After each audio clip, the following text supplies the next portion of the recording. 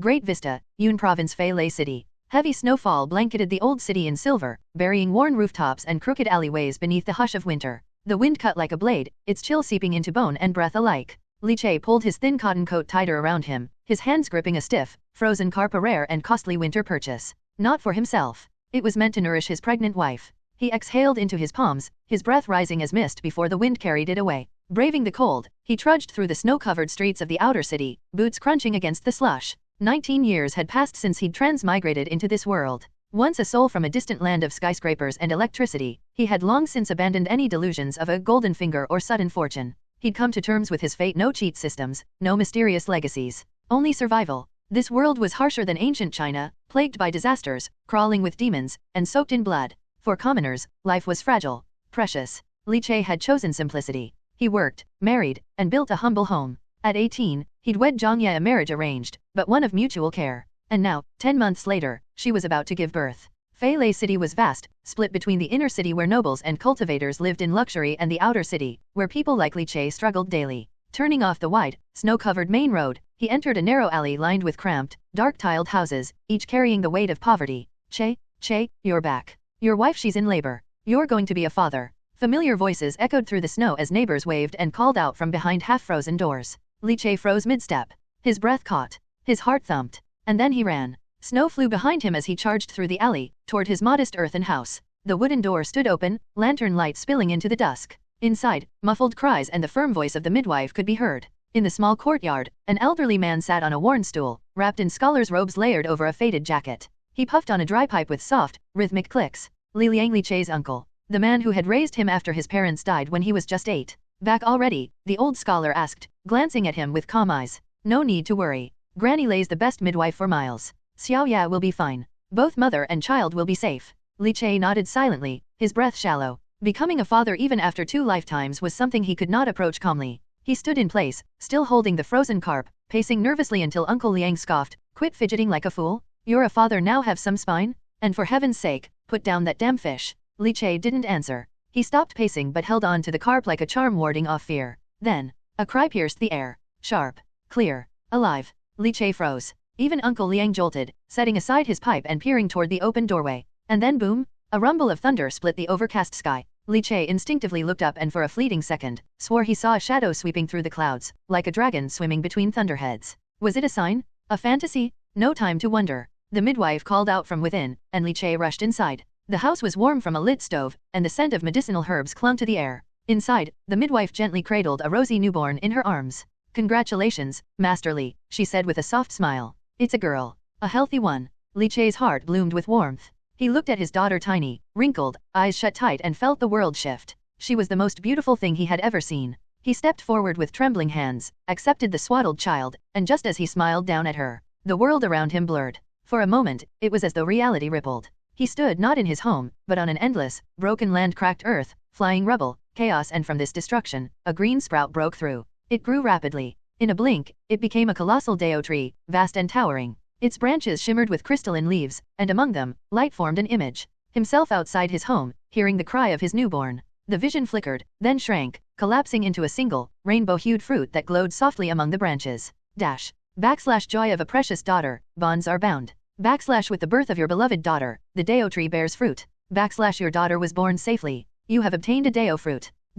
Li Che blinked. He was back in the room. The baby still cried in his arms. Let me see her, came a weak voice from the bed. His wife Zhang Ya lay pale and exhausted, but her eyes shimmered with joy. Li Che brought the baby close. Wife, look, our daughter. Zhang Ya reached out gently, her fingers brushing the baby's nose. She has your nose, so proud and pointy. Li Che smiled. Does it hurt? Zhang Ya laughed softly. It doesn't. I'm happy. Then let's name her, she said, looking toward the doorway where the old scholar stood. Li Che glanced at his uncle, who remained silent, uncharacteristically so, as if weighed down by old expectations. I've already thought of a name, Li Che said softly, taking his wife's cold hand in his. This winter is harsh. I only hope our child will grow up warm, free of suffering. Let's call her Li Nuangzai. Warm joy. Morning sun. May she live safely and happily. Zhang Ya smiled. Nuangzai, such a lovely name. As if hearing her name, the baby stopped crying for a moment, then opened her mouth again and let out another healthy wail. The midwife stepped forward. She's hungry. Time for her first meal. Li Che and Uncle Liang stepped outside.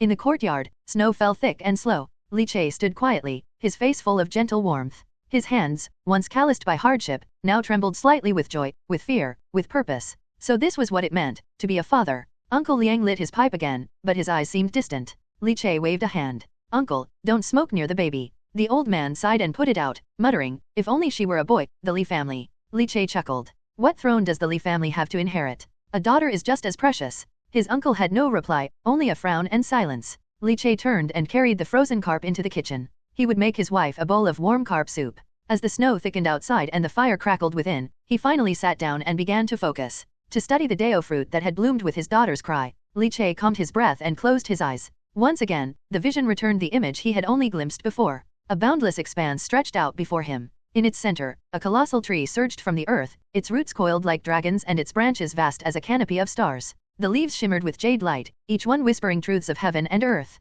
Among them hung a single fruit. It pulsed with flowing light hues of rainbow-colored energy shifting across its surface. Just as Li Che focused on it, the fruit trembled then fell. Plunk. It landed in his palm. Your daughter has been born safely. You have obtained the Dao fruit, immortal artisan. Immortal artisan, Dao fruit, an immortal artisan of boundless form. Divine touch, peerless craftsmanship. Li Che stared at the fruit. He had waited 19 years in this harsh world, 19 long years without cheats, talents, or divine inheritance. And now, in the moment his daughter took her first breath, this appeared. A Dao fruit. A gift tied to her life. His fingers trembled slightly. Was this her fortune? A father's bond rewarded by the heavens? Another ripple passed through his vision. Name, Li Che. Bond, Li Nuangzai, daughter. Dao fruit, immortal artisan, unevolved, LV1, 0%. Hint, for each safe year of growth of the bonded child, a new Dao fruit may be condensed. Li Che's heart pounded. 1 Dao fruit per year, as long as his daughter grew up healthy and safe? Was this the legendary cultivation system others received upon transmigration?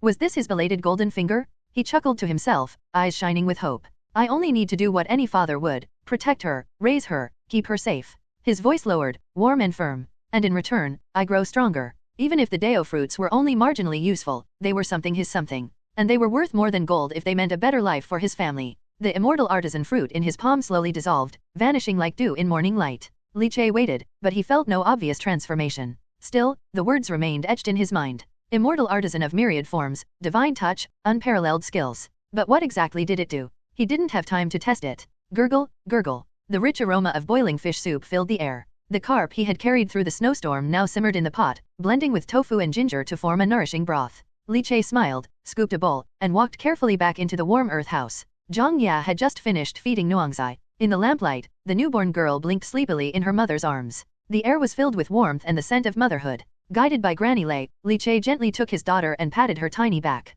Like this, the midwife said kindly. She needs to burp, else she'll cry later. After a few minutes, Granny Lei packed her belongings, preparing to leave. Li Che handed her 10 copper coins, bowing slightly in gratitude. Thank you, Grandma Lei. You've helped us so much tonight. But the old woman shook her head. Keep your money. You work hard hauling wood for Sue's shop. I've watched you grow from a boy, Che. Use that coin for charcoal or medicine. She adjusted her shawl, sighing. Times are hard, fewer births, more deaths.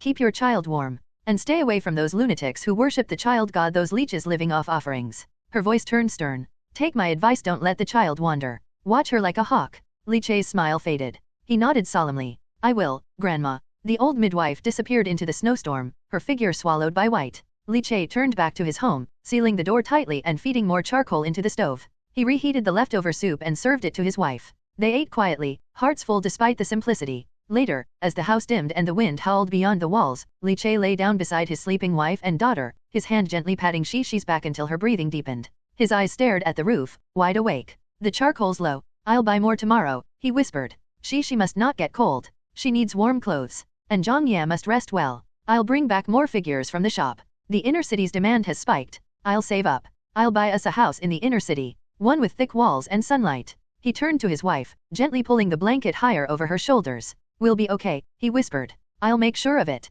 The next morning, the snow had deepened. Flakes as large as hands fell from the sky, smothering the world in white. Li Che left home early, donning his bamboo hat and worn gloves. He gave his wife a warm breakfast, patted Shishi after feeding, then stepped into the cold. Fei Lei City was quiet under the storm. After walking several miles, he arrived at Sue's wood carving shop, a large estate with inner courtyards and rows of logs stacked neatly under snow-laden awnings. Despite the cold, the workshop inside was warm from coal stoves, and the scent of pine and lacquer filled the air. Ah, little Li, good timing, a cheerful voice rang out. Master Chen, one of the senior artisans, waved at him while holding a wine gourd. Fetch a big piece of curved willow, and move that six-eyed bodhisattva carving. Can't let the snow soak it before the inner city folk come. Li Che grinned and nodded. Yes, Master Chen. He had long earned the trust of the carvers. Careful, quiet, and never careless, he was often asked to handle delicate work. Moving briskly through the courtyard, he brushed snow off the timber pile and pulled out a thick piece of curved willow, binding it with hemp rope. Then he turned toward the storage corner where completed carvings were kept.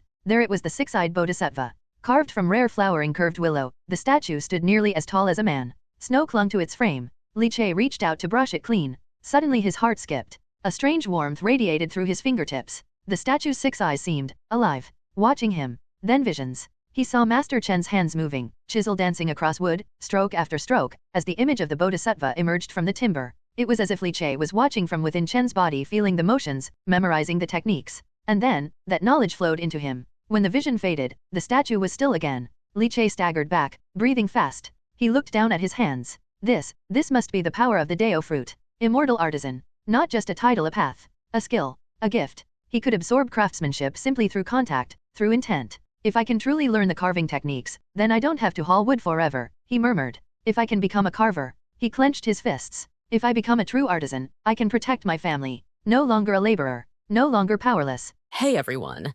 I sincerely appreciate your support. If you enjoy my audiobooks, I would be truly grateful if you could subscribe to the channel. And if you'd like to support even further, you're welcome to become a Patreon member, where you can access audiobooks of novels as long as they are freely available on the internet. Your kindness and support mean so much. Thank you. Suji's wood carving shop was among the top-ranked wood carving shops in the outer city, often receiving orders from the inner city, which had a tremendous demand for various types of wood carvings. Whether carving landscapes or statues of bodhisattvas and Buddhas, or even images of gods that Li Che had never heard of before. For a laborer, transporting both the wood and the finished statues meant receiving a fixed piece rate pay, which wasn't much to begin with, and it was backbreaking work. However, if one could become an official wood carving master, carving a finished product could earn at least 10 silver coins. Even more, Li Che had heard that Master Chen once carved a 1,000-armed Guanyin wood carving statue that took almost a month to complete and earned him a gold leaf, which was equivalent to 100 taels. Such craftsmanship could make ordinary people extremely wealthy. Li Che was tempted. In the past, he wouldn't have dared to dream so far. Wood carving skills needed to be nurtured from a young age, and they tested talent as well as artistry. Many apprentices in the wood carving shop were sent there by their families at the age of 5 or 6 in exchange for silver. When Li Che started working in the wood carving shop, he was already 13 and had missed the appropriate age. He once had the idea of self-learning and becoming successful, but after trying for a few days, he gave up.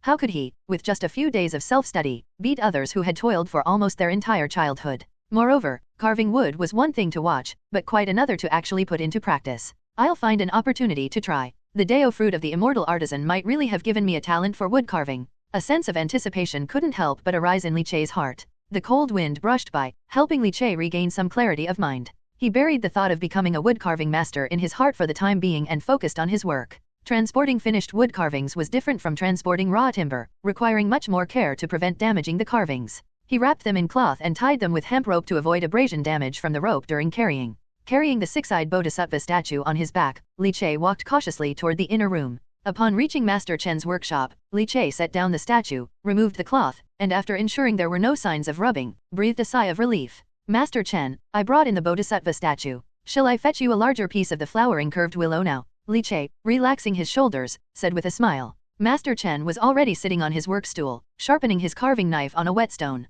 Yes, hurry up. This time I need to carve a 9 suns embracing lotus, and it's a tedious process. Besides, the inner city is in a rush for it. After inspecting the sharpness of his carving knife, Master Chen said. Li Che returned to the courtyard where snow was drifting down and was about to move the flowering curved willow timber he had picked. But the moment he touched the wood, he felt the Dao Fruit of the immortal artisan pull slightly, giving him an inexplicable sensation. This piece of flowering curved willow doesn't seem quite right for the 9 suns embracing lotus statue, Li Che murmured softly. Most of the time, wood carving masters would pick the timber themselves, but of course there were exceptions. Some were confident enough in their skills that they couldn't be bothered to pick timber personally in the cold winter snow. However, if a laborer chose unsuitable timber, if the wood carving master was easygoing, it wouldn't be a big deal, but if they had a bad temper, they might deduct money for the transport. If that occurred, not only would one need to move the timber multiple times, but they would also be docked pay, a big loss. Li Che abandoned the flowering curved willow and began to pick another piece from the timber pile, touching them with his palm until he chose one that, influenced by the Dao Fruit of the immortal artisan, felt just right. Carrying the slightly heavier piece of flowering curved willow, he returned to Master Chen's workshop. Not bad at all, Li. You have a good eye. This timber you picked is perfectly suitable. Master Chen was pleasantly surprised because the piece of wood matched the image of the 9 suns embracing lotus he had in mind almost exactly. With just a few strokes, he could sketch out the rough outline, saving a lot of the time usually needed for pondering and conceptualizing. Li Che smiled but said nothing to take credit. After praising him, Master Chen continued working on the carving preparations. Little Li, help me move this timber onto the frame. I heard your daughter was born. I'll pay extra for this job, said Master Chen, standing up with a smile. Li Che's eyes lit up at his words and he promptly agreed. After slipping on the rope, he started to lift the heavy flowering curved willow onto the metal frame. The inner city is in a hurry, and recently they've been demanding a lot of child wood carvings, definitely related to the recent buzz about the spirit infant master. The fancies of the inner city nobles, really, they change every so often. Master Chen shook his head and muttered. They want it in 5 days, and my old bones, seems I'll be busy enough falling apart. But they're paying well, hehe. Li, guess how much the client is offering for this job?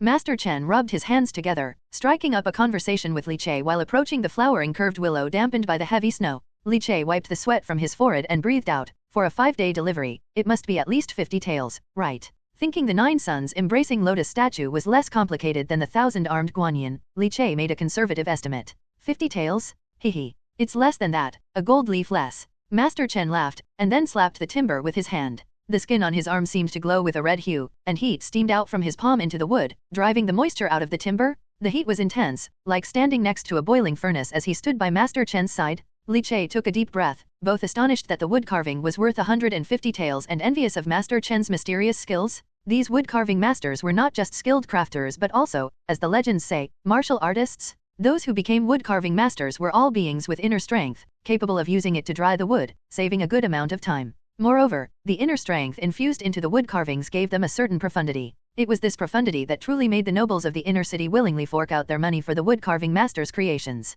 Master Chen, catching Li Che's shocked and envious gaze, asked with a teasing smile, "Want to learn? If you want to learn, it's going to cost you. Although you won't learn any superior internal strength techniques, the ordinary internal strength techniques left by Su Ji in the outer city are all learnable. Another few decades of hard cultivation, and you'll probably be able to manifest inner strength." Li Che's mind stirred slightly. Master Chen, may I ask how much does an internal strength technique cost? You can't buy a superior internal strength technique with money. You have to go to Su Ji in the inner city to learn, and ordinary people can't learn it. For an ordinary internal strength technique from the outer city, you can learn if you pay. The cheapest also costs 30 taels. What, are you really considering it? Master Chen said as he used his inner strength to dry the wood, looking at Li Che half-jokingly. You just had a baby, better save your money. Even if you buy the technique, learning it is another matter, and mastering it is yet another. Master Chen shook his head and kindly advised. Seeing that Li Che seemed seriously interested, Master Chen's eyebrows rose. You're quite meticulous, young man. It's a pity you didn't try to learn wood carving when you were younger.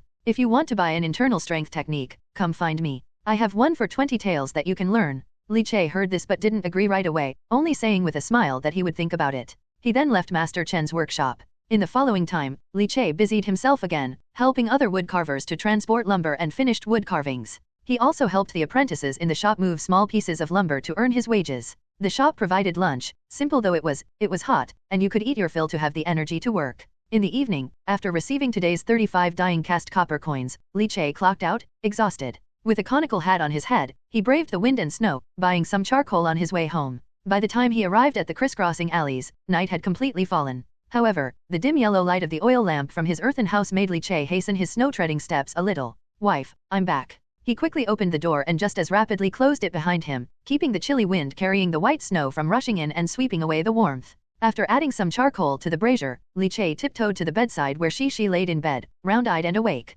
Seeing Li Che, Shi even giggled with delight. Li Che's heart nearly melted as he picked her up and gently rocked her. Zhang Ye, with a tender gaze, watched this scene unfold and fetched for Li Che his dinner from the pot. The steaming noodles wafted a fragrance that filled the air. For the poor households, what luxury is there of maternity leave? Not having to work the land, simply preparing dinner? For Zhang Ye, that was maternity leave. After the couple had their dinner, Li Che told Zhang Ye to go rest, and he washed the dishes himself. Then he took a small piece of wood and a carving knife and returned to the house. With Shi in her arms, Zhang Ye gently patted and comforted her while curiously watching Li Che. Husband, what are you doing? In the dim light of the oil lamp, Li Che flexed his 10 fingers, creating a cracking sound, and replied with a smile, I've learned a thing or two at the wood carving shop recently. Wife, behold. Hearing this, Zhang Ya couldn't help but laugh out loud. Husband, over the years you've learned quite a few things, but after a few days you always soberly say that putting them aside is also quite good. Li Che's lips curved upward slightly. Wife, don't make fun of your husband. Have you heard of the legend 30 years in the east,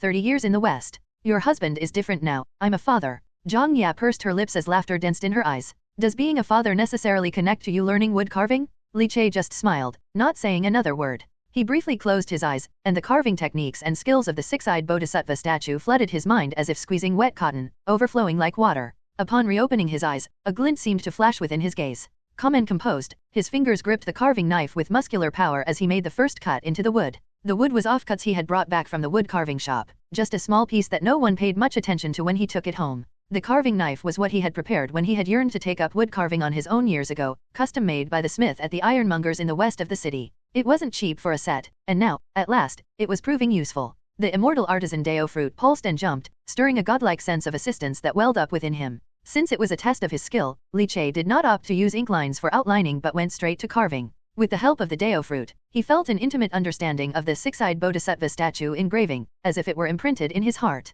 Just like with Master Chen, it was as if he had carved hundreds, if not thousands, of six-eyed bodhisattva wood carvings, and practice makes perfect. He had his own control over every aspect of carving the wood, from the outer to the inner spatial forms, to the force exerted with each cut. However, since it was his first hands-on experience, there was still some rawness, but this rawness between his fingers, the carving knife, and the wood, was gradually smoothed out as the carving progressed and his skill improved. The knife work gradually became more graceful, even developing a unique charm and indication of mature skill. Mature carving skills require a continuous accumulation of experience. But it seemed as if through the immortal artisan Dao Fruit, Li Che was able to touch the six-eyed bodhisattva and, like a sponge, slowly absorb Master Chen's years of carving experience. The sound of the sharp knife friction against the wood was rustling and bustling. The oil lamp cracked and popped as shavings and scraps fell like rain, and in Li Che's palm, a palm-sized, sharp-angled six-eyed bodhisattva statue began to take shape. Although unpolished, with very rough edges and lines, the form had already emerged with the skill of divine craftsmanship. Nearby, Zhang Ya, after having coaxed Shi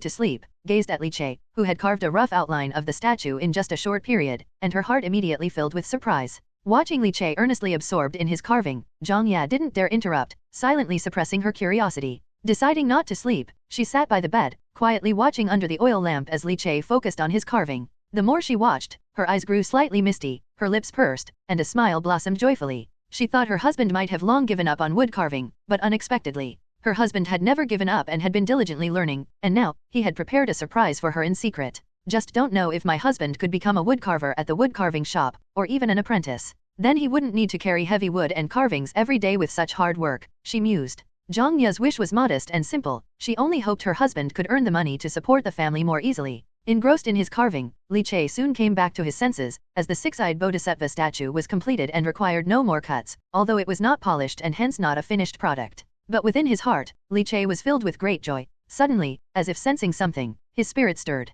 Dao Fruit, Immortal Artisan, LV1, 10%.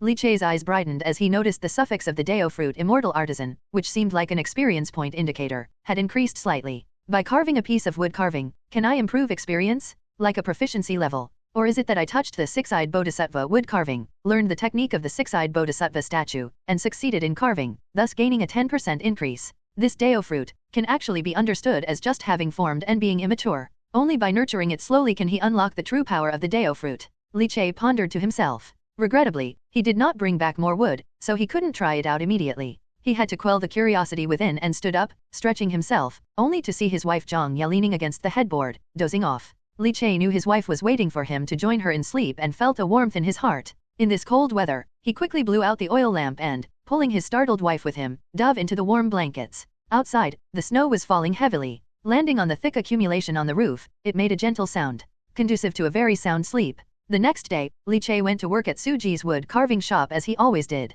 Master Chen, can I take this scrap home to practice with? During a break, Li Che approached Master Chen and, seeing the offcuts from the carved flowering curved willow, he couldn't help but ask. Master Chen, with sawdust in his beard, glanced at Li Che. You plan to learn wood carving? You do have a keen eye for it, and it's good material, pity you're a bit old for it. But, it's nice that you have the interest, you can take as much scrap from my carvings as you want. Li Che had been helping Master Chen for some years, so naturally the master was much more lenient towards him. Li Che, filled with joy, hastily expressed his gratitude and then began to select waste material he could use for practice. Master Chen glanced at him, smiled silently, shook his head, and continued to immerse himself in carving the 9 suns embracing the lotus. Li Che gathered the selected waste materials, wrapped them in cloth, and placed them at his workstation before running off to the yard, under the pretense of adjusting and moving the wood carvings, to touch them. The immortal artisan Dao Fruit vibrated slightly. This time, the piece he touched was a wood carving named Spring Fills the Universe, which required extremely intricate craftsmanship and patience to carve lifelike leaves, depicting the essence of spring.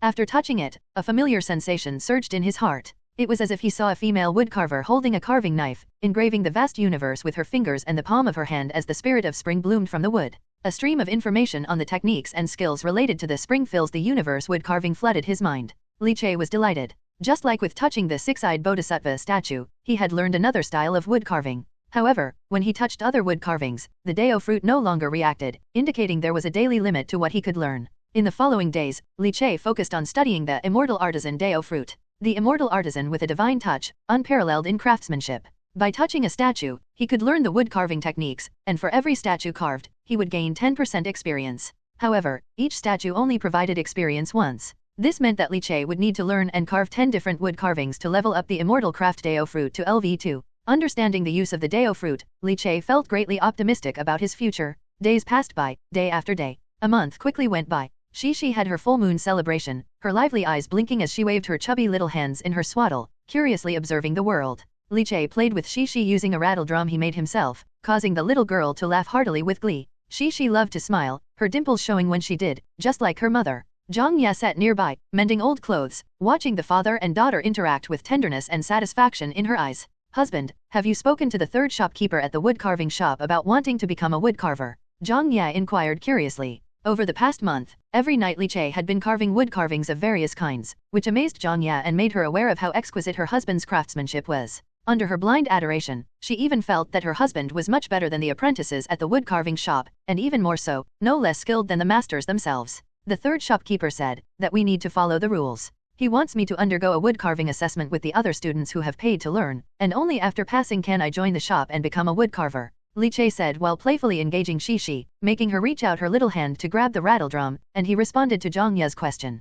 Zhang Ya nodded and said firmly with pursed lips, I'm certain you can do it, husband. Li Che smiled, confident and spirited, with a glint of self-assurance in his eyes. With a thought. Dao Fruit, Immortal Artisan, LV2, 8%. After a month of incessantly touching various wood carvings and working overtime at night to carve, he had finally leveled the Dao Fruit up to LV2. At level 2, the immortal craft Dao Fruit enhanced Li Che's ability from the aspect of conveying meaning. The wood carvings he sculpted could embody his own strong essences. Moreover, Li Che's dexterity had become incredibly impressive. His fingers were extremely nimble. It wasn't just woodworking. He was confident he could easily set up even the trickiest mechanized contraptions. After playing with Shi for a while, Li Che went out to prepare for work. The snow had lessened a lot, signaling the end of a harsh winter. Yet the air was still cold and biting. As he stepped out of the cottage, a familiar figure appeared in the distance, holding a smoking pipe, frowning, dressed in a worn Confucian robe layered with a coat, hurrying over. Uncle, Li Che called out. His uncle, influenced by a preference for sons over daughters, had not visited Shi in a month since learning she was a girl, although the great aunt had come once, bringing some eggs for Zhang Ya to nourish her body. Che, are you about to go to work? That's just as well, the old scholar uncle said, his brow still furrowed. Li Che nodded and then saw the old scholar hesitate for a moment before speaking. Che, have you heard that Grandma Lei who helped deliver Xiaoya killed several children? It's said, all the ones she killed were children she delivered. Grandma Lei, kill infants? Specifically targeting the infants she helped to deliver? When Li Che heard his uncle's words, chills ran down his spine and his pupils suddenly constricted. Uncle, where did you hear this? Li Che took a deep breath, his heart sinking, and quickly asked. The old scholar, with a smoking pipe in his mouth, puffing out hazy smoke, frowned deeply into a Chuan character. I didn't believe it at first, but Shi was delivered by Grandma Lei, wasn't she? So, I went out of my way to ask around. It's true, the families of those deceased children, they all made a fuss at the government office of the outer city. The government has issued a warrant, and they're actively searching for Grandma Lei. If you don't believe me, you can go and see the notice board at the government office yourself. The warrant is hanging right there. The voice of the old scholar was also much more serious. Although he was regretful that Shi wasn't a boy, she was still a seedling of the Li family. Hearing such news, his first thought was to worry about Shi's safety. It's said that this Grandma Lei worshipped the Spirit Infant Master, believed in the teachings of the Spirit Infant sect, and just like that, killing, it's really a sin, they're just children. The old scholar's voice trembled slightly, and he let out a long sigh, continuously drawing on his smoking pipe. Li Che's expression became extremely grave, and his heart was suspended in worry. For Li Che now, Shi was the apple of his eye, his most treasured daughter. If anything happened to her, Li Che would be heartbroken and blame himself. Protecting his daughter was the duty of a father, the responsibility he must bear. Thank you, uncle. I'll find out more and make preparations early, Li Che said earnestly. The old scholar nodded quickly, then rubbed his hands together. Since I'm here, I might as well visit Shi. Li Che was speechless, looking at the bashful old scholar. He didn't say much and led him into the house. When the old scholar saw Shi, his old face was all smiles, as if blossoming into a flower. He verbally disapproved of Shi not being a boy, but his fondness for Shi was genuine. Your sister-in-law is due soon, and your mother says her belly is pointy, which should mean a boy. I hope the kid will be as lovely as Shi, the uncle said, beaming with joy. His eldest son had married, and his child was also due to be born this year. Wife, while I'm not at home during this time, you have to lock the doors and windows properly. Don't open them for anyone no matter who calls. After sending away the old scholar, Li Che, before heading off to work, specifically reminded Zhang Ye. Zhang Ye was stunned, but she didn't ask any questions, just obediently indicated that she would do as told. Worried, Li Che arrived at the notice board of the government office and indeed saw the wanted posted for Grandma Lei Chunlin, killed 7 children, all of whom she had delivered a year ago.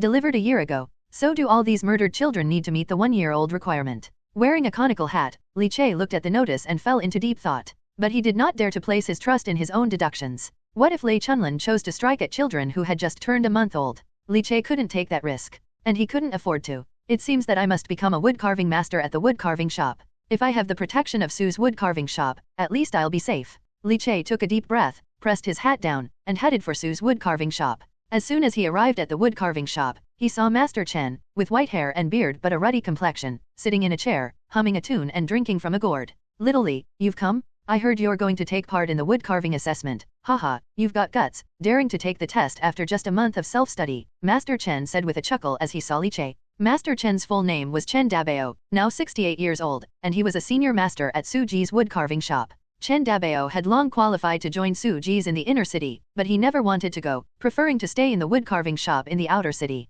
It wasn't just Chen Dabao, but the other woodcarving masters in the shop felt the same way. This left Li Che puzzled. Why wouldn't they go to the inner city? He heard that living conditions and everything else in the inner city were far better than in the outer city. You young man. Despite its appeal, the inner city is also fraught with danger. Now, the world is in chaos, evil spirits are rampant, the mysterious temple stands tall, various sects are rising, and the imperial court is unstable. The court's control over many cities has long declined, thus each city has fallen under the control of local noble families. Among these nobles, there is endless strife and friction over the control of the cities and the vast interests they hold. For us old bones, entering the inner city is like stepping into a maelstrom, which we can't withstand. Here in the outer city, although conditions are somewhat worse, relying on my own inner strength, I can still live comfortably. Master Chen took a blissful sip from the gourd of old yellow wine, smacking his lips as he spoke. Li Che nodded, somewhat understanding Master Chen's thoughts. In the mountain where no tigers roam, the monkey is crowned king. Staying unassuming is key. Suddenly, Li Che thought of something and asked softly, Master Chen, have you heard of the spirit infant master?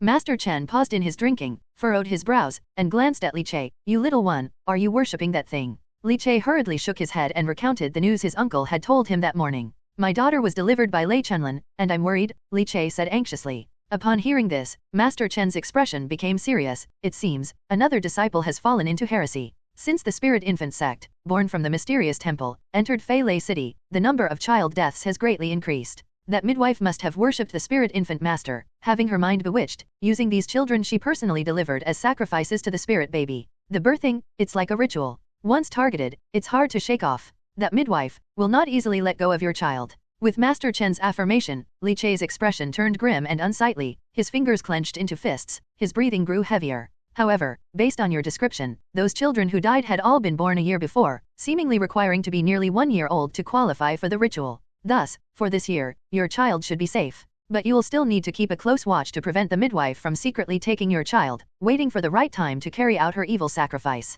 Having seen many such cases, Master Chen spoke with a somewhat detached tone. All he could do was offer a warning. As for helping Li Che, setting aside whether he could actually be of assistance, even just considering the nature of their relationship, it wasn't that deep.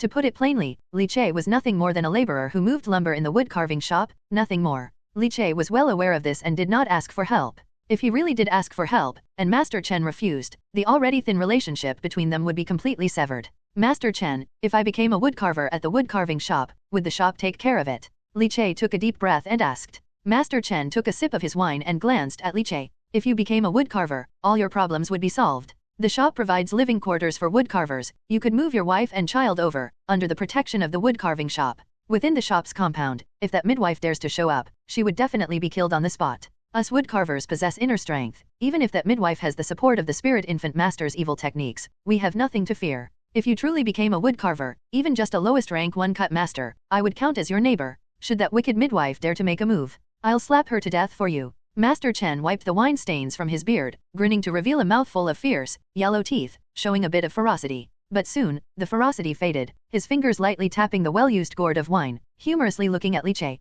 The premise is, you, young man, have what it takes to become a woodcarver. It's difficult. How do you think you, with a mere 10 days or a few months of self-study done on a whim, can surpass those apprentices in the shop who've spent a great deal of silver and have been learning wood carving since they were young? Although Chen Dabao got on well with Li Che, as a carrier who moved timber and completed statues every day, he saw no hope in the master's assessment. At least, from Chen Dabao's perspective, he couldn't see any hope for Li Che to become a formal wood carving master. Even if Li Che picked up scraps of wood from the shop to practice carving after finishing work and returning home. But learning wood carving, how could that be easy? According to Li Che's situation, one could only say he had an interest in wood carving and hadn't learned it formally. And using one's interest to challenge another's profession and livelihood, that was somewhat arrogant. Li Che didn't offer any explanation for himself, nor did he argue about anything. What did he have to argue with? In his eyes, light flickered, and the immortal craft Dao Fruit in his heart throbbed slightly, seeming to radiate heat, casting light on his straightforward future. He did have something to rely on. Little Li, if I were you, I'd try to learn some basic martial arts techniques this year.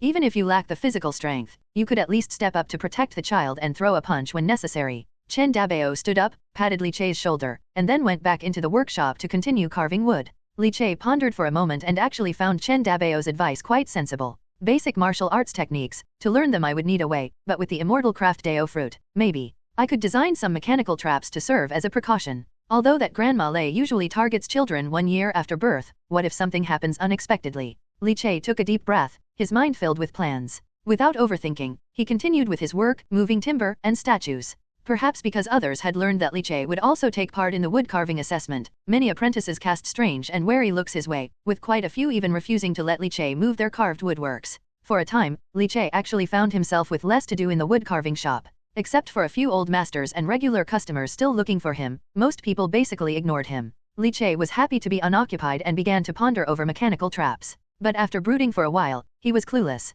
He felt that he needed to seek out old Chen, who likely had a way. Mechanical traps? You want to rig up some traps to protect your kid? That's an idea, not unfeasible. But setting up mechanical traps is a matter of learning, and I myself don't understand the more complex ones. However, there is an ancient record about mechanisms in my home's library. Old Chen stopped his carving and said with a smile when Li Che asked his question. Li Che rubbed his hands together, eyes lighting up. The matter of Master Chen having a library at home was known to many in the shop. It was said to contain many precious ancient books. Old Chen glanced at Li Che and raised a finger. You can borrow the ancient record, but I, Old Chen, never engage in a loss-making trade. This ancient book is extremely rare and quite precious. 1 tael of silver for 1 day's loan. 1 tael of silver a day? Li Che took in a deep breath. It certainly wasn't cheap. But Li Che quickly nodded decisively and agreed. Oh, so decisive. You are a good father indeed, willing to go all out for the safety of your daughter. If you tried to haggle with me, it wouldn't be 1 tael a day. For the sake of your fatherly love, you don't need to pay a tael, just give this old man 50 Great Vista cast copper coins for a day. Chen Dabao stroked his beard and smiled. When Li Che heard that, he couldn't help but be overjoyed, and quickly thanked Chen Dabao who could complain about having too much money. It was best to save where one could. Bring it tomorrow and remember to bring enough money, Chen Dabao said and then went back to his carving. As time passed, the sky gradually darkened. Li Che collected his wages for the day, just 15 copper coins, about a third less than usual. Yet, it didn't bother him. After taking the money, he carefully packed up the wood scraps he had picked out and carried them away from the shop. Now, taking home some wood waste to carve for immortal craft experience had become a habit for Li Che every day. He had touched a new wood carving today, which should help him gain some more experience. Because of Grandma Lei's threat to kill newborn babies, a cloud hung over his head like an unshakable shadow, giving Li Che a sense of urgency to improve himself quickly. He hastened home, and seeing his wife Zhang Ya playing with their daughter Shi on the bed with various small wooden toys he had carved, his anxious heart finally relaxed. Shi, did you miss Daddy? Li Che's heart settled, and he approached the bed with open arms and a radiant smile. The month-old Shi was carved from jade, her tender whiteness enchanting, her entire being scented with the fragrance of milk. Lying on the bed, she continuously babbled ya and waved her hands and feet about. Li Che laughed as he picked up the little girl, strolling through the confines of the room, drawing constant giggles of delight from her. After entertaining Shi for a while, Zhang Ye also had dinner ready. After dinner, Li Che, by the light of an oil lamp, took out some scrap wood and began to engage in the wood carving for the day. In fact, the wood carving shop had just so many types, and as Li Che touched each one, now it might take several days to find a new skill from the wood carving master. Because his immortal artisan Dao Fruit had reached LV2, he carved each wood carving much faster now. Dao Fruit, immortal artisan, LV2, 9%. The experience had risen a little bit more. The corners of Li Che's lips lifted, and immediately his eyes became focused, planning to try his hand at creating a mechanism. However, having no concept of mechanisms, he thought of the highly deadly crossbow arrow and began to scribble on paper, making a design drawing. Dawn's light emerged faintly, the east exhibiting a pale glow. In the dark mountainside beyond, the clouds churned, and a vast expanse of snow drifted down unsteadily, dressing the whole Fei Lei city in a layer of white. Li Che got up early and, after washing up, started to prepare breakfast. When Zhang Ya got up to help, Li Che gently pushed her back to bed. The child was fussing all night, you had to comfort her to sleep. You should get some more rest, mistress. You can eat when you wake up. Li Che tenderly patted Zhang Ya's disheveled black hair, her face still hazy with sleep, and Zhang Ya pressed her lips together in a knot before lying back down. After Li Che finished everything, he put the breakfast in the still warm pot to heat. Then he left the mud brick house, stepping on the thick snow as he headed toward the wood carving shop. Walking on the cobbled streets, the wind and snow howled but could not drown out the chimes and clangs, the horns and suanas playing loudly. The Holy Spirit teaches us to cleanse the mortal dust, the reincarnation without worries technique, for only the wise is naturally mastered. The chanting came drifting down the long street, accompanied by the continuous footsteps crunching on the snowy cobblestones. Li Che squinted his eyes, standing by the side of the road. He pulled down his hat brim and glanced at the long procession of followers carrying a vermilion shrine. In the shrine sat a strange, lifelike statue of a three-headed, six-armed child, whose eyes were bright. It was clearly the work of a master. Observing the procession and the group of white-clad believers following behind men and women, old and young, all their faces withered and carrying a mad fervor. Spirit infant sect. Li Che took a deep breath, a flicker of ferocity in his eyes. No matter who this spirit infant master was, his daughter Shi was his treasure, his everything. The warm bed with his wife and child was what he wanted to protect. If they dared to harm Shi, it meant they wanted his family destroyed, his home gone. Even if it meant his death, Li Che would rip a chunk of flesh from them. Clenching his fist, Li Che braved the wind and the snow, heading straight for Sue's wood carving shop. In this moment, the desire to become a formal wood carver at the wood carving shop surged intensely within Li Che. Not merely because becoming a wood carver would mean getting a house and the shop's protection, but also because it would qualify him to learn the internal strength techniques and martial arts taught by the shop. The immortal craft Dao Fruit, although it had given Li Che a considerable boost, was ultimately just an enhancement of his talent in crafts. It wasn't much help in terms of personal martial strength. Upon arriving at the shop, the atmosphere was tense. Many apprentices hadn't started working yet, each preserving his energy for something. Li Che instantly understood that the wood carving assessment was likely to take place today. Chen Dabao was drinking from a gourd filled with old yellow wine, sitting on a bench in the distance with his legs crossed, humming to himself joyfully. Little Li, come here. When old Chen saw Li Che, he waved him over. Li Che's eyes lit up, sweeping away the gloom brought on by sighting the spirit baby procession, and he quickly walked over. Old Chen pulled out a yellowed, well-worn book from his bosom. This Tang's Mechanism Essentials is one of my collectible ancient books. I haven't studied it much, but there are many secret techniques for mechanisms inside. They require quite a bit of skill with your hands, and some even need internal strength and martial arts to assist. Of course, you could try the simple mechanisms, which are mostly manageable even for those without martial strength. Thank you, old Chen, Li Che said, his face flushed with excitement. After handing over 50 copper coins to Chen Dabao, he took the book, and the moment his fingertips touched the ancient tome, within his chest, the Dao Fruit Immortal Artisan began to beat with vitality. P.S. Asking for monthly tickets and recommendations, thank you for your support. It seems there's something of value. This ancient book might be of great help to the Immortal Artisan Dao Fruit. Suppressing the turmoil in his heart caused by the Dao Fruit, Li Che took a deep breath. His mind was agitated, yet he did not probe further. As the sound of the gong being struck echoed, everyone in the wood carving shop put down what they were holding, and the atmosphere became heavy. The door to the courtyard was opened, and the wind and snow rushed in, followed by several figures bustling through. The two leading figures were clad in fox fur cloaks and wearing headbands, their eyes sharp and imposing, exuding a strong aura that seemed as if it could captivate one's soul just by looking at them. Their vitality was robust, and the snow and wind did not cling to them. Even as they walked through the snow, not a single flake seemed to touch them. These two were none other than the second shopkeeper and the third shopkeeper of Sue's wood carving shop. Usually, the third shopkeeper, Su Yu, was in charge of Sue's wood carving shop in the outer city, while the main shopkeeper, Su Heli, and the second shopkeeper, Su Baiho, resided in the inner city.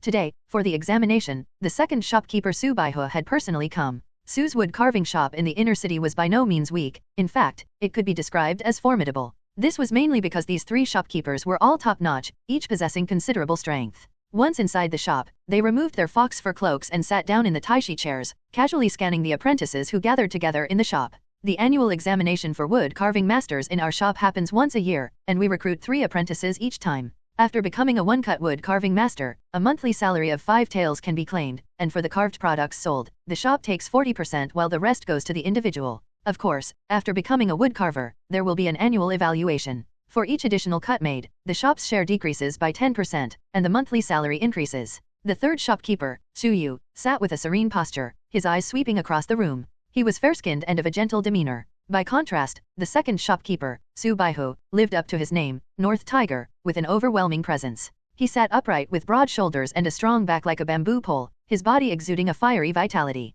After the third shopkeeper finished speaking, the second shopkeeper also opened his mouth, and his voice boomed like a bell, stirring up waves of air in the room as if wind and waves were lashing out. To become an official wood carver of the shop means having the qualification to practice martial arts and to cultivate inner strength. If you want to go farther and higher in the field of wood carving, inner strength is essential. Our Su's wood carving shop has been in Fei Lei City for 200 years, and without some ability in martial arts, it wouldn't be possible to safeguard this family business. Furthermore, by choosing to participate in the examination, you agree to join Su's wood carving shop and become one of Su Ji's people. If there is any betrayal, do not blame us for being ruthless. I, Su Baihe, detest traitors the most. His rough words thundered through the room, intimidating the hearts and minds of every apprentice present. Li Che also felt a chill in his heart. Now, those who wish to continue with the examination, come forward to register and receive your examination materials. After the stern warning of the second shopkeeper Su Baihe, the gentle voice of the third shopkeeper, Su Yu, sounded as if one was basking in the spring breeze. The many apprentices hurried forward in an orderly manner, registering their names and receiving materials.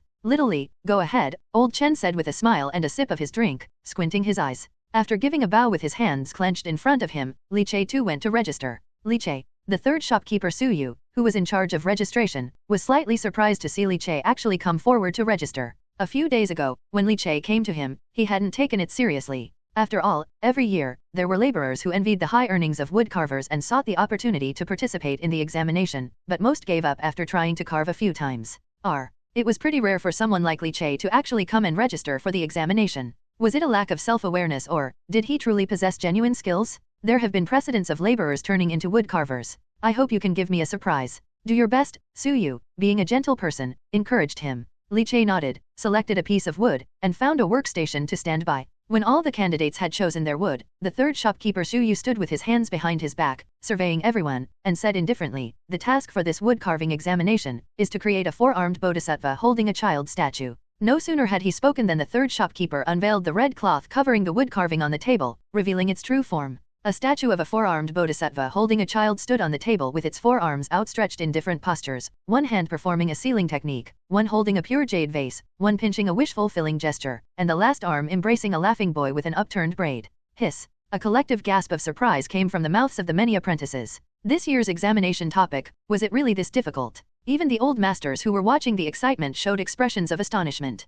In previous years, the exam had always involved ordinary bodhisattva statues, but this year added a child being held, and the requirement of 4 arms. For wood carving, each additional arm significantly increased the difficulty in controlling the overall work, the error rate, and the test of carving skills. Hard, hard, hard? Master Chen smacked his lips and said, Li Che's luck really has hit rock bottom. This exam question can't be bluffed through. Li Che stared at the 4-armed bodhisattva statue and felt a slight relief in his heart. Lucky? It was a type he had touched before. Stable? Old Chen's previously completed 9 suns embracing the lotus, which had earned him 150 taels, had already been felt by Li Che. This allowed Li Che to learn child sculpting, and the 6-eyed bodhisattva statue had provided him with the bodhisattva carving skills. The only shortcoming was the 4 arms. But as a LV2 Dao Fruit immortal craftsman, Li Che was confident he could carve it out. The main focus should be on putting more effort into the artistic conception. Li Che began to make plans for his own assessment. He didn't need to hide his skills, but when it came to something as profound as artistic conception, that could only be attributed to talent.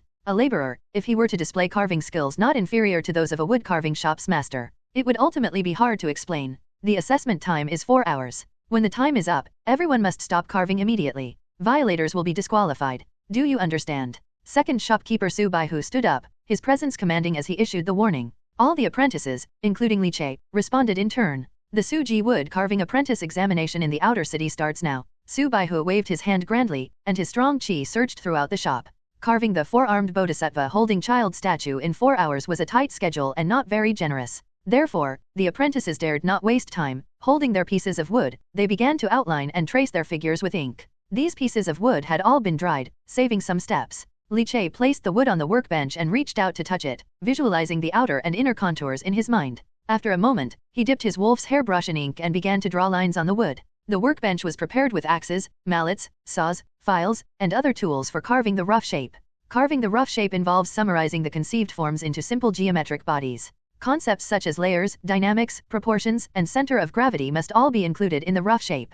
Carving the rough shape is very important and is also the most demanding test of talent. Moments later, after the apprentices had finished their outlines, they started the ding-dong sound of knocking and carving. Immortal Artisan Dao Fruit vibrated, and Li Che closed his eyes and then reopened them. His entire demeanor seemed to have undergone a drastic change. Old Chen, holding a gourd of liquor by his side, paused for a moment, as the transformation in Li Che's temperament occurred the instant he picked up the carving knife, looking at Li Che as if looking at his younger self. This kid has put on quite a convincing display of temperament, Chen Dabao muttered to himself. However, as Li Che began carving, outlining the rough shape, Chen Dabao squinted his eyes. Scrap wood chips fell in showers, the sharp blade tore into the wood, ripping apart the links between the wood's tissues, leaving marks. The rough lines had already sketched out the overall rough shape of the image. Time slipped away like sand through the fingers, dropping grain by grain with the rustling sound of sand. Third shopkeeper Su Yu walked with his hands behind his back, his pace neither hurried nor slow, slowly passing each apprentice's workbench, inspecting the progress and standard of their work. Suddenly, Su Yu's steps halted as he glanced at Chen Dabao, who stood stockstill as if he were a statue, and was slightly taken aback. Following Chen Dabao's gaze, he saw the courageous laborer Li Che. Why are you so engrossed? Su Yu became curious. What could captivate Chen Dabao, the senior four-cuts master, to pause in his tracks? Could it be that this laborer really had something special? Su Yu walked over, hands still clasped behind his back, gradually approaching. His eyes drooped downward, falling upon Li Che who was focused on carving, then shifted. They fell onto the wood carving on the workbench. Third shopkeeper Su Yu narrowed his eyes, a hint of amazement flashing through his gentle gaze. He looked at the rough prototype of the four-armed bodhisattva holding child statue that was being outlined. Although it was only a prototype and the lines were rough, the whole statue already emanated a unique form of beauty. That was the flavor of meaning. The expression, the posture, the demeanor, they were all strikingly palpable. It was as if there truly was a compassionate four-armed bodhisattva, cradling a child with one arm, eyelids drooping, one hand forming the rebirth mantra, another holding the pure jade vase, and yet another grasping a jade ruyi.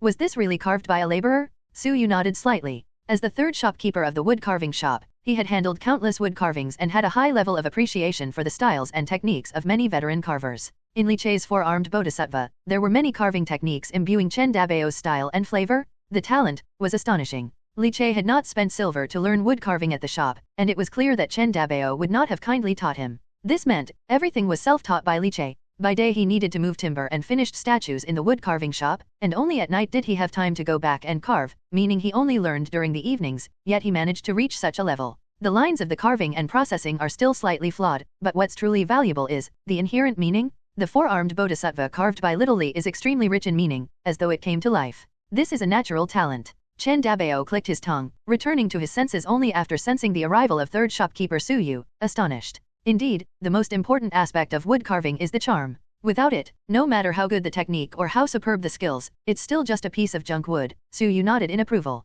He's a good seedling, and Li Che's technique is not bad either. It merely lacks a bit of the veteran carver's finesse, but it is much better than the apprentice's. It seems our Su's wood carving shop is about to produce a genius. Su Yu's lips curled up, his smile brightening splendidly. Our Su's wood carving shop, being able to rank at the forefront in Fei Lei City, owes not only to the Su family. The biggest reason is that the carvings produced by Su's are full of charm, allowing those young masters in the city to refine and extract divinity. Such individuals who possess immense talent in capturing the charm of wood carving, we at Su's will definitely grasp and nurture them well. Su Yu stood with his hands behind his back, quietly watching Li Che's carving for a while. From the technique of the carving knife to the deepening overall charm of the wood carving as the engraving progressed, confirming that it was indeed created by Li Che, Su Yu had his answer. Li Che was also aware of Su Yu's presence and his assessment. His heart couldn't help but be startled. He had already restrained his carving technique quite a bit, yet it seemed he was still far better than the apprentices in the shop, standing out like a crane amongst chickens. It was his first time gauging his control, still inexperienced. However, from the third shopkeeper's reaction, it seemed his advancement to becoming a woodcarver was assured.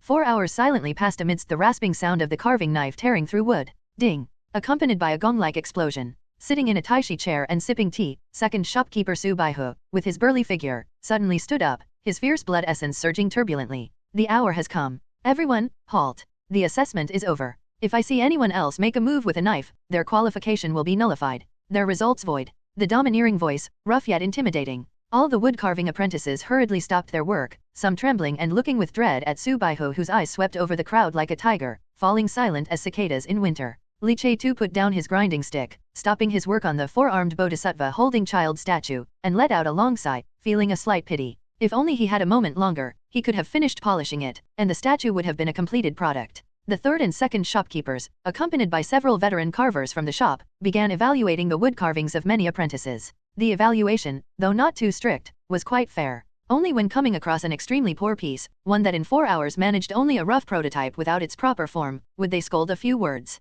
Chen Dabao followed in the group, squinting his eyes, and when he came to Li Che's station and saw the four-armed bodhisattva, rising majestically from a pile of wood chips on the workspace, almost completed in form through polishing, many of the veteran carvers began to marvel. Quite a rarity, a laborer actually possessing such knife skills and standards. The apprentices I've taught really learned nothing of value. A talent indeed. It's truly a pity that he hasn't been formally trained in wood carving over these years. He started late, but the meaning imbued in his carvings. I'd believe it if you told me they were carved by a three-knife master. Praise was never in short supply. Su Yu looked at Li Che with a gentle expression, a flicker of admiration in his eyes as he nodded slightly. Not bad. Li Che bowed with his fists clasped, his expression calm, not losing himself in the praise. The group continued to appreciate the work, and moments later, all the assessments were completed. Li Che, Zhao Xian, Wang Zhenpin, the three of you have distinguished yourselves in this assessment and can be granted the title of one-cut wood carver. Your monthly salary will be 5 taels, divided into 60%. Upon Su Yu reading out the 3 names, the shop suddenly erupted into a buzz.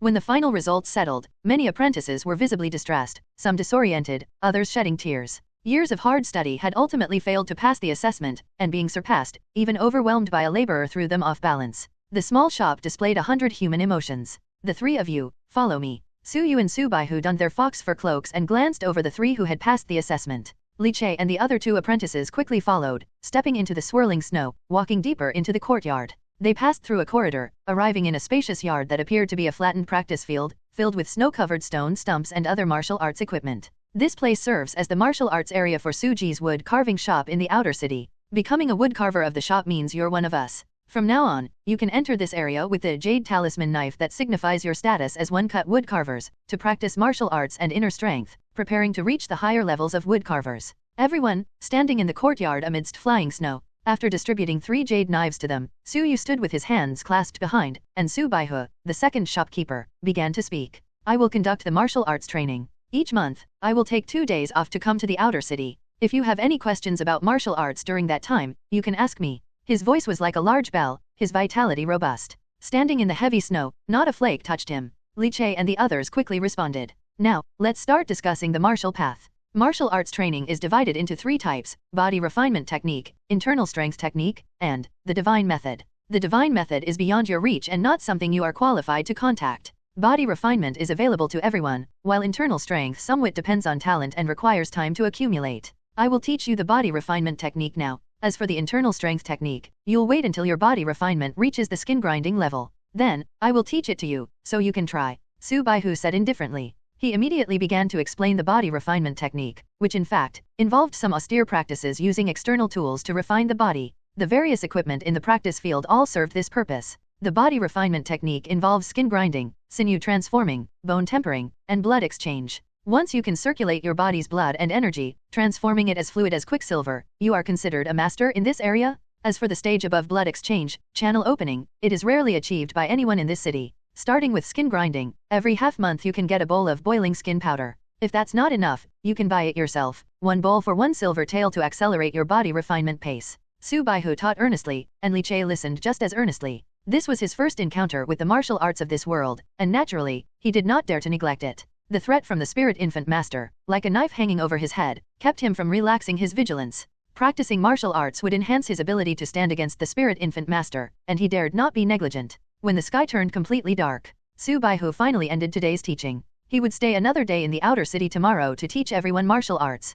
Disperse now, digest well the knowledge of the martial path I have imparted, and tomorrow we officially start the skin grinding practice, Su Baihu said solemnly, waving his hand grandly before turning to leave. However, Li Che did not leave but found the third shopkeeper to inquire about moving. P.S. Seeking recommendation votes, monthly tickets, and followers' support? You want to move into the wood carving shop. Now that you are a wood carver, naturally you can. However, some procedures still need to be followed. I've instructed someone to expedite these for you. Check out the courtyard in a couple of days. Third shopkeeper Su Yu greatly admired Li Che's talent. The wood carvings he produced were deeply meaningful, such a talent. For any wood carving shop, it was extremely precious and desirous. Because of this, wood carvers had the chance to grow into wood carving masters. Therefore, as for Li Che's request, he naturally would not refuse, even somewhat eager to comply. Genius, indeed, deserved the treatment for genius. Thank you, third shopkeeper. Li Che sincerely clasped his hands. Su Yu nodded and, along with Su Baihu, faded into the snowstorm and disappeared. Li Che let out a long breath of warm air, and couldn't help but show a hint of a smile on his face. The threat from Spirit Infant Sect would be much less after moving into the wood carving shop. He returned to the shop, collected his hat, and received his monthly salary as a wood carver, totaling 5 taels of silver. The third shopkeeper had said, from now on, this day of the month would be the time to distribute the monthly salary. Amid the envious and awestruck gazes of the other apprentices, Li Che packed up his belongings, ready to go home and tell his wife and daughter the good news. However, before leaving, he shamelessly edged closer to Master Chen. Master Chen, may I take some scraps back to practice with? Chen Dabao was drinking from his gourd, and his face sullened. Che, from now on, you two are a carver of the shop. Our friendship aside, don't call me Master Chen anymore, call me Old Chen. These materials, you can take as you please, even if you like, you can pick them from the courtyard. As long as it's not too large a piece, you can take it back to practice with. Chen Dabao had clearly seen Li Che's talent, and knew how important it was to establish good relations. Being of such an age, he was naturally sharp and would not easily offend people. By the way, when you choose a courtyard, call me along. I'll have a look and we can be neighbors, Old Chen said with a laugh. Good spirits accompany good fortune. Li Che was in an excellent mood. After becoming a wood carver, his wages had increased, and he saw a hopeful future. Riches and a comfortable life for his wife and daughter were no longer just a dream. Walking along the long street of Filii Outer City, stepping on the piled white snow, he arrived at the shop, bought 2 taels of liquor, then went on to cut some pig's head meat and marinated beef, heading home. The sky darkened, and the street lights were sparse. From a distance, Li Che could see the weak oil lamp light of his family's earthen house. Thinking of his adorable daughter, Shi, trying to talk at the moment, he couldn't help but lift the corners of his lips. When he got to the front of the earthen house, he reached out his hand to call his wife, Zhang Ya, to open the door. But then, Li Che caught something out of the corner of his eye. His breathing halted, and the air around him seemed to freeze. His neck felt as stiff as if it were twisted slowly. His gaze landed on the lower left corner of the wooden door. There, on the thick snow, was a quietly placed small wood carving. A 3-headed, 6-armed child sat on a lotus seat. His expression seemed to be both smiling and not smiling, his lips slightly raised, one eye open and the other closed. Looking at it a long time, Li Che even heard the illusion of a child's crying and laughing near his ear. Spirit Infant Master. Li Che's face grew stern, and he fiercely surveyed his surroundings, his glaring eyes filled with ferocity. So, they were targeting us already? Shi was just a month old. Lei Chunlin, where are you? Come out. But all around was silent, only the sound of the falling snow and the babbling from inside the house, Shishi's voice learning to talk. Reaching out, he picked up the wood carving. It was just an ordinary wood carving. But it had signaled something different to Li Che. The joy in his heart instantly withered and froze. Just as a thief would scout and mark a place ahead of stealing. Perhaps, the other party had similar intentions. Li Che's face clouded with thought, and after a moment, he threw the Spirit Infant wood carving into the firewood room, planning to bring it to the wood carving shop tomorrow to ask about it. After finishing everything, only then did his joyful expression return. Coming home, one should always bring good news rather than bad. Husband, you're back. Zhang Ye opened the door, letting the snow and wind squeeze in, and upon seeing Li Che carrying wine and meat in his hands, her eyes immediately revealed a look of surprise. She knew her husband must have some happy news to share with her. When she learned that Li Che had become the wood carving master at Su's wood carving shop, she couldn't help but cheer like a young girl, hugging Li Che's waist and jumping up and down, grinding against Li Che. His heart galloped with excitement. Husband, we must celebrate properly tonight. Zhang Ya lifted her smooth chin, her face full of smiles. Li Che wrapped his arms around her, a mischievous smile curling up at the corner of his lips. Wife, how do you plan to celebrate? Seeing Li Che's smile, Zhang Ya immediately understood his naughty thoughts, her pretty face blushingly red. Li Che then took out the 5 taels of monthly salary he collected today and told Zhang Ye about his plans to move into the wood carving shop. Zhang Ye was stunned by the news of the move, though she found it odd, she did not ask further. Wherever her husband went, her and her daughter naturally followed. Moreover, Zhang Ye also understood that the wood carving shop was definitely much safer than here. After dinner, Zhang Ya coaxed Xixi to sleep early, and the couple then carefully engaged in a session of passionate activities. In bed, Zhang Ya's black hair was scattered, and she fell into a deep sleep. Li Che, however, was clear-headed and refreshed. Sitting in front of the lit oil lamp, he took out Tang's mechanism essentials, which he had borrowed from old Chen. The Dao Fruit immortal artisan trembled once again. With a gleam in his eyes, Li Che began to flip through, carefully observing. The book recorded various sophisticated mechanisms, and many were of great lethal power. As Li Che read, driven by the understanding provided by the Dao Fruit, he instantly became immersed, utterly captivated by the ingenious designs and creative innovations. However, the book only listed 12 mechanisms, of which 9 required inner strength and divinity to be crafted. At present, Li Che did not consider them. He chose the remaining 3 that could be crafted without the need for inner strength and divinity, named Sleeve Crossbow, Guanyin Blood Lotus, and Thousand Thread Spider. Taking out the scrap wood he brought back from the shop, Li Che planned to make the sleeve crossbow, mainly because it was somewhat similar to his original crossbow design, so he could go straight into making it. The carving knife sliced through the wood, the rasping sound of tearing wood fibers continued all night. When the first streak of dawn broke through the gloom and covered the snow-laden earth, Li Che had finally completed the delicate and exquisite sleeve crossbow. Dao Fruit, Immortal Artisan, LV2, 19%. The moment the creation was complete, Li Che's mind suddenly flooded with a mass of details on using the sleeve crossbow, and at the same time, a prompt popped up before his eyes. Li Che's eyes suddenly brightened, and his spirits doubled, not expecting that making the sleeve crossbow would grant 10% maturation to the Dao Fruit. Li Che referred to the percentage in the suffix as the Dao Fruit maturity, for once it was full, the Dao Fruit would elevate, bearing a clever analogy with its ripening. Is it based on the difficulty of the mechanism? Li Che couldn't help but wonder. His increasing Dao Fruit had been slow, making Li Che somewhat anxious. But now it seemed he had found another way to enhance the Dao Fruit. However, the number of mechanisms was slightly disappointing, causing Li Che to quickly calm down, feeling a bit regretful.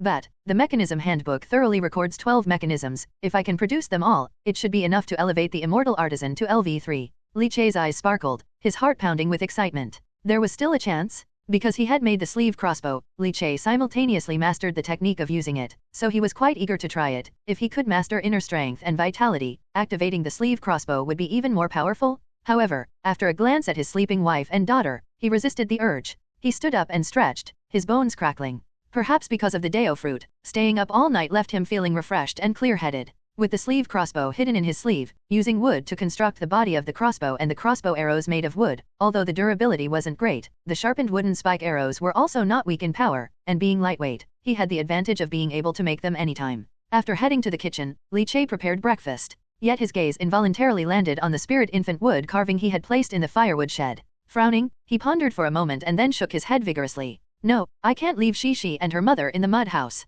It's not safe anymore. Li Che clutched the spirit infant statue, his eyes flickering uncertainly. Since the other party had targeted them and had taken out the sinister spirit infant wood carving as a mark, Li Che naturally did not dare to take a risk. If he went out to work and the other party forced their way into the house, he would regret it terribly. The safest place, naturally, is the wood carving shop. I am now a wood carving master, with my own workshop, where Xixi and Xiaoya can stay.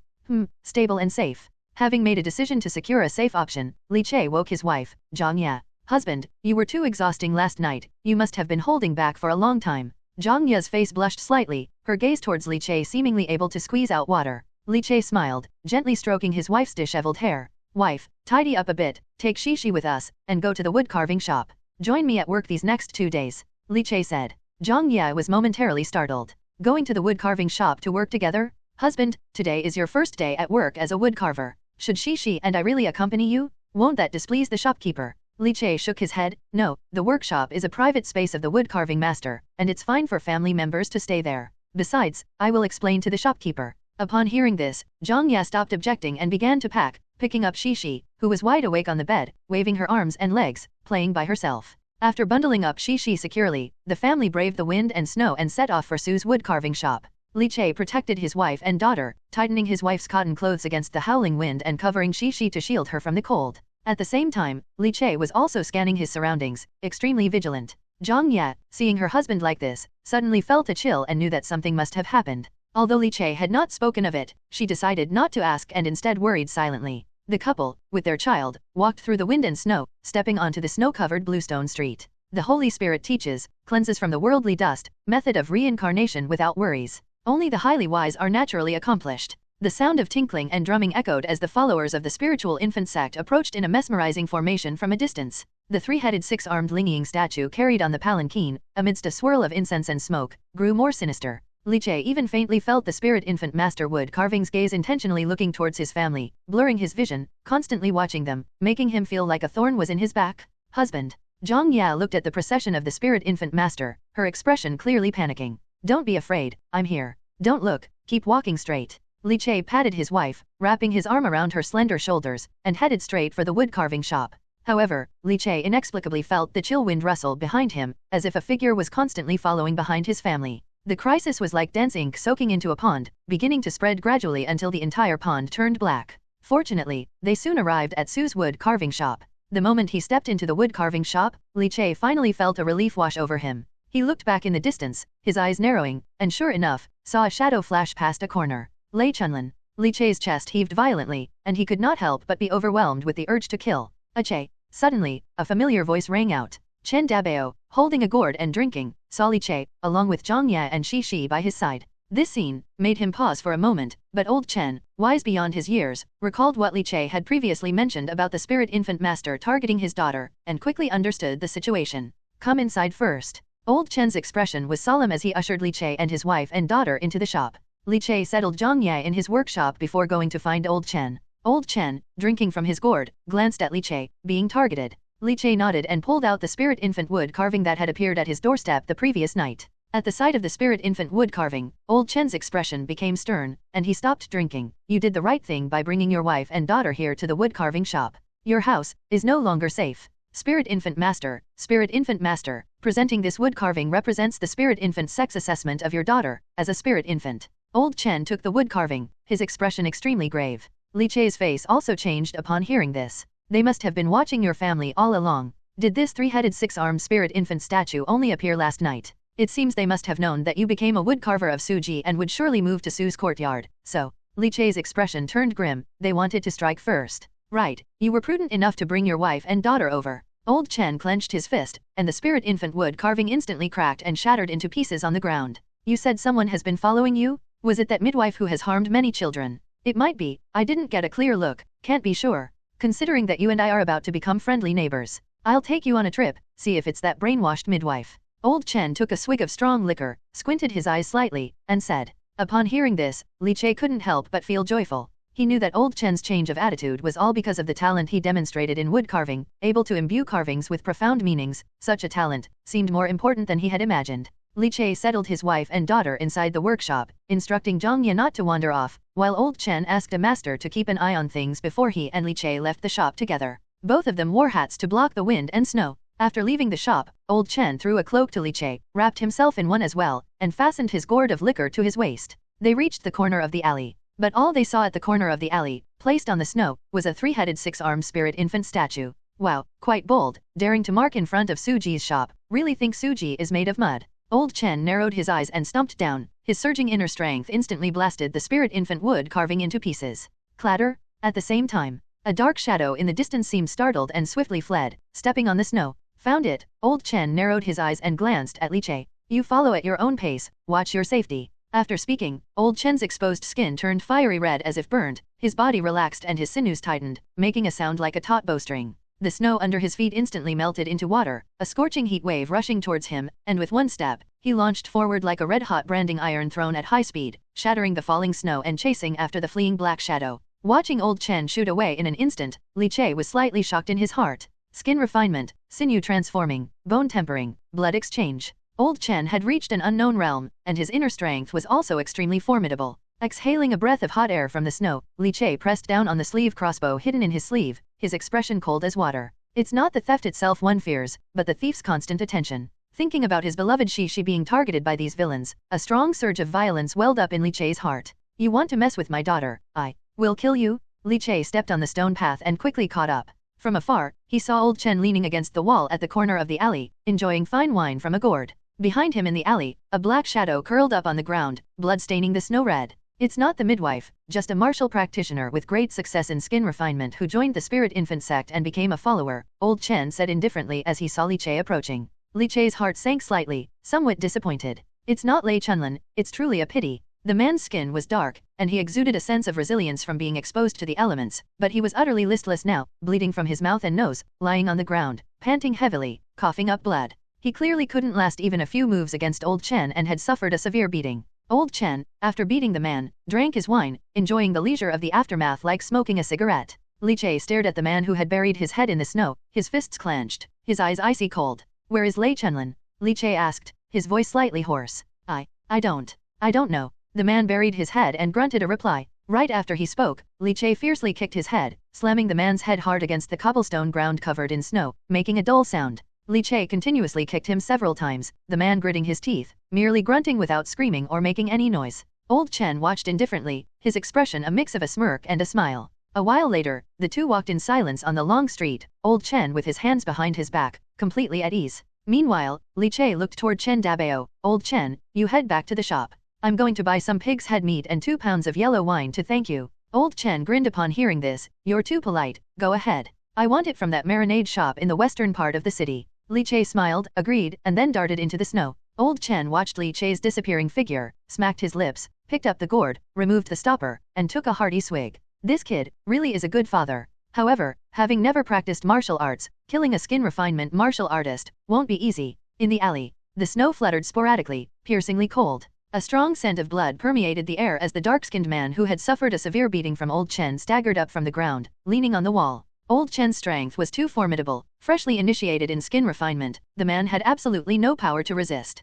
As for the kicks from Li Che, to a skin refinement martial artist, they were barely painful, merely a touch humiliating. The spirit infant eyed by the Dharma master, none can escape, even Suji can't keep it safe. The man panted heavily. Suddenly, his waist abruptly stiffened, the light at the end of the alley blocked by a figure. He struggled to raise his head, only to see a tall figure wearing a conical hat blocking the alleyway, and that figure in the conical hat raised an arm. Whoosh! With a sound tearing through the air, cutting through the swirling snow. Thud! It was like something exploded. The dark-skinned man felt a sharp pain originating from his eye as a wooden crossbow arrow, carrying tremendous force, pierced through his eyeball, blurring his vision with blood in an instant. He screamed in agony, pain searing through his nerves. Like a provoked tiger, he roared angrily, attempting to pounce toward the person in the alley who had shot the hidden arrow to tear them apart. Li Che, wearing the conical hat, watched the charging dark-skinned man, utterly indifferent, another crossbow arrow whistling through the air. One arrow after another, each finding its mark. Skin refinement indeed means thick skin and flesh, but can you also refine your eyeballs? Having emptied the first set of 9 arrows from his sleeve crossbow, it wasn't until the dark-skinned man knelt on the ground, his head turned into a pincushion, that he utterly stopped moving, dead. Only then did Li Che shake his sleeve, face expressionless, carefully hid the sleeve crossbow, adjusted his conical hat, and walked toward the marinade shop in the western part of the city. He sliced 1 gin of braised beef and poured some old yellow wine. Li Che's mood was somewhat somber. This was his first time killing someone, but his emotional response wasn't particularly strong. Born in a dwindling imperial court and an era rife with bizarreness, life was as cheap as dirt. Although the burly man wasn't Lei Chenlin, the midwife, since he harbored ill intentions towards Shishi, Li Che naturally showed no mercy. He didn't want to kill someone in front of Grandpa Chen, so he intentionally found an excuse to circle back. After all, killing someone in front of Grandpa Chen would have given away too much. Haven't Grandpa Chen also refrained from killing? Most importantly, the words of the burly man just before his death stuck in Li Che's throat. Sue's wood carving shop, could it really not suppress the spirit infant sect? Li Che exhaled deeply and walked on foot along the long street, pausing his steps as he passed by the government office's notice board and looked over.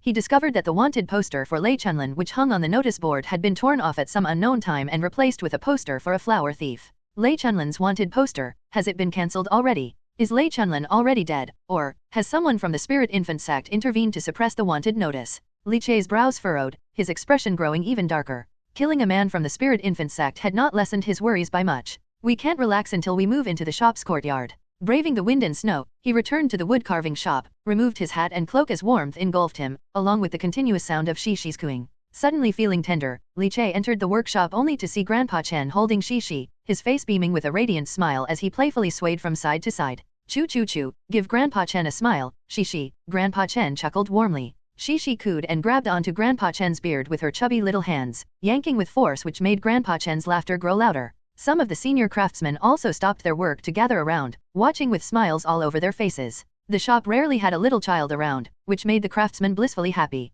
Ache, you're back? Go to the backyard, the second shopkeeper is waiting for you. Shishi is here, I'll play with her, Grandpa Chen, he assured. No worries, the little girl and I are close. If anyone dares to lay a finger on her, I'll slap them to death. Upon seeing Li Che, Grandpa Chen quickly called out. Li Che nodded, put down the beef and old yellow wine, and spoke a few comforting words to his waiting wife, Zhang Ya, before heading to the backyard. The snowfall grew heavier, large flakes swirling midair. On the training ground, several figures were already present. The woodcarvers, Zhao Xian and Wang Zhenpin, who were recruited along with Li Che, were already practicing the skin refinement technique under the orders of second shopkeeper Su Baihu. Li Che hurried his steps, seeing the two shopkeepers, he greeted them with a clasped fist bow. Second shopkeeper, third shopkeeper, Li Che has arrived late. Third shopkeeper Su Yu sat under the eaves of a hut by the training ground, using tongs to place winter plums into boiling water and sprinkling in some roasted tea leaves. Upon seeing Li Che, Su Yu nodded.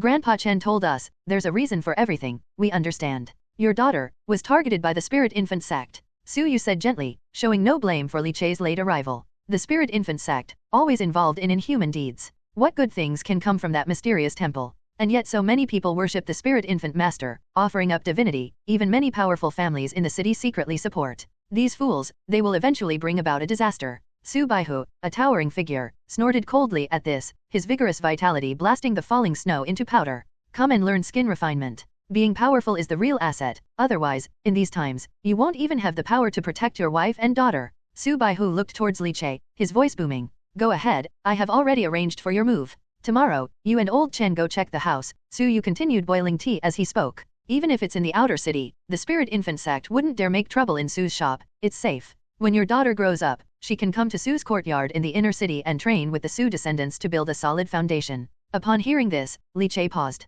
Training in the inner city with Su's descendants, was that a good or bad thing? Without dwelling on it, Li Che thanked them with a bow and then proceeded to the courtyard. Su Baihu stretched out his hand and patted Li Che's body, his eyebrows relaxing. His foundation is decent, though he's a bit older, it's not impossible to train him. With more hard work, there's still hope to step into bone tempering. Skin refinement is actually the initial method of stimulating the blood and energy. Energy is generated from within the body, from the inside out, and from the outside in, complementing and stimulating each other, using blood to grind the skin, using energy to refine the muscles. Following that, Su Baihu began to teach Li Che the cultivation method for skin refinement. Li Che listened extremely attentively, daring not to slacken in the slightest. Today, he had killed a man, but that was through the use of mechanisms and clever tricks. If only he could be as formidable in personal martial force as old Chen. Well, if mechanisms can kill, it's still more comfortable to kill with mechanisms. Heavy snow fluttered about, the chill biting. Yet, Li Che was drenched in a heavy sweat, steaming in the cold air, large beads of sweat constantly rolling off his forehead.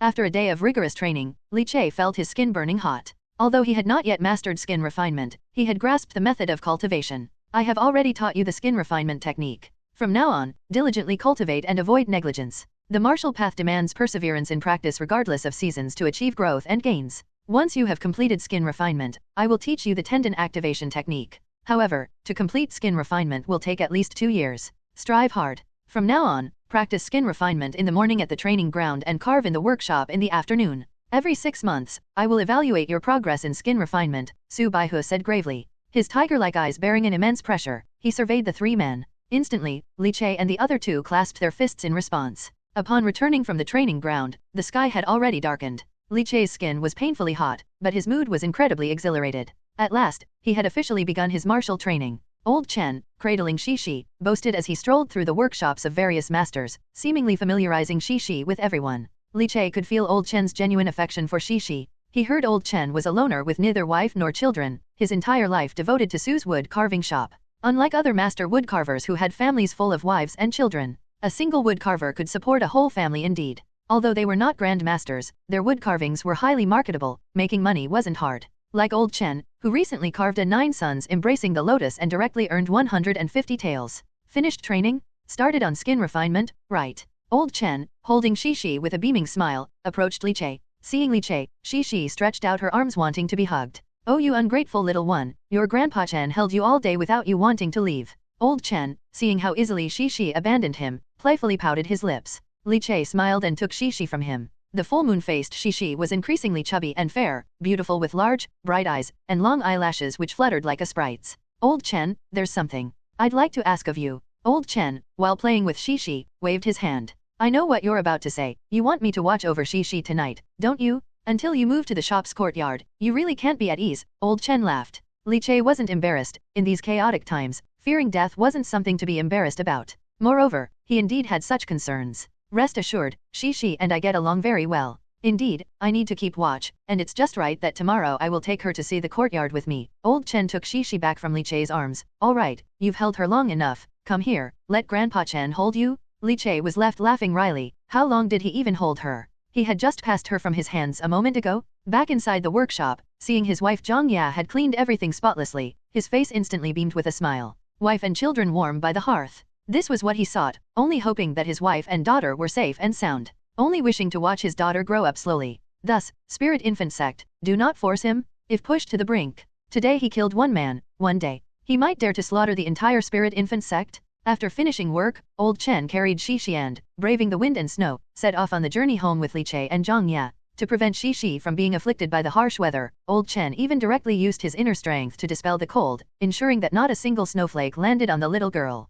Back in their humble earthen house, Zhang Ya and Li Che became busy with preparations, naturally wanting to show good hospitality since Old Chen was there to protect them. They cooked fine wine and dishes and enjoyed a hearty dinner together. Xiao Ya's cooking is not bad at all. In the future, if Old Chen comes over for meals, I'm certainly in for a treat, Old Chen said. Old Chen ate his food and drank his wine, his eyes squinting happily. Meanwhile, Shishi sat in the wooden baby chair Li Che had made for her, waving her arms, seeming to want a taste of Old Chen's gourd wine as well. Li Che joined Old Chen for a few drinks but did not drink much more after that. After all, he had to stay alert tonight due to worries about the followers of the Spirit Infant Sect getting desperate. After dinner, Old Chen played with Shishi while Li Che sat under the oil lamp in the chair, pulling out the wood he had brought from the wood carving shop to practice carving and try making mechanisms. Maybe because they had grown closer, during a break in the drinking, Old Chen told Li Che that he wouldn't charge him for borrowing Tang's mechanism essentials. Li Che, now a formal wood carver, although not short of 50 coins, appreciated Old Chen's gesture and thanked him with a toast. Even after finishing the sleeve crossbow, Li Che didn't stop. He planned to make 2 more sets, one to hide in his other sleeve and another for his wife, Zhang Ya, just in case. Sure enough, after one production of sleeve crossbow, the maturity of his Dao Fruit could no longer increase. If he wanted to further mature the Dao Fruit, he would have to make other mechanisms. The wind and snow were intense, howling wildly outside the house. The oil lamp's wick flickered inside, casting wavering shadows. In the middle of the night, while watching over Shishi, who was sleeping, Old Chen suddenly narrowed his eyes and silently left the house, leaping onto the roof in one move. His strong vital energy roared like an angry dragon amidst the wind and snow. Several approaching silhouettes, sensing Old Chen's presence, did not hesitate and turned to flee. Old Chen's face darkened. The followers of the Spirit Infant Sect were indeed crazy, daring to commit acts of violence in the dead of night. 1 sinew transforming, 4 skin refinements, this lineup. If Old Chen weren't here tonight, young Che might not be able to protect Shishi. Old Chen pulled out the stopper of his gourd and took a swig of wine. His eyes blazed with intense fierceness. Spirit Infant Sect. They had indeed turned Fei Lei City into a mess. Returning inside, Old Chen nodded at Li Che and then went back to the sleeping Shishi's side. Li Che's hand clutched the carving knife, his veins bulging like dragons, and after a long time, he slowly exhaled and settled down to continue carving. This kindness from Old Chen today was something Li Che would remember. The next day, the weather cleared up, no longer windy or snowy. Zhang Ya got up early to start packing, preparing for moving. Although her husband hadn't said much, she, being as observant as she was, realized the danger threatening their small home when they had to invite Master Chen to stay over. Therefore, she felt no sadness about moving, only the desire to quickly move into the courtyard of Su's wood carving shop. There weren't many things in the earthen house. Some daily necessities were piled up, loaded onto a donkey cart, and pulled towards Su's wood carving shop. The neighbors looked on at this scene, poking their heads out one by one, watching with surprise and envy. Moving out? Huh. This family is about to rise high and leave our little corner, one of them said. I heard that Che has become a formal wood carving master from working as a mover at Suji's wood carving shop. He's going to make a lot of money now, another added. You can tell Che was bound to succeed. Now he's become a wood carver, and I heard that a single carving from a wood carver can sell for 10 pieces of silver. It's different now, they're not from our world anymore. The neighbors murmured enviously, showing varying reactions as they watched the donkey cart crush the pristine snow underfoot, disappearing around the corner of the alley. Upon arriving at the wood carving shop, they went straight inside. Li Che did not see the third shopkeeper, but he did meet an old man dressed in fine clothes, looking like a steward, holding a set of keys. Master Li, the shopkeeper asked me to wait for you and accompany you to choose a housing unit, the steward said with a smile. Then he turned to look at Chen Dabao holding Shishi. Oh, Master Chen is here too. Old Chen smiled. Old son, just take a Che directly to the 2-room housing unit across from my place. We'll be neighbors. The steward, known as Old Son, smiled broadly. That sounds great. Follow me this way. The group entered the large courtyard of the shop and walked through the narrow lanes between high walls, quickly arriving at the residential area, seeing several houses aligned along both sides of the alley. Su's wood carving shop was vast, occupying a wide area. After all, the Su family was wealthy and powerful. They also practiced martial arts and mastered inner strength. Having developed in Fei Lei City for over 200 years, they possessed deep foundations. They were bigger landowners than even the large landowners, naturally having amassed quite a bit of land. The steward, Old Sun, used a key to unlock the door and pushed it open, shaking off the snow piled on the roof, revealing a spacious courtyard covered in thick snow. Master Li, please take a look. If you are not satisfied, we can look at other courtyards. The steward, Old Sun, looked at Li Che with a demeanor that was both gentle and respectful. Being able to become a formal wood carving master from a laborer required an exceptionally high wood carving talent. Becoming the steward of Su's wood carving shop meant he had the necessary discernment. He would not commit the folly of offending others lightly. Li Che led Zhang Ye into the courtyard and inspected it carefully. His long tense emotions finally relaxed. A smile formed on his lips. Good, very good. Zhang Ye, too, looked at the bright and luxurious courtyard in a daze and disbelief. Compared to the small clay house they had lived in before, this was so much better. Let's have uncle and his family over for a housewarming feast in a couple of days. We can consider ourselves settled in then. After viewing the house, Zhang Yan nestled in Li Che's arms, her eyes shimmering slightly. Her husband had promised her a good life, and now, it had finally come true. Life was slowly getting better. You two clean up the courtyard a bit, and then move in properly. Old man 1111 has taken the little ones home to play. Once you're done, come over for dinner. I'll arrange a table at the Spring Breeze building just across your courtyard. Chen Dabao, holding Shishi, shouted a few times and then returned to his own courtyard. Being so close, they could even hear the giggling laughter of Shishi and Chen Dabao playing. Li Che smiled knowingly. I didn't expect old Chen and Shishi to get along so well. Master Chen is really nice. With him taking care of Shishi, we can also rest easy while we clean up. Zhang Ya said with a pursed lip smile. The couple exchanged a glance, then began to busily tidy up the courtyard. Time does not stand still, the seasons flow like a river. Moments scatter like wood shavings under the carving knife, unnoticed as they fill the ground. Shishi turned 1 year old. Inside the courtyard, the chill of autumn had just passed, and the stark winter snow had already begun to drift down, piling up in the courtyard like soft white cotton. Li Che and old Chen sat by the stove, atop which warm aged yellow wine was being heated. The table was laid with sliced braised beef and pig's ears mixed with coriander and minced garlic, exuding a delicious aroma. In the courtyard, 1 year old Shishi was running around joyfully, chasing after the falling snow, using the wooden walker that Li Che had made for her. Old Chen looked at Shishi with adoration, not moving his eyes away. Oh, my little stinky Shi, it's snowing outside. It's cold, come back inside to play. Uncle Chen, it's fine. Let her run around a bit. She'll get tired and it will be easier to put her to sleep at night. Otherwise, she's too energetic and stays awake with her eyes wide as copper bells, Zhang Ya said with a laugh, bringing out a plate of steaming fried edamame from the kitchen.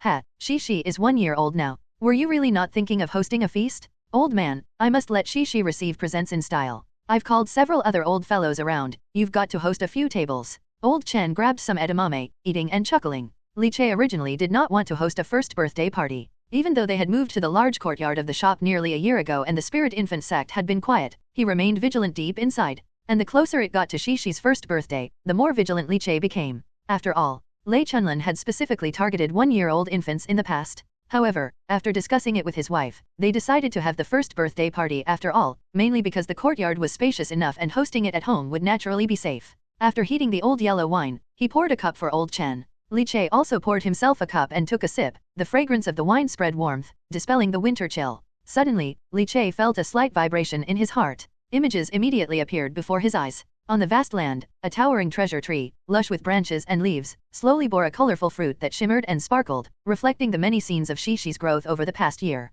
Li Che's eyes lit up instantly. A long-missed anticipation finally blossomed at this moment. Shishi is one, the second Dao Fruit has arrived. Your daughter is 1 year old, safe and sound. You receive a Dao Fruit, Dragon Elephant Vajra. P.S. Please follow, recommend, and support with monthly tickets. Li Che quietly pinched the wine cup, savoring the warm, aged yellow wine. The fragrant and astringent taste permeated his mouth, but his mind had already drifted to the towering Dao tree on the vast land above. His daughter turned 1, and the Dao tree bore fruit. Raw Dao Fruit Dragon Elephant Vajra? This was Li Che's second Dao Fruit. The first was Immortal Artisan, which enhanced his wood carving talent and allowed him to have the means to make a living in this world. And he became a wood carver at Su's wood carving shop, settling in Su's courtyard, ensuring his daughter Li Nuangzai's safe growth until she was 1 year old. Li Che had already understood the importance of the Dao Fruit. Therefore, he was very much looking forward to the second Dao Fruit, and now it had finally ripened. Dragon Elephant Vajra, Dao Fruit Flesh Dragon Elephant, Vajra Indestructible, Horizontal Refinement Unparalleled.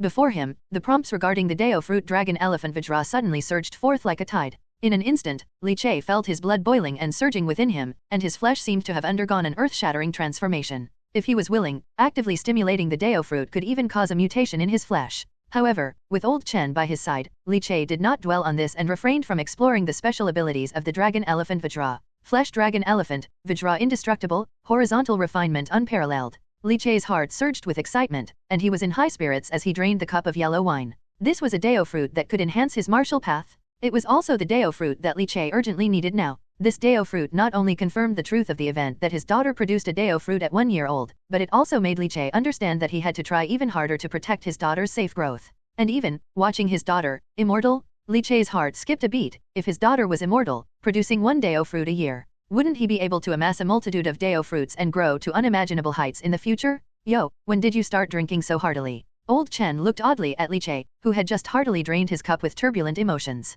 Li Che smiled and turned his warm gaze to Xi, who was riding in her walker. Before I knew it, the little one is already a year old. Hearing this, old Chen's lips spread into a smile, and his doting eyes fell back onto Xi. Yeah, she was so tiny at the start, and now she's grown a bit. This old fella has no heirs, no descendants. This little stinky she's quite taken with this old fella. Old Chen too drained his cup of aged yellow wine, feeling invigorated and dispelling any gloom. From now on, Xi would be his own granddaughter? Seeming to understand the implication in old Chen's words, Li Che poured him another cup of wine and the two clinked cups and drank up. The training field. Snow fluttered down. Several figures were energetically cultivating on the training field, their blood and energy boiling and scattering the falling snow. Li Che changed into a training outfit and came to the training field. In the distance, 2 figures spotted Li Che and immediately stopped their actions, exhaling steam. Zhao Xian, with a tall figure and her black hair tied up neatly, said with a smile, Master Chen, you're here. Isn't it Xi's first birthday celebration today? Another practitioner, Wang Zhenpin, also laughed. Zhao Xian and I were just planning to attend the banquet after finishing our training.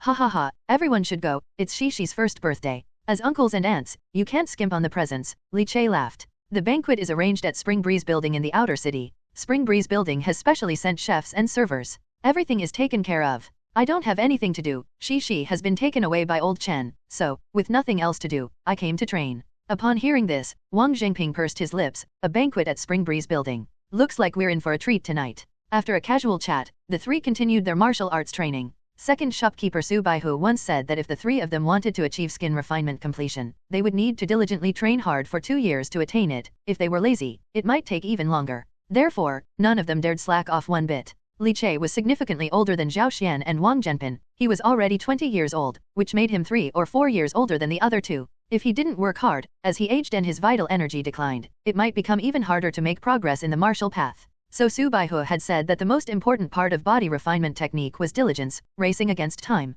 For nearly a year now, Li Che practiced his martial arts in the morning, carved wood in the afternoon, and attempted to make mechanisms at night. He was busy and fulfilled. He didn't neglect his skin refinement body refinement either, and had now reached minor accomplishment in skin refinement. In terms of progress, he was even slightly ahead of Zhao Xian and Wang Zhenpin. Even though Su Baihu said that body refinement didn't care much about talent, there still was a slight difference in the end. Li Che came to the training ground now, of course, to test the Dragon Elephant Vajra Dao Fruit. Grasping the stone lock, the vital energy in his body surged, boiling blood water pounded against his flesh and struck the skin, causing it to turn crimson in an instant. The temperature rose, and heat waves tumbled. At the same time, the Dragon Elephant Vajra Dao Fruit, as he stimulated his blood energy, seemed to be fully activated and began to throb. In front of his eyes, a prompt suddenly appeared. Dao Fruit, Dragon Elephant Vajra, LV1, 1%. Joy emerged in his pupils, an invisible force spread through his body, striking his skin and feeling as though it had encountered thousands of hits in an instant, greatly accelerating the progress of skin refinement. Li Che, who had achieved minor accomplishment in skin refinement, felt a sudden increase in his strength. His skin became extremely tough, and even a faint glow shone brightly, as if borrowing the activating power of the Dao Fruit to leap from minor accomplishment in skin refinement, directly into perfection. Unlike the immortal Artisan Dao Fruit, the maturity of the Dragon Elephant Golden Core Dao Fruit only required him to diligently train to increase. In short, it could be achieved through hard work. Li Che was overjoyed, and with a thought, the subtle glow on his body immediately retracted, and his strong aura completely gathered. It was as if he had completely vanished from existence.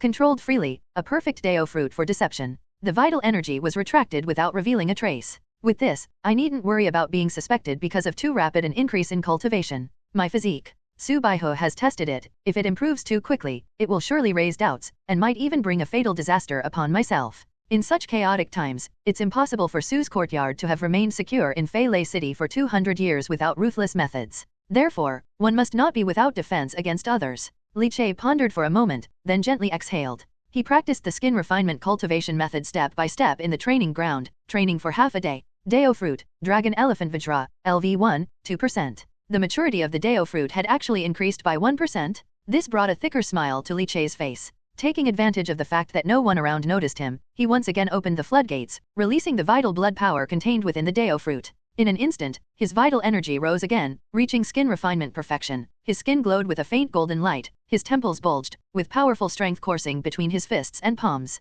After savoring the power boost from the 1% maturity increase, Li Che was immediately thrilled. This meant that he, now qualified to challenge the muscle channeling stage, to start practicing the internal strength technique. Besides, the Dragon Elephant Vajra Dao Fruit has a special ability to summon the power of the Dragon Elephant. Unfortunately, the training ground was crowded at the moment, so it was not convenient for Li Che to activate it. But one can imagine that the manipulation of the power of the Dragon Elephant would surely bring a greater boost. He gathered the vital energy back inside the Dao Fruit. Li Che looked up, with snowflakes gently falling on his cheeks. The corners of his lips couldn't help but lift. In terms of personal martial strength, he finally had a hopeful future. He looked forward to having a chance to kill the spirit infant master. Master Li, congratulations. Happy first birthday to Shishi. Snowflakes, as white as cotton, swirled in the air, standing out against the black roof tiles. The courtyard gate stood wide open, and the sound of footsteps crunching on the snow rose and fell, with congratulatory voices following in an endless stream. Figure after figure walked in from outside the courtyard, each presenting gifts for the one-year-old celebration. All were familiar faces from the wood-carving shop. Li Che and Zhang Ya, dressed in splendid attire, stood at the entrance to welcome these guests. In the courtyard, attendants from Spring Breeze building had already set up tents, arranged tables and chairs, and the chef on one side had set up his stove and lit the fire. The appetizing starters had already been delivered to each table early on. In total, there were 9 tables set, which wasn't a small number. After all, quite a few of the master craftsmen had brought their families, aiming for a joyous and lively celebration. Chen Dabao, holding Shishi, who was dressed in a red jacket and skirt and looked incredibly adorable and delicate, was showing her off to several old fellows, his face piled high with smiles. The affection he felt was so thick that it seemed to overflow. The great-uncle's family had also arrived. The old scholar was clutching a tobacco pipe that wasn't lit and was followed by a young couple carrying a child still in swaddling clothes. He was a boy with plump cheeks, curiously gazing around with big eyes. Great-uncle, great-aunt, cousin, and his wife, please come inside. Upon seeing this family, Li Che's lips curved up in a warm smile. To the great-uncle's family, Li Che was filled with gratitude. Had it not been for the great-uncle's family taking him in and raising him, he could not have survived so easily in these troubled times. And the marriage with Zhang Ya was also arranged with the help of the great-aunt. The old scholar, with a face full of smile lines, looked at Li Che, now thoroughly made a name for himself, and felt deeply moved. You've done well, Che. If your parents knew about it from beneath the springs, they would smile. The old scholar patted Li Che's shoulder, his eyes brimming with mirth. The great-aunt took out a piece of silver jewelry wrapped in a red cloth and handed it to Li Che. Che, this is Shishi's gift for her first birthday. You must accept it. Li Che did not decline but took it graciously and then looked towards his cousin, Li Zhengran, and his wife, Lu Chunming, who held the boy in her arms. Zhou is just half a year younger than Shishi, isn't he? His first birthday will be soon too, right? Is he starting to turn over smoothly now? Li Che asked with a smile. Very smoothly indeed. One kick of his little legs and he turns over like a windmill, lively and strong. Cousin Lu Chunming said to Li Che, beaming with pride. Being able to become a woodcarving master at Su's woodcarving shop, cousin Lu Chunming was very aware of how prestigious that was, so her attitude was much warmer than before. Having exchanged pleasantries for a short while, Li Che then led the great-uncle's family to their seats. As the appointed hour arrived, the feast commenced, and attendants from Spring Breeze building called out the dishes, bringing out one delicious course after another to the tables. Nowadays, Li Che possessed the immortal craft Dao Fruit, and the wood carvings he produced were in such demand for their rich implications that they sold out fast. Though not yet as established as the craftsman like old Chen, his most expensive carving had sold for 50 taels. His net worth had already changed for the better. Although a feast at Spring Breeze building was costly, he could afford to host it. Moreover, with the master craftsmen from the large courtyard bringing gifts to the banquet, the event ended up not only costing nothing but even earning a good deal. Brother Che, third shopkeeper is here. Li Che, who was busy toasting with a few masters, heard that third shopkeeper had arrived and quickly went to greet him, carrying Shishi and accompanied by Zhang Ya. Ha ha ha, Shishi is 1 year old today. I came especially to see her, and this is a birthday gift for her. Third shopkeeper, Xu Yu, was amiable and held in high esteem at the shop, and naturally, he did not exclude the intention of winning over Li Che. After all, Li Che was capable of crafting wood carvings with a true essence, which had begun to gain popularity in the inner city. Thank you, shopkeeper. Shishi, come and thank Uncle Su. Li Che, holding the lovely Shishi, called out with a smile. Shishi's eyes were bright and her eyelashes long, her skin was white and smooth like jade. Su Yu, catching one glance of her, liked her very much, took her from Li Che's hands, played with her for a while, and even seemed reluctant to give her back to Li Che. I won't partake in the birthday feast. I've got matters to attend to. Recently, the mysterious temple in the outer city has become restless and many malevolent creatures have emerged. The major noble families of the inner city have organized teams to clear them out. I have to go as well, Su Yu explained. He then took his leave. Manager Su is really a good person, Zhang Ya said softly at the side. Li Che nodded. Su Yu was indeed a good person, humble and without arrogance, rarely displaying the pride and extravagance of the noble families and clans. However, Li Che had heard that in the inner city, Su Yu was not favored and had been assigned to manage Suji in the outer city, which was equivalent to being removed from the power center of the Su family. Compared to the businesses in the inner city, Suji's wood carving shop in the outer city was after all not a big business. In these times, the gentler you are, the more you suffer.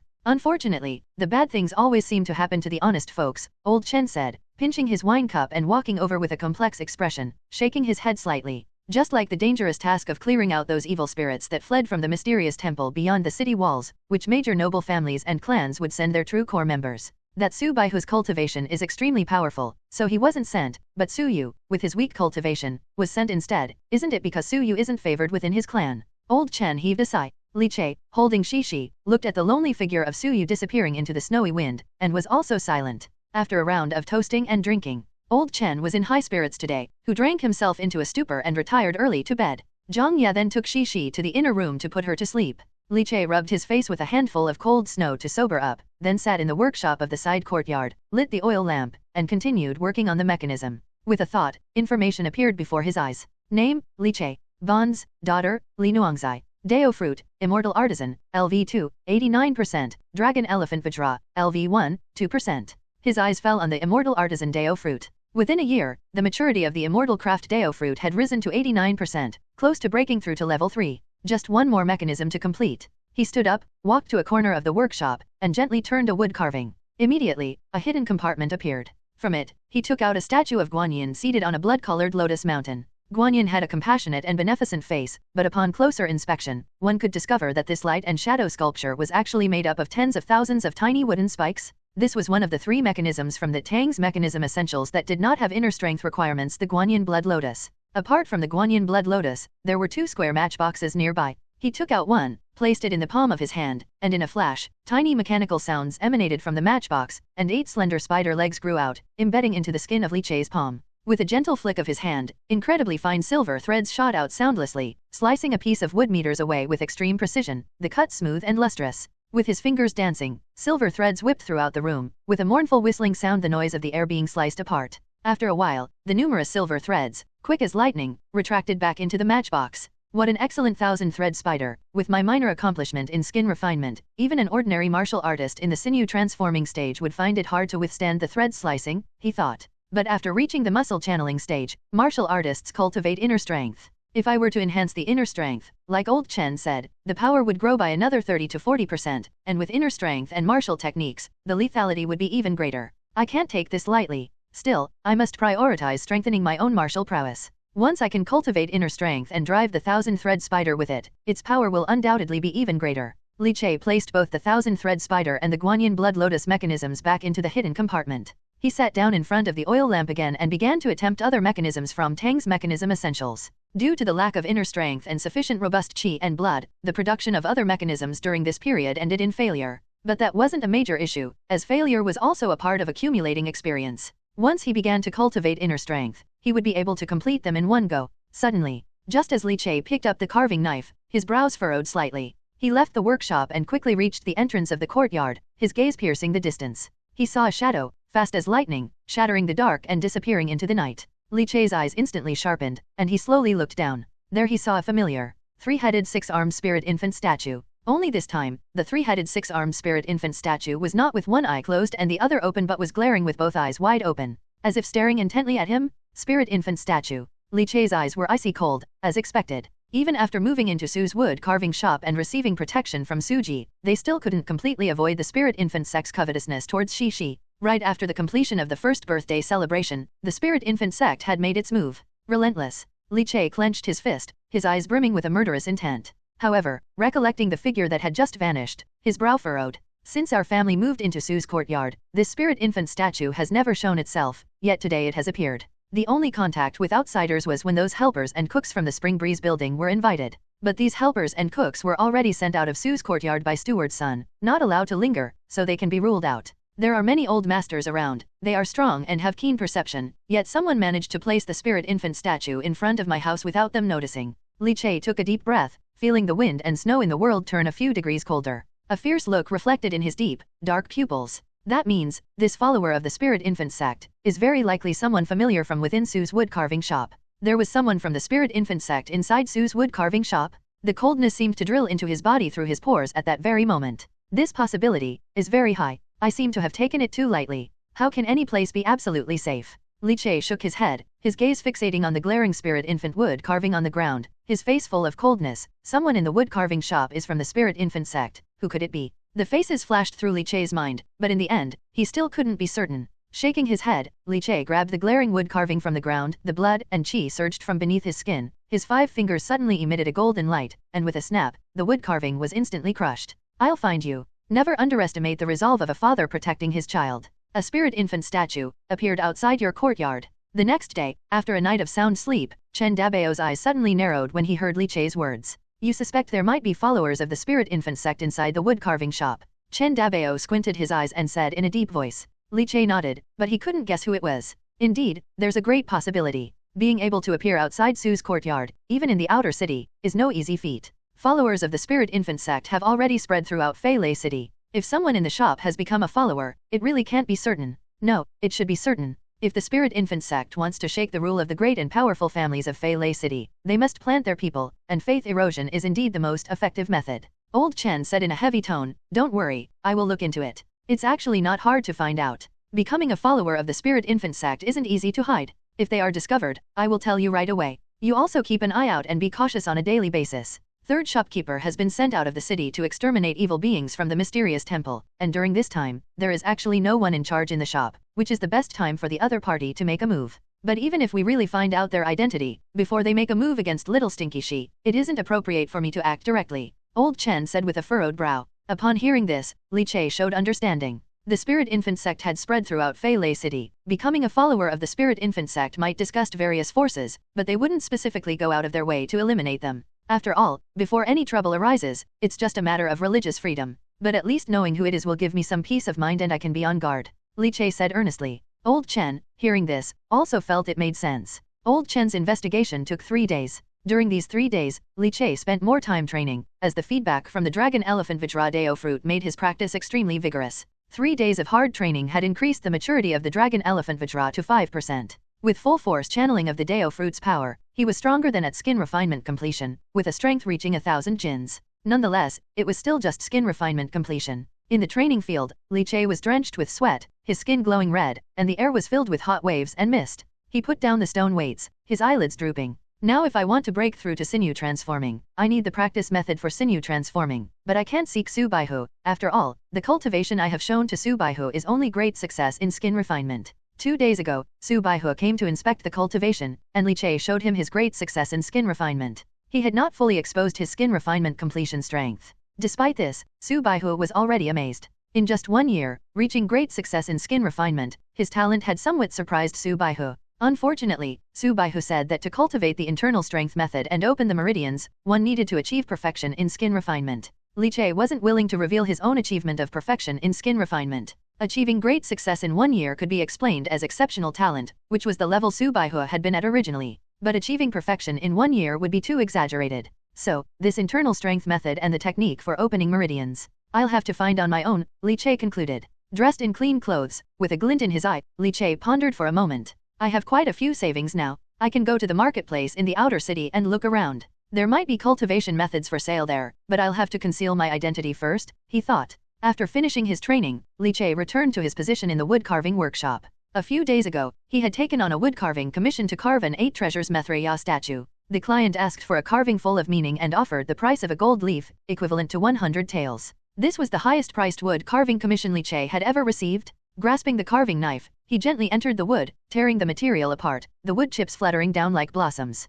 The Dao Fruit of the immortal artisan pulsated slightly, and Li Che's gaze was focused. Everything around him seemed to disappear at that moment, and in his mind, all the carving techniques for the Maitreya statue flooded in. Old Chen, with a gourd of wine tied to his waist, knocked on the intricately carved wooden door of Li Che's workshop with a serious look on his face. Old Chen. Li Che, holding a file in his hand and carving on the wood, asked softly. I found out, Old Chen said as he found a chair to sit down on with a sigh, opened his gourd, took a drink of wine, and spoke in a somber voice. Who is it? Li Che's eyes turned cold, and the motion of the file grinding against the wood stopped abruptly. At Su's wood carving shop in the outer city, there are indeed quite a few woodcarvers and their families who have taken to worshipping the spirit infant sect this past year. I was indeed startled once I probed into it. But on the day of little Stinky She's first birthday, the person who came to the banquet and secretly worshipped the spirit infant sect was only one person. Old Chen shook his head, showing a hint of horror in his eyes. The expansion of the spirit infant sect was faster and more terrifying than he had imagined. Li Che didn't care about these details. He was more concerned about who had set their sights on Shi.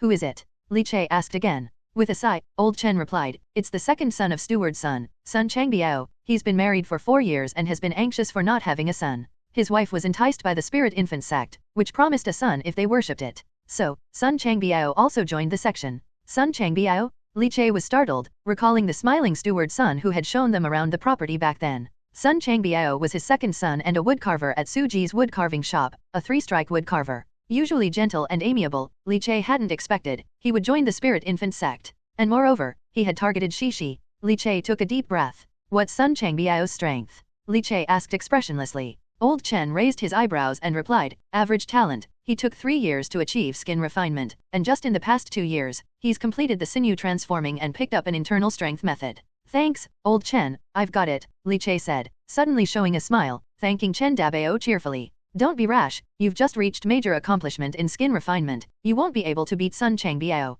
Besides, without evidence, taking action would only bring verbal disputes, and it wouldn't look good with regards to Old Sunday. Chen Dabao warned Li Che, then took another drink of wine. Now that we know who it is, we just need to watch him and keep an eye on him, he advised. Shi has me looking after her, that Sun Changbiao won't have a chance. Li Che nodded silently in agreement. Chen Dabao didn't say much more, got up leisurely humming a tune, and didn't head to his own workshop to work. Familiar with the area, he casually made his way to Li Che's small courtyard to play with Shi. Little Stinky Shi, your grandpa Chen is here. Meanwhile, Li Che methodically continued to carve the 8 treasures Methreya statue. After completing the day's work, Li Che stood up, put on a broad-brimmed hat, took a black cloak, and looked at the snowflakes endlessly drifting down from the sky in the courtyard. I said, never underestimate a father's obsession with protecting his family. Having so many daughters, just for lacking a son, you plan on exchanging my daughter for your desired son. It's truly unreasonable. He reached out his hand and caught a snowflake. Li Che's expression gradually turned cold. Old Chen said, just watch and guard against him.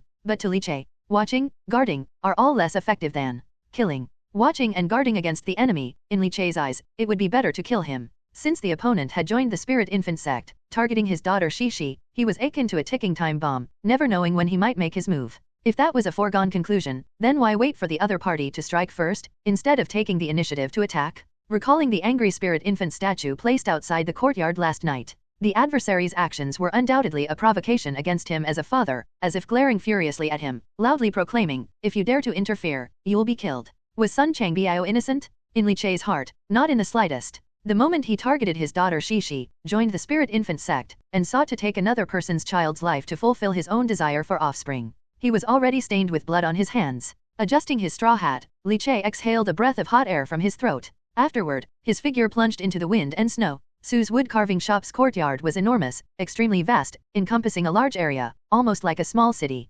Inside was a network of paths crisscrossing, with courtyards standing in rows, and high walls towering between them, creating separations through the alleys. Li Che slipped into an alleyway, stripping off the clothes he wore and donning a black cloak. Then, he took out a wooden mask he had crafted himself, originally intended to bring back to amuse Shi as a toy, but now, he would use it temporarily. Because Shi was born in the year of the ox, Li Che carved a bull-faced mask that had a somewhat cartoonish and cute style. Wearing the cute bull mask, Li Che felt as if the whole world had become separated from him, his every breath becoming light and free. Sun Changbiao. Li Che whispered the name softly. The next moment, he stimulated his Dao Fruit dragon elephant Vajra. Crack, crack, crack. Sounds like colliding bones echoed around, crackling like popping beans. Underneath Li Che's black cloak, his muscles began to writhe, a tingling sensation spreading all over his body, and soon his stature grew taller and more robust, his back muscles suddenly becoming as hard as iron, coiling and writhing like dragons. Flesh dragon elephant, Vajra indestructible, horizontal refinement unparalleled. These were the characteristics of the Dao Fruit dragon elephant Vajra.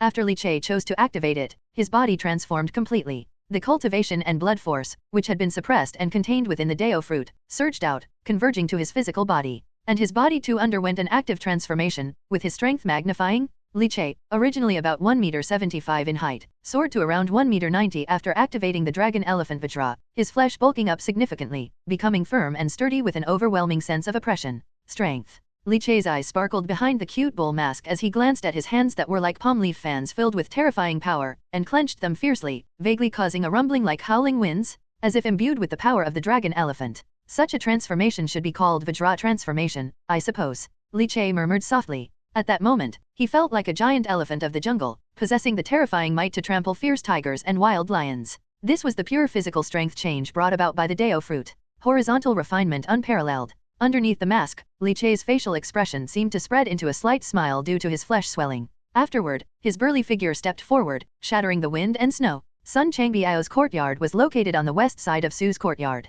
As the second son of Steward Sun, after splitting from the family, Sun Changbiao's residence naturally was exemplary, featuring a triple courtyard with a spacious and bright main yard. Sun Changbiao held an umbrella, returning to his courtyard after finishing work. He let out a breath, his face turning somewhat ugly. Chen Dabao is watching me, so quick, he's found his way to me already. Standing in the courtyard, Sun Changbiao's expression flickered with uncertainty. Old Chen was investigating him, and he had certainly noticed it. No matter how much he tried to conceal it, joining the Spirit Infant sect was ultimately something he couldn't hide forever. After all, he had once personally gone to the altar of the Spirit Infant sect to offer incense. So be it, if he's watching, then he is. If I don't take action, Chen Dabao wouldn't dare to kill me. Without evidence, he won't make a move. What I need to do is just pass on the information, looking for an opportunity. A spirit baby, once delivered to the altar, my son's wish will surely come true. Sun Changbiao desperately wanted a son. No, it should be said that both he and his wife desperately wanted a son. Suddenly, Sun Changbiao, standing in the courtyard, had his thoughts interrupted.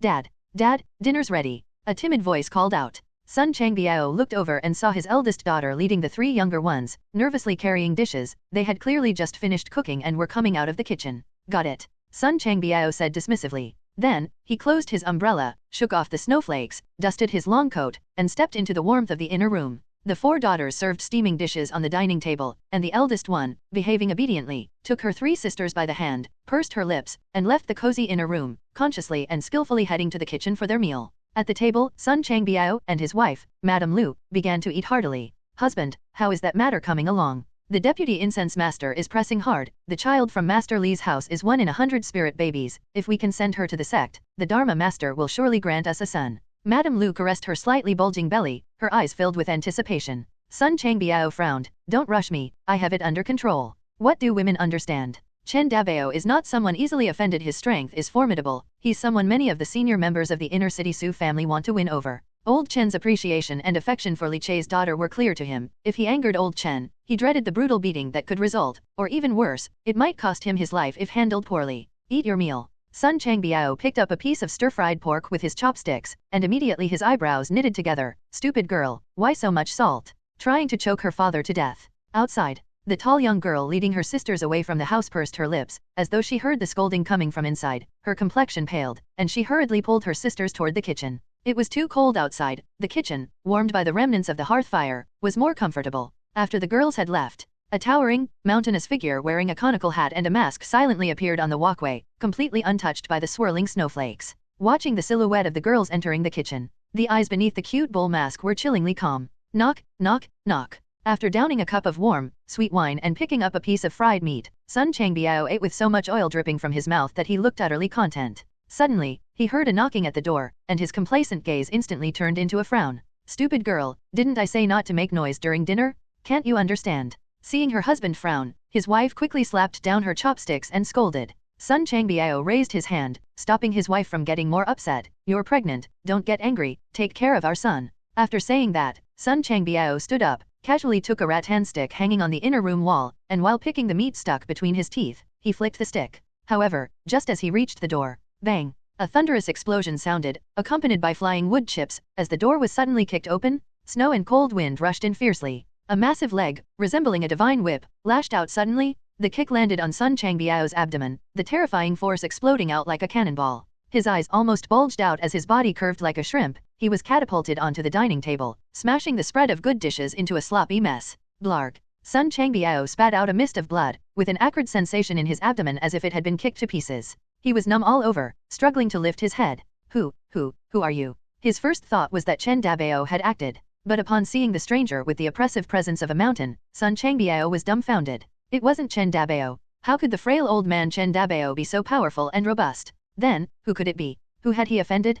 P.S. Asking for monthly tickets, recommendation votes, and followers? The person opposite was wearing a cute bull mask, but the eyes beneath it had not a hint of adorableness. Just by locking eyes for an instant, Sun Changbiao felt the taste of death. An overwhelming killing intent, like a surging river breaching its banks, threatened to collapse his psychological defenses. This is Sue's wood carving shop? You dare to commit murder here. Bearing the intense pain in his abdomen, Sun Changbiao roared in the face of his fear of death. Blood and energy surged wildly within him, his muscles tensed and hummed, and inner strength slithered through his palms like thin snakes. His muscle channeling stage cultivation was on full display, readying a counterattack. Sun Changbiao was well aware that this was Sue's courtyard, where many old wood carvers resided. If he could just stall for time, perhaps help would arrive. At the very least, his older brother and father lived in the nearby courtyard. If they heard the commotion, they could immediately come to his aid. Li Che watched Sun Changbiao indifferently, whose desperate cries were a far cry from his usual gentle and graceful demeanor. Actually, Li Che could not have imagined that someone who was so amiable outwardly could treat his own biological daughter with such brutality and malevolence.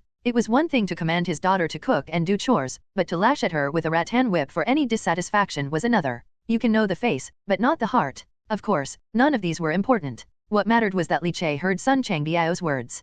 Confirming Sun Changbiao's malicious intentions toward Shishi, this man must be the one who placed the furious spirit infant wood carving last night, intending to offer Shishi to the Dharma master in exchange for a son. A villain? That was cause enough for his death. At that thought, a surge of malevolence and killing intent erupted in Li Che's heart. Bang! Stimulated by the fear of death, Sun Changbiao let out a fierce bellow, and his arms smashed into the ground with such force that he sprung up. His back muscles tensed and snapped straight like a bowstring, as he hurled two fearsome punches towards Li Che. Muscle channeling force, along with inner strength, burst forth. However, the towering and sturdy figure wearing the bull mask merely lifted a hand, his fan-like fist suddenly clenched, and he pushed out a punch. Instantly, a dragon's chant and an elephant's trumpeting were heard, a terrifying sound accompanied by strong sound waves that vibrated the air and spiraled violently within the room. When fist met fist, a sound of shattering bone exploded. Sun Changbiao let out a wail of misery, terror flooding his eyes. Bone tempering? A quenched bone warrior. Such strength could only be that of a quenched bone warrior. How could there be a quenched bone warrior within the courtyard, coming out of nowhere to kill him?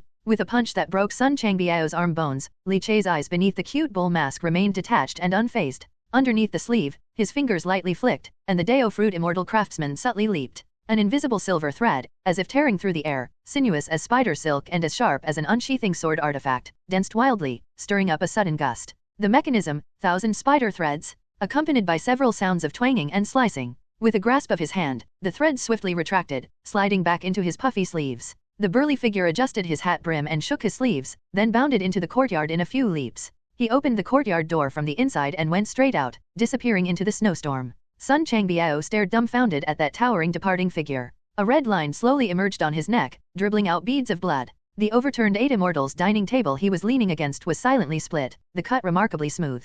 Also neatly severed was Sun Changbiao's head. With a thud, his head tilted to one side and fell from his neck, accompanied by spurting scorching blood. The entire room reeked of blood. Madame Lu, who had collapsed beside him, was already scared witless, trembling uncontrollably like chaff in the wind. Only when the howling wind and drifting snow from the shattered door outside swept in did she muster a scream from the depths of her throat, utmost terror in her shriek. Murder. There's been a murder. In the dark alleyway, Li Che withdrew the power of the dragon elephant Vajra Dao Fruit, and his body immediately returned to normal. He redressed, took out the cute bull mask, and with a clench of his fingers, the mask instantly crumbled into a pile of wood shavings. He pressed down on his bamboo hat and listened to the sobbing cries that drifted along with the sound of the wind and snow. There was not much change in his expression. If Sun Changbiao did not die, he would pose a grave threat to Shishi, and Li Che feared that if he ever failed to watch over Shishi one day, it would be he himself who would be weeping. To live in this world, one's heart must not be too kind, nor one's hands too soft. Li Che no longer claimed to be a good man. This was not the first time he had killed. First, it had been the dark-skinned brute, and now Sun Changbiao. Li Che's hands were stained with fresh blood. But all he wanted was to protect his daughter well. All of this was his duty as a father. I am still too weak. If I could do away with the spirit infant sect, Shishi's safety would no longer be threatened. Li Che looked at his palm and murmured softly. Then, with his head held high and chest puffed out, he stepped out of the alley. Li Che returned to the courtyard, where old Chen was playing with Shishi. He extravagantly used his inner strength to melt away the snow in the entire yard, revealing the dry ground, allowing the little girl to toddle around with her baby walker, wobbling here and there. Daddy. The little girl's eyes immediately brightened when she saw Li Che. Wobbling, she ran toward Li Che, who blossomed into a smile. Does little stinky she miss daddy? Picking up the little girl, Li Che teased her small nose. Old Chen immediately felt jealous, no longer using his inner strength to melt the snow, and the snowflakes began to flutter down from the sky. It's still daddy's princess. Grandpa Chen has been with you all day, and as soon as daddy comes back, you don't want Grandpa Chen anymore. Old Chen pouted, and the air seemed to fill with the scent of vinegar. Li Che immediately burst into laughter, pointing at Old Chen. Zhang Ya came out from the kitchen with hot dishes, smiling softly. Uncle Chen, my husband, it's time to eat. She placed the dishes on the table, which were very rich, with meat and fish, and quite nourishing. Taking a small bowl, she picked out some fish meat and mixed it with plain porridge, then began to feed Shishi, who was sitting in the baby chair, tapping on the wooden bowl. Li Che and Old Chen began to eat, the two of them drinking and dining, while also chatting casually. Zhang Ya's culinary skills were excellent, and Old Chen often came to freeload meals without feeling any burden, especially since the cost of the food was not a burden at all to Li Che these days. Furthermore, Old Chen, in order to spend time with Shishi, started to reduce his own work and often referred his wood-carving customers to Li Che, allowing Li Che to take on many well-paying jobs. After dinner, Old Chen left with his hands behind his back, humming a tune, and walked away in a cheerful mood. However, no sooner had he left than hurried footsteps approached, and at the corner, he encountered a figure with a panicked expression. Little Lu, where are you rushing to? Old Chen recognized the person. It was the youngest son of Old Lu, the woodcarver from the woodcarving shop. Oh, it's Master Chen. Alas, something's happened at my sister's place. Little Lu looked distressed, but upon seeing Chen Dabao, he still stopped to greet him. Old Chen's expression suddenly turned solemn. Little Liu's sister, wasn't that Sun Changbiao's wife? In Su's courtyard, a villain suddenly appeared, broke into my brother-in-law's yard, and brutally killed him. Alas, my father sent me to notify the manager. Alas. Little Lu sighed endlessly, exchanged a few words with Old Chen, and then hurriedly ran out of the courtyard. The cold wind rattled, bone-chillingly cold, and there was a great stillness between heaven and earth. Sun Changbiao, dead? Just a while ago, he had informed Li Che that it was Sun Changbiao who had set his sights on Shishi. And now, Sun Changbiao was dead in his own house, beaten to death by someone. Coincidence? Chen Dabao clenched his wine gourd, his expression suddenly becoming complex. Chen Dabao stood with his hands clasped behind his back, watching Little Lu leave. Snowflakes danced down from the sky, landing on his graying hair. His eyes held a hint of distraction and complexity. Sun Changbiao was dead, but what Chen Dabao found noteworthy wasn't the death itself. In this era, the death of a man was all too common. What concerned him was Li Che's decisiveness. They had just discovered that the person coveting Shishi had joined the Spirit Infant sect and turned out to be Sun Changbiao. As soon as the workday ended, Li Che had hurried off to kill Sun Changbiao. Decisive, ruthless, quick to act. Was it really Li Che who did it? Where did he get the strength to kill Sun Changbiao? Even Chen Dabao began to feel bewildered and doubtful. His leisurely stroll turning serious, he changed his course and headed towards Sun Changbiao's house. As he approached the house, he heard earth-shattering cries. Outside the courtyard, a crowd bustled about, and there was Steward's son, his old face turning ashen, his whole body trembling. Clenching his fists, he was a mix of anger and sorrow. Who was it? Who killed my son? My son was kind and honest, always treating others well. Who would be so vicious? Steward's son cried inconsolably, the agony of losing a child piercing his heart. Madame Lu sat in a chair, propped up by others, her tears falling ceaselessly, sobbing loudly. Old Chen moved in closer, made some inquiries, and suddenly felt a peculiar twist in his thoughts.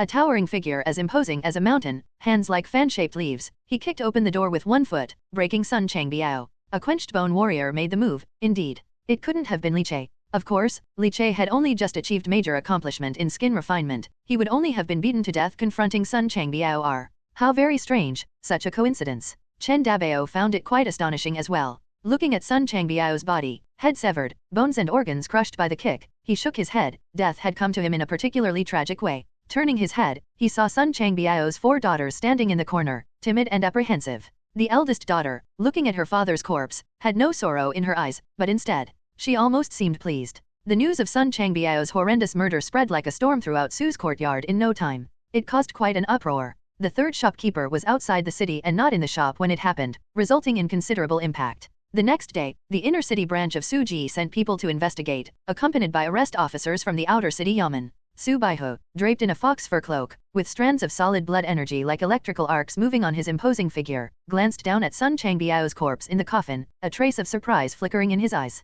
The strength of 1,000 caddies, one kick shattering the organs, and the exchange of punches broke Sun Changbiao's arm bones with a crushing force. Beyond doubt, the perpetrator must be a dominant quenched bone warrior. As for the final cut severing the head, being so neat indicates an extremely sharp weapon. It seems to be the work of a sword artifact. Next to Su Baihu, head constable Zhao Chuan-seong from the outskirts government office, also a robust figure with a broad-bladed saber at his waist, narrowed his eyes as he analyzed. Head constable Zhao, I'll need to trouble you with this matter. I never thought that after so many years of peace, my Su family shop would suffer such brazen violence. Su Baihu bowed. Zhao Chuan-seong laughed and waved dismissively. Perhaps it's another family seeking to kill two birds with one stone, targeting Sun Changbiao to send a message and disturb Suji. But what's odd? Why target Sun Changbiao? Why him? Su Baihu was also puzzled, unable to come to a conclusion after some thought. Zhao Chuan-seong chuckled, raising his hand with a light flick. Search the place, see if you can find any clues. As he finished speaking, the arrest officers brought by Zhao Chuan-seong proceeded to search Sun Changbiao's large house. Madame Lu, who was sitting and weeping in the chair, showed a flash of panic in her eyes when she saw the officers searching, followed by despair. Soon after, an officer called out, "Found something." He returned with a three-headed six-armed spirit infant statue in his arms. Spirit infant sect. Su Baihu's eyes widened in anger, his hair standing on end as he turned to Madame Lu and bellowed, "You worship the spirit infant sect." Zhao Chuan-seong narrowed his eyes, patting his hand lightly, "So it's the spirit infant sect, that clarifies things." He glanced at the four girls standing in the corner, the youngest looking only 2 or 3 years old, tilting her head, her hair messy, and her face confused. Su Baihu's face darkened, knowing the spirit infant sect had infiltrated his shop was an anticipated circumstance, but having it exposed so abruptly was embarrassing for Suji. Now the matter seems clear. Sun Changbiao had joined the spirit infant sect, and his daughter must have caught their eye for sacrifice. Unwilling to comply, Sun Changbiao chose to protect his daughter's life, thus intervening and succumbing to a vile hand. Tisk tisk, truly a tearjerker of fatherly love. Madame Lu, you say it is or it isn't. Sitting in her chair and still crying, Madame Lu suddenly froze.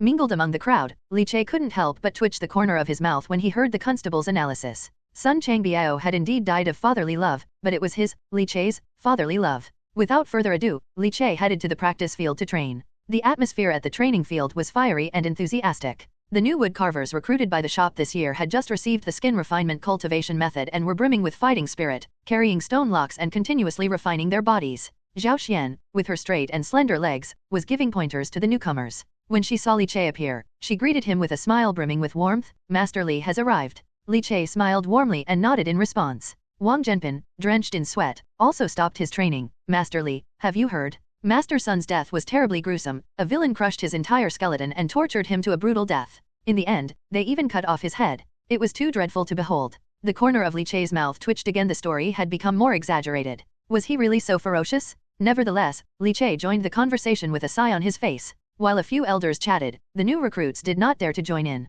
After a while, Li Che began his training. His publicly displayed cultivation level was now at great success in skin refinement, which already made many people envious. Li Che would not skip his daily training, for the Dao Fruit of the dragon elephant Vajra could mature through diligent practice, making daily training indispensable. However, while he was training, he began to ponder the tendon activation technique and the internal strength method. Just as he was deep in thought, Su Baihu arrived at the practice field. Second shopkeeper. Everyone immediately ceased their movements and greeted him with a fist and palm salute. Su Baihu's face softened slightly. "I came to investigate Sun Changbiao's cause of death in the outer city today. It's also a good opportunity to give you some guidance on your cultivation levels." His gaze fell on Li Che, showing a look of satisfaction. To reach major accomplishment in skin refinement within a year demonstrates excellent body refinement talent.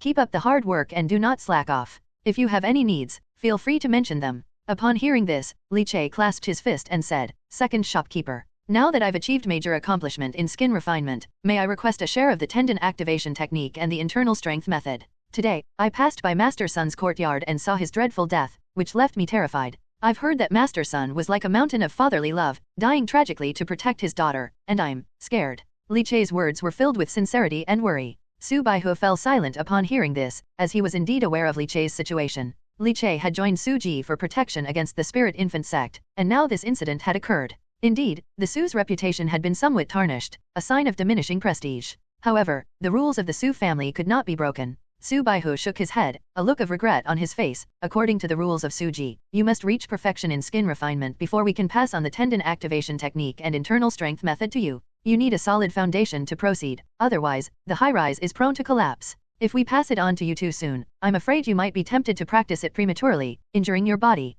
This is for your own good." Li Che showed a look of regret upon hearing this. Seeing his reaction, Su Baihu hesitated for a moment before a porcelain bottle appeared in his hand. He handed it to Li Che. "Here's what we'll do. This bottle contains skin refinement pills, 6 in total. Consider it a reward for achieving major accomplishment in skin refinement. Take 1 pill every 5 days. With your talent, in just over a month, you should be able to achieve perfection in skin refinement. At that time, you can come to me for the tendon activation technique and internal strength method. Li Che felt a bit disappointed, but he accepted the skin refinement pills with a look of joy, already deciding in his heart to visit the marketplace to see if he could purchase an internal strength technique. Old Chen had mentioned that they were not people from the Su family, so the meridian opening method and internal strength technique they were qualified to practice were not particularly profound and not much different from the high-quality internal strength techniques available for purchase in the marketplace. Seeing Li Che accept the elixir, a smile appeared on Su Baihu's rugged face. Li Che, I have a job specially for you. I know your wood carvings are full of meaning. The young master of the Si family from the inner city has sought me out and wants to commission you to carve a wood carving, with a compensation of 5 gold leaves.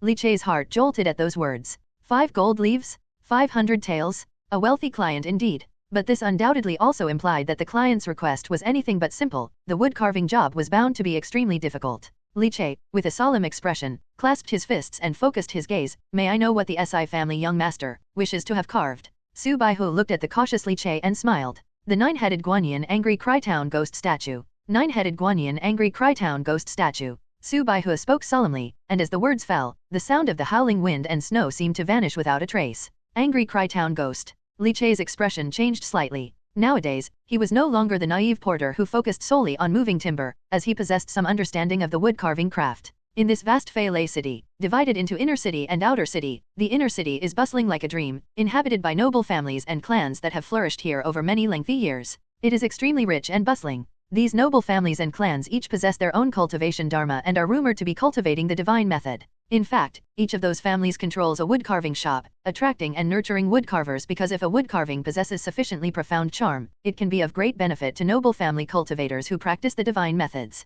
One can extract divine cultivation from the wood carvings. This is also why the wood carvings crafted by woodcarvers can be sold at high prices. Within the wood-carving shops of the inner city sit wood-carving masters, whose works, full of spirit, are extremely precious. Each piece is worth 100, if not 1,000, gold. Over the past year, Li Che had heard many such stories from Old Chen. Becoming a wood-carving master is not easy, for the spirit infused into the wood carvings must reach the level of overflow and take shape. Li Che's immortal artisan Dao Fruit had reached LV2, which allowed him to imbue his sculptures with soulful essences, but to reach master level, he still fell short. Perhaps when he reached LV3, he would achieve master standards. The Si family will provide the statue blueprint, you just need to carve it, Su Baihu said, his large frame imposing and his voice deep as he looked intently at Li Che. This is a precious opportunity, a result of the reputation you've built from your past carvings. You've been granted this because of the substantial essence in the wood carvings you've created. You don't need to feel too pressured. Even if the carving fails and the essence of the finished wood carving is not rich enough, there's no harm. After all, you've only been a wood carver for a year and there's still room for growth. Treat it as practice, Su Baihu reassured. The task for 5 gold leaves was one Li Che did not intend to let slip by. I'll give it a try, Li Che said, cupping his fists in thanks. Seeing Li Che accept the task, Su Baihu's mood improved greatly. He patted Li Che's shoulder and said, the Si family's young master wants your wood carving, probably for cultivating the divine method. The Si family's divine method is known as Angry Crytown Ghost. If you succeed, you will have no worries about food and clothing in the future and might even have the opportunity to break into the master realm. Divinity. Angry Crytown Ghost. Li Che recalled the discussions he had heard from Old Chen. Cultivation methods include body refinement, inner strength, and divinity, with the divine method being the most mysterious, inner strength being precious, and body refinement being relatively more common. The divine method is usually controlled by the noble families and clans of the inner city, completely inaccessible to outsiders. Su Baihu looked at Li Che and spoke softly. Divine methods are commonly divided into 7 branches: joy, anger, sorrow, thought, grief, fear, and shock. Angry Crytown Ghost belongs to the divinity of sorrow, a divine method profound and infinite in mystery, but it requires daily accumulation of divinity and isn't easy. Su Baihu did not say much more, giving Li Che a deep look. Your talent in wood carving is exceptional. If you become a wood carving master in the future, it is possible to obtain the divine method from our Su family. Therefore, do not slack off. Hearing this, Li Che quickly showed a grateful expression and bowed with his fists. Su Baihu nodded with satisfaction and took out a folded piece of paper from his sleeve. Here is the blueprint for the 9-headed Guanyin Angry Crytown Ghost statue. The deadline is 1 month. I will come for you after a month. At that time, I will take you to the inner city to trade with that young master of the Si family. Li Che nodded and took the blueprint. After finishing his training, Li Che cleaned up the workshop and left Su's wood carving shop. He used the excuse that he was going to buy some yellow wine and sliced cured meat, but in reality, he planned to visit the marketplace in the outer city to see the situation. If he could not obtain the tendon activation technique and internal strength technique from Su Baihu, he would have to find them himself. Fortunately, the tendon activation technique was just a body refinement technique. Although rare, it was not as hard to find as the divine methods. After leaving the wood carving shop, he reached a narrow alley. Upon confirming there was no one around, he activated his dragon elephant Vajra, growing taller and more imposing. He then took out a wood carving mask, placed it on his face, wrapped himself in a poncho, and disappeared into the long street. The marketplace of Fei City, located in the western part of the outer city, was in a rather dilapidated area with rows of shabby huts and old buildings. It appeared quite wretched. Yet, this was the trading hub for the cultivators of Fei City, most of whom were adventurers from outside the city. They battled demons and braved mysterious temples to acquire cultivation resources. Cultivators would spread out worn cloth on the ground, turning it into a makeshift storefront, and start conducting business with an assortment of strange trinkets on display. As Li Che made his way through the market, his eyes shifted curiously, making his first visit here mainly because he hadn't cultivated before and didn't dare come, fearing he might lose his life for nothing. After browsing various stalls for a while, he finally stopped in front of a vendor who was also wrapped up tightly. A sense of familiarity in their aura gave Li Che a certain degree of comfort. Recently acquired items from the mysterious temple, would you be interested? The stall owner gave a cursory glance at Li Che, who was wrapped so tightly that not a breeze could pass through, and spoke in a hoarse voice. Mysterious temple. Li Che remained silent. That was an extremely dangerous place outside the city, rumored to be where the heritage of the Spirit Infant sect originated from. The vast Great Vista was so unstable largely due to the mysterious temple that had sprung up like bamboo after rain, and the rampant evil creatures that had escaped from the out-of-control temple. For martial artists in pursuit of cultivation, the suppressed mysterious temple was a place to explore for resources. However, Li Che had little interest in the mysterious temple right now, as he had come to the marketplace seeking a body refinement technique. Does the merchant have any body refinement techniques for sale? Li Che altered his voice slightly as he spoke hoarsely. Body refinement technique. The merchant, sitting cross-legged on the ground, looked up oddly upon hearing this. What level do you seek? Tendon activation technique, Li Che said. Tendon activation technique? The merchant's gaze flickered. I happen to have a middle vehicle body refinement technique that I scrounged up from the mysterious temple to the south of the city, which can cultivate until bone tempering. Would you be interested? Li Che's towering stature was extremely imposing, but the merchant was not intimidated, thinking, what strength could someone who needs to buy a tendon activation technique possess? I only need the tendon activation technique, Li Che responded indifferently. Upon hearing this, the merchant stopped wasting words. He was quite efficient, directly pulling out an old book with a blue cover from his bosom and handing it to Li Che. After flipping through and confirming that it was indeed the middle vehicle tendon activation technique, Li Che was satisfied and closed the book. If you have any internal strength techniques, you can also bring them out for me to have a look, he said. In reality, Li Che did not hold out much hope for an internal strength technique.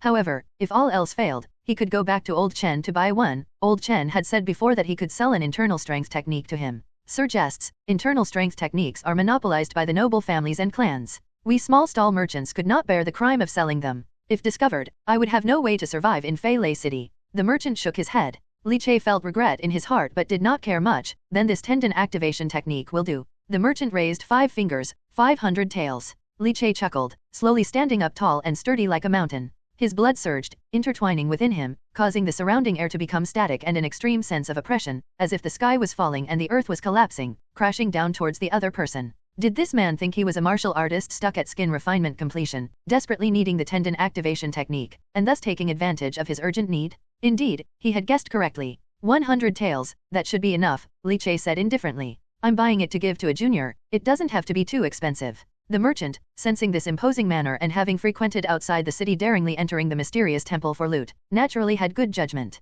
This burly man's blood was so vigorous, the oppressive feeling was not inferior to that of a quenched bone warrior, and he had even tainted his hands with human lives? He was decidedly a ferocious man who regarded human lives as grass. An unremarkable handwritten script of the middle vehicle tendon activation technique, selling it for 100 taels was still a profit. After all, he had copied several volumes at home. Deal. The merchant immediately said earnestly. Li Che, upon hearing this, threw down 100 taels and, taking the tendon activation technique, turned and left, disappearing into the marketplace. The merchant was quick to pull up his fabrics and left the stall too. Having acquired the tendon activation technique, Li Che was in a good mood and could begin opening his sinews tomorrow. After leaving the marketplace, he found a secluded place, shed his cloak, found a place to hide it well, then leisurely went for marinated meat and wine, and also stopped by a pastry shop to buy a box of osmanthus cakes that Zhang Ya liked to eat, before returning to the wood carving shop. Snowflakes fluttered and danced in the sky. He treaded over the thick snow covering the bluestone pavement. Li Che walked towards his way home. However, his steps gradually came to a halt.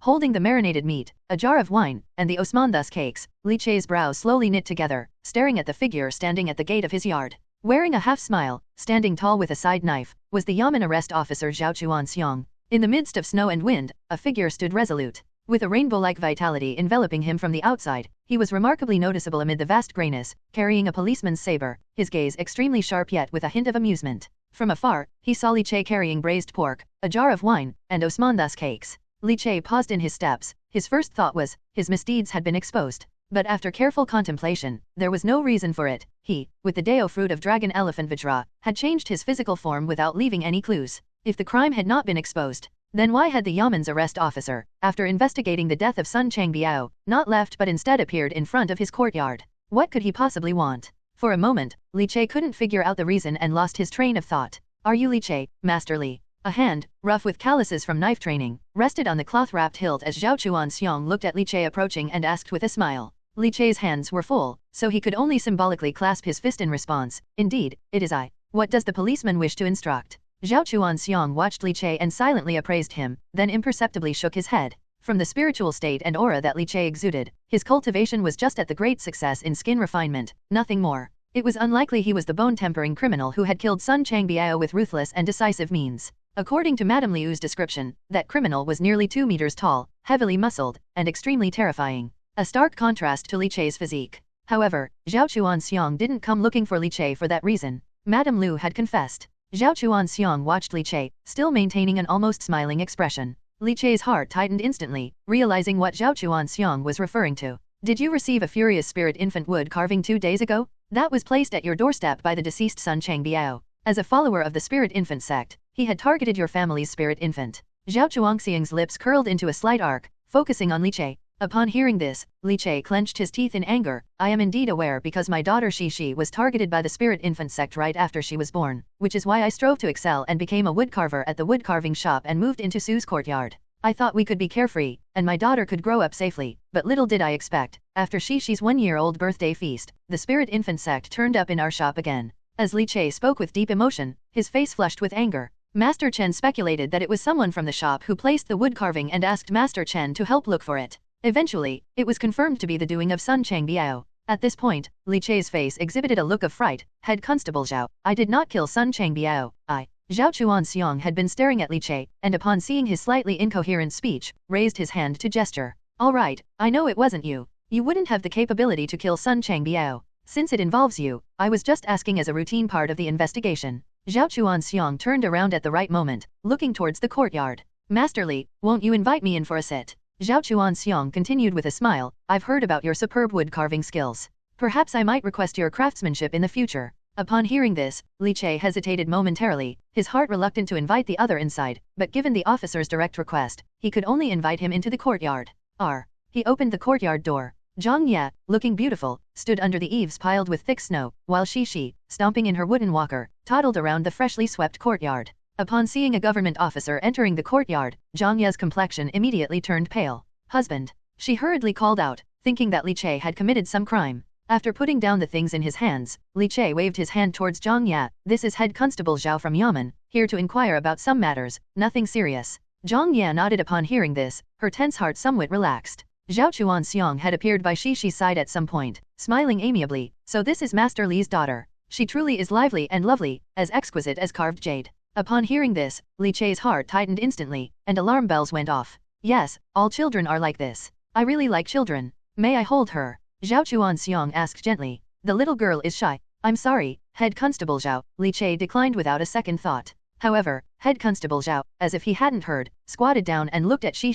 Shi, can uncle hold you? All right. Shi's crystal-clear large eyes stared at Head Constable Zhao, and the next moment, she started scooting away in her walker, clattering along. Yet, Zhao Chuanxiang laughed, his hand already reaching out. Li Che's eyes narrowed, his dragon elephant Vajra Dao Fruit began to throb slightly in his heart, but he quickly suppressed it, because the hand Zhao Chuanxiang extended had been grabbed by another hand, preventing him from holding Shi. Head Constable Zhao, if the girl doesn't want to be held by you, what are you doing? Old Chen, not a tall figure, with a leather wine flask at his waist, had reached out his hand and firmly held Zhao Chuanxiang's extended hand. The whirling snowstorm seemed to freeze in that moment, hanging in midair, then silently shredded by a terrifying gale, exploding into a mist of snow. Two conflicting auras clashed fiercely, like giant waves colliding skywards. Zhao Chuanxiang slightly turned his head, his gaze shifting to Chen Dabao who had stopped his motion, the smile on his face gradually fading.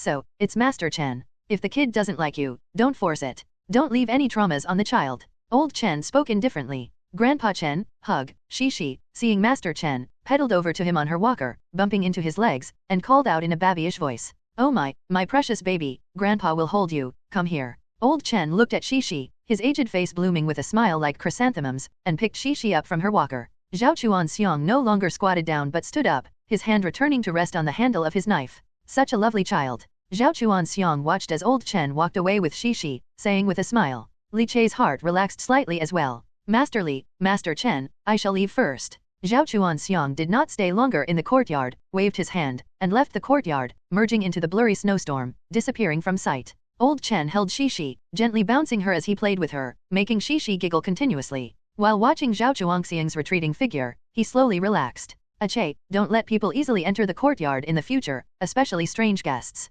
Old Chen said gravely. Shishi's resistance to Zhao Chuanxiong isn't because she's shy. Shishi is perceptive, she has the spirit to discern good from evil intent towards her, and this Zhao Chuanxiong harbors no good intentions, Old Chen said. Upon hearing this, Li Chei's expression shifted slightly. He told you that Madame Lu confessed, and it was Sun Changbiao who placed the spirit infant wood carving in front of your courtyard. Old Chen looked at Li Chei. Li Chei nodded. Old Chen smiled slightly, his voice a bit cold. From start to finish, Madame Lu only admitted that they, as a couple, had joined the spirit infant sect, but she never confessed to placing the spirit infant wood carving at your doorstep. Moreover, the spirit infant statue found in Sun Changbiao's home was a common three-headed six-armed spiritual infant statue, with one eye open and one closed. How then did Zhao Chuanxiong know that the one placed in front of your door was the furious spirit infant? Ns suddenly narrowed as he heard the words, a chill swept through his entire body, starting from his scalp and spreading down his spine to his limbs and bones. This arrest officer from the government office, Zhao Chuanxiong, has issues. Li Chei took a deep breath. Old Chen, holding Shishi with a grave expression, shook his head. Of course, we can't exclude the possibility that he got the information from somewhere else, but I feel like there's something off about this Zhao Chuanxiong. With his status as an arrest officer, such an obvious flaw isn't likely to be shown so openly. It's more like, Old Chen said, squinting involuntarily. Just like those members of the spirit infant sect who placed the spirit infant statue at your doorstep, it's part of a ritual. Old Chen's words weighed heavily on Li Chei's heart, and a surge of intense killing intent bubbled forth in an instant. According to what Old Chen said, does that mean Zhao Chuanxiong might be involved with the spirit infant sect? An arrest officer from the government office could also be involved with the spirit infant sect. Li Chei asked in a grave voice. Upon hearing this, Old Chen burst into laughter. What you're saying? There are rumors that the Prime Minister of Great Vista now worships the Divine Buddha. Why couldn't an ordinary arrest officer be involved with the spirit infant sect? After speaking, Old Chen's expression became solemn. The spirit infant sect originates from the mysterious temple. They possess the divine method, which is a major temptation for many martial artists and cultivators. The waters of the spirit infant sect are much deeper than you can imagine. Divine method? Li Chei shuddered upon hearing this. However, you'll be safer staying at Sue's wood carving shop. These people wouldn't dare to mess around. I'm living next door, too, and I'll keep an eye out for you at all times. Spirit baby, ah. Old Chen shook his head, looking at Shishi cradled in his arms with a pitying gaze. Having too much spirit is not a good thing, it's the source of sins and disasters. The wind howled furiously, swirling between heaven and earth. Li Chei stood erect, looking towards Zhao Chuanxiong who had disappeared into the blizzard. The Dao Fruit dragon elephant Vajra within his chest was throbbing vigorously, as if there were dragons chanting and elephants trumpeting. Old Chen, this Zhao Chuanxiong, what is his cultivation? Li Chei narrowed his eyes and asked. Old Chen, holding Shishi, was momentarily stunned. This scene seemed familiar. In the past, Li Chei seemed to have asked about Sun Changbiao's cultivation. However, he didn't question further, for he had witnessed Li Chei's cultivation with his own eyes. Zhao Chuanxiong, as an arrest officer of the outskirts government office, is not weak in cultivation. He should be in the bone-tempering realm, and as for inner strength, during the brief encounter earlier, it was roughly at the level of the three heavens. In the outer city, he is absolutely considered a top fighter. As for whether he has cultivated the divinity, that I do not know, Old Chen said with a serious and grave complexion. Zhao Chuanxiong's cultivation was indeed not weak. If he were to be enhanced by divinity, even Old Chen himself feared he would not be able to defeat him. Li Chei nodded slightly and let out a small breath. It seemed that killing Zhao Chuanxiong immediately was going to be a bit difficult. Of course, what Old Chen had said before was merely conjecture. So, next, the first thing to do was to find out whether Zhao Chuanxiong was indeed related to the spirit infant sect. If related, then he must be killed. Having such a strong figure always coveting his precious daughter Shishi was like sitting on pins and needles. Old Chen, didn't you say you have internal strength techniques for sale? Sell me one. In the wood carving shop, within the workshop, Su Baihe had someone move the timber prepared by the Si family's son into his workshop. It was a piece of high-quality Phoebe Nan Mu, not young in age. Knowing that Li Che was not highly cultivated and had not developed inner strength, Su Baihe had long arranged for the timber to be dried with inner strength so that Li Che could immediately start carving. Li Che sat in the chair and took out the pattern Su Baihe had given him. It was the nine-headed Guanyin frowning and crying ghost suppressing painting. The intricate pattern was even more complex than he had imagined. A month's time seemed rushed for the task at hand. He closely observed the pattern. Guanyin had 9 heads, and each head depicted a state of sorrowful crying. Although each was different, they all revolved around a theme of grief. The longer he looked, the more Li Che felt his emotions being affected. His nose tingled, and he felt an urge to cry. Astonished, Li Che's eyes contracted sharply. Divinity. Divinity. It's indeed eerie and terrifying. As old Chen described it, the most profound and terrifying divine cultivation, Li Che finally got a taste of it. He patted the large piece of Phoebe Nan Mu on the table, touching every part, forming a spatial pattern in his mind, planning out proportions, measurements, angles, and so on. Then, he took the ink brush and began to outline the design on the wood. After the shape was set, it was time to take out the carving knife, focus sharply, calm the heart, and start with the first cut. 3 days later, in a courtyard in the outer city, snowflakes fluttered down from the high sky, but before they could get close to Li Che's body, they were torn into powder by a forceful vigor and blood energy. Li Che maintained a strange posture, his waist twisted nearly 90 degrees, arms crossed, blood chi circulating in a unique pattern. Invisible air currents seemed to roar around his body, rumbling like the tide of a great river. Li Che did not stimulate the dragon elephant Vajra, entering the state of Vajra transformation. He simply didn't suppress his cultivation, venting the blood chi and strength accumulated in the Dao Fruit. Su family's 9 tendon technique. The tendon activation technique that Li Che found in the marketplace. It belonged to the middle vehicle of tendon techniques, slightly better than the lower vehicle common goods that sold for 20 or 30 taels. For example, Su Ji's tendon techniques that they could impart to him were generally of this quality. And naturally, Su Ji possessed superior tendon techniques of higher quality, which were reserved for their own family members to cultivate and were not to be divulged or leaked. In the marketplace outside, such techniques were practically priceless unless a noble family collapsed and their body refinement techniques leaked out, otherwise, they were not for sale at all. And a superior tendon technique alone would be worth more than 1,000 taels. This was just for tendon techniques. If it were for subsequent methods like bone tempering or blood exchange, their value would be even higher. The main tendons were taut as if they were bowstrings, emitting a buzzing, crackling sound. Below the reddened skin membrane, a large tendon rose up like a coiling dragon, undulating and pulsating, containing surging, powerful strength. Gradually, the body relaxed. He took a deep breath, hot as fire, melting the falling snowflakes. Opened one main meridian. It's just an entry to tendon activation. My strength has grown much more than when I was at the skin refinement phase. A smile formed on Li Che's lips. His eyes lit up.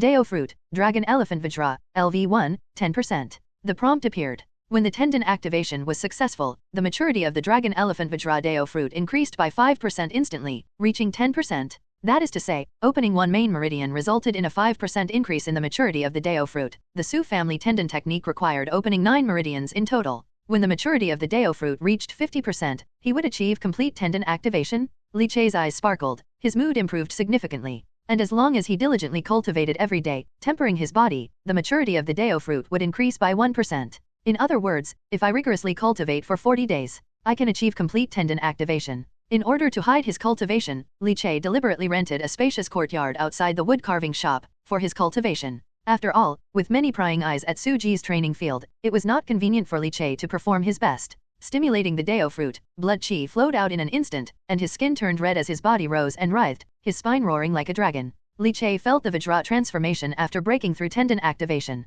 The strength is even greater, almost double than before. If previously one punch had the power of 1,000 jin, my punch now has approximately 2,000 jin of power. Reaction and speed have both enhanced. Overall, it's roughly a 2-fold improvement. A smile spread across Li Che's lips. After testing, he could finally confirm that the Vajra transformation was related to his own cultivation. The stronger his own cultivation, the greater the enhancement provided by the Dao Fruit. 2,000 jin of power is at the minor accomplishment level in the bone tempering realm. It is said that those with great achievement in bone tempering have 5,000 jin of immense strength, and bone tempering completion allows one to reach 10,000 jin. The burst is incredibly terrifying. Additionally, the SI Snake Inner Strength method I bought from Old Chen has also successfully cultivated a strand of inner strength. With my Dao Fruit Dragon Elephant Vajra, horizontal refinement is unparalleled, and the speed of martial arts cultivation is extremely fast. Li Che's face brightened with a smile, raising his hand, in his palm a whirling, invisible current like a small snake in a pond holding explosive power. With a clench of his fingers, the surge of energy vanished without a trace.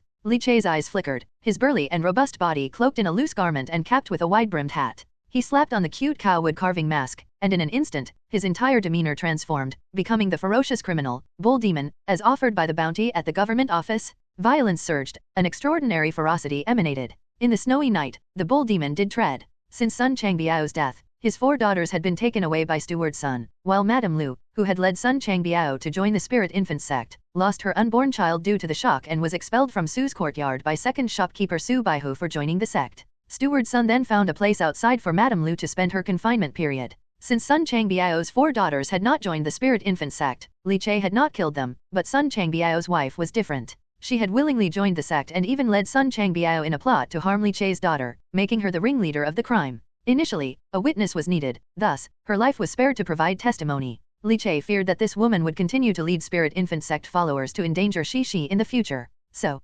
indeed, it was time to clean up this mess. Dressed for travel, Li Che plunged into the blizzard and, moments later, arrived south of Fei Lei City. Within a dilapidated courtyard piled high with thick, fluffy snow. In the courtyard, a stove burned fiercely, boiling water bubbling out steam that warmed the house. Li Che, his face covered by a mask and wearing a wide-rimmed hat, clad in black, silently landed inside the courtyard wall, moving as quietly as falling snow, quickly approaching the house. Inside the house, incense sticks were lit, and grey smoke incessantly filled the air. Li Che poked a hole in the window paper and looked inside to see a thin figure kneeling before a 3 heads and 6 arms angry spirit infant statue, ceaselessly kowtowing and wringing her hands. The Holy Spirit teaches, cleanse the worldly dust, reincarnation without worry, achieved by innate wisdom without being taught. Divine above, this humble woman will ensure the spirit baby of the Li family is restored to its position. Please bless this humble woman's child to reincarnate. Madame Lu chanted non-stop, devoutly worshipping. Watching the angry spirit infant statue, the skin under Li Che's cute bull mask twitched, and a hint of a murderous intent slowly emerged in his pupils.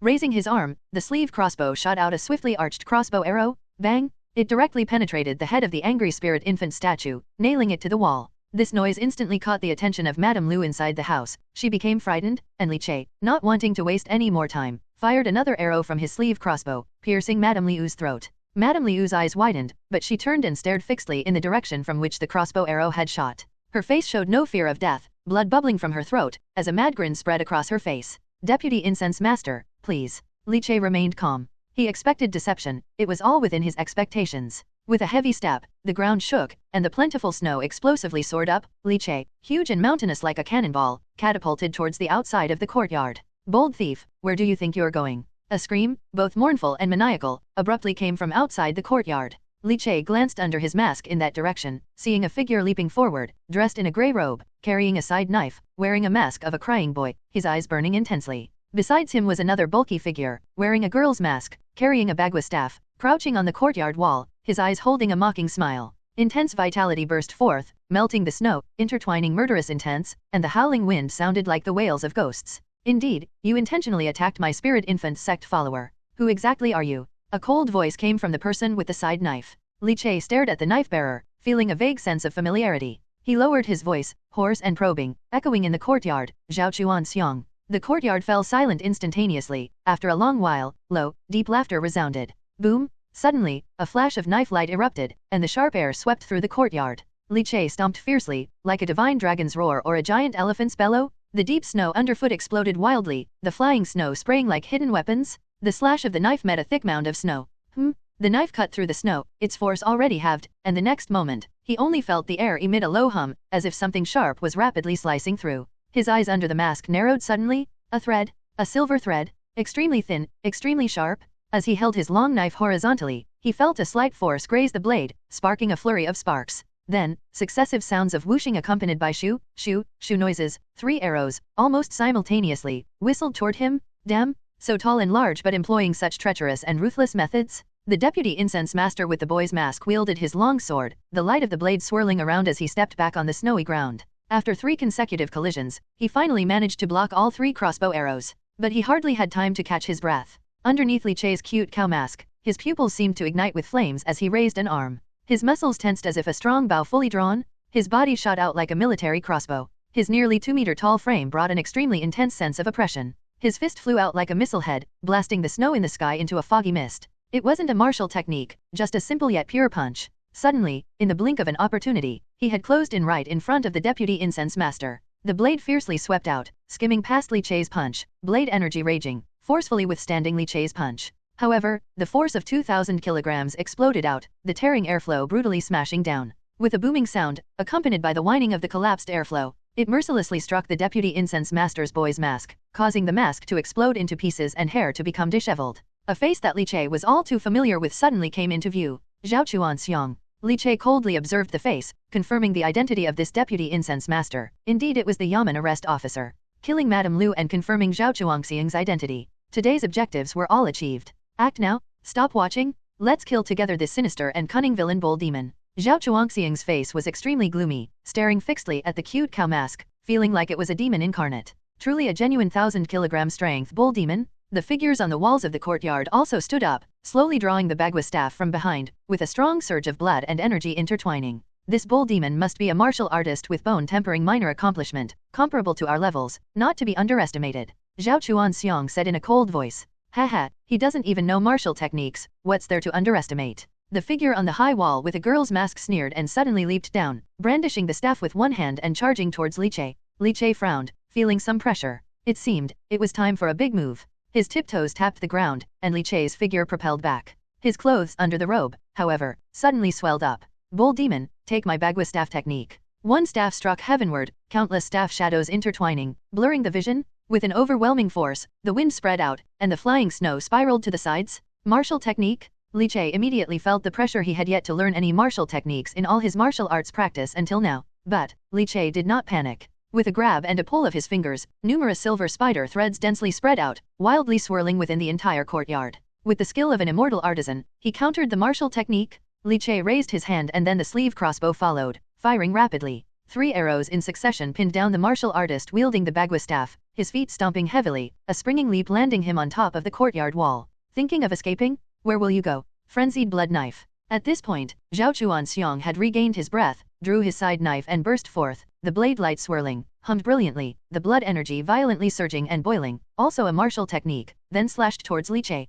Li Che casually glanced at him. With a shake of his hand, a guanyin blood lotus suddenly emerged in his wide, fan-like palm, the last of his 3 secret mechanisms, and the most powerful one, crushing the kindly-faced guanyin wood carving, leaving only the lotus base. It was then lightly tossed out by Li Che. This sinister bull demon has hidden weapons, too. Zhao Chuanxiang was startled, but the long knife in motion was difficult to stop mid-swing. He had to grit his teeth and continue the slash. However, that blood-colored lotus base eerily hovered in midair. Explode. Then, accompanying the bursting light, it started to spin at high speed. With a hissing sound, countless, fine as oxhair wooden needles shot out like rain in the human world, as if guanyin were shedding tears. Thousands of them burst forth. P.S. Monday, critical moment in the PK, seeking monthly tickets, recommendations, and support for following. Tiny as oxhair yet extremely sharp wooden needles rained down like a storm, covering the sky. With his long knife stained in blood, Zhao Chuanxiang swung it fiercely at the sight, his hair standing on end and pupils shrinking, forced to whirl his blade to summon a wild gust, blocking the dense barrage of hidden weapons. But there were too many. The blood lotus explosion sent the dense wooden needles piercing through like a torrential downpour, finally penetrating his body. Blood mist billowed, and Zhao Chuanxiang, who had leapt up, now heavily crashed back into the snow-covered courtyard. His pores oozed tiny beads of blood, which quickly dyed a large patch of the white snow red. Zhao Chuanxiang let out a low roar, his hair and beard bristling. He hurriedly circulated his inner strength to resist the blood flow in his meridians, his face reddening in rage. So sinister, so vicious? What a malicious bull demon. Zhao Chuanxiang's angry shouts persisted. The Bagua staff martial artist wearing a young girl's mask leapt onto the surrounding wall, but such a delay cost him a glimpse revealed no trace of the bull demon, already vanished into the blurring wind and snow. Glancing back at the finely pricked holes left by the dense wooden needles in the snow, the Bagua staff martial artist couldn't help shivering. Protect me for a moment. This bull demon is truly vicious. These needles are extremely fine, even the membrane of my body tempering realm couldn't withstand them. They've penetrated my body, and are now following my blood and meridians, aiming to pierce my heart. I need to use my inner strength to protect myself and force these needles out. Gasping heavily, Zhao Chuanxiang immediately sat cross-legged on the snowy ground and said to the Bagua staff martial artist before starting to seriously circulate his inner strength. Searing heat emanated from every inch of his skin. Almost the time it took for a cup of tea to brew, Zhao Chuanxiang's body shook violently, and he opened his mouth wide to spit out a large mouthful of coagulated blood. The clotted blood was filled with the dyed wooden needles. How is it? The martial artist holding the Bagua staff looked at Zhao Chuanxiang and asked in a deep voice. It's nothing serious, just some damage to the meridians. I need to recuperate for a while. This bull demon, truly malicious. Zhao Chuanxiang's face was unpleased. He had set a trap to capture and kill this bull demon, but he had not expected to suffer such a loss. At least he didn't temper those needles with poison, remarked the martial artist with the bagua staff, glancing over and smiling. Zhao Chuangxiang's mouth twitched, too lazy to respond, but inwardly he felt somewhat relieved. This bull demon, vicious yet not deadly enough. Wearing a bull demon mask, the body tall and burly, and possessing bone-tempering cultivation, such a conspicuous physique should be impossible to hide in the outer city. Zhao Chuanxiang exhaled. Could it be someone from the inner city? Most likely, the noble families and clans from the inner city have superior legacies, the martial arts they practice are extremely profound, and their diet is rich in nutrients, making them robust with vigorous blood and qi. Look at the Yang family, every one of them is as robust as a bull. Nearly every grand noble family and clan has such horizontally refined martial artists. Moreover, the strength of that bull demon is even stronger than a warrior with bone-tempering minor accomplishment. It seems the martial arts he practices are exceedingly noteworthy, definitely originating from a noble family. And those wooden needles probably have something to do with the woodcarvers under noble families and clans. With such skill, they might well be the work of some woodcarving master. The martial artist holding the bagua staff nodded and commented. The Dharma master has gone to the inner city to deal with those noble families and clans, taking over quite a bit of their interests. These noble families are not vegetarians, it's normal that they would fight back. The Yang family, the Su family, the An family, or the Si family. Zhao Chuanxiang slowly stood up, meticulously extracting wooden needles as fine as ox hair from the snow. His rough fingers ground the needles, his eyes brimming with intense killing intent. Regardless, this bull demon must be killed sooner or later. Li Che, wearing a broad hat and a loose overcoat, returned to the small courtyard he rented. His body deflated like a punctured balloon, returning to its normal size. Escaping from the hands of two quenched bone warriors, not bad, but I've used up all my trump cards. The sleeve crossbow, 1,000 spider threads, and Guanyin blood lotus, all three mechanisms were fully deployed. Tisk, it's a pity that my inner strength isn't fully cultivated yet, otherwise, driven by a powerful inner strength, the eruption of the Guanyin blood lotus could be doubled, and Zhao Chuanxiang would have been heavily injured if not dead. Now, at best, I can only inflict minor and insignificant wounds on him.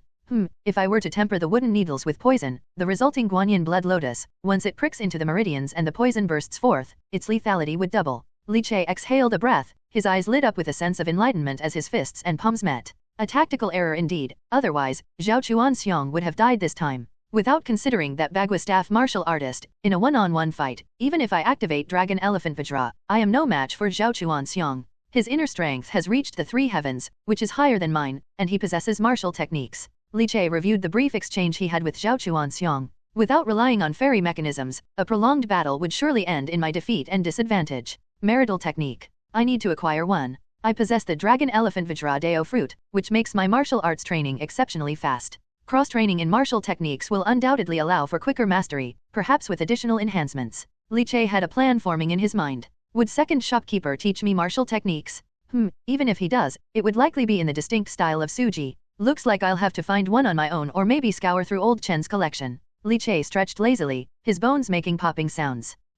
This battle gave him an assessment of Zhao Chuangxiang's strength and some confidence in killing him. He shed his clothes and tidied his attire. Li Che leisurely stepped out, headed to the Western City cured meat shop for a pound of cured beef and half a pound of pig's ears, topped off with a jug of aged yellow wine, and a box of Osmanthus cakes before ambling back to Sue's wood carving shop. Daddy. Just as he pushed open the courtyard door, Shi, with her nose turned red from the cold, falteringly walked towards Li Che across the snow-covered ground. Li Che felt a warm sensation hearing that, put down the cured meat and wine, and immediately picked up the chubby Shi. The little girl, looking adorable with her red lips, instinctively wrapped her small hands around his neck as Li Che lifted her. Daddy, hug. The little girl was smart. Although just over a year old, she had already shown herself to be extraordinary. She could now walk steadily without the aid of a baby walker. Old Chen sat under the eaves, happily sipping wine from a gourd, and upon seeing Li Che and Shi's affectionate interaction, he couldn't help but sourly curve the corners of his mouth. That little stinky Shi is something else, sensing your return from afar. Truly a spirit baby. Zhang Ye walked out of the house and, seeing Li Che's dropped items, hurried over to pick them up and take them inside. My husband, you brought Osmanthus cakes again today. Isn't this a little lavish? Zhang Ye smiled sweetly, their lives having steadily improved since moving to Suji, giving them much to look forward to. Li Che smiled, my wife, if you want to eat Osmanthus cakes, you can have them every day. Their family could indeed afford it now. With Li Che's craftsmanship, the wood carvings he sculpted were highly profitable. Typically, each wood carving session could earn at least 50 taels or more, assuring them a carefree life. Zhang Ye carried the items into the house. Li Che, holding Shi, took a seat beside Old Chen, holding the aged yellow wine. Old Chen, this spirit baby, what's it all about? Li Che asked. The spirit infant sect adjudged Shi to be a spirit baby, but what exactly does a spirit baby entail? Li Che was still unclear. Old Chen put away his gourd, gestured for Li Che to pour the wine, and only after Li Che filled the cup to the brim did Old Chen show a beaming smile. He sipped the aged yellow wine. Old Chen became serious as he looked at Shi, a trace of pity flashing in his eyes. Che, are you familiar with the divine method? A so-called spirit baby is someone born with divinity, an excellent candidate for cultivating the superior divine method.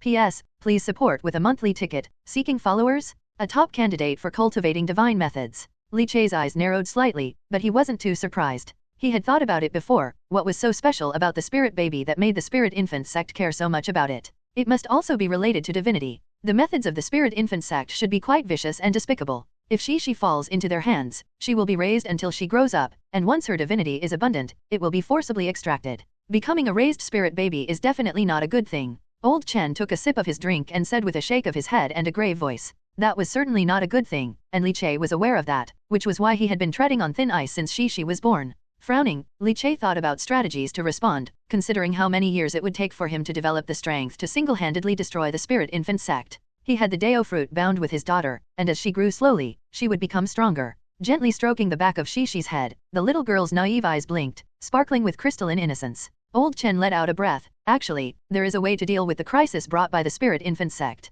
Li Che glanced at Old Chen, a flash of confusion in his eyes, indicating for him to continue. Spirit babies are rare, but not non-existent. The spirit babies born to commoners are pitiful, like lambs, usually unable to grow up and targeted from a young age, not just by the spirit infant sect, but also by other sects that have inherited mysterious temple traditions, all aiming to capture spirit babies. Old Chen's expression grew solemn. But if they can make it to 4 years old, then there's a chance they can survive. Li Che was taken aback. 4 years old. Is there a reason for that? Old Chen smiled and said, nothing special, the imperial court steps in. The imperial court? Li Che's face changed slightly. He had almost forgotten about the imperial court. In Feilei City, power was basically divided among the noble families of the inner city, holding the authority. The Yamen, representing the imperial court, was virtually nominal, managing only some civilian disputes. The noble families hardly took it seriously. Old Chen took a sip of his yellow wine, and shook his head. Little Li, don't underestimate the imperial court. A lean camel is still bigger than a horse, and moreover, the Dejing dynasty isn't dead yet.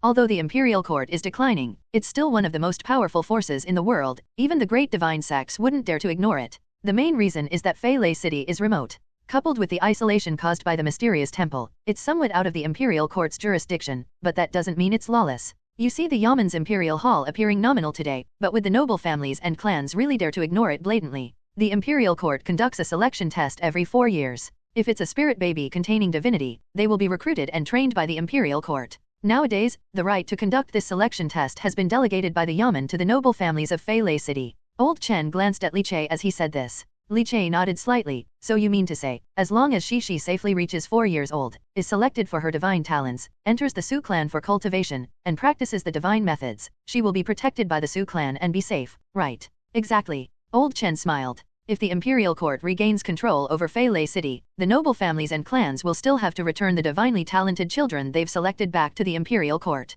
Li Che frowned. Would the noble families be willing to return them? Old Chen took a sip of his drink. Would the imperial court not understand? So, what do you think is the purpose behind this order? The Dejing dynasty doesn't ignore things, it's just too lazy to intervene. With mysterious temples sprouting like bamboo after a spring rain, almost every city has one or several. If the imperial court were to manage every mysterious temple, how could they manage? Therefore, power is decentralized to the noble families and clans in the major cities, leaving them to deal with the mysterious temples. These selected divine seedlings naturally supplement the talent for noble families. Upon hearing this, Li Che couldn't help but realize. Old Chen narrowed his eyes. Moreover, every 4 years, the divine sect also comes once to screen if there are divine children to take back to their sect for training, which is kind of competing with the imperial court for people. But the divine sect's requirements are even higher, and generally, those who meet the standards are children carefully cultivated by the noble families and clans. Li Che, naturally very clueless about the cultivation forces of this world, now felt a bit clearer after hearing Old Chen's explanations. If you can enter the divine sect for cultivation, that would be the best, but the divine sect's requirements for selecting disciples are too high.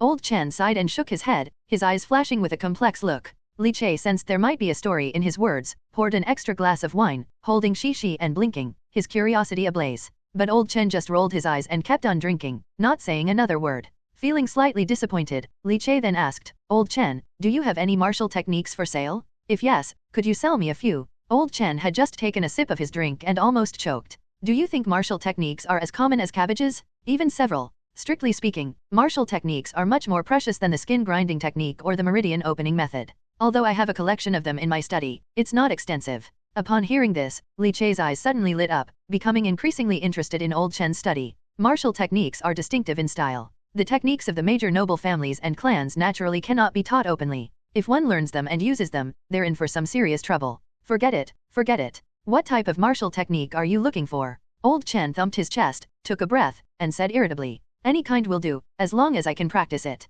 Are you looking to sell? Li Che, holding Shishi, father and daughter both smiled synchronously. Time waits for no one, and seasons flow like a river. 1 month later. Fei Lei City, Spring Breeze Alley. In the closed courtyard, the snow had completely melted away, torrid air currents intertwined like dragons, causing the loquat tree planted in the yard to shake incessantly. Li Che, with his upper body bare, revealed a bronze skin that seemed to boil with surging blood and qi, thundering like the relentless beating of a drum resembling thunder behind clouds. Large tendons like coiling dragons emerged on his body, writhing and taut, like tightly drawn large bows. Boom! His inner strength burst forth, momentarily shrouding the lingering snow in a blur. Gradually reigning in his inner strength and blood qi, Li Che opened his eyes, his gaze cutting through the haze like two sharp blades slicing through dense fog. His body's large tendons gradually relaxed, and his black hair wildly fluttered about. Throwing on a thin shirt, Li Che swung his arms and a smile appeared at the corner of his lips. His eyes condensed, and a prompt appeared.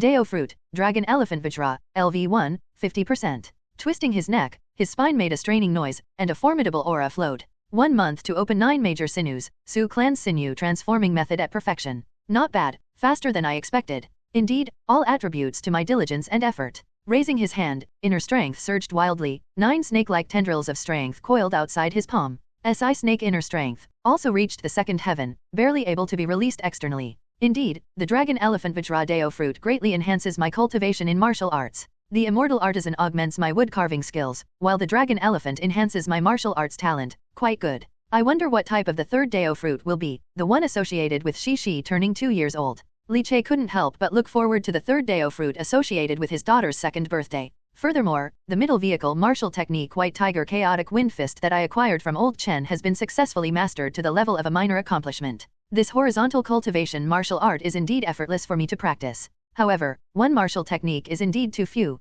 After completing the wood carving trade with the young master Si tomorrow and earning some gold leaf, I will make another trip to the marketplace to see if I can acquire another martial technique to increase my offensive capabilities. Wearing a thin shirt, Li Che began practicing his punches directly in the courtyard, his punches roaring like a ferocious tiger stirring up the wind, and the countless snowflakes lifted by his blood qi melted into water upon hitting the ground and then turned back into ice. After completing a set of fist techniques, Li Che was fully satisfied and reined in his strength. The minor accomplishment level of the White Tiger Chaotic Wind Fist, combined with the Vajra transformation, was extremely explosive. But it was not enough. Returning to the inner room, he washed himself with hot water and then bought a box of Osmanthus cake, which his wife loved, before returning to the wood carving shop. Donning a leather apron, Li Che sat on a chair, facing the 9-headed Guanyin angry cry ghost suppressing statue meticulously crafted over a month. Picking up his tools, the immortal worker Dao Fruit trembled slightly. He settled his mind, entered into a carving state, and devoted himself wholeheartedly to the finishing touches. Within the workshop, only the soft rustling noises remained. Upon completing the final step, a streak of golden light suddenly flashed before Li Che's eyes. The next moment, a prompt appeared. Dao Fruit, Immortal Worker, LV3, 0%. Dao Fruit LV3, Further Transformation, Prototype of Divine Powers Immortal Worker, 1000 Analyzing Hands. P.S. Asking for follows on Tuesday. Tuesday's follows are extremely important, playing a part in recommendations for next week. Please support, Oldly thanks you. The Dao Fruit had transformed again. He had acquired the prototype of divine powers. Immortal Worker, 1000 Analyzing Hands. This was something Li Che had not anticipated. Pushing the maturity of the Dao Fruit to level 3 had unexpectedly led to this transformation. Prototype of divine powers. Li Che murmured. With a thought, he suddenly looked at his own hands where faint jade-colored smoke seemed to be diffusing from his arms, emerging from his pores, making his fingers and arms appear as pale and smooth as jade. Prototype of divine powers, Immortal Worker, 1000 Analyzing Hands Siphon Divinity, Essence Cultivation of Divine Powers, Immortal Artisan Transforms, Craftsmanship Ascends. The introduction emerged before his eyes. Li Che merely glanced at it and felt his mind quake, utterly astonished. Siphon Divinity. Does it mean to absorb divinity? If this prototype of divine powers is applied, can it siphon divinity for one's own use? Divinity, that was a realm he had yet been unable to touch upon. Although his wood carvings were all sent to the inner city for the disciples of noble families and clans to use in their cultivation of divinity, Li Che had never truly come into contact with divinity. Gradually calming down, Li Che exhaled, his eyes glittering. It's a pity I don't yet know the use of divinity. However, absorbing divinity is just one of the effects of 1,000 analyzing hands. There will be new transformations to come. Li Che steadied his heart and looked at his arms, now misting with golden fog, a smile curling at the corners of his lips. Looking at the 9-headed Guanyin angry Crytown ghost statue in front of him, Li Che raised his hand, his palm engulfed in thin jade mist, and placed it over the wood carving. In an instant, it seemed as if jade mist turned into streaming light, revealing all the carving techniques and craftsmanship involved in this wood carving before his eyes, which Li Che effortlessly analyzed and mastered. Li Che released his hand, the smile growing even denser between his lips. 1,000 analyzing hands can decipher any craftsmanship. Merely by touching it, one can decipher the essence, as if understanding the principles behind objects, perceiving the true nature, and acquiring the skills. To confirm his guess, he left the workshop and ran to the area outside where the finished statues were placed. Snow was falling thick and fast. A few scattered figures were carefully positioning the finished sculptures. These were all movers from the shop, among whom Li Che had once been included. Master Li. The movers, upon seeing Li Che, all revealed obsequious smiles. Do you need any wood? Just command, and we will carry it inside for you. There's no need for you to come out in this cold. A mover, wiping sweat, hurriedly said with a smile. Li Che, however, waved his hand. No, I'm just looking. Having said that, he walked to a finished sculpture, stretching out his hand to cover it, with misty jade fog diffusing from between his palms. In an instant, everything about this wood carving's techniques and processes were laid out in his mind. Unlike the previous touch of the statue to master the technique once a day limit, now he had no restrictions. Moreover, he grasped the details more delicately and could even innovate, fixing flaws on top of the original skills. Indeed, Li Che lifted his hand, a smile forming in his heart, his confidence surging, giving him even greater assurance in creating the remaining 9 highly complex mechanisms in Tang's Mechanism Essentials. It's time to find a moment, update the mechanisms, and give Zhao Chuanxiong an even greater surprise. A month's time, Li Che had undergone no small transformation. His cultivation had improved, his immortal artisan level had also risen, and he had acquired the prototype of Divine Power's 1,000 analyzing hands. It was time to eliminate Zhao Chuanxiong, the potential threat. Otherwise, Li Che always felt like a sword was hanging over his head, making it hard to rest or eat, always fearing Shi might encounter a great disaster at any moment. In the afternoon, Su Baihu arrived as expected, draped in a great cape, his physique more burly than ever. Master Li, is the wood carving ready? Su Baihu's voice was rough, his eyes bright with vitality. He entered the wood carving shop straight away to find Li Che. Upon entering the workshop, he saw the wood carving statue quietly placed on the workbench, his eyes lighting up. Good, excellent, Master Li's craftsmanship has improved again. This Guanyin angry Crytown ghost statue, truly is superb, full of deep meaning. Su Baihu stared at the angry Crytown ghost statue, unable to take his eyes off it. It's a pity that my cultivation is not that angry Crytown ghost, otherwise I definitely wouldn't sell this wood carving to the SI family. At least, not without asking for more money, haha, Su Baihu said with a laugh. If the second shopkeeper needs them, you can place an order with me, a business deal worth 5 gold leaves each time. I'd gladly have more of such deals, then never worry about food and clothing again. Ha ha ha, I'll come seeking you when the chance arises, but, the wood carvings I need must all be made by a wood carving master. If you want to sell me wood carvings, you need to become a wood carving master. The divine wood carvings perceived by the direct lineage of the Su family during their cultivation are all made by masters. That S.I. Mubai. He's just at a critical breakthrough realm, thus casting a wide net. He's not picky and needs a large quantity of wood carvings, that's why he approached you. Su Baihu explained with a smile. Reluctantly letting go of the sculpture, Su Baihu looked at Li Che with a trace of amazement. Master Li, your talent for wood carving is truly extraordinary. You have the potential of a master.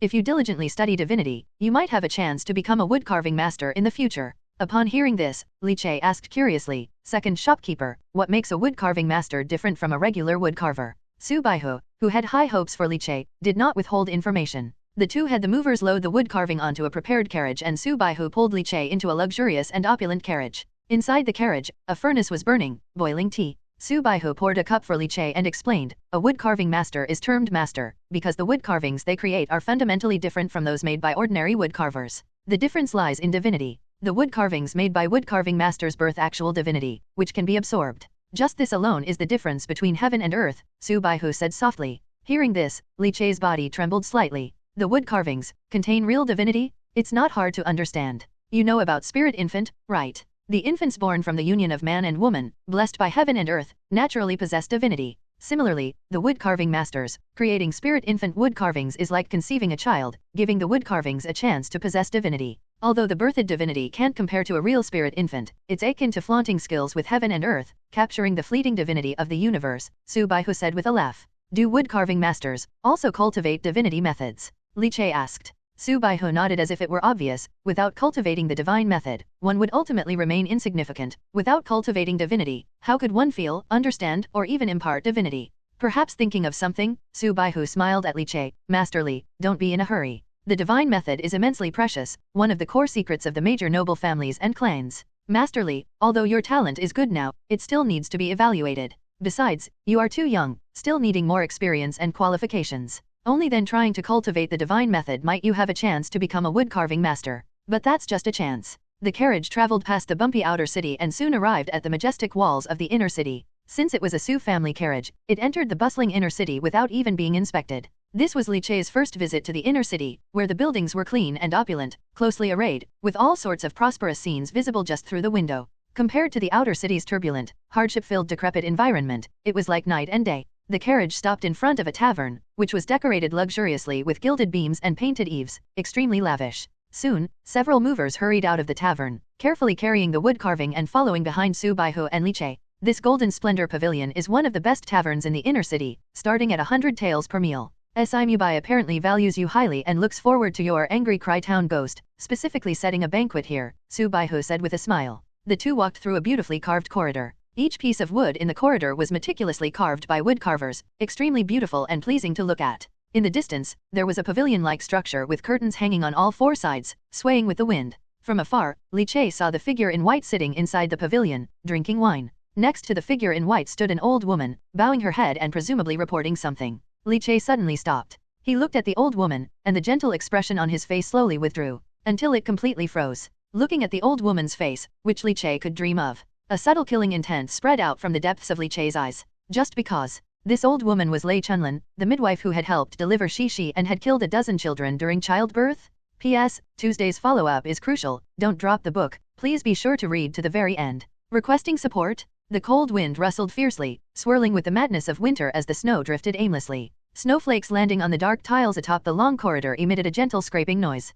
The lifted winter breeze ceaselessly fluttered the white curtains that hung as if suspended in midair above the pavilions. Li Che stopped in his tracks, his facial expression as if frozen by the bitter winter in a flash, eyes locked straight ahead like two unsheathed swords, piercing through the harsh cold and settling on the old woman who was bowing beside the man in white. Lei Chunlin. A deep voice emanated from Li Che's throat. Su Baihu was clearly aware of Li Che's movements and the shift in his emotions, briefly taken aback. What's wrong? Su Baihu frowned and asked. Li Che's thoughts surged and fluctuated. He would not forget that face. Lei Chunlin, the midwife who had delivered Shishi, was also a wicked woman who had caused the death of many children she had personally helped to birth. Now, she appeared here, a place Li Che had never imagined she would be. In that moment, Li Che's heart turned exceedingly grim. In his mind, a myriad of thoughts circulated. Lei Chunlin. What was her relationship with young Master Si? It was said that Lei Chunlin was entangled with the spirit infant sect. Could it be that there was also a connection to the Si family? The background of Lei Chunlin appeared to be stronger than he had imagined, which explained why the outer city's bounty notice for her was taken down after a few days, whereas his bull demon warrant was still prominently displayed on the notice board. Encountered an acquaintance, Li Che suppressed his emotions, speaking calmly. Though Su Baihu was burly, his sensitivity to emotions was sharp, and he noticed that Li Che's gaze toward the old woman was unusual. Understand the grudges first and then make plans, Su Baihu said. Li Che nodded, and the two of them stepped into the pavilion box. The servant of the Golden Splendor Pavilion delicately placed the wood carving, covered with black cloth, onto the table that had been prepared in advance within the pavilion. Brother Mubai, the genius wood carving master from my Su family has arrived. Let's see his craftsmanship, Su Baihu declared with a hearty laugh as he stepped into the pavilion. The man in white clothes, sitting on a rosewood taishi chair, suddenly cast his gaze over, and Li Che got a clear view of the man's face. There was a sort of eerie beauty to the handsome features, his eyes carried a melancholic hue, and a tear mole at the corner of an eye. His charm held an immensely infectious sorrow, teetering on the edge of breaking into tears, with a single strand of hair falling across his cheek, gently swaying in the breeze. North Tiger, you've truly done me a great favor. Si Mubai rose to his feet, his voice almost sounding tearful. He fist-bumped Su Baihu, then his gaze fell on Li Che. This must be Master Li? Though you have not entered the inner city, your wood carvings have indeed caused a sensation there, such profound meaning in your works, it's precious to find below a wood carving master. Si Mubai smiled, but his attempt at smiling was more pain than crying. Li Che nodded slightly, however, his eyes still lingered on Lei Chunlin. At this moment, Lei Chunlin recognized Li Che as well, and her wrinkled, ravine-deep face blossomed into a kind smile, gently looking at Li Che, neither hiding nor evading.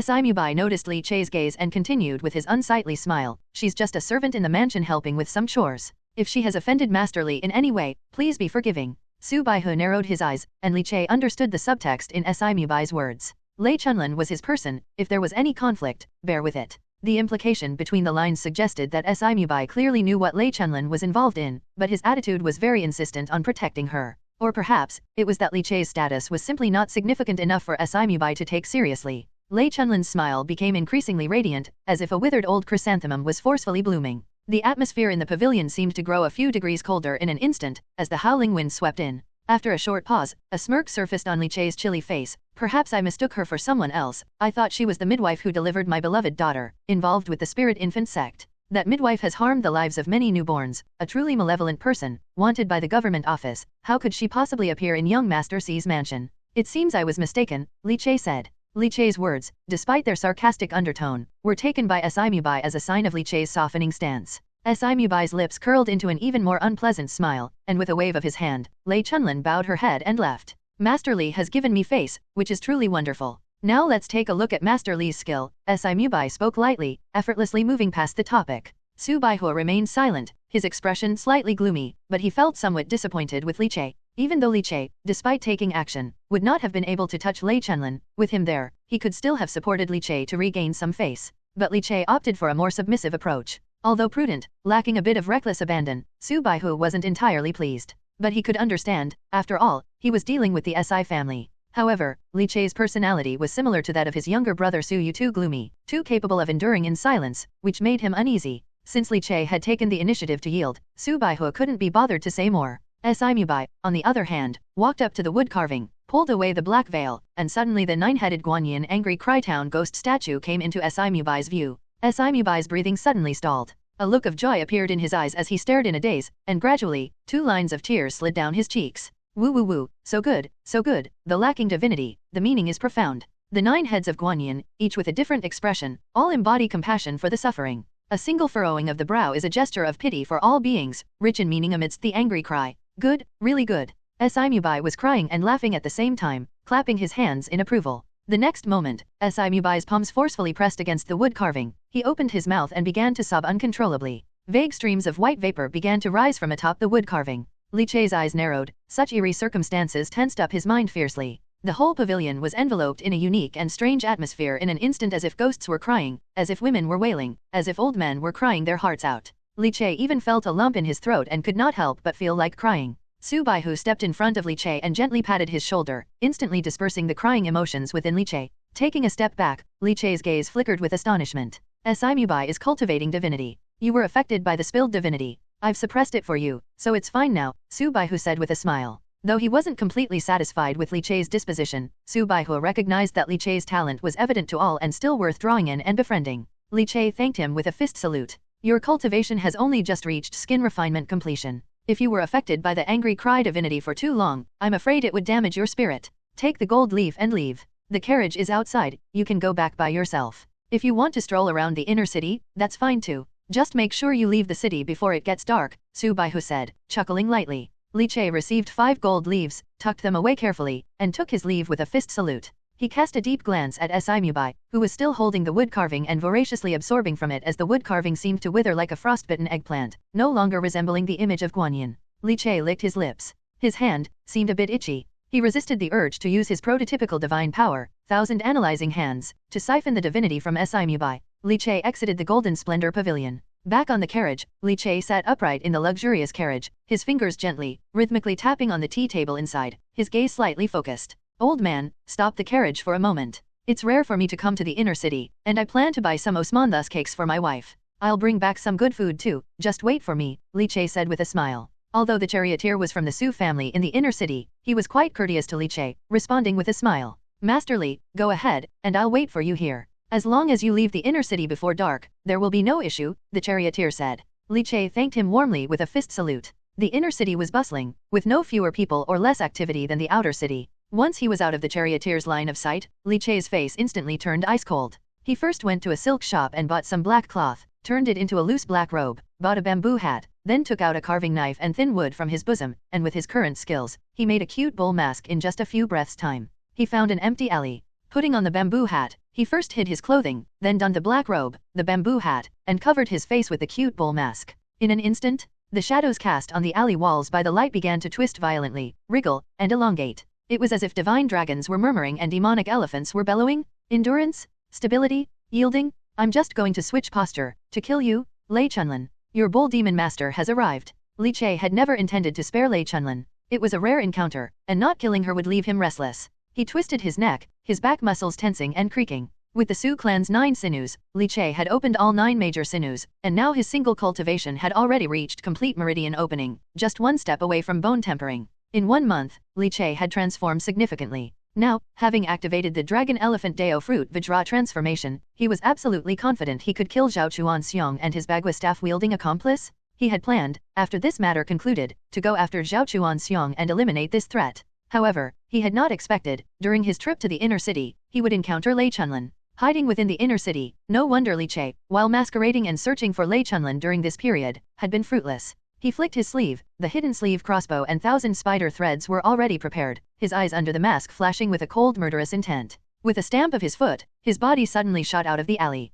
The curtains lightly fluttered, rising and falling as if moving with a person's every breath. Su Bai, who sat on the chair, the water in the kettle boiling vigorously, gurgling incessantly, as he busied himself making tea, the rich fragrance unrestrained. Mu Bai stood in front of the 9-headed Guanyin angry Cry-Town ghost statue carved by Li Che. At this moment, this wood carving had long lost its original appearance, looking as if it had suffered the erosion of time and wind, completely altered. If you looked carefully, you could see countless tiny holes underneath the statue, as if corroded and devoured by wood-eating insects, leaving behind remains. After a while, Mu Bai shuddered slightly, stepped back, shed 2 lines of hot tears, seeming to both cry and laugh, and slapped the rotten wood statue. In a flash, the entire statue crashed into debris. Not bad, the taste is really good. Mu Bai extended his tongue and licked his lips. Although it doesn't contain divinity like a master wood carver, or capture the free-floating divinity between heaven and earth, it's already very good. This meaning, if accumulated 3 or 4 more times, could even amount to a strand of divinity, greatly aiding my angry Cry-Town ghost.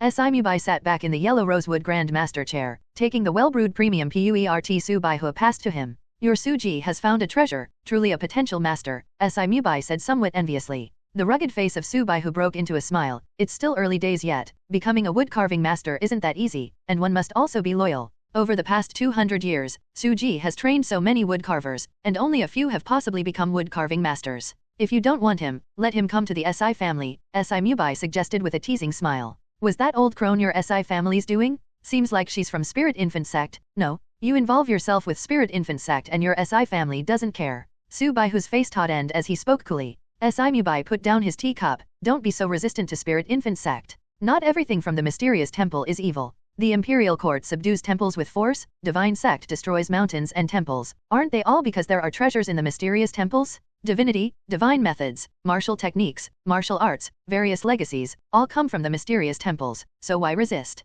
Mu Bai chuckled while sipping his tea. The imperial court wants us to recruit divine spirit children, nurture them, so that we can explore those mysterious temples they can't spare hands to explore. I've heard from a friend in the capital that those great deity court officials of the court are all focusing on exploring the newly emerged 3 Pure Ones mysterious temple outside the capital. If the court is exploring, embracing, and integrating, why should we resist? Mu Bai shook his head. Su Bai Hu frowned. Mysterious temples are mysterious temples. Spirit Infant Sect is Spirit Infant Sect. Don't conflate the two. Let's not discuss this. I know my measures. Fei Lei City is governed by us noble families and clans. How can I not take it seriously? Mu Bai waved his hand nonchalantly. Speaking of Li Che, he's quite aware of the times, very stable. Hearing that Lei Chunlin was targeting his daughter, he could still restrain himself from acting. Truly a small-minded man, Mu Bai remarked. That's being stable. Although he is backed by our Su family, he can't be sure that Su family would definitely support him. He surely hates Lei Chunlin, but he is rational, knowing that your SI family covers Lei Chunlin. His own strength isn't strong enough. If a conflict breaks out and can't be resolved, it would look bad for both families, so he can only step back and seek peace, Su Bai Hu stated calmly.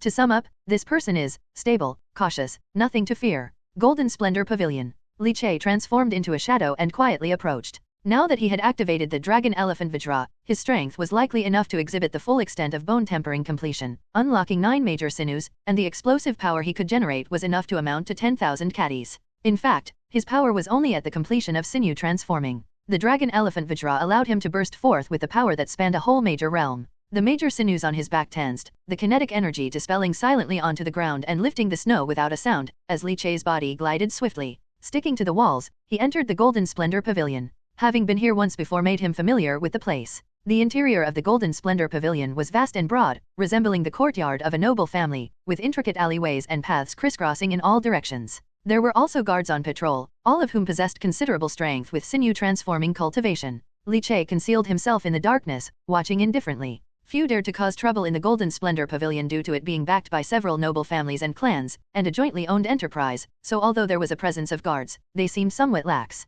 Li Che easily bypassed the defense force, recalling the route that Lei Chunlin had taken after descending the previous time. His body rose and fell, the power exhibited by the complete bone tempering making his speed reach its zenith, so fast that ordinary people couldn't even see his traces. Li Che did not know the relationship between Si Mubai and Lei Chunlin, nor was he aware of any dealings between the Si family and the Spirit Infant sect. What did he care about that? If Lei Chunlin wanted to harm his daughter Shi, Li Che had only one goal in mind. Kill her? Within a luxurious courtyard, with rock gardens standing tall and tree shadows blurry, Lei Chunlin had changed into a clean brocade dress, leaning on the railing, looking at one of the Si family's guards stationed in her courtyard, then glanced around the courtyard, her wrinkled old face revealing a trace of a smile. It's truly a pleasure to be in the Golden Splendor Pavilion, the most luxurious and extravagant place in the inner city. I, an old woman, have suffered all my life, but now I can finally live such a life. This is indeed how a life should be lived. Lei Chunlin's smile was as resplendent as blooming old chrysanthemums. The Spirit Infant sect had given her pleasures she had never enjoyed.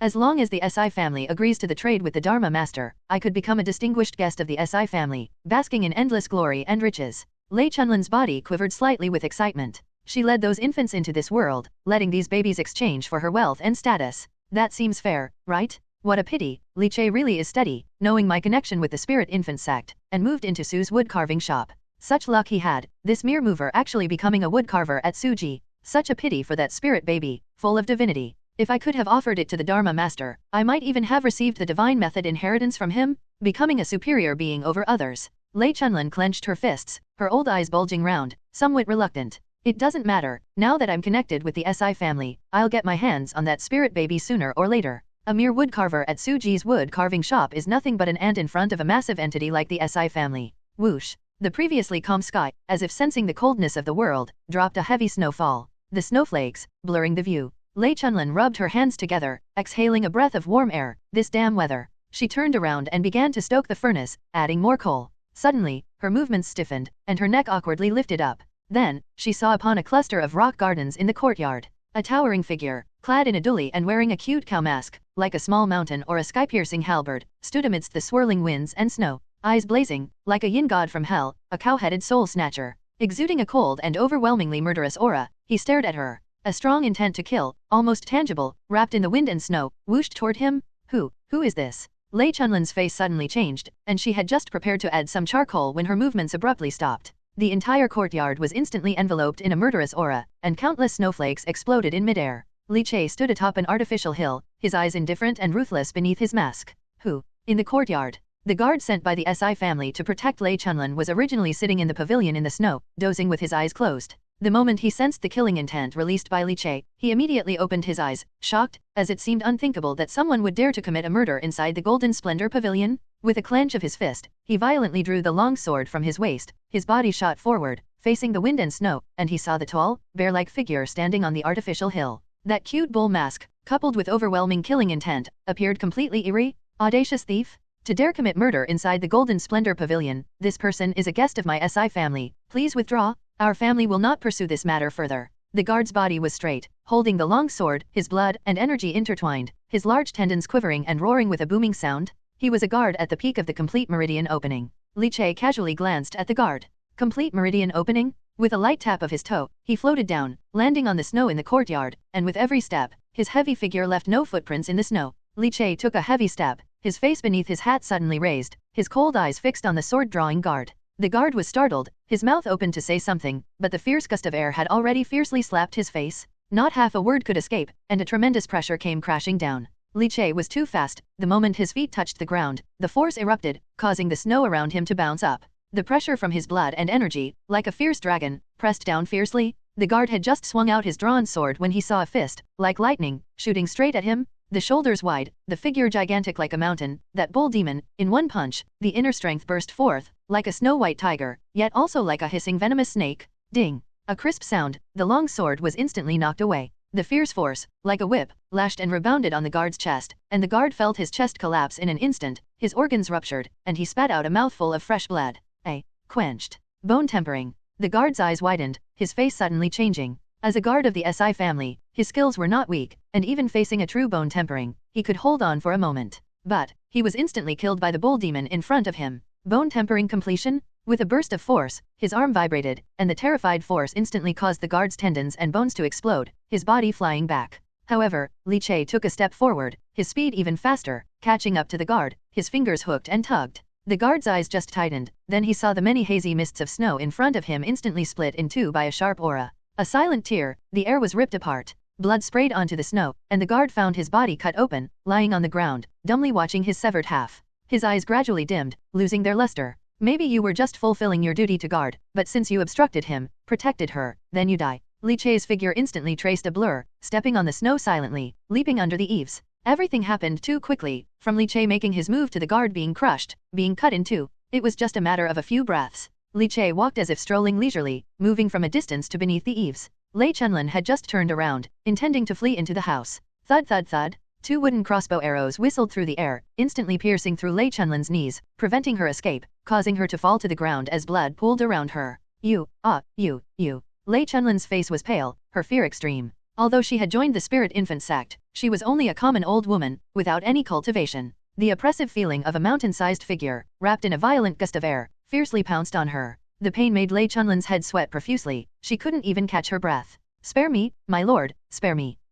I'm just an old woman, nothing but old bones. Lei Chenlin lay on the ground, desperate and miserable. Just moments ago, she had been dreaming of a better life among the elite, only to find herself suddenly facing a bleak fate beyond her control. Life's great ups and downs are all too common. Li Che looked at her indifferently, not a trace of sympathy. Had she ever shown mercy when she killed those children? When she targeted Shishi, had she ever shown mercy? Suddenly, Lei Chenlin's eyes revealed a fierce expression as she pulled out a blood-stained spirit infant wood carving, the size of a palm, and furiously threw it at Li Che. Dharma Master, protect me. The wood carving was hurled towards Li Che, not very fast. Li Che could easily dodge it with a slight turn of his body. However, as it floated in midair, the wood carving suddenly seemed to come to life, its eyes snapping open, glaring furiously at Li Che. An extreme rage surged out from Li Che's heart as if an uncontrollable flame was about to completely engulf his mind and burn away his consciousness. Divinity. Li Che was shocked. This wood carving contained divinity and possessed offensive power. Goodness, this Lei Chenlin. To be valued so highly within the spirit infant sect? A mere woman actually harbored such means? Within his chest, the Dao Fruit dragon elephant Vajra trembled violently, as if a divine dragon was roaring and a demonic elephant was whining. The nameless rage that had arisen in his mind was suddenly scattered into nothingness, everything returning to calm. Li Che's eyes regained their clarity and brightness, and facing the wood carving, he raised his hand. His exposed arm turned into a jade-white color, and a jade-colored mist sprayed out from his pores. The prototype of divine skills. Immortal worker, 1,000 analyzing hands? Li Che violently grasped the wood carving. Absorbing divinity? Li Che felt a surge of heat in his palm as he siphoned all the divinity contained within the spirit infant wood carving. Bang! The wood carving exploded, shattering into countless tiny wooden splinters. Lei Chenlin was frozen in place. This was a life-saving artifact given to her by the Dharma Master, obtained after she had collected so much infant's life blood for the Dharma Master. The Dharma Master said that even a quenched bone warrior could be dealt with by this wood carving. Yet now, the wood carving bestowed by the Dharma Master was literally crushed to pieces. Lei Chenlin was in despair. She wanted to beg for mercy, but Li Che, regaining his senses and fearing she had more tricks up her sleeve, shot 3 rounds from his sleeve crossbow at her head. He shot her through and through. With no time to savor the taste of divinity, Li Che knew he had to escape quickly. Inner city was not like outer city, filled with many strong individuals. Among the warriors of the noble families and clans, there were even terrifyingly strong ones who had overcome the blood exchange barrier or even stepped into the channel opening realm. Of course, the most fearsome were still those cultivators from noble families and clans who had cultivated divinity. He took out a crumpled, long withdrawn wanted poster from the government office, relating to Lei Chenlin. Glancing at Lei Chenlin's dead body, Li Che felt a surge of pent-up frustration explosively released from his chest. The constant anxiety he had felt was finally alleviated somewhat. Although he knew that this incident was not over, killing Lei Chenlin did not mean that Shishi was completely safe. The spirit infant sect, the spirit infant master, still loomed like a sharp blade over his head, tormenting him and disrupting his peace. But killing Lei Chenlin at least allowed Li Che to breathe a sigh of relief. Throwing out the wanted poster, Li Che shot a wooden arrow from his sleeve crossbow, pinning the wanted poster next to Lei Chenlin's body. The blood staining the paper seemed to be tinged with Lei Chenlin's sins. White curtains fluttered in the breeze. Just having cultivated divinity, Si Mubai was in an excellent mood, sipping tea and discussing the topic of divinity with Su Baihu, enjoying himself immensely. After chatting with Si Mubai for a while, Su Baihu stood up, ready to say goodbye and leave. Suddenly, a figure swiftly burst in, appearing next to Si Mubai. It was one of Si Mubai's guardians, a strong warrior from the blood exchange realm. At the moment, this warrior had a strange expression, with a furrowed brow, showing hints of peculiarity and anxiety. Si Mubai glanced at him. What's the matter? Why such urgency? What's the decency in that? This powerful blood exchange warrior, looking at Si Mubai, spoke in a deep voice. My lord, Lei Chunlin is dead. Si Mubai, about to sip the tea by his lips, suddenly froze. P.S. Seeking followers, recommendations, and monthly ticket support. Lei Chunlin, dead. Si Mubai froze in his movements, the jade green tea in his cup even splashing out a bit. His gaze turned intently to his capable assistant. Lei Chunlin, wasn't she staying inside Golden Splendor Pavilion? How could she die? Moreover, didn't the family send a guard with complete meridian opening to protect her? Even if she faced danger, couldn't he even hold the enemy off for a moment? Si Mubai's expression darkened. Lei Chunlin was the representative of the spirit infant sect who came to discuss matters with him. But now, Lei Chunlin was actually dead. She died right after they had finished their discussion. In the pavilion, the atmosphere turned cold and silent in an instant, somewhat murderous. The wild currents of air and the drifting snowflakes turned incredibly sharp. Su Baihu had been thinking of taking his leave, but now he didn't want to leave. His eyes flickered uncertainly, and his mind was also somewhat shocked and suspicious. Even a bizarre thought began to take root in his head. Li Che had just met with Lei Chunlin, and Lei Chunlin was killed right after turning her head. A coincidence? How could there be such a coincidence? Si Mubai stood up and set his cup down. Old Guo, lead the way, let's go take a look. The blood exchange warrior, Guo Zhan, responded by clasping his fists, turning around, and leading the way. Before the incident, Li Che left the Golden Splendor Pavilion and wandered around the thoroughfares of the inner city for a few rounds to make sure no one was following before returning to the alley where he had left his clothes. He stripped off the black clothing, withdrew his vital energy, and returned to his original form before changing into his own clothes.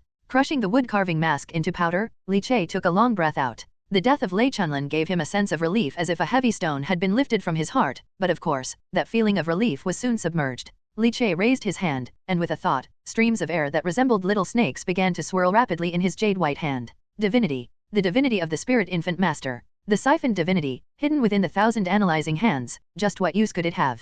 In the urgent situation, Li Che did not spend time researching. After leaving the alley, he found a store to buy a box of Osmanthus cakes and then went to a restaurant to pack up the pre-ordered fine wine and dishes before locating the old charioteer who had stopped his horse carriage at the roadside and was smoking a dry pipe. Old man, I've got the stuff, please take me back to the wood-carving shop, Li Che said with a smile, casually handing over a small jar of yellow wine he had packed from the restaurant. Seeing this, the charioteer hurriedly tried to refuse in alarm, but failing to do so, he had no choice but to accept it with a big smile and then swiftly drove the carriage, accompanied by the sound of horse hoofs on the cobblestone streets, shattering the bitter chill of the drifting snow, moving slowly towards the outer city. In the small courtyard, the white snow was dyed red with blood, the guard's body slashed in two, presenting an extremely desolate sight under the falling snow. The rich scent of blood enveloped the air, extremely pungent. The sound of crunching snow arose as Si Mubai and Su Baihu stepped onto the thick snow and entered the courtyard. Si Mubai, draped in a crane robe, looked at the gruesome sight of the guard's death, his handsome face full of gloom, crushed and killed, without the strength to fight back. The killer is extremely strong. The guard with complete meridian opening was no match at all and couldn't even send a distress signal. The culprit is surely not just newly into bone tempering, but possibly at bone tempering completion. Si Mubai's eyes were incredibly sharp, and he immediately judged how powerful the enemy facing the guard had been. The wound looks like it was caused by a sharp instrument, but it doesn't seem like it was cut by a sword or any such weapon. The blood exchange warrior, Guo Zhan, who had extensive experience, knelt down to examine the corpse and said in a deep voice. Su Baihu, wrapped in a fox fur cloak, looked at the guard's body and how incredibly smooth and clean the wounds were, his mind stirring slightly. These wounds seemed somewhat familiar. He couldn't help thinking of the way the woodcarver, Sun Changbiao, in his family's outer city's wood carving shop had died. Could it be that the murderer was the same person? Si Mubai stepped past the guard's body and entered the house, where the heat from the burning coal mingled in the room, making the bloody smell even more intense and nauseating. And Lei Chunlin's body, nailed to the wooden floor, was in an exceedingly tragic state. A wanted notice, a tragically disfigured corpse. Like a yin god from hell, walking the human world, detaining and judging souls. Su Baihu squinted his eyes, but a subtle look of realization flashed across his rough face, affirming. The murderer who killed Lei Chunlin was also the culprit who killed Sun Changbiao. The method of killing was the same, the means of execution equally identical. The signature wooden arrow, along with wounds as if cut by fine silk threads, basically confirmed the identity of the killer. The criminal, Bull Demon. Su Baihu exhaled. Just who was it? In the outer city, he could commit a crime inside the heavily guarded wood carving shop. Yet, within the inner city, he could also kill within the Golden Splendor Pavilion, jointly operated by even more strictly guarded families. Outrageous, yet mysterious? Who indeed was it? Someone from which family? Who is the bull demon? It seemed as though Mubai heard Su Baihu's murmurs and looked over with cold eyes. Su Baihu then recounted the situation briefly. Quite the bull demon, daring to commit a crime within the Golden Splendor Pavilion, truly reckless, not putting any of us from flying thunder in his eyes. Mubai's fists clenched tightly within his sleeves, coldly and with a full intent to kill, he uttered a sentence. The divine fluctuations in his eyes seemed to ripple outward, moans of ghostly wails lingered endlessly, stirring without cease. Su Baihu glanced at Mubai's appearance, and a chill ran slightly through him. This Mubai was probably close to a divine foundation, even his divinity seemed difficult to control. Along with footsteps, potent vitality wove through the air, with several figures walking in from outside the courtyard, the leader clad in a black and red robe, with a side knife at his waist, eyes sharp and strong. Young Master Su, Young Master Si are both here. The newcomer greeted them with a fist salute, his voice robust and powerful. Turns out it is Hunter Zhang, what an inconvenience to have the esteemed hunter make a trip. Mubai's face regained its composure, the anger retracted, and his almost tearful angry cry expression re-emerged. Su Baihu and Mubai were both rather polite to the newcomer. After all, this person was Zhang Xiangyang, one of the 3 great divine catchers of Fei Lei City's Yamen, dispatched by the Imperial Court Office, not to mention his strong martial artist strength. His divine cultivation was also formidable. Divine catchers were called so because they cultivated divinity, possessing strength far surpassing that of a regular martial artist. Zhang Xianjiang's hand rested on the handle of his side knife as he slowly approached, and upon entering the room, he saw Lei Chunlin's body, as well as the wanted notice. Ah, so the deceased was a wanted criminal. Tisk, murders committed, and then notices by Zhang Buletin. The murderer regards themselves as chivalrous, yet they violate the law with martial force, Zhang Xiangyang said indifferently. Let's confirm the murderer first. Zhang Xiangyang spoke, and the next moment, he took a step forward. Boom! His beard and hair were all tense, his eyes seemed to swirl with grey, which was the divinity he cultivated. Suddenly, the air was filled with a touch of fear. Those were the fears spilled by Lei Chunlin before his death. Zhang Xiangyang captured them all at this moment, reflecting those images in his pupils. A tall and burly figure, over 9 feet tall, wearing a conical hat, clad in black, with strong qi and blood, wearing a bull demon mask. Zhang Xianjiang's eyes lost their grey sheen, focus returning, he stated flatly, the notorious criminal wanted in the outer city, that's what he looks like, described as the bull demon. To commit a crime in the outer city is one thing, but to dare to commit offenses in the inner city, this bull demon, must have no small backing. Zhang Xiangyang sneered. Without connections, who would dare to so brazenly commit crimes in the inner city? Those noble families and clans, as well as the black yamen of the government, were all not to be trifled with. Hunter Zhang's terrifying trace of light divinity is becoming increasingly powerful. To take the first place among the 3 great divine catchers of flying thunder, it's just a matter of time. With a mix of laughing and crying, Mubai applauded. Zhang Xiangyang glanced at Mubai, who was struggling to suppress his divinity, and smiled. Young Master Si is the one whose divinity is about to break through, and whose divine foundation will soon be established. Congratulations are in order. After the conversation, Zhang Xiangyang turned to the several officers behind him.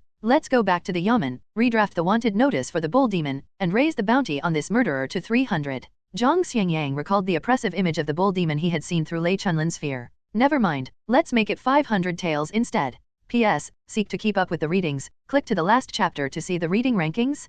PK in progress, Old Li thanks you. Li Che returned to the wood carving shop, as the sky had already darkened gradually. During heavy snow, the sky always grows dark a bit earlier. Back at his own small courtyard, the lights were bright, and Shi was playing with Old Chen in the yard. Old Chen was certainly fond of Shi. Whenever they played outside, he would use his inner strength to create a dry and warm area, dispelling the cold of the heavy snow, so the little girl could play joyfully without catching a cold. Back already? How was the scenery in the inner city? Did it open your eyes? Old Chen asked with a smile. The inner city is indeed more prosperous than one can imagine, and is worlds apart from the outer city, incomparable indeed. Li Che nodded, unable to deny the prosperity of the inner city. Old Chen snorted with laughter. Those residing in the inner city are the noble families and clans, and at the very least, smaller families. They're bound to have a better living environment arranged for them. As for the outer city, with its mix of people including refugees from other places, disaster victims, or the locals, all mixed up together, those big shots from the inner city, who cares about your life or death? They can't manage it either.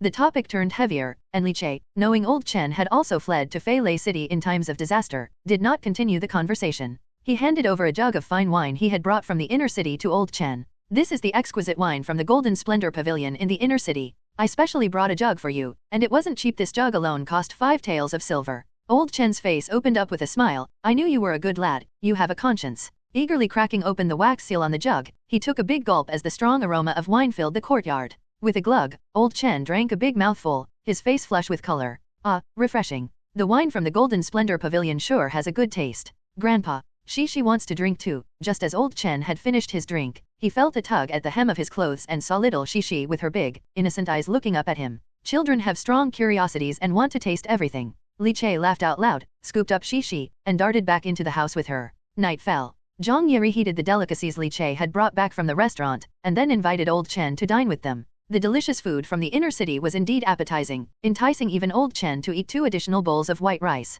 My dear, we earned 5 gold leaves from this trip. Here, take these 4, and I'll keep 1 for miscellaneous expenses, Li Che said with a smile, taking out the day's earnings from selling the wood carvings and sharing them with his wife. Zhang Ya pursed her lips, her eyes fixed on her husband under the light, her heart trembling slightly. It was full of contentment and happiness. Life was finally getting better. Earning 5 gold leaves in one go was something they'd only dared dream about before. After dinner, they put Shishi to bed, the little girl having played all day. At night, when it was quiet all around, the overworked Zhang Ya fell into a deep sleep.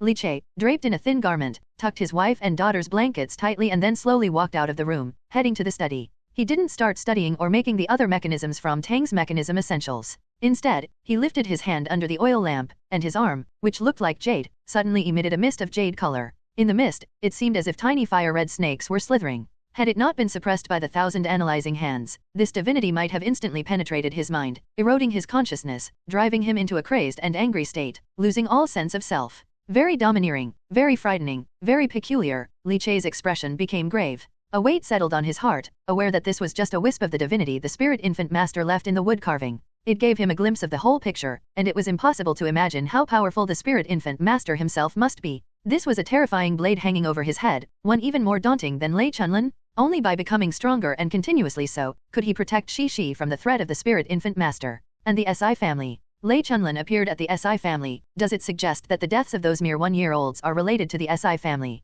Could it be for cultivating divinity? Li Che furrowed his brows, his face extremely serious. This world was much darker and filthier than he had imagined. Taking a deep breath, Li Che calmed down and continued his research. This wrathful divinity, now gathered in my arm. If I were to use the martial technique White Tiger Chaotic Wind Fist, I might be able to harness the power of the divinity for my own use. Li Che's eyes shone with brilliance, as he quickly deduced the uses of this divinity extracted by the 1,000 analyzing hands. Closing his eyes, he used his mind to feel the divinity within the jade-like 1,000 analyzing hands. Suddenly, Li Che's eyes snapped open, feeling an intense throbbing within his chest from the Dao Fruit Dragon Elephant Vajra. In his ears still echoed the chants of dragons and the hissing of elephants. The divinity siphoned by the 1,000 analyzing hands, like a stream of heat, was entirely drawn out in the beat of the Dao Fruit. Li Che was astounded. Before his eyes, a prompt appeared. Dao Fruit, Dragon Elephant Vajra, LV1, 60%. Li Che's breath caught, his eyes intense, twinkling with fierce excitement. The Dragon Elephant Vajra Dao Fruit could actually devour divinity to hasten its ripening. Divinity turns out to be such a great tonic. The next day, Li Che went to the Su's courtyard training ground early in the morning. He was currently displaying a level of cultivation that had officially entered the completion stage of skin refinement and was working hard towards sinew transforming. The training ground was as bustling as ever. After practicing for a while, Su Baihu arrived, stepping through the snow and wind. Master Li, come with me. Su Baihu's gaze landed on Li Che, he said in a heavy tone, then entered the back room. Li Che understood what Su Baihu was there for, but his expression remained calm. Inside the back room, a charcoal stove burned, boiling water whistled longingly, and tea leaves tumbled in the water. Once the water was ready, the tea was rinsed 3 times, bringing out a strong fragrance. Su Baihu brought his 2 fingers together and pushed a teacup in front of Li Che. Master Li, Lei Chunlin is dead. Su Baihu sipped his tea while saying this in a low voice. Li Che had just taken a sip of tea when he suddenly looked as if he'd burned his mouth, getting into a small flurry before his eyes showed a hint of elation. What? Lei Chunlin is dead. She was still fine yesterday. How did she die? Su Baihu kept an eye on Li Che and seeing his sincere reaction, furrowed his eyebrows. The death of Sun Changbiao was related to Li Che, and it was said that it was because of his targeting of Sun's daughter. Lei Chunlin, in fact, died in a manner related to Li Che as well. However, the murderer who killed them both was the mountainous and fierce bull demon. That bull demon could easily kill guards with complete meridian opening, indicating strength at the bone tempering level, clearly not the simple, steady, and honest Li Che in front of him. Li Che lowered his voice, glanced around, and whispered, "Second shopkeeper. Could it be young Master Si who killed Lei Chunlin? I heard Lei Chunlin committed many evil deeds, killing numerous children just over a year old. This young Master Si cultivates angry cry divinity. Su Baihu, don't talk nonsense. Don't ever talk about this outside. Si Mubai has no reason to kill Lei Chunlin." Su Baihu was truly at a loss for words. He had intended to probe Li Che, but he did not expect Li Che to directly guess that the SI family was involved. The SI family definitely wouldn't do such things, but Su Baihu fell silent, being diverted by this line of conversation. He felt a chill run down his spine. The SI family wouldn't. The Su family wouldn't. But it couldn't be guaranteed that other noble families and clans wouldn't take action. Su Baihu shook his head, his expression becoming more serious. This matter would have to be discussed with the elders back in the inner city. The main reason Su Baihu had come today was to pass on the sinew transforming technique to Li Che, as his cultivation had broken through to the completion of skin refinement. Thank you, second shopkeeper. Li Che's face showed excitement as he accepted the tendon activation technique and internal strength technique from Su Baihu. Both were of medium grade rank, not much different from what Li Che had purchased in the marketplace. Old Chen had said that unless one was willing to join the Sus in the inner city, it would be difficult to obtain higher quality martial arts. The unexpected joy came from the fact that, in addition to the sinew transforming technique and internal strength technique, Su Baihu also passed on a martial technique. Su family's 8 consecutive bone-shattering spears. It was a spear technique that required the use of a weapon. Of course, if the body was trained to be tough enough, it could also be used with the arms. Li Che cherished it and read it over and over again. Seeing Li Che's happy expression, Su Baihu's face broke into a smile. He patted Li Che on the shoulder, encouraging him to work hard on improving his wood carving skills in preparation for becoming a wood carving master. After the second shopkeeper Su Baihu left, Li Che practiced the Su family's 8 consecutive bone-shattering spears at the training ground. Owing to the advancement from Dragon Elephant Vajra, his martial understanding had increased somewhat. With just a morning of hard practice, he managed to learn the basics of this medium-grade spear technique. Returning to his workshop, he first took on a wood carving job and then went to the yard to select the timber. Li Che was accustomed to choosing himself the wood that was suitable for his carvings, leaving the actual carrying to the porters. It was how they earned their living, and there was no need for him to take that away from them. The snow fell gently from the sky, fluttering down, as Li Che directed the porters to carry the timber, preparing to return to the workshop. He saw his uncle Li Liang, dressed in a scholar's robe with a padded jacket over it, hastily coming in under the guidance of a doorkeeper, bowing and scurrying along. Uncle. When Li Che saw who it was, he couldn't help but call out. The old scholar looked up sharply, with dark circles under his eyes and bloodshot eyes, looking as though he hovered on the brink of a breakdown. The moment he saw Li Che, the old man's tears fell uncontrollably. Che, help your uncle, please. The whining wind swirled wildly amid the blizzard. Li Che's heart softened as he saw the old man in front of him, mentally exhausted, with red eyes brimming with tears, and quickly led the great uncle into the warm workshop. He poured a cup of hot tea for great uncle Li Liang, and Li Che's expression turned serious. What happened, great uncle? Take your time and tell me, he said. Li Che asked in a deep voice. The great uncle's family had raised him and never deceived him. This kindness alone was not something that could be easily repaid. Whenever there was something he could help with, Li Che would certainly not stand idly by. Old scholar trembled all over, with snowflakes stuck on him gradually melting in the warm currents of the workshop, and his frost-red hands holding the cup carrying hot tea seemed to relax a bit. Old scholar heaved a sigh and looked at Li Che with bloodshot eyes. After pondering for a moment, he shakily produced a palm-sized wood carving from his chest. The moment he saw the wood carving, Li Che's eyes sharply narrowed. Spirit infant statue. Li Che was naturally familiar with this type of wood carving. Before moving into the wood carving shop, a spirit infant wood carving had appeared in his family's courtyard, which had made Li Che anxious and forced him to move his family into Su's wood carving shop.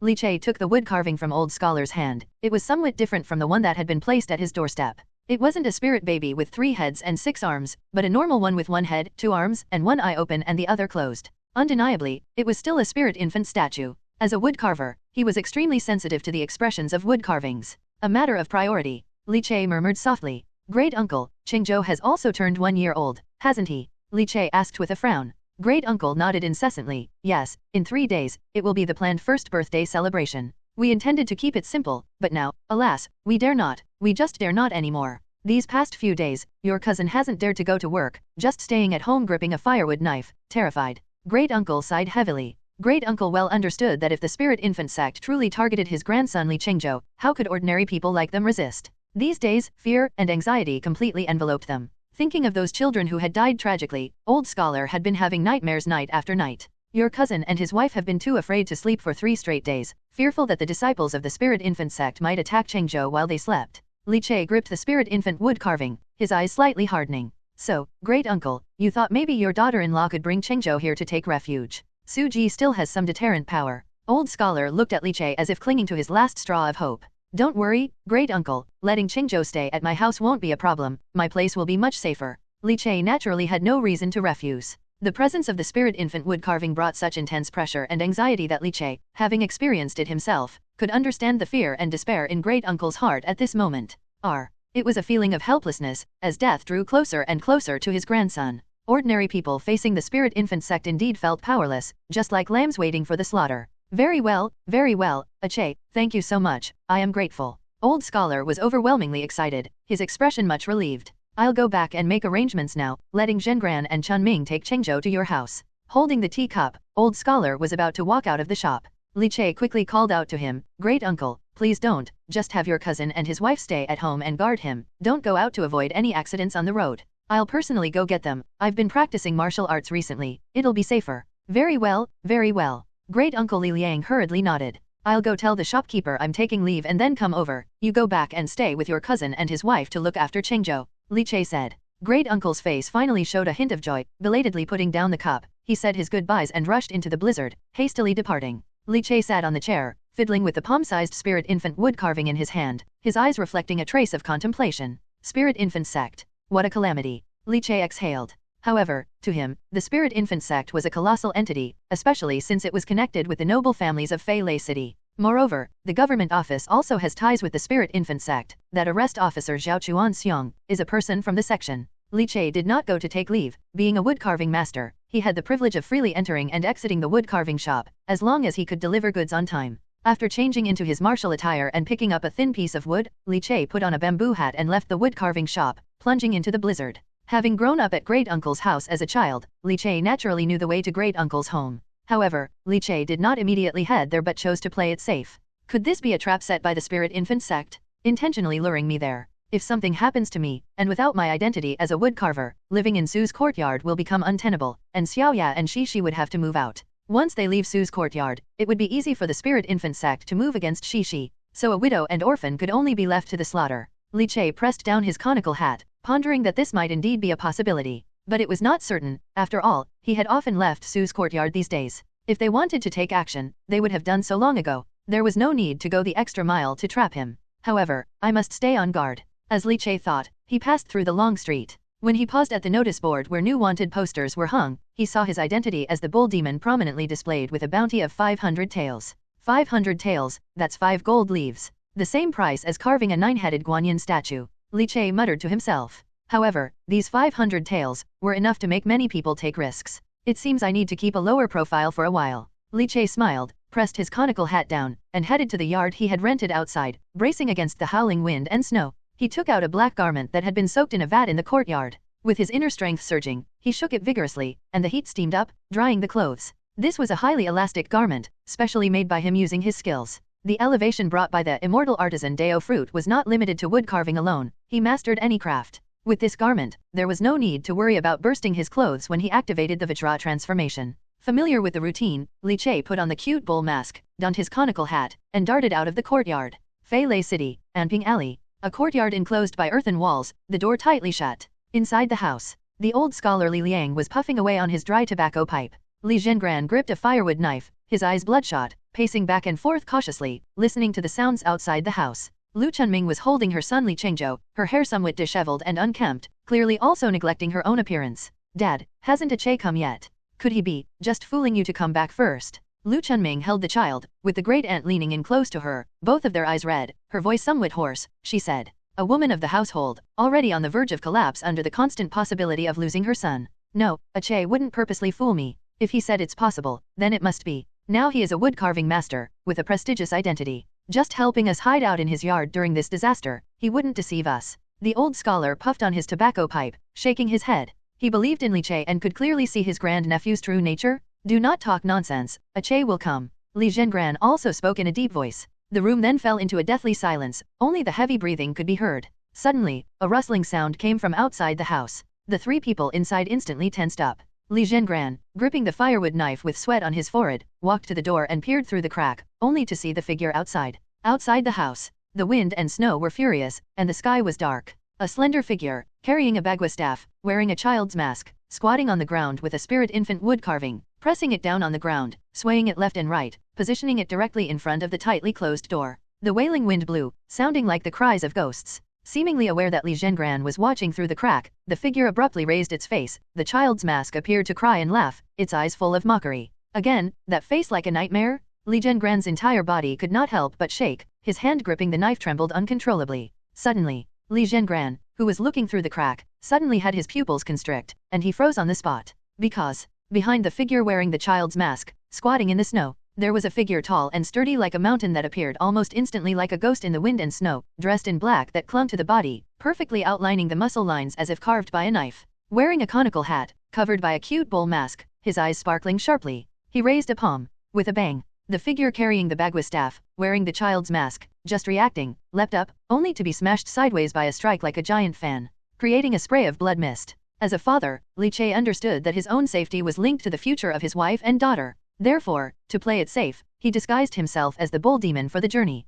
Because of the homemade elastic shirt, he did not initiate the Vajra transformation immediately. His height of 1.90 m was not too conspicuous. When he followed his memory along the familiar road to his uncle's house, from a distance, he saw a familiar bagua staff. The figure squatting on the ground, carrying the bagua staff on his back, was the Quenched Bone Warrior who had attacked him alongside Zhao Chuan Xiong when Li Che had killed Madame Lu. Quenched Bone Warrior to do such a thing. Indeed, he came for me. Uncle's family had no one who practiced martial arts. Cousin Li Zhengran was just a scholar and powerless as a chicken, let alone deploying a Quenched Bone Warrior. Even mobilizing a muscle and tendon warrior would be an overkill for such a task. Thus, the adversary's intentions were not simple. Plus, with Uncle coming over to inform him about the wish to seek refuge in Su's courtyard, Li Che was 70% sure that the adversary was targeting him. A 70% likelihood, that's already too high. From the beginning to the end, the Spirit Infant sect has never given up on Shi. Their methods have become more extreme. They want to force my wife and daughter to leave Su's courtyard by orchestrating my death. How ruthless. Li Che closed his eyes and then opened them again. Beneath the cute bull mask was nothing but a vast murderous intent.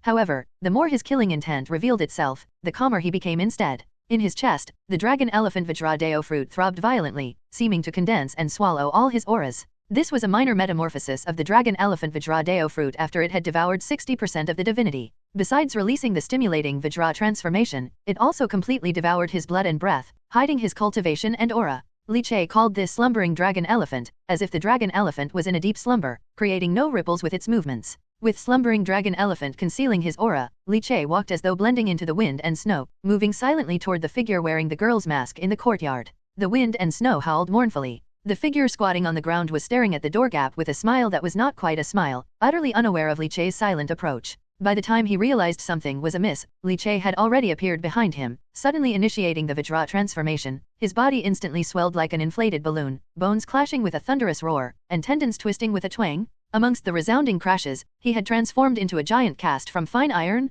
Thick lifeblood surged like jiaishe, sprawling in every direction, si snake inner strength, intertwining with his blood, wrapped around one of Li Che's arms. Without uttering a single word of nonsense, Li Che's clenched fist mercilessly smashed down. The terrifying force exploded upon contact with the body of the warrior wearing the girl's mask, ripping flesh asunder, splashing blood everywhere. The bones seemed to cry out under the unbearable load, nearly shattering. The bagua staff warrior was dragged for several meters across the snow, with the violent airflow and scattered snow mist slamming him harshly into a dirt wall, causing snow piled on the black tiles to quiver and fall. Found you. A hoarse voice emanated from the bull demon, lingering inside and outside the courtyard. Li Zhengran inside the house was terrified, silent as a cicada in winter, a chill enveloping his entire body. The gods were fighting outside, fearing that it might affect them inside the house. Cough, cough. From within the snow pile, the figure staggered to his feet, half his body torn open and soaked in blood, with blood pearls continuously dripping from his hand gripping the bagua staff. The girl's mask was full of cracks, looking somewhat ferocious. Bull demon.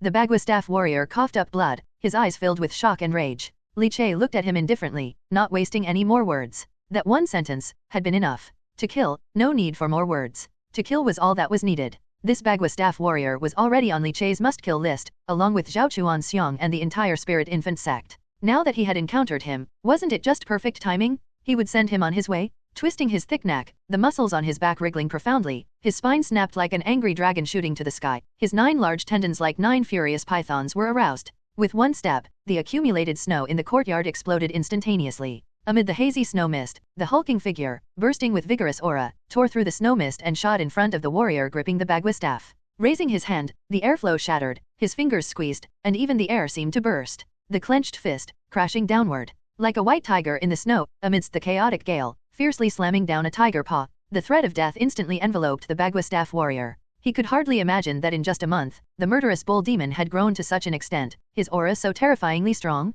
Bone tempering. Perfection? Just a month ago, he was only beginning bone tempering, but now, he had achieved perfection. What kind of monster? But at this moment, he couldn't afford to think too much. With a roar of anger, he mobilized all his strength, ignited his inner strength, and had no choice but to horizontally block with the Vajra staff against the tiger's punch that was as fast as thunder. Boom! The punch from the bull demon, crushing downward, fiercely smashed onto the Vajra staff. The staff instantly bent, letting out a wail. The terrifying force of 10,000 caddies roared out, as if the air itself was shattered in an instant. The snow and fog between the two men dispersed, like ripples spreading across the surface of water. The raised snow, like a curtain rising on a stage. Dark and vigorous hair wildly danced, eyes beneath the mask bright as stars. The Vajra staff warrior could only feel a cold chill, as the terrifying power released onto his arms holding the staff, dispersing his three heavens' inner strength, cracking his hands, bursting his blood vessels, and causing blood to pour down. However, Li Che still seemed at ease, his fingers tightened, and he fiercely smashed down. In a vibration, the Vajra staff bounced out from the warrior's hands, and another punch followed. This punch from Li Che incorporated the Su family's 8 consecutive bone-shattering spears technique he had mastered that morning.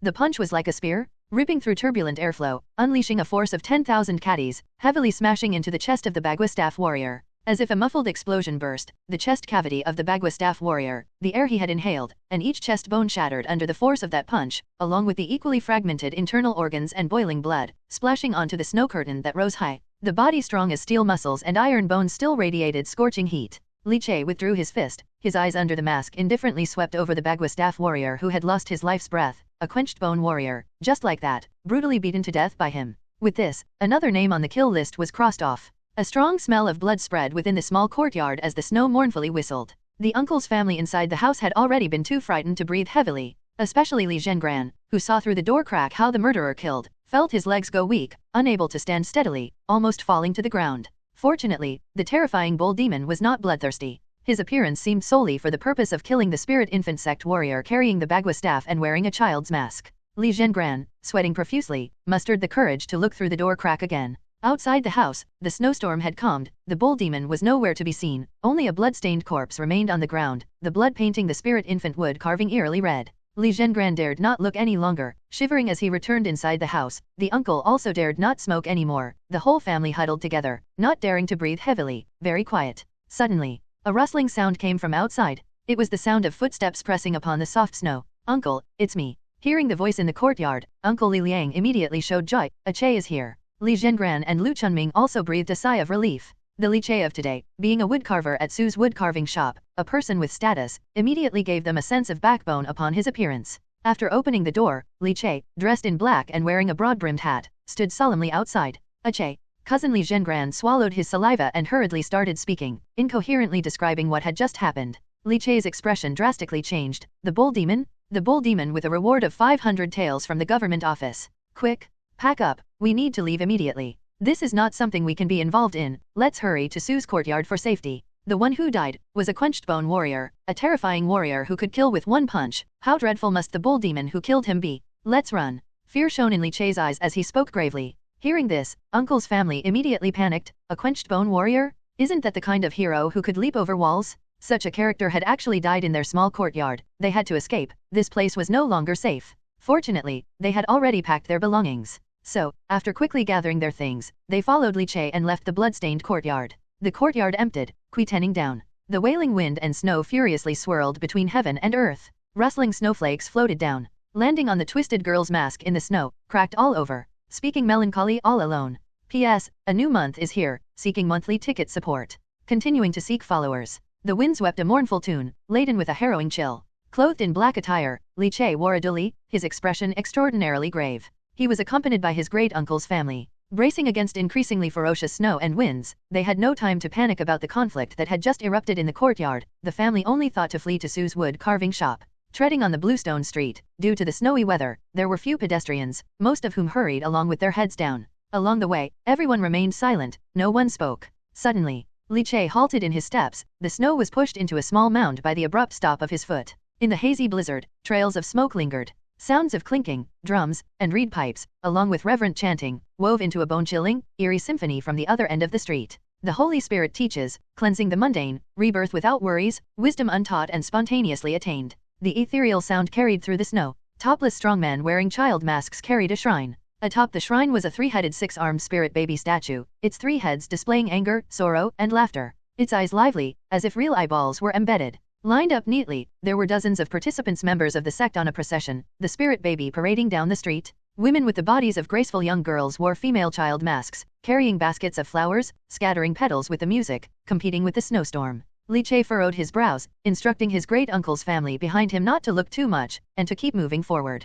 However, unlike previous encounters where Li Che and the spirit baby street parade passed by each other without incident, this time was different. Amid the flying snow, these spirit babies noticed his great-uncle's family and saw Li Chengzhou in the arms of his aunt Lu Chunming, which seemed to excite them. They danced bizarre steps, wearing child masks, tilting their heads and twisting their bodies, like claw-wielding demons from hell, closing in step by step. A profound sense of oppression filled the space between heaven and earth, enveloping the snowstorm and rushing toward them. Great-uncle Li Liang was sweating profusely, shaking in fear. Cousin Li Zhengrand's eyes were wide with fury, clutching a firewood knife. The great-aunt and Aunt Lu Chunming were terrified, having never seen such a spectacle before, almost crying out loud, tightly holding the frightened Li Chengzhou in their arms. Li Che took a step forward, his blood surging, skin flushing, displaying the perfection of skin refinement in his cultivation. In broad daylight, what are you trying to do? Kidnap a child? Do you still recognize the imperial court's authority, the law of the land? Li Che bellowed angrily, his voice filled with a powerful qi that somewhat intimidated the members of the sect. But as the sounds of gongs and reed pipes resumed, those masked members of the sect once again closed in, continuously approaching, the eyes beneath the child masks flickering with greedy and sinister light. Li Che clenched his fists. He thought, they were wearing masks? As the members of the sect drew nearer, a unique aura permeated the air, disturbing the mind and affecting emotions. Li Che's heart chilled. Divinity? Not strong, just a trace, but deadly enough for ordinary people? Suddenly, the blizzard exploded, and a figure dashed from afar, crashing down fiercely in front of Li Che and his great-uncle's family like a cannonball. Powerful vital energy surged wildly, inner strength gushing, creating strong winds and waves, scattering the approaching Spirit Baby Street Parade members. I am third shopkeeper Su Yu from Su's wood carving shop. Gentlemen, pressing like this in broad daylight is a bit excessive. Fei Lei City isn't at the beck and call of the Spirit Infant sect yet. The figure, draped in a fox fur cloak, dressed in white as the driven snow with flowing black hair, spoke indifferently. Li Che was startled, not expecting the arrival to be the long-lost third shopkeeper Su Yu, who had disappeared after they left the city to hunt demons, and now appeared in such a circumstance. Su Yu, with vital energy fiery as blood, inner strength raging, stood his ground, the force of his burst fearsome. The Spirit Baby Street Parade members dispersed, the fleeting divinity also vanishing with the snow into oblivion. No words were exchanged, no speech was made. The street parade members, carrying the spirit shrine, marching to the beat, scattering petals, with the sound of drums and reed pipes receding, gradually disappeared into the snowstorm. The evil influence seemed to go away with them. The great-uncle's family finally heaved a long sigh of relief. The great-aunt, feeling a sense of survival from a grave danger, couldn't help but sob quietly. Li Che bowed his fists, sincerely saying, "Thank you, third shopkeeper." Su Yu turned around, his appearance more weathered than before, his scholarly handsome face now marked by a scar. He glanced at Li Che, smiling. "I just returned from dealing with the evil from the mysterious temple outside the city, and then I encountered this situation. Seeing it was you, I stepped out." Su's wood carving shop still holds some respect for the Spirit Infant sect. Li Che expressed his thanks once more, and after explaining about his great-uncle's family, Su Yu sighed. The Spirit Infant sect has become more and more lawless. However, if you wish to destroy them, you must first let them go mad. Eventually, someone will eradicate them. Well then, let your great-uncle's family move into Su's courtyard, find a secluded residence for them, but they will have to pay rent separately. A woodcarver living in the courtyard need not pay rent, but although the great-uncle's family had Li Che's support, they were not qualified to reside in Su's courtyard. Su Yu had relaxed the conditions, but the rent could not be waived. Don't worry. In consideration of you being a talented woodcarver, the rent will be cheap. Su Yu smiled. I won't return to the courtyard with you. I am going to have a look at the crime scene you mentioned, a quenched bone warrior killed while wearing a bull demon mask. That bull demon, interesting indeed. With that brief statement, Su Yu took his leave, stepping out and disappearing into the distance with hands behind his back. Watching Su Yu's retreating figure, Li Che exhaled, allowing the great-uncle's family to stay in Su's courtyard should indicate Su Yu's intention to foster goodwill toward him. After all, he had the potential to become a wood-carving master. Courting favor, quite typical. Anping Alley. In the midst of snow and wind, several figures hurried forward, their robust vitality intermingling in the air. Su Yu, wearing a fox fur cloak, walked with his hands behind his back. More than one figure was already in the courtyard. Zhao Chuanxiong, with a side knife strapped to his waist, looked with an ugly expression at the dead Bagua staff martial artist, his knuckles white with tension and veins bulging out, his eyes displaying a mixture of ferocity and fear. Apart from Zhao Chuanxiong, there were three other figures. All of them were strong and evidently skilled martial artists. Su Yu recognized them. They managed the properties in the outer city for the noble families and clans of the inner city. Just like Su Yu, they were not favored within their clans, but in the outer city, their status was prestigious. The noble families of the inner city comprised 4 major families: the Ying family, the Su family, the An family, and the Si family. Aside from Zhao Chuan Xiong, the 3 present hailed from the Ying family, the An family, and the Si family, respectively. Killed outright by immense strength, a full bone tempering completion's enormous force, combined with the release of a martial technique, crushed his ribcage and all internal organs completely overpowered, no chance to resist. Judging by the manner of death, it's impossible to deduce which martial technique the assassin used. This household spared someone alive. If we find and question them, we will know the assassin's appearance. But historically, in the outer city, those capable of killing a bone-tempered individual are most likely that wanted criminal, bull demon, beyond doubt. This bull demon, just after committing a crime in the inner city, killing a disciple valued by the Dharma master of the Spirit Infant sect, is now here in the outer city, having killed a deputy incense master in the bone-tempering realm of the Spirit Infant sect. Truly audacious. The person in charge from Si family in the outer city looked at Su Yu and smiled. Third Master Su, interested in joining forces to capture this bull demon. Si Liaxian. Your Si family mingles with the Spirit Infant sect, unlike my Su family. This bull demon evidently targets the Spirit Infant sect, and the people he kills are those villains from the sect who harm innocent children.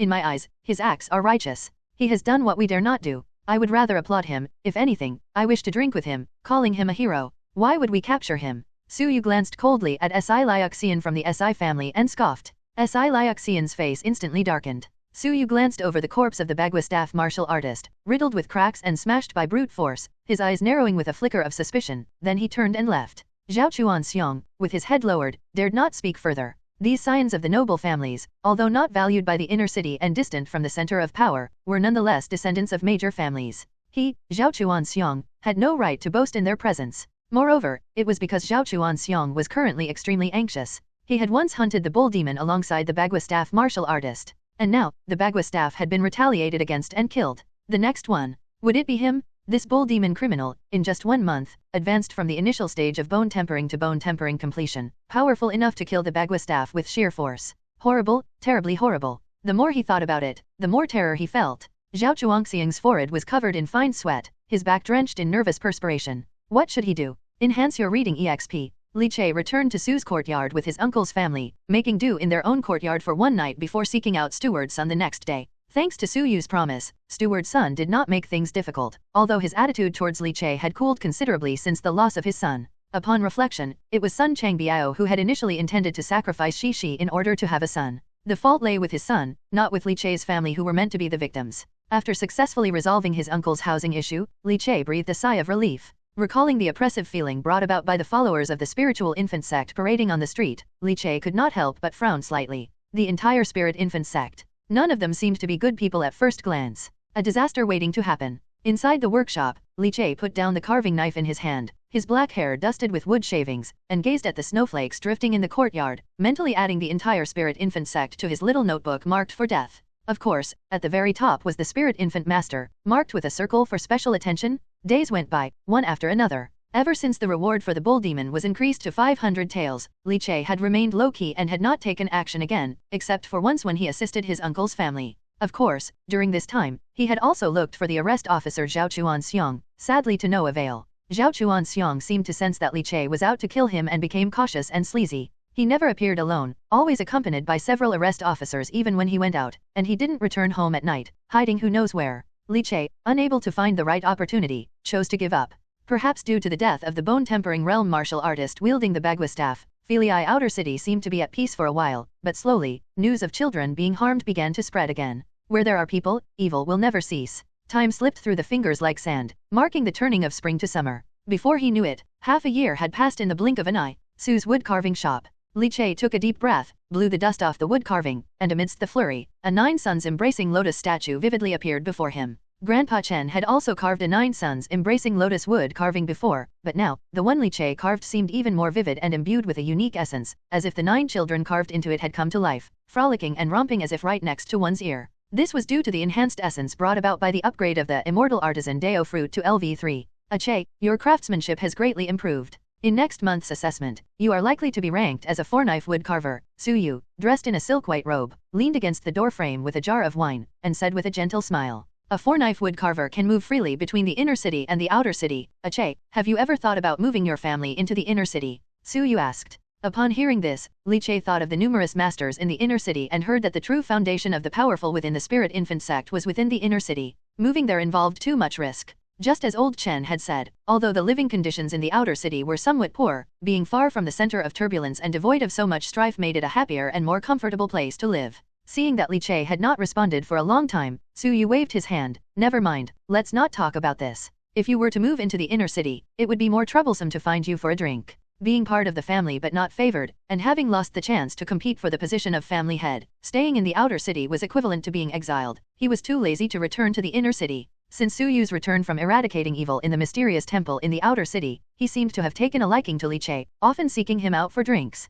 At first, it might have been with thoughts of currying favor, but as time went on, he truly began to consider Li Che a friend. His visits to Li Che's courtyard for meals became increasingly familiar. After finishing work, Li Che returned to the courtyard with Su Yu. The loquat tree in the courtyard was thriving, full of lush greenery. Little Shi was underneath the loquat tree, clutching a wooden stick, laughing merrily. In just 1.5 years, Shi was lively and clever, incredibly intelligent, seeming as energetic as a 3-year-old child, brimming with energy, bouncing around, the distinctiveness of the spirit baby becoming ever more apparent. Daddy. Upon seeing Li Che's return, Shi's chubby little face quivered, and she scurried over barefoot, full of delight. She hastily stopped in front of Li Che and Su Yu, her hair tied up in a top knot nearly hitting Li Che's thigh. Daddy, did you bring me candied hawthorns to eat? Where are they? She batted her large eyes, already searching. However, after not finding them, she suddenly seemed deflated, like a balloon losing air, her puffed-up chest sagging. Li Che laughed and picked up the disappointed Shi, saying innocently, that was something Daddy promised you the day before yesterday. Didn't I bring you candied haw yesterday? You must be mistaken. Shi looked puzzled for a moment, tilting her head. Is that so? I've already forgotten what yesterday's candied haws tasted like. After saying this, she even stuck out her tongue to lick her lips. Su Yu couldn't help but chuckle. Uncle will hold you. Your daddy didn't buy any, but your uncle Su Yu did. As if by magic, Su Yu really produced a candied haw, and Shi cheered instantly. Old Chen pulled up a bamboo chair and sat under the loquat tree to enjoy the cool air. Seeing this, he couldn't help shaking his head and laughing. Third shopkeeper, don't spoil little Stinky Shi too much. Candied hawthorns every day will ruin her teeth. Hearing this, Shi immediately became displeased, pouting her lips. Stinky Grandpa Chen, I'm not little Stinky Shi, I am Nuangzai, Li Nuangzai. Her muttering carried a faint hint of childishness. This made everyone present struggle to hold back their laughter. Zhang Ya had just finished her work in the kitchen and began to prepare the meal. The freeloading Su Yu and Old Chen, along with Li Che's family, spread a table out in the courtyard on a summer evening and started to dine. Su Yu enjoyed this atmosphere immensely. Living alone in the outer city, he would eat by himself, but now, he cherished the lively and comfortable environment. Taking a bite of a pig head's meat, Su Yu looked at Li Che and said, Che, lately, the Spirit Infant sect has been making more and more moves. Within the inner city, the Spirit Infant sect collaborated with the SI family, and reached into the Spirit Infant children of the other 3 families, thus falling out with the other 3 major families. Several in the bone-tempering realm have died. The SI family is struggling to bear this wrath. The instigator, SI Mubai, was driven out of the inner city, and the power of the Spirit Infant sect in the inner city has been wiped clean, with most retreating to the outer city. Su Yu said in a heavy voice. Li Che sipped his wine. If the 3 big families in the inner city have fallen out with the Spirit Infant sect, why didn't they completely eradicate the sect's power? Why not kill them off entirely? Old Chen sneered coldly. This Spirit Infant sect originated from the mysterious temple outside the city. How could it be so easy to clean up? Those high-ranking followers of the Spirit Infant sect usually wear masks and hide their identities. Their power comes from complex sources, so how can it be completely eradicated? It's possible that the upper echelons of the 3 big families, or even the high ranks of the yeomen, might have powerful members of the Spirit Infant sect. Old Chen seemed accustomed to such matters, his words carrying a mix of coldness and sorrow. If this matter of the Spirit Infant sect isn't handled well, Fei Lei City will eventually be doomed. After those words, the dinner table fell silent. Su Yu's eyebrows furrowed and then relaxed. He looked at Old Chen, wanting to say more but stopping himself. Old Chen gulped down a bowl of wine and slammed the bowl on the table. The 3rd shopkeeper knows about my origins. I originally came from the refugees of Huayun City in the north. How's Huayun City ended up? I will never forget in this lifetime. Su Yu sighed, not saying much more, just looking at Li Che. During this time, look after Shi, don't let her run around. After the matter of the Spirit Infant sect is over, or maybe after next year's Spirit Child selection, I'll arrange for her to enter the Divine Cultivation Institute established by the major clans of Fei Lei City. That way, her safety will be somewhat guaranteed. However, I've also received news, the Divine Sect will dispatch experts to take on disciples next year. Sadly, Shi is a bit young. I don't know whether she'll catch the eyes of the Divine Sect's disciples. I will see how things go at that time. If she can join the Divine Sect, Shi won't have to worry about the threat from the Spirit Infant sect anymore. In front of such a colossus as the Divine Sect, the spirit infant sect, is pitifully weak. Therefore, it's likely that the spirit infant sect will go on a rampage before the arrival of the divine sect's disciples. Li Che nodded, filled his own cup, and then offered a bowl to Su Yu. The matter concerning Shishi. I'll have to trouble you, old Su. Su Yu rolled his eyes but raised his bowl in response. Don't mention it. Shishi and I are close. Li Che was very receptive to Su Yu's advice and did not wander around with Shishi. He also specifically noticed that the outer city had indeed become much more chaotic. The activities of the spirit infant sect's followers became more frequent, and even outside Su's wood carving shop late at night, martial artists would often lurk and covet incessantly. However, the guard squad organized by Su Yu with numerous martial wood carvers enhanced patrolling. And after Su Yu personally killed an intruder who had achieved completion in transformed sinews, the spirit infant sect started to restrain themselves a bit. Yet, the activities of the spirit infant sect were still intense elsewhere. Over half a year, Filii Outer City fell into a chorus of mournful cries. Many parents who had lost their children lodged complaints with the yamen.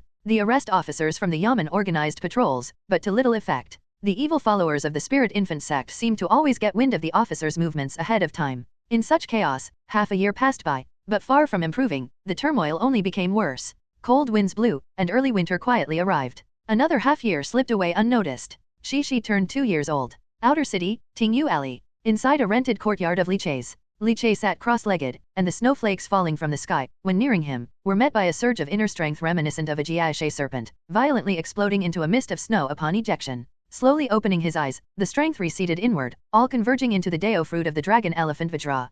Si snake inner strength has reached the 3 heavens. This inner strength technique has reached its limit. To make a breakthrough to the 4th layer of inner strength, I need to get my hands on a superior internal strength technique. Li Che exhaled, the breath rushing out of his mouth like a sharp arrow. Suddenly, the Dao Fruits of immortal Artisan and dragon elephant Vajra in his chest began to flutter slightly. Familiar scenes appeared before him. On the vast earth, a towering treasure tree rose into the clouds, its numerous leaves shimmering as they fluttered.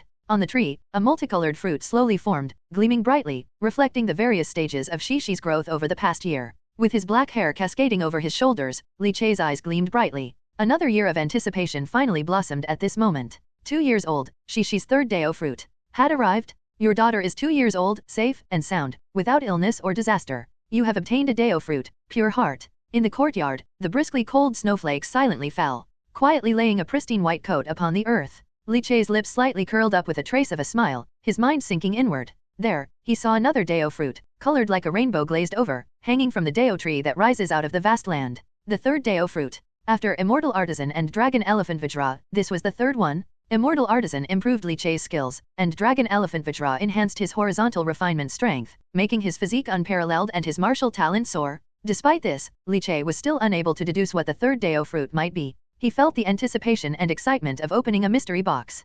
Pure heart, Dao Fruit. The mind is pristine, like a bodhi, untainted by dust, cultivating the nature without blemish. With the fluctuations of his mind, the hints and introduction regarding pure heart emerged before his eyes. The mind is pristine, as if a bodhi, untainted by dust, cultivating the nature without blemish. Li Che muttered the introduction, his breath gradually quickening. Cultivating nature, cultivating divinity. Cultivation in this realm is divided into 3 types: body refinement, inner strength, and divinity. Divinity is the most difficult, but also the most mysterious and powerful. To cultivate divinity, apart from needing a divine cultivation method, one also needs to train both the body and inner strength to a powerful degree. In short, body refinement and inner strength are but preparations for cultivating divinity. Li Che once curiously inquired with Su Yu about the content of divine cultivation, and Su Yu did not conceal it. Body refinement must reach the blood exchange level. Only at the blood exchange realm can one stimulate the organs with blood to absorb and store divinity, and inner strength needs to reach the 3 heavens level to cultivate divinity. What is divinity? All things under the heavens possess spirit, but humans alone have divine charm, which is divinity. Absorbing and training divinity, transcending the mundane world, is the very source of humanity's primacy. Su Yu introduced to Li Che. Human divinity can be divided into the 7 emotions and 6 desires: joy, anger, sorrow, thought, grief, fear, shock. Each of the 7 emotions is a major category of divinity. The 6 desires can be distinguished as well, but the 7 emotions divinity is more communal. Each major category of divinity can be further divided into branches, each of which is a possible foundation for crafting the divine base. For example, the Si family's angry Crytown ghost divine base belongs to the divinity of sorrow. Similarly, the terrifying trace of light divine base of divine catcher Zhang Xiangyang in the inner city Yamen belongs to the divinity of fear branch. A breeze stirred, ushering the chill of winter cold. Li Che felt the recently obtained Dao Fruit pure heart, and with the stimulation, his 6 senses seemed to grow sharper, able to catch the divinity that freely roamed between heaven and earth. In his eyes, many divinities glowed faintly, like fireflies in the night sky, fluttering ceaselessly, gradually accumulating around him, and diffusing into his body. Finally, it accumulated within the pure heart. Can the Dao Fruit pure heart let me cultivate divinity? Li Che was pleasantly surprised. Su Yu had said that divine cultivators with their combat strength far surpassed those who had cultivated body and inner strength. If they managed to forge a divine base, it would be extremely terrifying. Unless facing grand masters of channel opening, other warriors would easily be crushed. Divine methods are incredibly precious, the foundation of an entire lineage. Even Su Ji would rarely impart a divine method to outsiders, and even if one became a wood-carving master, what one would get was merely the lower divine method. Su Yu had educated me on the realms of divine cultivation. The first realm is nurturing nature. A minor accomplishment in nurturing nature is not weaker than blood exchange, and with nurturing nature to perfection, one can even fight a meridian martial artist. The second realm is divine base, forging the root of divinity, shedding worldly nature, and even a meridian martial artist can be suppressed. Li Che took a deep breath, recalling the information about divinity that Su Yu had mentioned. Name, Li Che. Bonds, Li Nuangzai, daughter. Dao Fruits, Immortal Artisan, LV3, 5%, Dragon Elephant Vajra, LV1, 70%, Pure Heart, LV1, 0%. Prototype of Divine Skills, Immortal Worker, 1000 Analyzing Hands. Before his eyes, the panel popped up. This past year, since Dao Fruit Immortal Worker reached LV3, its progress had become increasingly slow. Of course, it was also because Li Che had devoted more time to the martial path. However, the main reason was the extreme difficulty of the mechanisms Li Che intended to create. Tang's Mechanism Essentials detailed 12 mechanisms, 3 of which were relatively basic, and Li Che had already completed them. The remaining 9 all involved qi and blood as well as inner strength, and even touched upon divinity. Therefore, the difficulty skyrocketed. Fortunate to have the assistance of the LV3 Immortal Worker Dao Fruit and coupled with the collection of materials, after a year, Li Che finally succeeded in creating the 7th ranked mechanism in Tang's Mechanism Essentials. Wood Raven, ranked 7th in Tang's Mechanism Essentials, was a mechanical beast painstakingly crafted by Li Che. As for his physical cultivation, the martial talent elevated by the Dragon Elephant Vajra Dao Fruit enabled Li Che's own cultivation to advance from complete meridian opening successfully into bone tempering. The bone tempering realm required a painstaking effort, which aside from daily practice and endurance, also needed plenty of dietary supplements. Li Che's bone tempering method was scavenged from the marketplace, called the 18 Tiger Bone Refining Method, which cost him 800 taels, also sold by the merchant who sold him the Su family's 9 Tendon technique. Regrettably, the merchant didn't have the ability to obtain a superior internal strength technique. He rose amidst the snowstorm, all his bones crackling loudly, reminiscent of firecrackers exploding, throwing a punch that thrust forward like a spear, appearing to split the very air. The martial technique White Tiger Chaotic Wind Fist had already been mastered by Li Che to a master level, just half a step away from reaching the transformation realm. Any martial technique can be divided, according to the level of mastery, into beginner, minor accomplishment, major accomplishment, master, and transformation realm. Once the transformation realm is achieved, it can even draw on the divinity between heaven and earth, greatly enhancing the power of the martial technique. Bone tempering great achievement, master level boxing technique, and master level bone shattering spear. Now, even without invoking Dragon Elephant Vajra transformation, my cultivation in Filii Outer City belongs to the top tier. A smile appeared at the corner of Li Che's lips. But that was only in Filii Outer City. In the outer city, a quenched bone warrior could strut proudly. However, in the inner city, not to mention the juniors of the major noble families who were nurtured with dietary supplements from a young age and cultivated with superior methods, whether in body refinement or inner strength, they were far superior to outer city martial artists. After all, it was only in the blood exchange realm that divinity could be nurtured, and one could become a divine cultivator of the nature nurturing realm. If I were to invoke Vajra transformation, I wonder if I could crush a blood exchange warrior. Li Che pondered, as he had never clashed with one and wasn't quite sure how strong a blood exchange warrior was.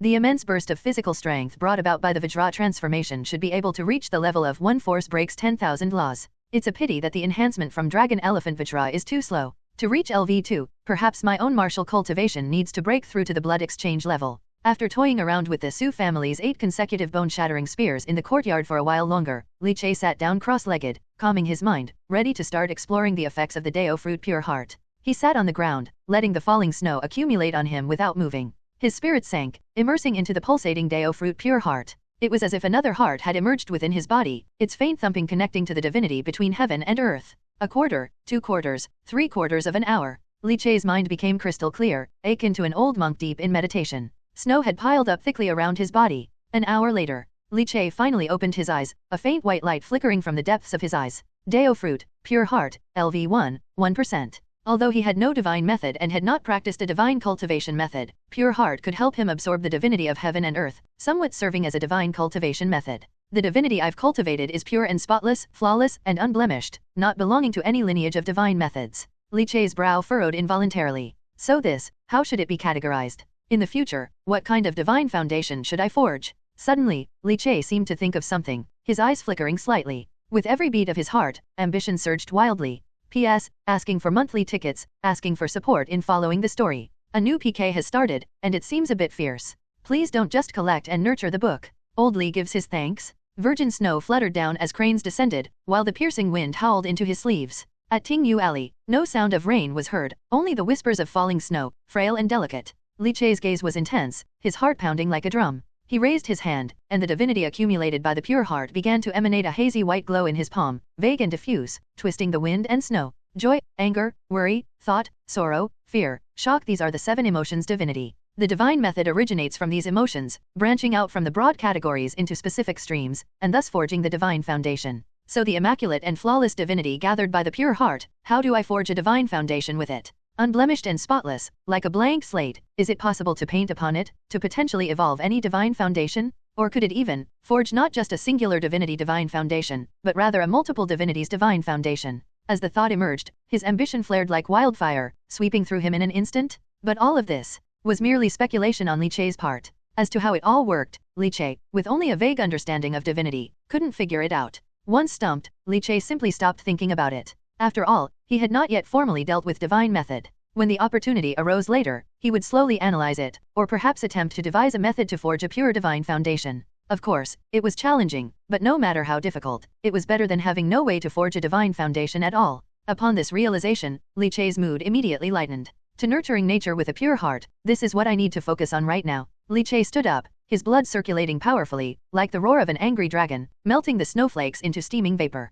His eyes sparkled with brilliance, and his mind raced. That's right, the dragon elephant Vajra can siphon divinity to accelerate progress. Can the divinity gathered by the pure heart be used to replenish the dragon elephant Vajra? A mutual aid between Dao Fruits? While the idea seemed promising, using the divinity nurtured by the pure heart to enhance dragon elephant Vajra would likely slow the nurturing process. It might be a loss rather than a gain. So, giving it a boost during a breakthrough realm would make sense, but ordinarily, I should simply rely on the innate talent granted by the dragon elephant Vajra and patiently refine it over time. If I can forge a divine foundation, I'll be among the top powerhouses in all of Fei Lei City, both the inner and outer city. Forging the divine foundation is crucial, because Su Yu once told him something that Li Che would never forget. The divine foundation is the beginning of immortality. As he stretched lazily, his bones clashing, Li Che felt extremely content. Once he left his courtyard, he wandered down the long street, planning to get some aged yellow wine and sliced marinated meat to enjoy with his drink in the evening. With old Chen and Su Yu coming over every day for food and drink, Li Che naturally had to prepare some appetizers.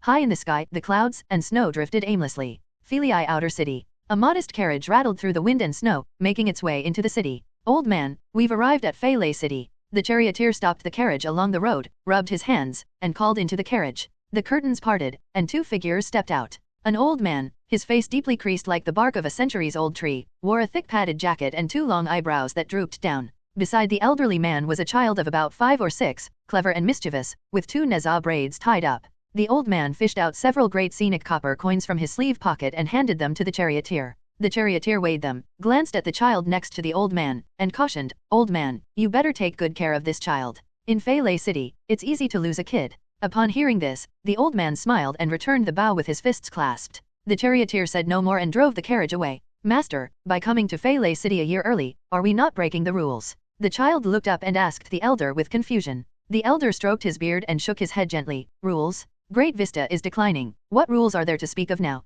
Besides, on our journey here, I observed the divinity of the mysterious temple outside Fei Lei City growing increasingly intense, and monsters are rampant. I fear that by next year, we might not even be able to enter the city." The child was startled. Is it really that exaggerated? Although Fei Lei City is small, it houses many noble families and clans, and there are quite a few divine base cultivators. To fall within a year, that's a bit exaggerated, right? The elder glanced at the child. "Lu Qi, do you think your master would deceive you? This mysterious temple outside the city, seen with our sect's observation skill, should be a 10 capitals mysterious temple, and in another year, it can advance to 9 luminaries level. With the strength of the divine cultivators in Fei Lei City, they can still handle a 10 capitals level mysterious temple for now, but once it advances to the 9 luminaries level, only the divine base cultivators and the innate meridian martial artists might escape, but those below the divine base, none will be able to flee. The child, Lu Qi, gasped for air. This Fei Lei city, with its scarce divinity and meager population, how could the mysterious temple advance to the 9 luminaries? The elder stroked his beard. A temple, it's only about offering and sacrifice. Some offer life, nature, and soul in sacrifice. Naturally, the mysterious temple will advance. We've come early to find a spirit child and take them back to the sect. Let's not cause any more trouble. The old man advised the child.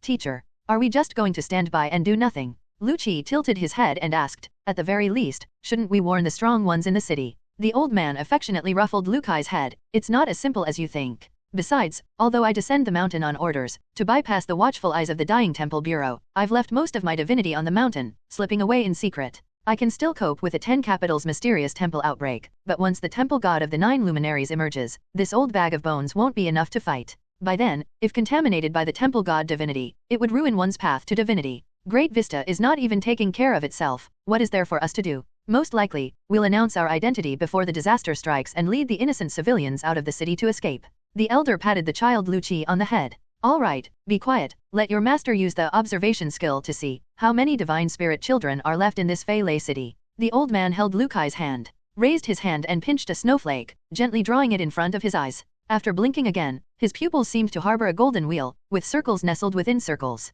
He looked towards the sky and saw 4 huge divine millstones suspended in the air, shrouded between heaven and earth. Angry Cry Town Ghost, Terrifying Trace of Light, Sunsi Lu Sword, Wrathful Methreya. The small Fei Lei city has quite a few cultivators who have cast their divine foundation, with a variety of divine foundation styles. The elder smiled lightly and scrutinized carefully. All these were ordinary divine foundations, but those who could cast a divine foundation were already quite distinguished. After all, many divine cultivators, despite nurturing their divinity like a pond, could never take the crucial step, or were ravaged by divinity mentally, spiraling into complete madness, and fell to divinity backlash. Divine base cultivators are already not weak. Don't think that they're only a hair's breadth away from divinity. Sometimes, that hair's breadth is an insurmountable gap. The circles of the golden wheel in the elder's eyes, one after another. He looked towards the inner city and nodded slightly. The noble families and clans have still managed to save quite a few spirit children. It's a pity that their divinity seems scarce. Then, with the golden wheel spinning, his gaze fell on the outer city, towards Sue's woodcarving shop, and a hint of surprise flashed in his eyes.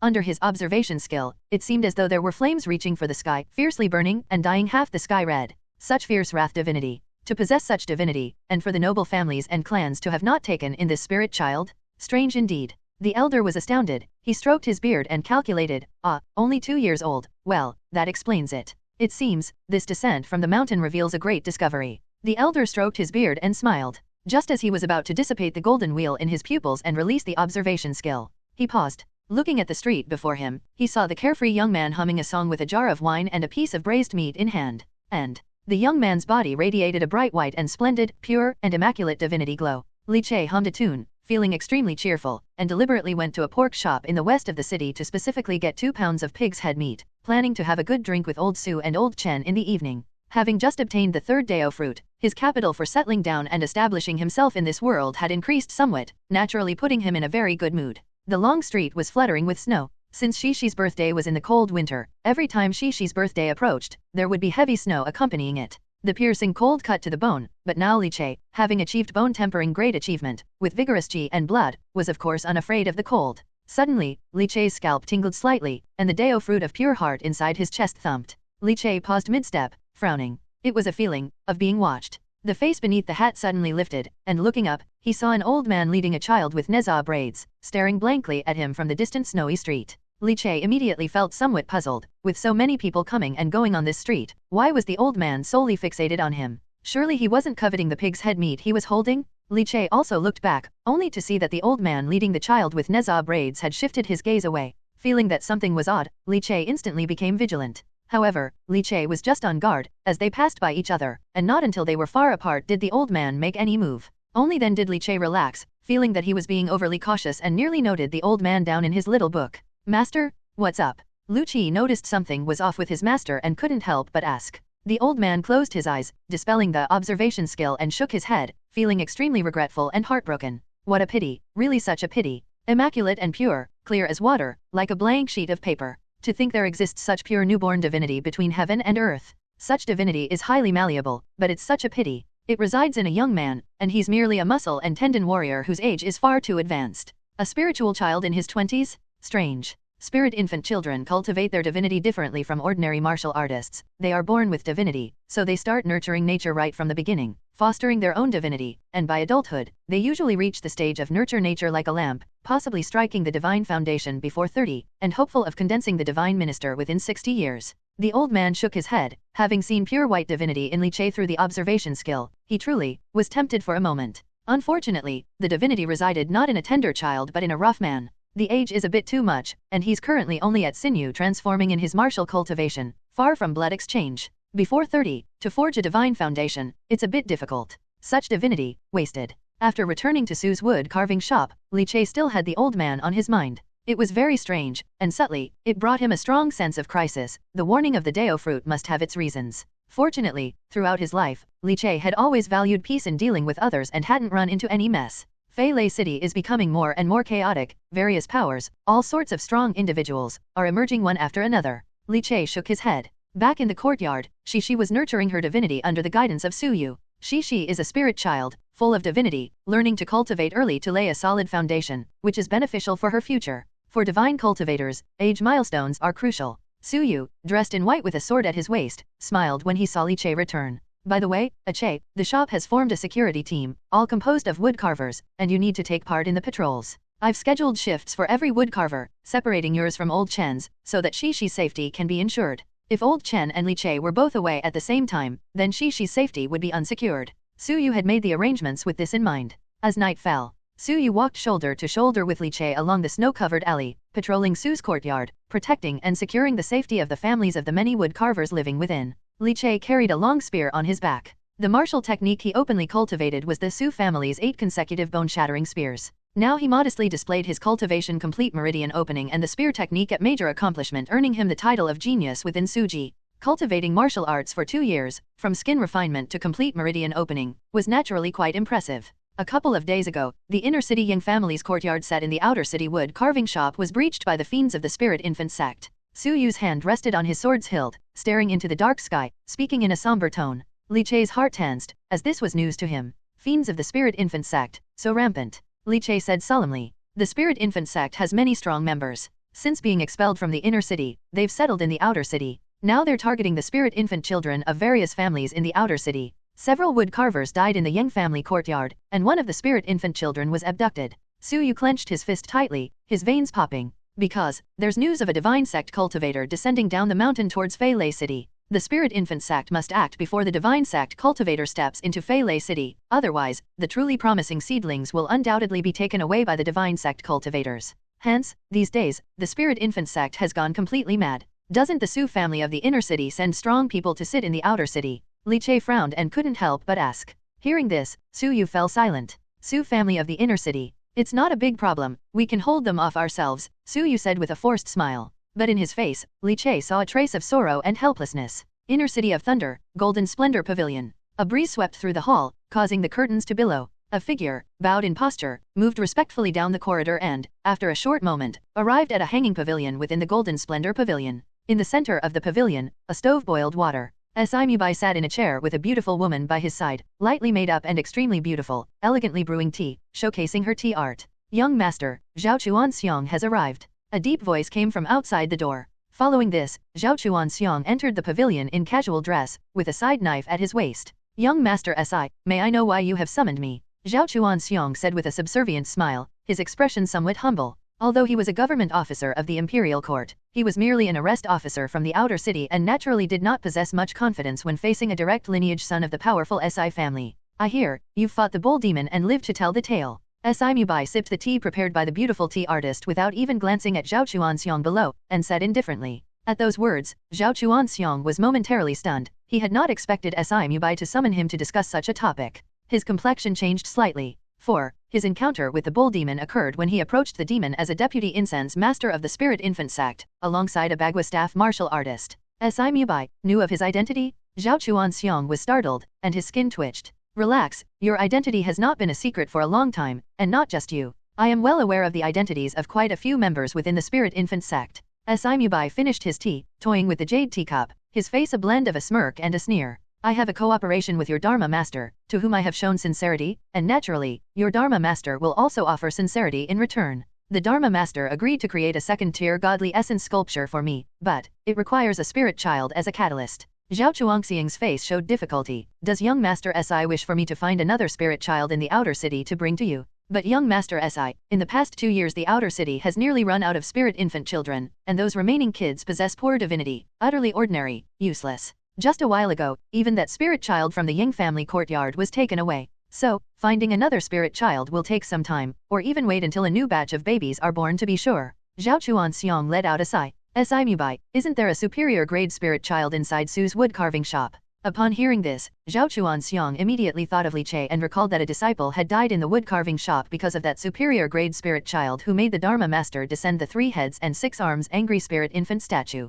Are you referring to the daughter of the wood carver Li Che from Suji? Zhao Chuanxiang ventured. Si Mubai fiddled with the teacup, his demeanor indifferent and cold. Are there any other superior grade spirit children? Zhao Chuangxiang's skin twitched. To not hide it from young Master Si, I suspect that the criminal bull demon might be related to Suji. Si Mubai waved his hand dismissively. No need to say, I know what you are afraid of. For this year, you've stayed out of sight, never traveling alone, all to avoid the bull demon, right? Back then, you used the widow of Sun Changbiao as bait, luring the bull demon in for the kill, which you consider as having fought with him. After the death of the Bagua staff holder, you got scared. Zhao Chuanxiang wasn't embarrassed. What's there to be ashamed of if it's for survival? Consider that Bagua staff holder. Does he have any pride left now? Once dead, all is lost. This bull demon, based on his several interventions, seems to harbor grudges against the spirit infant sect, and furthermore, there appeared to be some connections with Suji. It seems likely that the bull demon originates from Suji. Si Mubai leaned back in the taishi chair made of pear wood, his long fingers tapping lightly on the table. I am also very curious, just who from Suji is this bull demon? Able to move freely in and out of inner and outer cities, and possessing a bone-tempering completion cultivation. Who could it be? It can't be Su Heli, nor Su Baihu, and it's even less likely to be the third Su brother. No matter who it is, just eliminate him. That will do. Si Mubai's eyes gleamed with a mix of sobbing and smiling, as he turned his gaze toward Zhao Chuanxiang. You handle this job for me, and I'll take care of the bull demon for you. Since the bull demon is so keen on killing you, let him come for you. Zhao Chuangxiang's face darkened instantly, his heart, quite tempted. If the bull demon could indeed be dealt with, he really could live without always looking over his shoulder. The bull demon must die. Without that, he could not rest easy. The death of the Bagua staff holder was vivid in his mind, like a nightmare. Zhao Chuangxiang's eyes flickered. But still, there was trepidation in his heart. After all, what Si Mubai called taking care of the bull demon was dem fishing, using him as bait. No, fishing for a bull. He had avoided trouble for so long, in the end, he feared. If the bull isn't caught, he, the bait, might get eaten first. P.S. Seeking monthly tickets, recommendation tickets, and followers? Vast snow falls, drifting through the sky, freezing 3 feet deep. The heavy, pristine snow blanketed the entire street of the outer city, yet the desperate citizens still braved the snowstorm to work and set up stalls, all to earn more cast copper coins to buy firewood and survive this deadly winter. Li Che, intending to head to the small courtyard he rented in Tingyu Alley for cultivation, dressed in cotton clothes and donning a hat, walked along the long street, where he saw many households hanging white silk and heard the sounds of crying drifting out amidst the snowstorm. These were families who had lost their children, and in recent months, the activities of the spirit infant sect had become increasingly frequent. After being driven to the outer city, they were like starving wolves entering a flock of sheep, not at all restrained but, on the contrary, becoming even more rampant. Even the large courtyards set up in the outer city by prominent inner-city families like the Ying family were raided for spirit children. It could be said that the entire city's atmosphere had become increasingly bizarre and oppressive. Although Fei Lei City had the government office, the arrest officer of the outskirts government office, Zhao Chuanxiang, was a follower of the spirit infant sect. How could ordinary citizens resist? And who could stand up for their justice? No one. The major families of the inner city had only expelled the spirit infant sect and seemed not to dare to completely offend them to death. Mainly because the spirit infant sect was deeply entrenched and even involved with the mysterious temple, perhaps even with some weighty figures within Fei Lei City. According to Old Su, the spirit infant sect has even reached out to the spirit children of the noble families and clans of the inner city. That's the very foundation of these families and clans. Yet those noble families and clans only expelled the spirit infant sect and did not fully go to war, clearly fearing something. As his feet sank into the snow, Li Che saw a woman, frozen stiff, numbingly burning paper money at her doorway. On the long street, members of the spirit infant sect passed by shouting slogans in groups, their faces filled with fanaticism and excitement, forming a stark contrast with the numb and despairing woman. This damned era, this damned spirit infant sect, my son, oh, my son. The woman numbly stared at the departing adherents, suddenly began to wail, her tears flowing freely, her voice mournful. Li Che stood still, coldly watching the fervent adherents trample the long street as they passed. He slowly closed his eyes.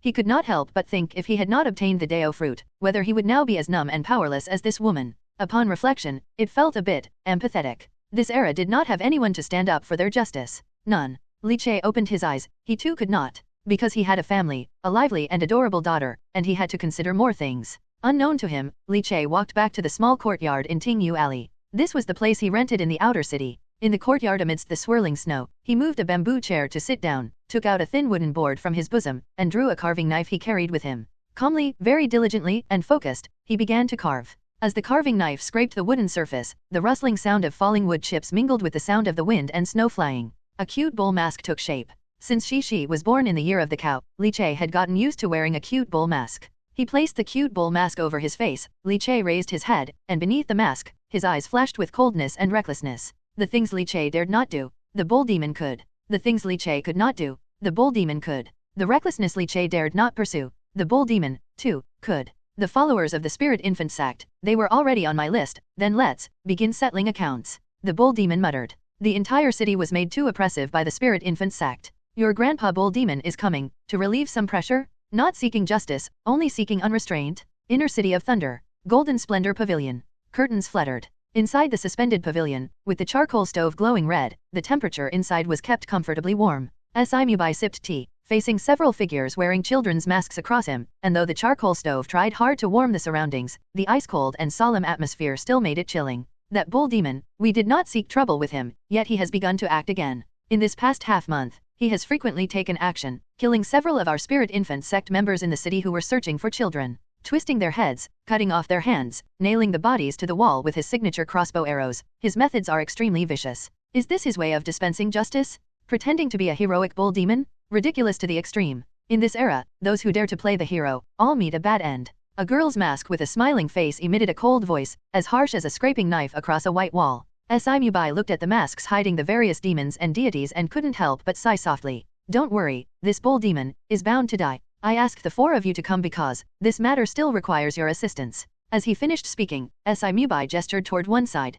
His assistant, the blood exchange warrior Guo Zhan, immediately lowered his body and approached. Go, let Zhao Chuan Xiong make his move. My godly essence sculpture lacks only that one upper-class spiritual child. We can't delay any longer. Tingyu Alley, within a small courtyard. The bull demon, having just killed a disciple of the Spirit Infant sect, returned using the slumbering dragon elephant to conceal his breath. After cleaning up, Li Che sat cross-legged and began his daily divine cultivation. The pure heart Dao Fruit pulsated slightly and, in a heartbeat, contracted and expanded like a heart, attracting the immaculate divinity of the universe like sprites, converging it into a delicate stream that flowed into his body, gathered in the pure heart. Dao Fruit, pure heart, LV1, 3%. Li Che opened his eyes, furrowing his brows, and slowly exhaled. Although the pure heart Dao Fruit can draw in the divinity from nature, ultimately, due to the lack of a divine method, my efficiency in drawing divinity is extremely low. Till now, I have only just pushed the maturity of the Dao Fruit to 3%, and the speed is getting slower. I really need to get a divine method to study. Li Che pondered. This thought had lingered in his mind for a long time and was now growing stronger. Unfortunately, divine methods are not available in the marketplace, there's no channel for them. Even in the noble families and clans of the inner city, such divine methods are treasured secrets. Even becoming a woodcarving master recognized by the noble families and clans only grants the lowest divine methods after passing various trust assessments. So, if I want to acquire a divine method, I still need to figure out a way with the noble families and clans. Setting aside the divine method, Li Che's eyes grew sharp. Dao Fruit, Dragon Elephant Vajra, LV1, 90%. Li Che watched in astonishment as the Dragon Elephant Vajra Dao Fruit in front of him climbed from an original maturity of 70% to 90% in just half a month. Combat, killing, can also enhance the maturity, Li Che murmured. In the half-month since the bull demon re-emerged, Li Che, wielding the capabilities of the slumbering dragon elephant and Vajra transformation, had killed many vicious members of the Spirit Infant sect. Most battles were overwhelmingly one-sided, with bone-tempering realm villains falling in just a few rounds against him. Unexpectedly, these victories had accelerated the maturity of his Dao Fruit. Li Che couldn't help but feel some anticipation. And with the increase in the Dao Fruit's maturity, Li Che's bone-tempering cultivation had also officially reached completion. Bone tempering complete. External practices now lack a blood exchange method. Moreover, having reached the three heavens in internal strength for quite a while now, without a superior internal strength technique, breaking through to the fourfold heaven is difficult. Divine methods, blood exchange methods, superior internal strength techniques, alas, where should I even begin looking for these?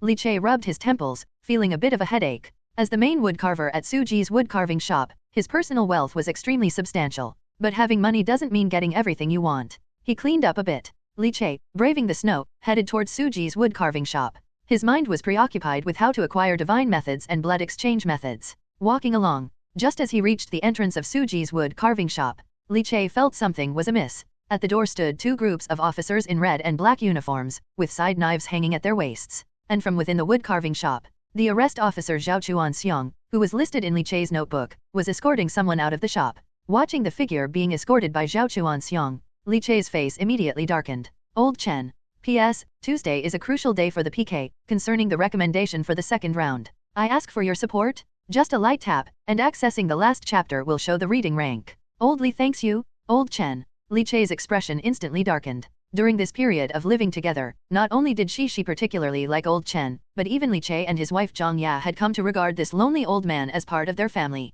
Li Che's gaze shifted to Zhao Chuanxiong. Sensing Li Che's intense stare, Zhao Chuanxiong, who was escorting Chen Dabao, paused his movement, squinted his eyes, and looked back. Li Che. It turns out to be Master Li. Long time no see. Zhao Chuanxiong saw Li Che but gave a superficial smile. Originally, when Sun Changbiao died, Zhao Chuanxiong was in charge of the investigation but ended up implicating Li Che under the guise of an investigation. It was more of a threat and an attempt to ascertain Shi's spirit child abilities. Zhao Chuanxiong felt it was a pity that since the confirmation of Li Nuangzai's spirit child abilities, he had not yet found an opportunity to act. Additionally, after being injured by the bull demon and needing time to heal, and then the incident where the bull demon killed the Bagua staff wielder, frightened, Zhao Chuanxiong dared not stir up trouble easily anymore and had been merely surviving. Hence, he found even less opportunity to act. This time, if not for Si Mubai's urgent pushing, Zhao Chuanxiong would have preferred to continue laying low, especially since the bull demon was not yet dead. Head Constable Zhao, may I know what crime Master Chen has committed? Li Che asked in a grave voice. The case of Sun Changbiao. Sun Changbiao's father Sun Lianfu has reported again, claiming that Chen Dabao killed his son Sun Changbiao and also his wife, Madame Lu. This matter has reached the government office, and I have been reassigned to take over the case, to arrest Chen Dabao. Zhao Chuanxiong stared at Li Che with a smirk on his face. Your daughter has been doing quite well this year, hasn't she? Zhao Chuanxiong said with a meaningful tone. Upon hearing this, Li Che's eyes slightly narrowed as he suppressed the urge to kill. He disregarded the provocative tone in Zhao Chuanxiong's words and said solemnly, wasn't it said that the bull demon was responsible for the initial case? Zhao Chuanxiong shook his head. Sun Lianfu has reported the case again, and now with the ruthless bull demon terrorizing the city and brutally murdering people, the lord of the city needs a major case to appease the public. He has personally intervened and even issued an order for me to arrest and examine Chen Dabao. If he is indeed wronged, the lord of the city will surely see to it that the truth is clarified. Master Li, rest assured, Master Chen, being a highly respected woodcarver of Su's courtyard, won't be harmed by the government office. Once the investigation is clear, he will naturally be released. However, Chen Master still needs to go through Fei Lei prison. Master Chen is very strong, Zhao is aware, and if he resists, he will be put on the government office's wanted list. At that point, it will be the divine catcher of the inner city who acts, not this old Zhao. Zhao Chuanxiong said indifferently. Chen Dabao's expression slightly darkened as he shook his head at Li Che, who still wanted to say something. The divine catcher of the inner city, that was a real divine cultivator, and dealing with such a person could be very troublesome. Che, take good care of Shi. Old Chen whispered to Li Che. Zhao Chuanxiong took away Old Chen. In front of the woodcarving shop, silence fell. Li Che took a deep breath, already understanding that the spirit infant sect had finally started to make a move against Su's courtyard of the outer city. Or rather, they had set their sights on Shi, the spirit child. Su Yu had once said that Shi's divinity was extremely rich, among the top grade of spirit children, a huge temptation for the spirit infant sect. Perhaps they would take a big risk. Is Zhao Chuanxiong taking away Old Chen first because he's been living in my house, protecting Shi, and Zhao Chuanxiong feels it's better to take him away before acting? Indeed, that was a clear conclusion to any discerning eye. Old Chen's body refinement ability was in the blood exchange realm. After all, he had trained for decades, and as a senior woodcarver of Su's courtyard naturally provided the blood exchange method. As for inner strength, Old Chen had even touched the threshold of the fourfold heaven. Among Suji's woodcarving masters, Old Chen was the strongest, and even placed in the inner city, he was considered formidable. With such a strong protector, it wasn't easy to take Shi away, and Zhao Chuanxiong naturally had to reassign him. However, because Old Chen was strong, Li Che was not worried about his safety. What about the third shopkeeper? Li Che fixed his gaze on Steward Sun. Zhao Chuanxiong mentioned that Steward Sun Lianfu was the one who reported the case. Since Steward Sun had not spoken up to deny it, it evidently was true. Even if not, the silent Steward Sun must be involved with Zhao Chuanxiong. Steward Sun did not respond to Li Che's question, kept his head down, and didn't even make eye contact. The third shopkeeper was called away by the second shopkeeper early this morning and returned to the inner city. The tall and martially spirited Zhao Xian explained to Li Che, the second shopkeeper. Su Baihu. Li Che frowned. Could it be such a coincidence? No sooner had the third shopkeeper Su Yu left than Zhao Chuanxiong showed up at the door to take away old Chen. Could it be that Su Baihu was also mingling with the likes of Zhao Chuanxiong? Steward Sunday, how could you accuse Master Chen? The case of Sun Changbiao was already closed, wasn't it? It was said to have been done by the bull demon. Zhao Xian was quite upset and sternly questioned Steward Sun. Before my son died, Chen Dabao inspected him. Steward Sun raised his head, his old face slightly trembling. After he inspected him, my son died. How could there be such a coincidence in the world?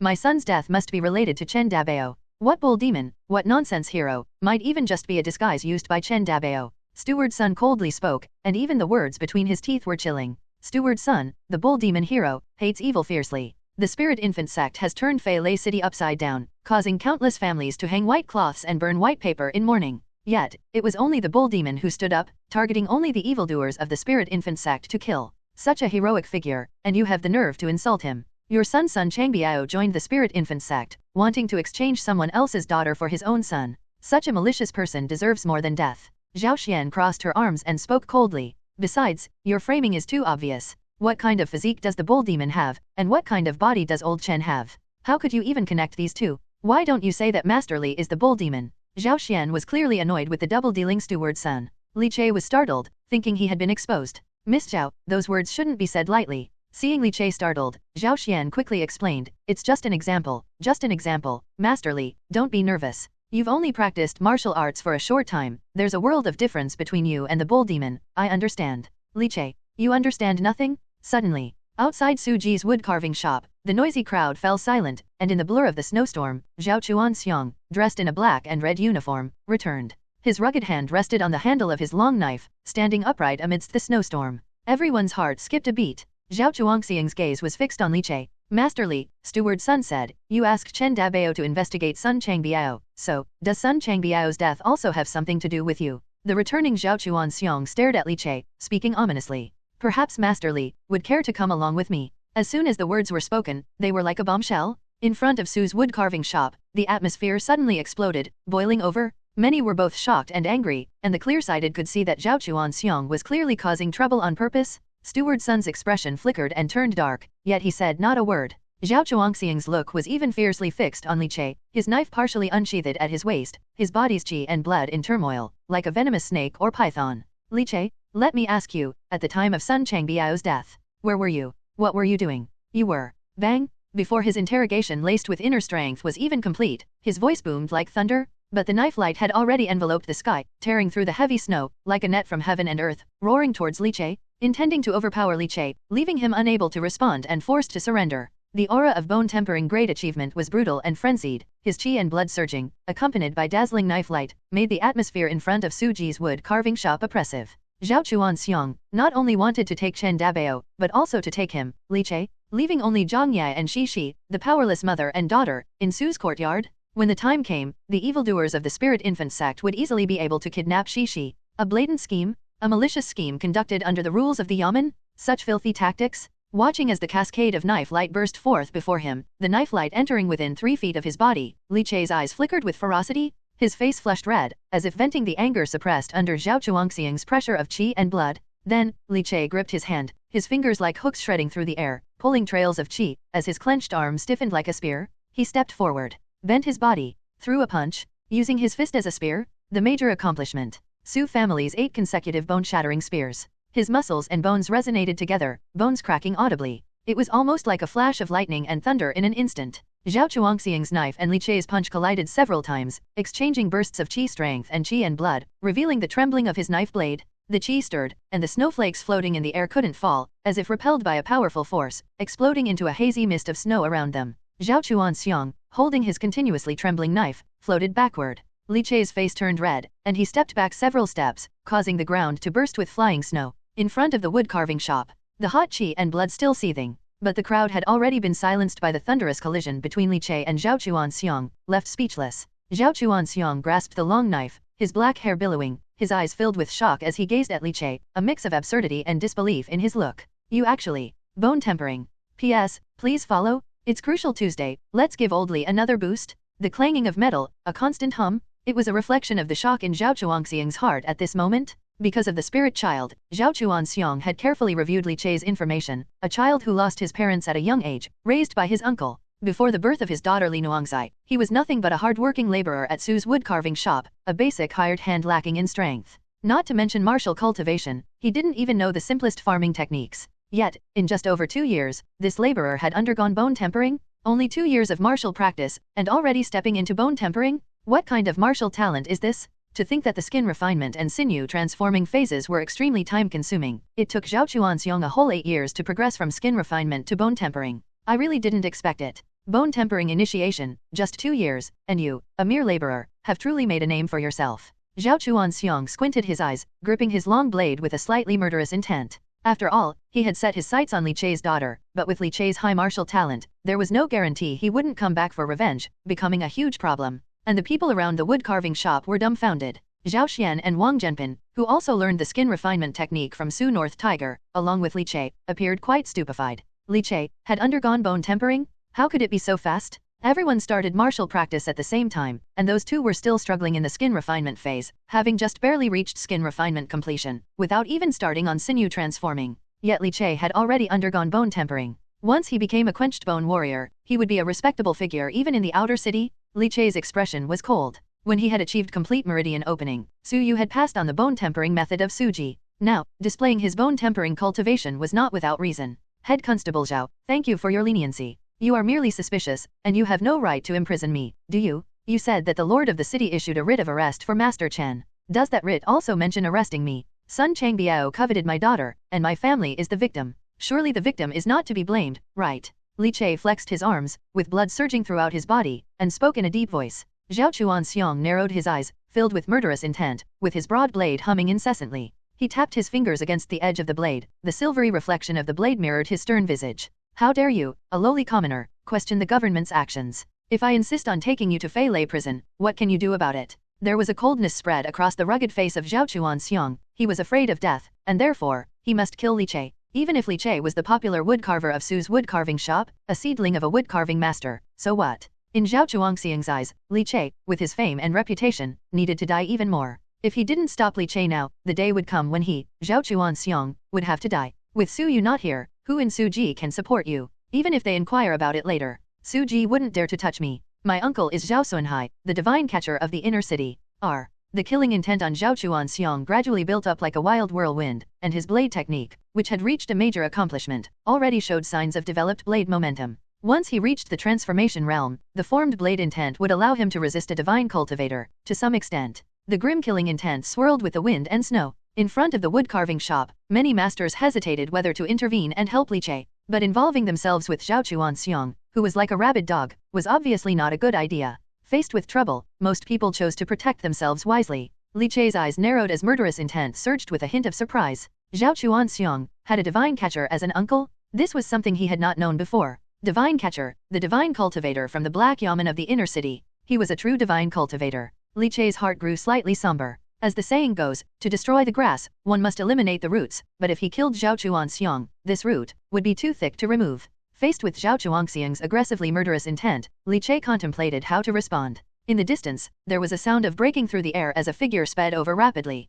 The wind and snow ripped apart like a torn curtain. Zhao Chuanxiong frowned, looking toward the swiftly approaching figure of Su Yu, his eyes flashing with surprise. This Su Yu, wasn't he supposed to be held up in the inner city? Clearly, Zhao Chuanxiong had underestimated the importance of Li Chei in Su Yu's heart. As soon as his plan began, Su Yu received the message and directly rushed back from the inner city. As a direct member of the Su family, his presence meant that Zhao Chuanxiong understood he couldn't kill Li Chei today. Sheathing his sword, Zhao Chuanxiong took one last deep look at Li Chei and made a swift retreat, not waiting for Su Yu to arrive and confront him. Li Chei kept his gaze fixed on the retreating figure of Zhao Chuanxiong. Su Yu landed, stirring up a storm of snow, the cold wind howling, his expression extremely grim. Was old Chen taken away? Zhao Chuanxiong still wants to take you away. Su Yu's hand turned into a fist, veins popping out. Mubai has gone too far, so blatant. Li Chei was taken aback. Mubai. The Spirit Infant sect attacked the Divine Cultivation Institute of Suji, intent on plundering the spirit children and spirit babies. I was urgently called back to guard the inner city. I can no longer stay in the outer city during this time.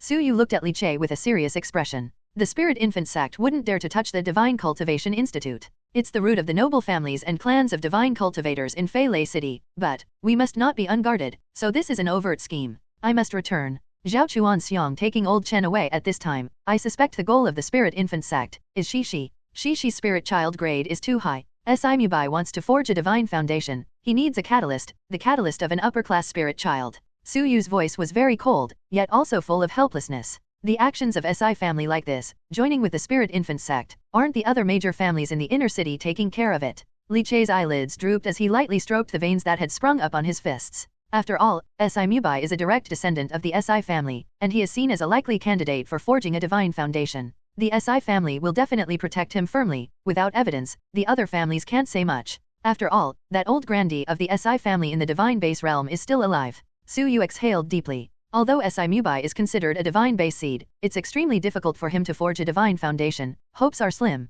That's why he joined forces with the Spirit Infant sect, hoping to break through with the help of the Spirit Infant Master's Godly Essence sculpture. Godly Essence sculpture, it requires the essence of a spirit child as a catalyst, so, as Su Yu said this, Li Che basically understood. So it turned out. That was the collaboration Lei Chunlin discussed with Mubai back then. Which means, at that time, Mubai had already set his sights on Shishi. Mubai. Li Che narrowed his eyes, a scion of the noble families, not easy to kill. A divine cultivator at the cultivation peak, facing him now, even if Li Che activated the dragon elephant Vajra, would he be able to kill him? Seems difficult. But, not impossible to kill. Scions of noble families, can also be killed. You don't need to worry about old Chen, he'll be fine. Zhao Chuan Xiong wouldn't dare to harm him, the goal was merely to divert him away. Tonight, you should stay in the courtyard and make sure Shishi is safe. Don't go anywhere. If something isn't right, take Shishi and run away. Focus on evading and dragging out time. I can return tomorrow, just make it until dawn, and I'll rush back immediately. I've mentioned your situation to my family. It's a pity, my words carry little weight, otherwise Su Ji should have arranged for a blood exchange warrior to come and ensure your and Shishi's safety.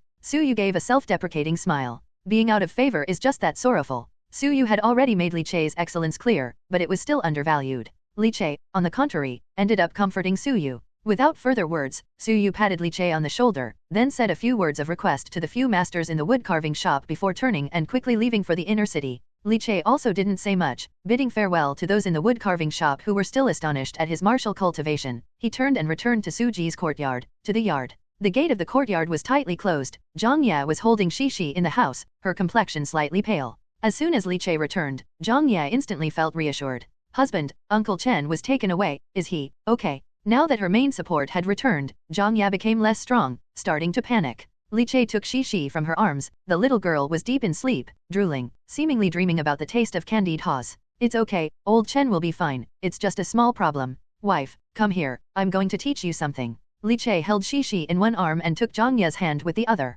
They went to the study, where Li Che opened a box and took out a palm-sized black Nanmu wooden bird. This is the mechanism I've made, Wood Raven. It's a bit powerful, and in case of danger, it can protect you and Shishi. I'll show you how to operate it. Li Che instructed Zhang Ye on how to operate the Wood Raven. Zhang Ye listened intently and quickly memorized it. Be careful, it must not be exposed to open flame. Li Che cautioned. Zhang Ye nodded continuously, carefully storing away the Wood Raven. Soon after, she looked at Li Che with curiosity. Husband, you said this little wooden bird's power is a bit strong, so how strong is it? The Wood Raven, ranked 8th among hidden weapons in the Tang's Mechanism Essentials, had been further modified by Li Che using the talent of the immortal artisan's Dao Fruit. Li Che pondered for a moment, then considering his own strength, he carefully provided an answer. The power. If operated properly, its power is roughly, like a martial artist such as Old Chen. If not careful, it can knock someone half to death. The snowflakes fluttered in the wind, the night deep and thick, almost too dense to dissipate. In the alley, it was even 3 degrees darker. An old man led a boy with a Neza-style topknot through the snow, standing silently and watching the brightly lit Su Ji's wood-carving shop.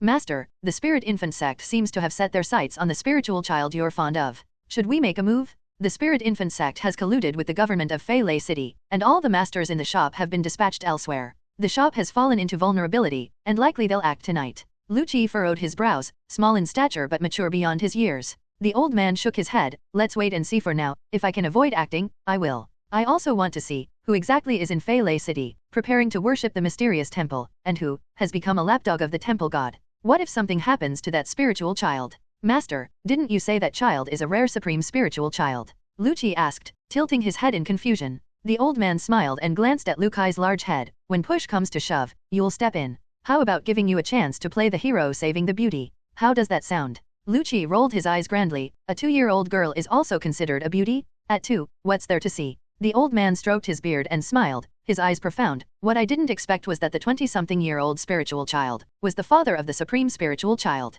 With such pure and flawless divinity, it's normal for him to have a supreme spiritual child. Someone's coming? The smile slipped off the old man's face, and gripping Lu Kai's hand, they seemed to completely blend into the darkness. A gust of wind fiercely tore through the cold air, shredding the falling snowflakes to pieces. Several ghostly figures stood on top of a roof, braving the whistling cold wind, accompanied by uncanny laughter resembling the wails of ghosts. These figures were cloaked in black robes, wearing masks of children with various expressions, crying faces, smiling faces, ugly faces, angry faces, and so on. A total of 5 figures, some holding broadswords, others gripping spears, wielding hammers, and so forth. The swirling aura of blood seemed almost enough to melt away the falling snow. Su Yu was called back to the inner city, and Chen Dabao, the only blood exchange warrior in Su's wood carving shop, was imprisoned. Tonight is our only chance. By tomorrow Su Yu will return, and Chen Dabao can no longer be kept in confinement. To take away that spiritual child, success is the only option tonight. Also, using me as bait, you all better be careful, I must be rescued quickly.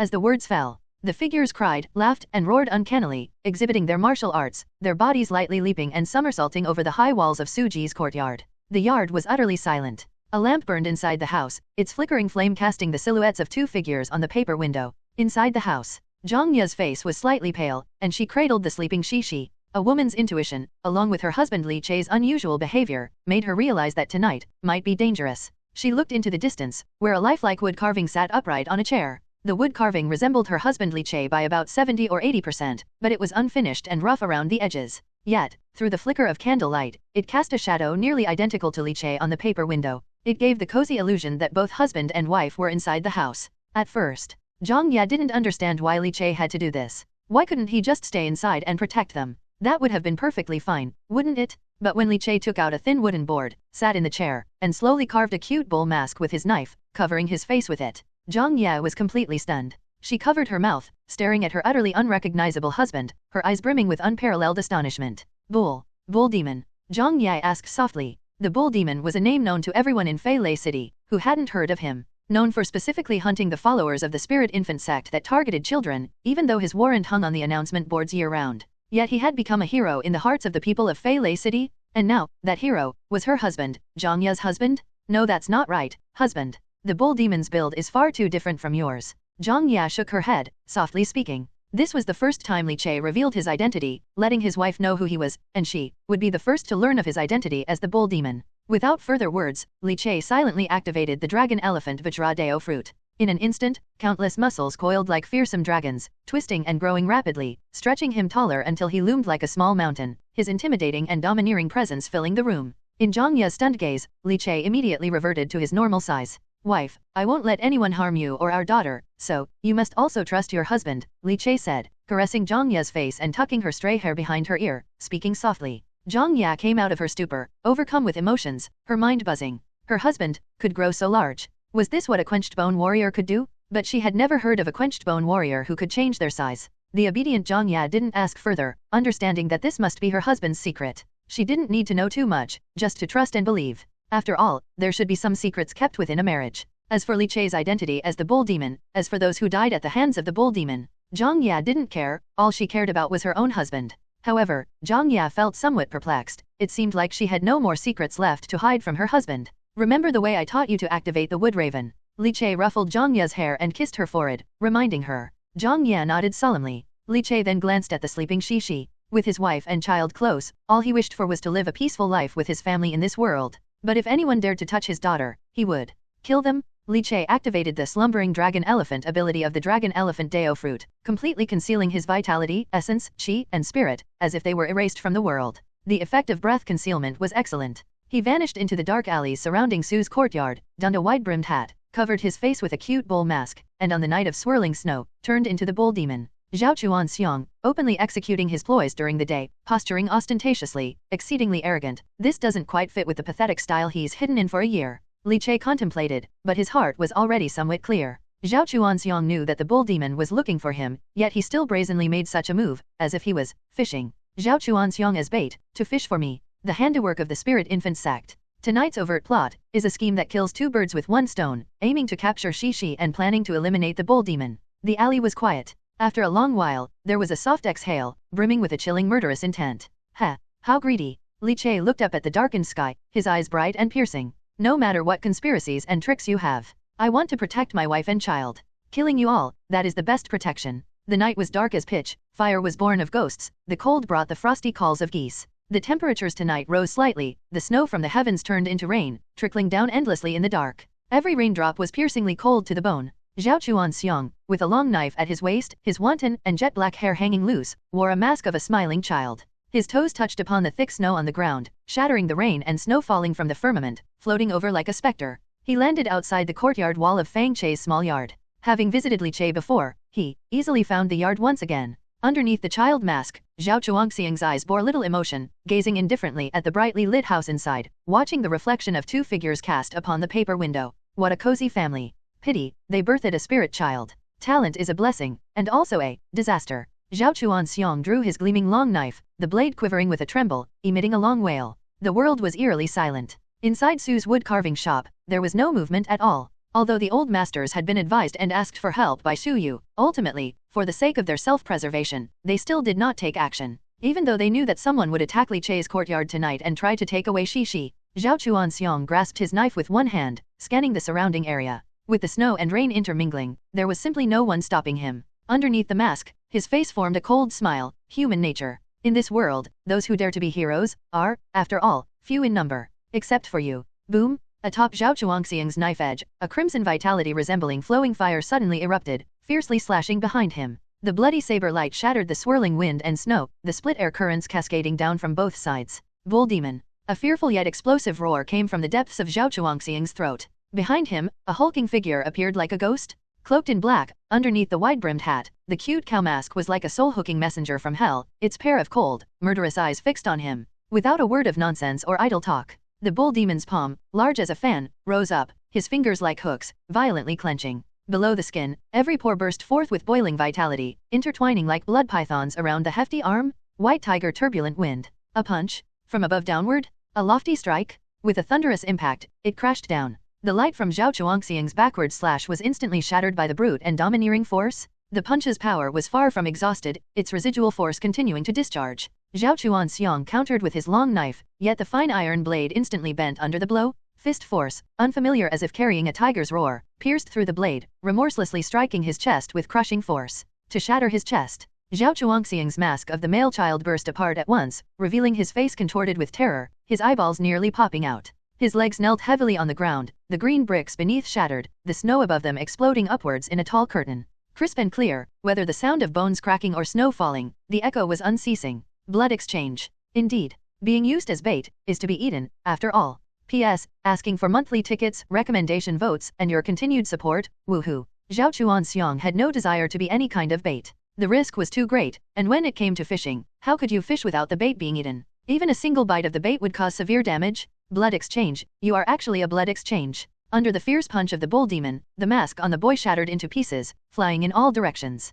Zhao Chuangxiang's face turned bright red, like a wooden post being hammered into the ground by the bull demon's punch, his knees kneeling on the ground, already shattered kneecaps and crisscrossed ligaments exploding, and his chest oozed fresh blood, shards of the broken fine iron long knife embedded in his sunken chest cavity, flesh rotted and organs and rib bones nearly visible. In one move, just one move only, the bull demon had grown stronger. The first time they met, the bull demon had barely entered bone tempering and had to flee to save his life when faced with his combined attack with the Bagua staff. The second time, although not seen, the Bagua staff had already been beaten to death, confirming that the bull demon's strength had reached bone tempering completion. And now, the bull demon had undergone blood exchange. Every increase in strength was a leap. The 8-year gate of bone tempering? Many martial artists needed at least 8 years to undergo bone tempering to qualify for blood exchange, and just moving from bone tempering completion to blood exchange was dubbed 1000 days blood exchange, requiring a full 3 years. Even the most talented couldn't possibly achieve such a terrifying leap within a year. Who are you really? Who are you? Zhao Chuanxiang spat blood continuously, staring deathly at that cute cow mask. The cuter the mask, the colder his heart became. Unrecognizable. Completely unrecognizable? If he were truly a martial artist from Fei Lei City, such rapid progress could not have been concealed. It would have stirred the entire city already. Even the noble families and clans would go mad for it. But there wasn't. In the entire Fei Lei City, there was no information about this person. Li Che looked indifferently at Zhao Chuanxiang, without a response. His cold eyes were like frosty blades in winter. That arm which had crushed Zhao Chuangxiang's chest suddenly pulled out, causing the blood to spray wildly, ready to pound down again. With the terrifying strength of a blood exchange warrior, another punch, and Zhao Chuanxiang believed he would certainly die. The fish has been hooked. Save me. Zhao Chuanxiang roared, his breath like thunder, as if trying to expel all the breath he could muster in his life. The sound exploded like thunder all around. Underneath the mask, Li Chei's eyes remained unmoved. Sure enough, Zhao Chuanxiang was just bait, a bait to lure him into the trap, and what Si Mubai combined with the spirit infant sect really wanted to eliminate was him. The bull demon in Fei Lei City, under the control of the spirit infant sect, seeking a breath of boundless freedom. After Zhao Chuanxiang shouted, he used all his strength to fall into the snow, rolled over, and tried to escape. He was afraid. The unmoved eyes of the bull demon terrified Zhao Chuanxiang. He knew. The bull demon had long known this was a fishing encirclement aimed at him, but he still wanted to devour him, the bait. Damn it! Zhao Chuanxiang had misjudged the bull demon's determination to kill him. How could it be so intense? What kind of grudge? What kind of hatred? Just because he had once jointly bullied him with the bagua staff at Madame Liu's small courtyard? You, bull demon, did not even suffer any injuries then. How could you hold such a grudge? Such a massive huge body, yet such a petty heart? Li Chei looked indifferently as Zhao Chuanxiang tumbled into the snow, his blood-stained hand shooting up suddenly, his fingers hooking as if a chalk screeching harshly on a blackboard exploded like thunder. In the night, nearly untraceable silver threads suddenly snapped taut. With a flicker, the airflow burst, and the howls were like ghosts wailing. Sputter, on the ground. Hot blood instantly sprayed 3 feet high. Zhao Chuangxiang's head and neck were torn apart, the eyes on his head still flickered with shock and confusion. Why?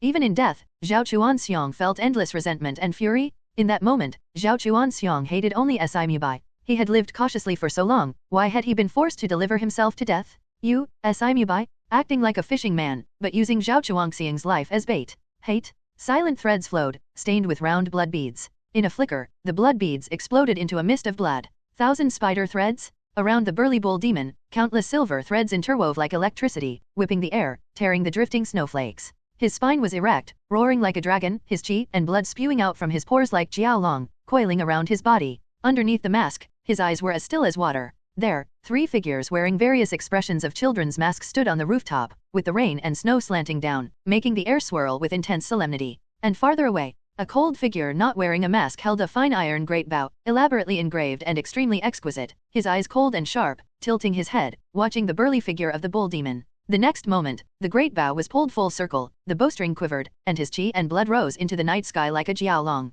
His might soared sky high. This person. Li Chei recognized him. He was Si Mubai's assistant whom Li Chei had seen before when he first met Si Mubai at the Golden Splendor Pavilion. Si Mubai's capable assistant, the blood exchange warrior Guo Zhan. 4 of them? Indeed, 4 blood exchange warriors. Such a formation, how important it must be. Guo Zhan, standing afar drawing his bow, was even a blood exchange perfected warrior. Mere drawing of the bowstring made the air feel as if it had stagnated, bringing Li Chei a chilling sense of alarm, as if a ferocious beast in the wild had targeted him. Zhao Chuangxiang was simply insignificant compared to these 4. Si Mubai really thinks highly of me. Li Chei narrowed his eyes, facing the 4 blood exchangers without fear, but rather with a kind of different excitement. Inside his chest, the dragon elephant Vajra Dao Fruit was pulsating wildly, like stirred emotions. It seemed to also crave such a battle. The next moment, he stomped heavily, the mud mixed with white snow blasted up and then fell like a curtain. The dragon elephant Vajra throbbed, activated to its utmost by him. Now, his own cultivation having achieved bone-tempering completion and under Vajra transformation, he was capable of unleashing the power of blood exchange perfection through horizontal refinement.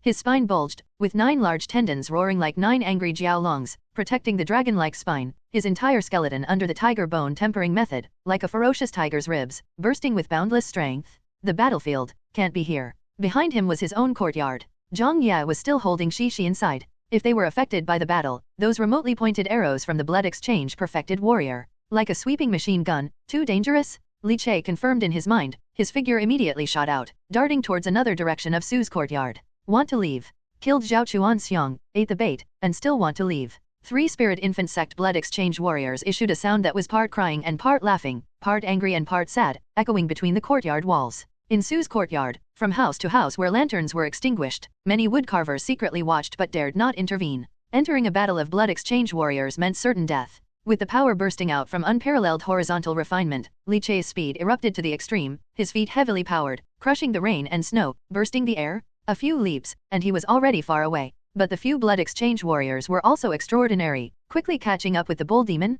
With Zhao Chuanxiong dead, they must slaughter the bull demon and bring his head in exchange, otherwise, they would face the wrath of a divine catcher. The pitch-dark night, with rain and snow swirling, deep and hard to see any light. Yet there were 5 masses of qi and blood, like 5 blood-colored lanterns, blazing and racing through the dark night sky. In the narrow lanes of Su's courtyard, a chase ensued. The situation completely spiraled out of control. Outside Su's wood-carving shop, in the dark alley soaked with rain, coldly drizzling down to the human world, the old man's ears twitched, listening to the chaotic sounds drifting with the wind from inside Su's wood-carving shop, a flicker of unusual color flashing across his eyes. Bull demon. The lone hero of this city? Interesting. The old man chuckled, revealing his yellow teeth. At the other end of the long street, the sound of wind and snow was suddenly overtaken by footsteps tapping on the bluestone ground, the friction of shoe soles against the brick, stepping lightly but sounding like bells and drums. The old man's brow furrowed in displeasure. He gently patted Lucci, who had his neza braids tied up and was staring wide-eyed like brass bells in the dark alley. P.S. Seeking followers, asking for monthly ticket support. Wow. Thud, thud. The muffled footsteps, like bells and drums, approached from afar. The thick snow on the ground, mixed with rainwater, stirred up ripples of snowflakes that tumbled like shaking a quilt, spreading outward from the distance and landing on the bluestone steps in front of Suji's wood-carving shop, exploding like a wave of snow. Wave after wave, as if each step taken would stir up such ripples. The sobbing cries echoed continuously, traveling from one end of the long street to the other. It was as if the gates of hell had been opened, and the sobbing ghosts wailed out, roaming the human world at night. In the alleyway, the old man, listening to the footsteps approaching, felt the intense divinity mixed within the steps and gently patted the child, Lucci, beside him. Go, foolish child. A fight among martial artists shouldn't involve a divine cultivator. That would be too much, the old man said softly. Upon hearing this, Lucai's eyes showed no hint of fear, but rather seemed to ignite like a blazing fire. Master, leave it to me. Consider it a surprise for that not yet accepted little junior sister of ours. Lucci twisted his mouth and tilted his head, revealing a brilliant smile. The next moment, he surprisingly pulled out a thumb-sized wood carving from his bosom. The carving, though small, depicted a vivid sculpture of a child holding a red-tasseled spear, with a bun tied up and dressed in a red belly band, surrounded by red silk. Clearly, it was the work of a master. His eyes wide, fierce, and imperious, Lucci placed the thumb-sized wood carving against his forehead, and instantly, specks of light particles floated out from the wood carving, containing the divinity embedded within. All of it was absorbed into Lucai's forehead, as the wood carving turned into dust and sand slipping through Lucai's plump palms. A red dot appeared on Lucai's forehead, his eyes blazing, and his anger flared like fire. My not yet accepted little junior sister is going to suffer a tragic death. I'm so angry. Prince, aid me. Lucci roared, his anger billowing, his eyes ablaze, and his aura climbing higher and higher. The old man smiled, flicked his finger, and instantly red silk fluttered out, wrapping around Lucci. Lucai's face was completely obscured by the overspilling fiery divinity, his body enveloped in swirling snow and wind, red silk encircling him. He seemed as though he was standing atop a tornado, his presence terrifying. The old man stroked his beard and nodded slightly. Wrath divinity. Wrathful third prince? The winter rain, mixed with snowflakes, pattered down, falling from the high skies onto the oil paper umbrella, coated with tung oil. They bounced like marbles non-stop. Under the umbrella, a man in white, surpassing the whiteness of snow, with a handsome yet eerily beautiful face, his eyes full of melancholy and a tear mole by the corner of his eye, seemed to be ready to express endless sorrow. His hair slightly fluttering, revealing Simubai's tearful face. With one hand holding the umbrella, he walked leisurely towards Suji's wood-carving shop. Regardless of how tragic and urgent the situation inside the wood-carving shop might be, whether it was Zhao Chuanxiong being beheaded by the bull demon or the 4 blood exchange warriors struggling with the bull demon, desperately chasing after him, none of it made his rhythmic footsteps show any sign of panic. Zhao Chuanxiong is dead. With his lips pursed, the vivid tear mole seemed to spill over with a richer sorrow, and his tearful voice carried a tone of grief. What a pity, he's dead. I'm so scared that Zhao Sunhai will come after me. Divine catcher, oh, the one who killed me. I'm so scared, so sad, oh. Simubai was engulfed in sorrow, which was part of cultivating divinity. 7 emotions divinity, using emotions as a basis to stir divinity. Preparing and aligning emotions before a fight could make the divinity more active and strengthen his combat power. Emotional preparation is a mandatory course for every divine cultivator. Below his tearful state of grief, his eyes were clear and sharp. Simubai looked towards Suji's wood carving shop on that snowy night, his sadness tinged with a grim outlook, as the bull demon appeared. The fact that Zhao Chuanxiong blatantly took Chen Dabao away in broad daylight and then caused a commotion outside Suji's wood carving shop had indeed incited the bull demon's assault. But even Simubai underestimated how quickly the bull demon's capabilities had increased. The information transmitted back from the angry Cry-Town ghost divinity he had left on Zhao Chuanxiong let him know that the bull demon had already undergone blood exchange. So fast, this bull demon, who exactly is he? Simubai was indeed curious, but scour his guts out as he might, there was no one in his mind who matched the bull demon. neither as a martial artist nor as a divine cultivator. This city doesn't need a hero. Tonight, let me offer a passage for this solitary hero. Imubai held the oil paper umbrella, from which raindrops slid off the rim like the tears he shed in sorrow. Yet, the thought of having to kill the bull demon hero excited Imubai's heart uncontrollably, and he could hardly control his sorrow, unable to resist a curling smile or a desire to laugh. Like crying and laughing at once, his whimper was like a ghost's. Suddenly, Imubai's raised foot stomped down fiercely. In a thud of dull sound, the accumulated snow rose like a quilt lifted by a wave, crashing toward the distance. A stiff neck, toughly lifted, bore a woeful expression as rigid as a wood carving, completely frozen. The snow turned into a tidal wave pushing forward, melting in the process into riverhead waters, as if an intense fire source in front was melting the ice and snow of the entire street. Yet above the wave, a child, eyes aflame, face blurred, surrounded by red silk swirling like dragons, with black hair waving wildly like water weeds. Chubby from overnutrition, his fingers clenched into a fist, he stared in anger. The intense divinity, blooming wildly like a red lotus. Imubai's sorrowful face, thick with unmelting sorrow, stared at the child like a red lotus, hair standing on end. Such divinity. Wrath divinity, 4 imperial levels. Prince of rage. The entire street. Under high temperatures, rain and snow melted, and the rain falling from the sky turned into a torrential downpour, pattering against the umbrella, soaking the originally graceful Imubai, with rain dripping down from the hair on his forehead. Imubai's complexion turned an abnormal flush of red. He coughed violently, the sorrow in his eyes scattering into a streak of fear. 4 imperial levels. Impossible? How could Fei Lei City have a divine foundation of the 4 imperial levels? How could it be? This bull demon has a backer. The blood energy roared like a furious python, rain falling on his robust body, instantly evaporated. Li Che, wearing the cute bull mask, felt the raindrops on his bamboo hat, slightly puzzled as to how the snow had all turned into rain. However, he could not afford to ponder the changes in the weather as 4 fiery auras incessantly closed in, forcing him into an encircled trap.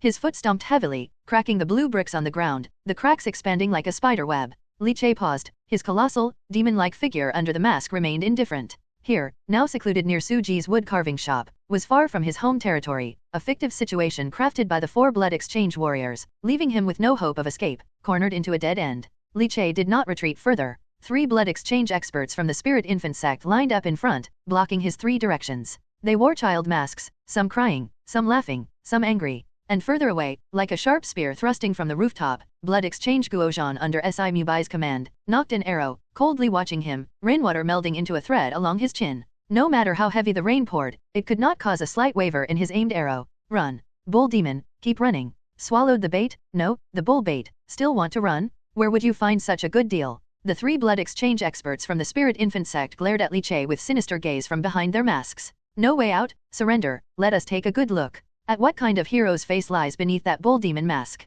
Said a blood exchange warrior wearing a mask of a crying girl with a cold sneer. Li Che, wearing his bamboo hat, his elastic shirt thoroughly soaked by the rain, impeccably outlined his muscular, robust physique. He lowered his head. A dead end? No way out? Indeed, the situation at this moment, indeed had him cornered into a dead end.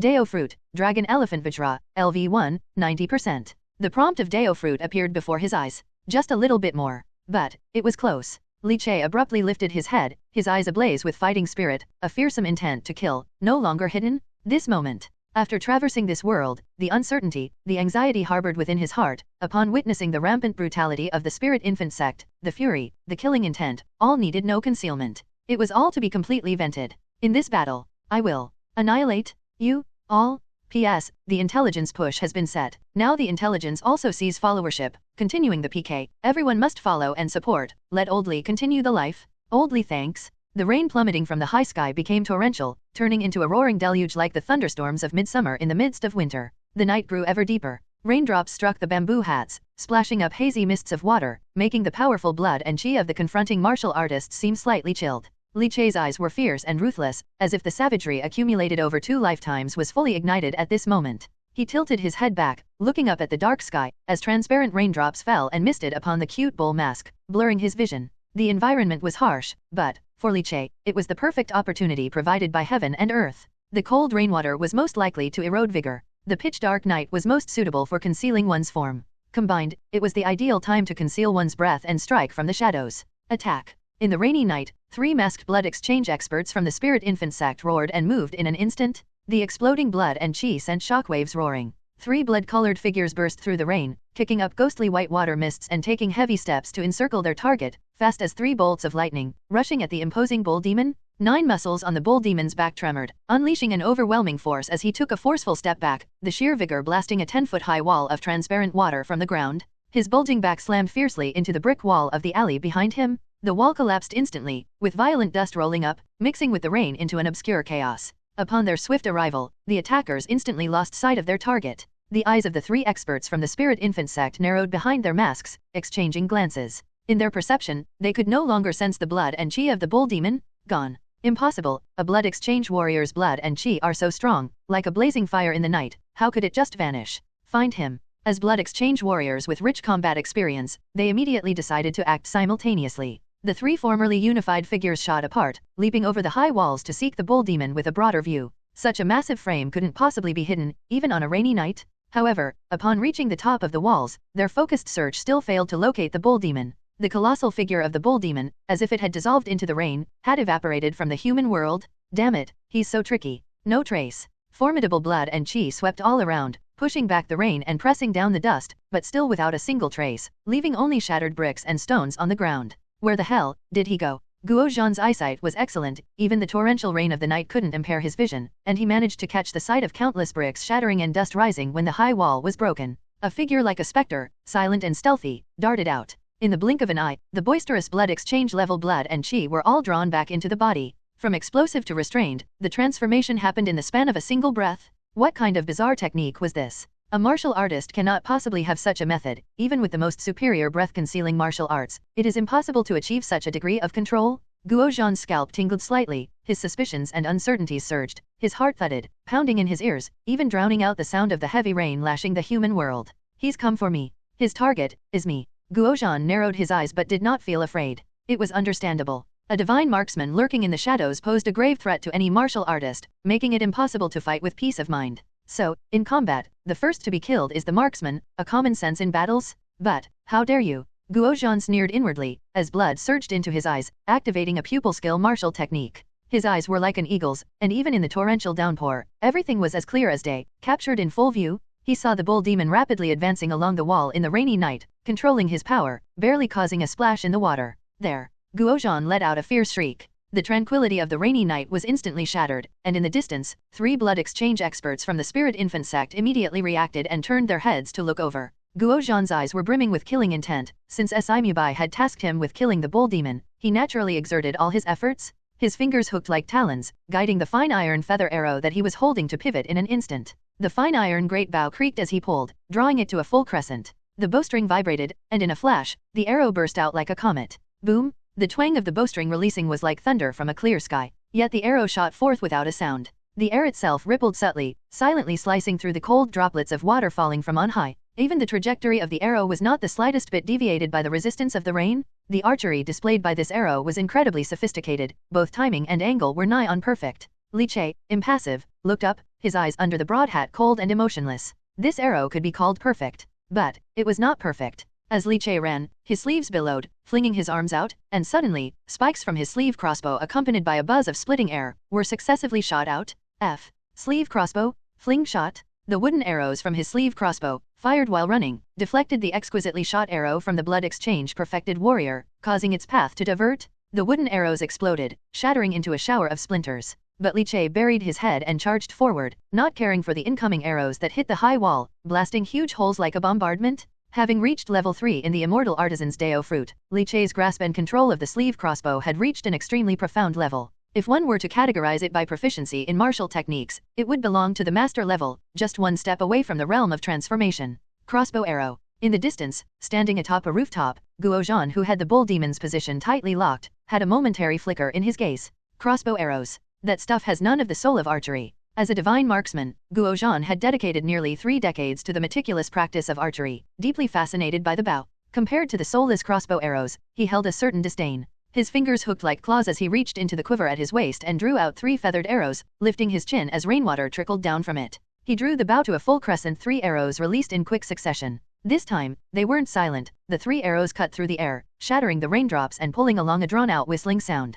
However, under the shadow of the dark high wall, the bull demon simply kept swinging his sleeve crossbow without expression, launching one wooden crossbow arrow after another with a whistling sound. Bang, bang, bang. The 3 arrows hit nothing but air. How was this possible? His archery, which he prided himself on, was being suppressed by crossbow arrows? Guo Zhan's eyes suddenly narrowed. Unnoticed by him, during the exchange of shots, the bull demon had already closed in on him, to a mere 10 zhang away. 10 zhang, neither far nor near, but for a blood exchange warrior, a full burst of power could close the distance quickly. For an archer with a frail body, having the enemy within 10 zhang was extremely dangerous. Bang! He stumped down hard, and the ripples of his blood exchange perfection spread out as he began to leap from rooftop to rooftop, continuing to shoot arrows while leaping. But soon, he was alarmed to find that when he reached for his quiver, it was empty. His bow had no more arrows. The bull demon evidently realized this too, as his speed abruptly increased. His robust vital energy, unmasked, erupted with a roar. As he exploded with power to the extreme, he flicked his sleeve and sent a series of crossbow arrows flying in rapid succession,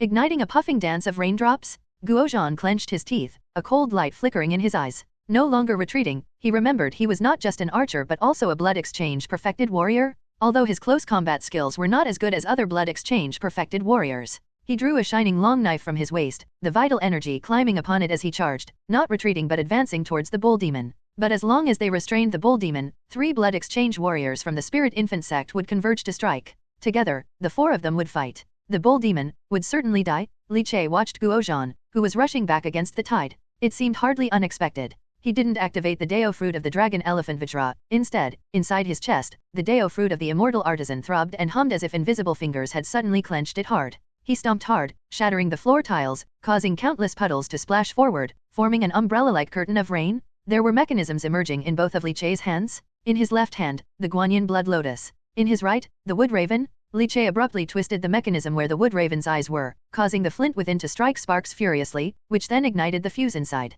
The wood raven seemed to light up its eyes instantly, with golden light and fire sparking within the carved pupils. In a moment, a powerful propulsion force burst forth. The sound rupture tore through heaven and earth, resembling the roar of a rocket launch. Beep! The wood raven, like a blundering bird charging with its spines, struck Guo Zhan with the ultimate speed as he charged back. Guo Zhan was extremely alert, yet he had never seen such a wooden bird before. The speed was so fast, there was no avoiding it. The reflexes of a blood exchange warrior allowed him to draw his knife in a swift counterattack. At the moment of slashing the wood raven, he was suddenly overwhelmed by a sense of imminent danger. Just as the wooden bird shattered in an instant, a terrifying explosive force combined with the impact seemed to have been accumulating for a long time, erupting suddenly like a hidden piece of art. It enveloped him in an instant. Boom! Fireworks blazed, gunpowder smoke billowed, and the shockwave that ripped through the rain spread ripple-like, ravaging all around. In the distance, 3 charging blood exchange experts from the spirit infant sect stopped dead in their tracks. Li Che stood his ground, with the mechanical Guanyin blood lotus in his left hand, calmly watching the scene unfold exactly as expected. Beneath the cute bull mask covering his face, his eyes shone brightly. Playing with arrows. Where's the fun in that compared to blowing things up? But it wasn't enough. His body swayed. Instantly cutting through the wind and rain, he charged towards Guo Zhan, who had been blasted to a pulp, only half alive and roaring in anger. With a fierce motion, he flung the Guanyin blood lotus from his left hand. The Guanyin blood lotus exploded in midair, spinning at high speed, and countless poison-tempered wooden needles, fine as cow hair, melded into the torrential rain, pouring down on Guo Zhan, whose skin was torn open and defenses greatly reduced. Guo Zhan, drenched in blood and slightly dazed from the explosion, surging with vital energy, swung his long knife, shattering countless wooden needles. However, inevitably, a few slipped through and stuck into the ragged flesh of his skin. Instantly, a numbing sensation rushed through his bloodstream, spreading throughout his body. Breath-concealing hidden weapons, and they're even poisoned. You're a vicious bull demon. And yet, you dare call yourself a hero. Guo Zhan's entire body went cold. Between heaven and earth, a silver thread was pulled taut, wrapping around Guo Zhan's neck, as the hulking figure of the bull demon was already standing behind the poisoned Guo Zhan. I am a demon who seeks only to revel, never a hero. Li Che spoke calmly. The next moment, he yanked hard with both hands. The 1,000 spider threads suddenly tightened. Behind him, a massive head soared into the sky, bringing with it a geyser of blood shooting up to 10 feet high. The massive head shot up toward the sky, black hair wet from the rain twirling rapidly, splashing water around. Those furious eyes remained open, unable to close. As a blood exchange perfected warrior, Guo Zhan, despite his advanced age and weakening vitality, which left him with little hope to step into the Meridian Connection realm, had never imagined he would die this way. Earlier, when engaged in the crossbow arrow exchange with the bull demon, he had thought it would be a contest between machinery and the divine archer, fighting until the last arrow was spent. But he never expected the bull demon to show absolutely no sense of martial honor. The sudden eruption of that terrifying hidden weapon was too much for even him, a blood exchange perfected warrior, to withstand at close range. The boiling explosion had almost cost him half his life, the searing flames at high temperature scorching his entire body, instantly burning his skin as it evaporated the water on him. The shockwave from the explosion, as it penetrated his body, damaged his untempered internal organs, dealing him a heavy blow. The end hadn't yet come before the poisoned needles. The sequence of hidden weapon and poison attacks was too seamless. All Guo Zhan could do, filled with reluctance, was fall into the bull demon's linked attacks, ultimately having his head severed by a thin, sharp blade.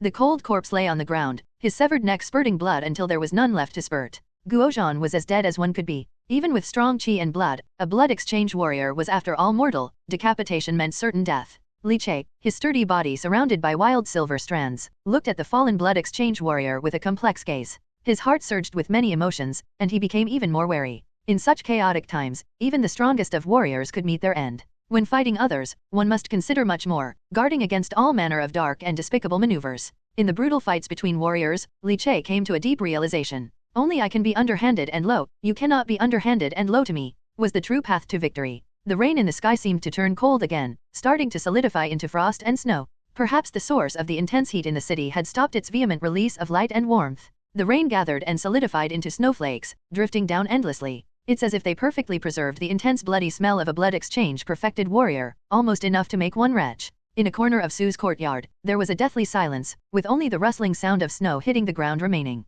The three blood exchange experts from the Spirit Infant sect halted their steps, their pupils dilating beneath their masks as they stared at the dead Guo Zhan. In just a short while, in the blink of an eye, Guo Zhan was dead. It was too fast. It was too cruel. A chill rose in their hearts as they never imagined that this so-called hero, the bull demon, notorious throughout Fei Lei City, would actually be such a malicious villain. Hidden weapons, poison tempering, sneak attacks. His methods were endless. How could he be considered a hero? Guo Zhan is dead too. This will be difficult to explain to Simubai. The three experts from the Spirit Infant sect felt their temples bulge, their minds nearly exploding. Zhao Chuan's Xiong was used as bait and completely devoured, and in front of them, the divine archer Guo Zhan had his head cut off by the bull demon. Behind both men stood divine cultivators. Attack! We must kill the bull demon. With furious shouts, the three experts from the Spirit Infant sect commanded, defend against his hidden weapons, get close to fight him, be careful of his poison, and his strange firebird. Guo Zhan's death was not due to a lack of strength, but entirely because he was craftily murdered by the bull demon. If it were a direct confrontation, how could the bull demon, with just one blood exchange, stand against their three blood exchanges? Bang! The water on the ground, which had frozen due to the drop in temperature, suddenly exploded. The three furious blood exchange warriors from the Spirit Infant sect charged, one with a spear, one with a sword, and one with a chained sword, swinging and slashing, their edges singing through the air. Their speed increased as they locked off all of the bull demon's escape routes, not giving him a chance to hide his tracks. But at this very moment, having killed Guo Zhan, Li Che could only feel the Dao Fruit, the dragon elephant Vajra, in his chest pounding relentlessly, like a heart beating violently after intense exertion. With each beat, it was as though the sound of drums and bells exploded in his ears. Before him, the vast earth's ancient trees rose up, their leaves trembling violently, as if making waves of sound. Dao Fruit, Dragon Elephant Vajra, LV1, 98%. Li Che was startled. Indeed, it's still not enough. Those breakthroughs on the brink of death are all lies from novels. He sighed inwardly. Killing Zhao Xian and another blood exchange perfected warrior had still not been enough to push the maturation of the Dragon Elephant Vajra to LV2. It's truly disappointing, but not a big problem. Li Che had been prepared for failure all along. With a thought, another Dao Fruit, pure heart, started to tremble. It was as if an invisible hand had fiercely grasped and then suddenly contracted and spurted out a rich divinity, devoured by the Dragon Elephant Vajra Dao Fruit. Thereafter, the final push was completed. Boom! Li Che, wearing a conical hat and quietly standing beside Guo Zhan's corpse, only felt a roaring sound by his ear. It was as if inside his flesh and blood body, something terrifying had broken its bindings and thrown off its shackles. A scorching heat abruptly surged from the surface of his skin. Dao Fruit, Dragon Elephant Vajra, LV2, 0%. Crack crack crack. Upon activation, in an instant, it was as if the shackles on his physical body had violently snapped, and scalding, boiling strength erupted instantly from the 9 bulging sinews on his back, from his bones cast like those of a tiger, from his spine resembling a roaring dragon reaching towards the sky. His body, which had reached a height of 1.90 meters, was growing even taller. His muscles twisted like dough, and the elastic shirt, stretched to its limit, burst into pieces, revealing a perfect musculature densely textured like coiled dragons underneath. With the slightest movement, countless muscle fibers could be pulled, resembling an exquisitely precise machine. 2 meters, 2 meters 10, 2 meters 20. The second stage of the Vajra transformation made Li Che's body grow taller once again, infinite strength spreading from his muscles and bones, as if pushing all his previous processes of skin refinement, sinew transforming, and bone tempering to perfection. The perfect body sculpted, within each inch of muscle, terrifying dragon elephant power was nurtured, and Li Che only felt an overwhelming fury bursting from his mind, which although filled with anger, did not affect his thinking, immersing him in an extreme calm. Underneath the cute bull mask, his eyes were filled with fury. This feeling, is it divinity? This state, shall be called angry Vajra, then, Li Che murmured. From Vajra transformation to angry Vajra, a leap of evolution on the horizontal refinement level, Li Che only felt that, at this moment, he had neither the sky to hold him nor the earth to support him. Wind and snow were fierce, bitterly cold, and sharp as knives. 3 blood exchange warrior experts from the spirit infant sect were encircling, intent on trapping the bull demon and killing him together. Upon seeing the bull demon standing motionless beside Guozhan's body, they could not help but rejoice, thinking the bull demon had exhausted himself killing Guozhan. They thought to seize this rare opportunity to kill this malicious villain, but as they watched the bull demon's flesh swell, his lower abdomen, chest, and shoulders bulging, muscles coiling like dough and dragons climbing, sinews throbbing wildly like enraged pythons, fear flashed in all 3 warriors' eyes. The oppressive feeling of their chi and blood, like great river waves crashing over them, scalding hot, coupled with a terrifying force similar to furious divinity that shook their consciousness. What is this? The 3 blood exchange warriors were utterly horrified, and at that moment, the bull demon finally lifted his head, and underneath the cute bull mask, a pair of angry eyes shone like lamps in the dark night, dazzling as the sun, like a demon, like a god. Biting her teeth against the wind and snow, Zhao Xian approached stealthily. The bull demon, her hero, she found out tonight, it was a trap set by the spirit infant sect specifically for the hero bull demon. As the bull demon clashed with the experts of the spirit infant sect, the chi and blood that scattered made it impossible for her to even get close. But now, the chi and blood had finally converged. Admiration for the hero made Zhao Xian unable to hold back any longer, as she gathered her courage to approach the battlefield. Her heart was inexplicably sad. The encirclement of 4 blood exchange warriors. The hero bull demon was probably about to die tragically, wasn't he? All she could do was collect the body of the bull demon. Suddenly, the raging wind and snow were pushed aside, and in a secluded corner of Su's courtyard, countless bricks shattered, with spiderweb-like cracks spreading everywhere. Zhao Xian, with her long legs, staggered into the snowy scene, rooted to the spot in shock at the sight of the devastated battlefield. There was no corpse of the bull demon to be found. There was only the decapitated body of Guozhan and 3 bursts of explosion on the snowy ground, the blood-drenched blossoms splattered with scattered flesh. Snowflakes fluttered down heavily, rendering the air once again cold and silent. Li Che, having used the slumbering dragon elephant technique to hide his presence within the darkness, looked indifferently at Zhao Xian, who had burst out onto the scene, shocked and speechless. This woman, who had started learning martial arts at the same time as him, had only achieved skin refinement completion. Now, Li Che could take down 100 Zhao Xians with just one hand. Without any difficulty, she posed no threat at all. Yet she had the audacity to bravely come to the battlefield of blood exchange warriors. Even if it was after the battle, the risk remained high. After confirming that Zhao Xian had come to collect the corpses of the heroes rather than being a rearguard of the spirit infant sect, Li Che shook his sleeves, releasing the sleeve crossbow that could explode Zhao Xian's head at any moment, and silently withdrew.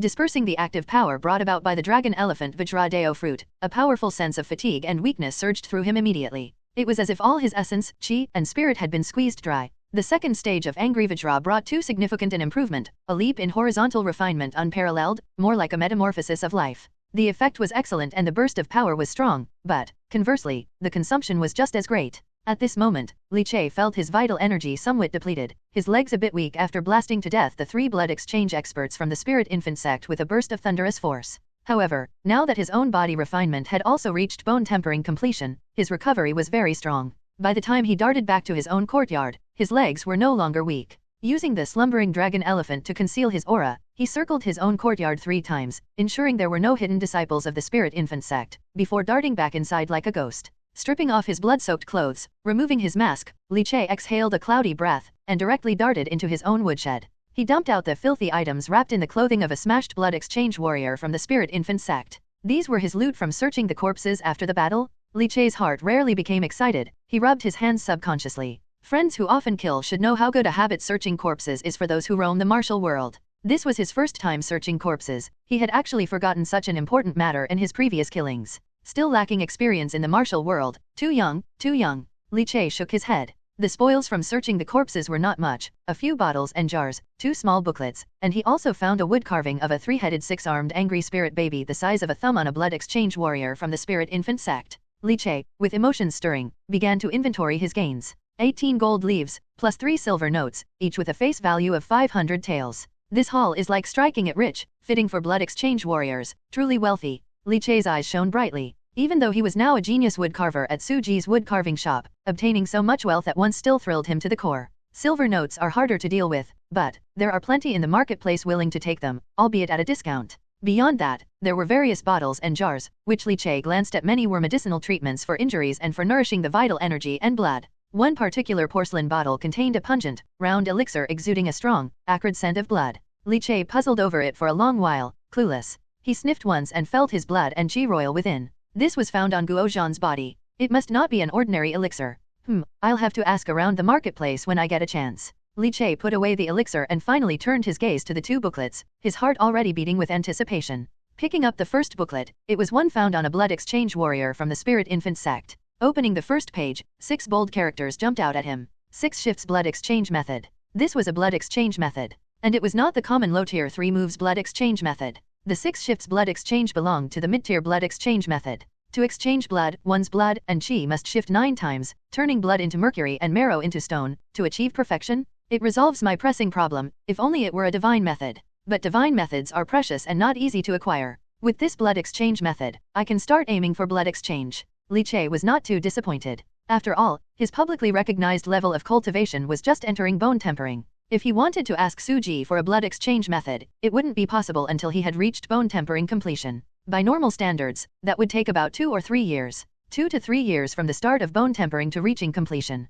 Combining the persona of a genius martial artist, it was still reasonable. His gaze shifted to the booklet found on Guo Zhan's body. After flipping the page, Li Che's eyes suddenly narrowed. It's not divine method, nor blood exchange method, but a martial art. And not an ordinary martial art. Indeed, a divine martial art. Angry cry hundreds of ghosts wind thunder arrows? Outside Su's wood carving shop, on the Bluestone Street. Exceedingly dry, even somewhat scorching, it emitted a faint heat, evaporating the snowflakes falling from the sky before they could touch the ground, just like a branding iron on bricks and stones. Several figures floated down, all wearing wooden child masks and standing with hands behind their backs, landing on the rooftops beside the long street. Ha ha ha, Prince of Rage, a divine foundation technique of the 4 Imperials level, unexpectedly appeared in Fei Lei City. Is this an opportunity for our sect? Ha ha ha, the Dharma Master also cultivates Wrath Divinity, and since this child has not yet built his divine foundation, if he could be devoured by the Dharma Master might just have a chance to advance further, to manifest the divine minister's aspect of 3-headed 6-armed angry spirit child.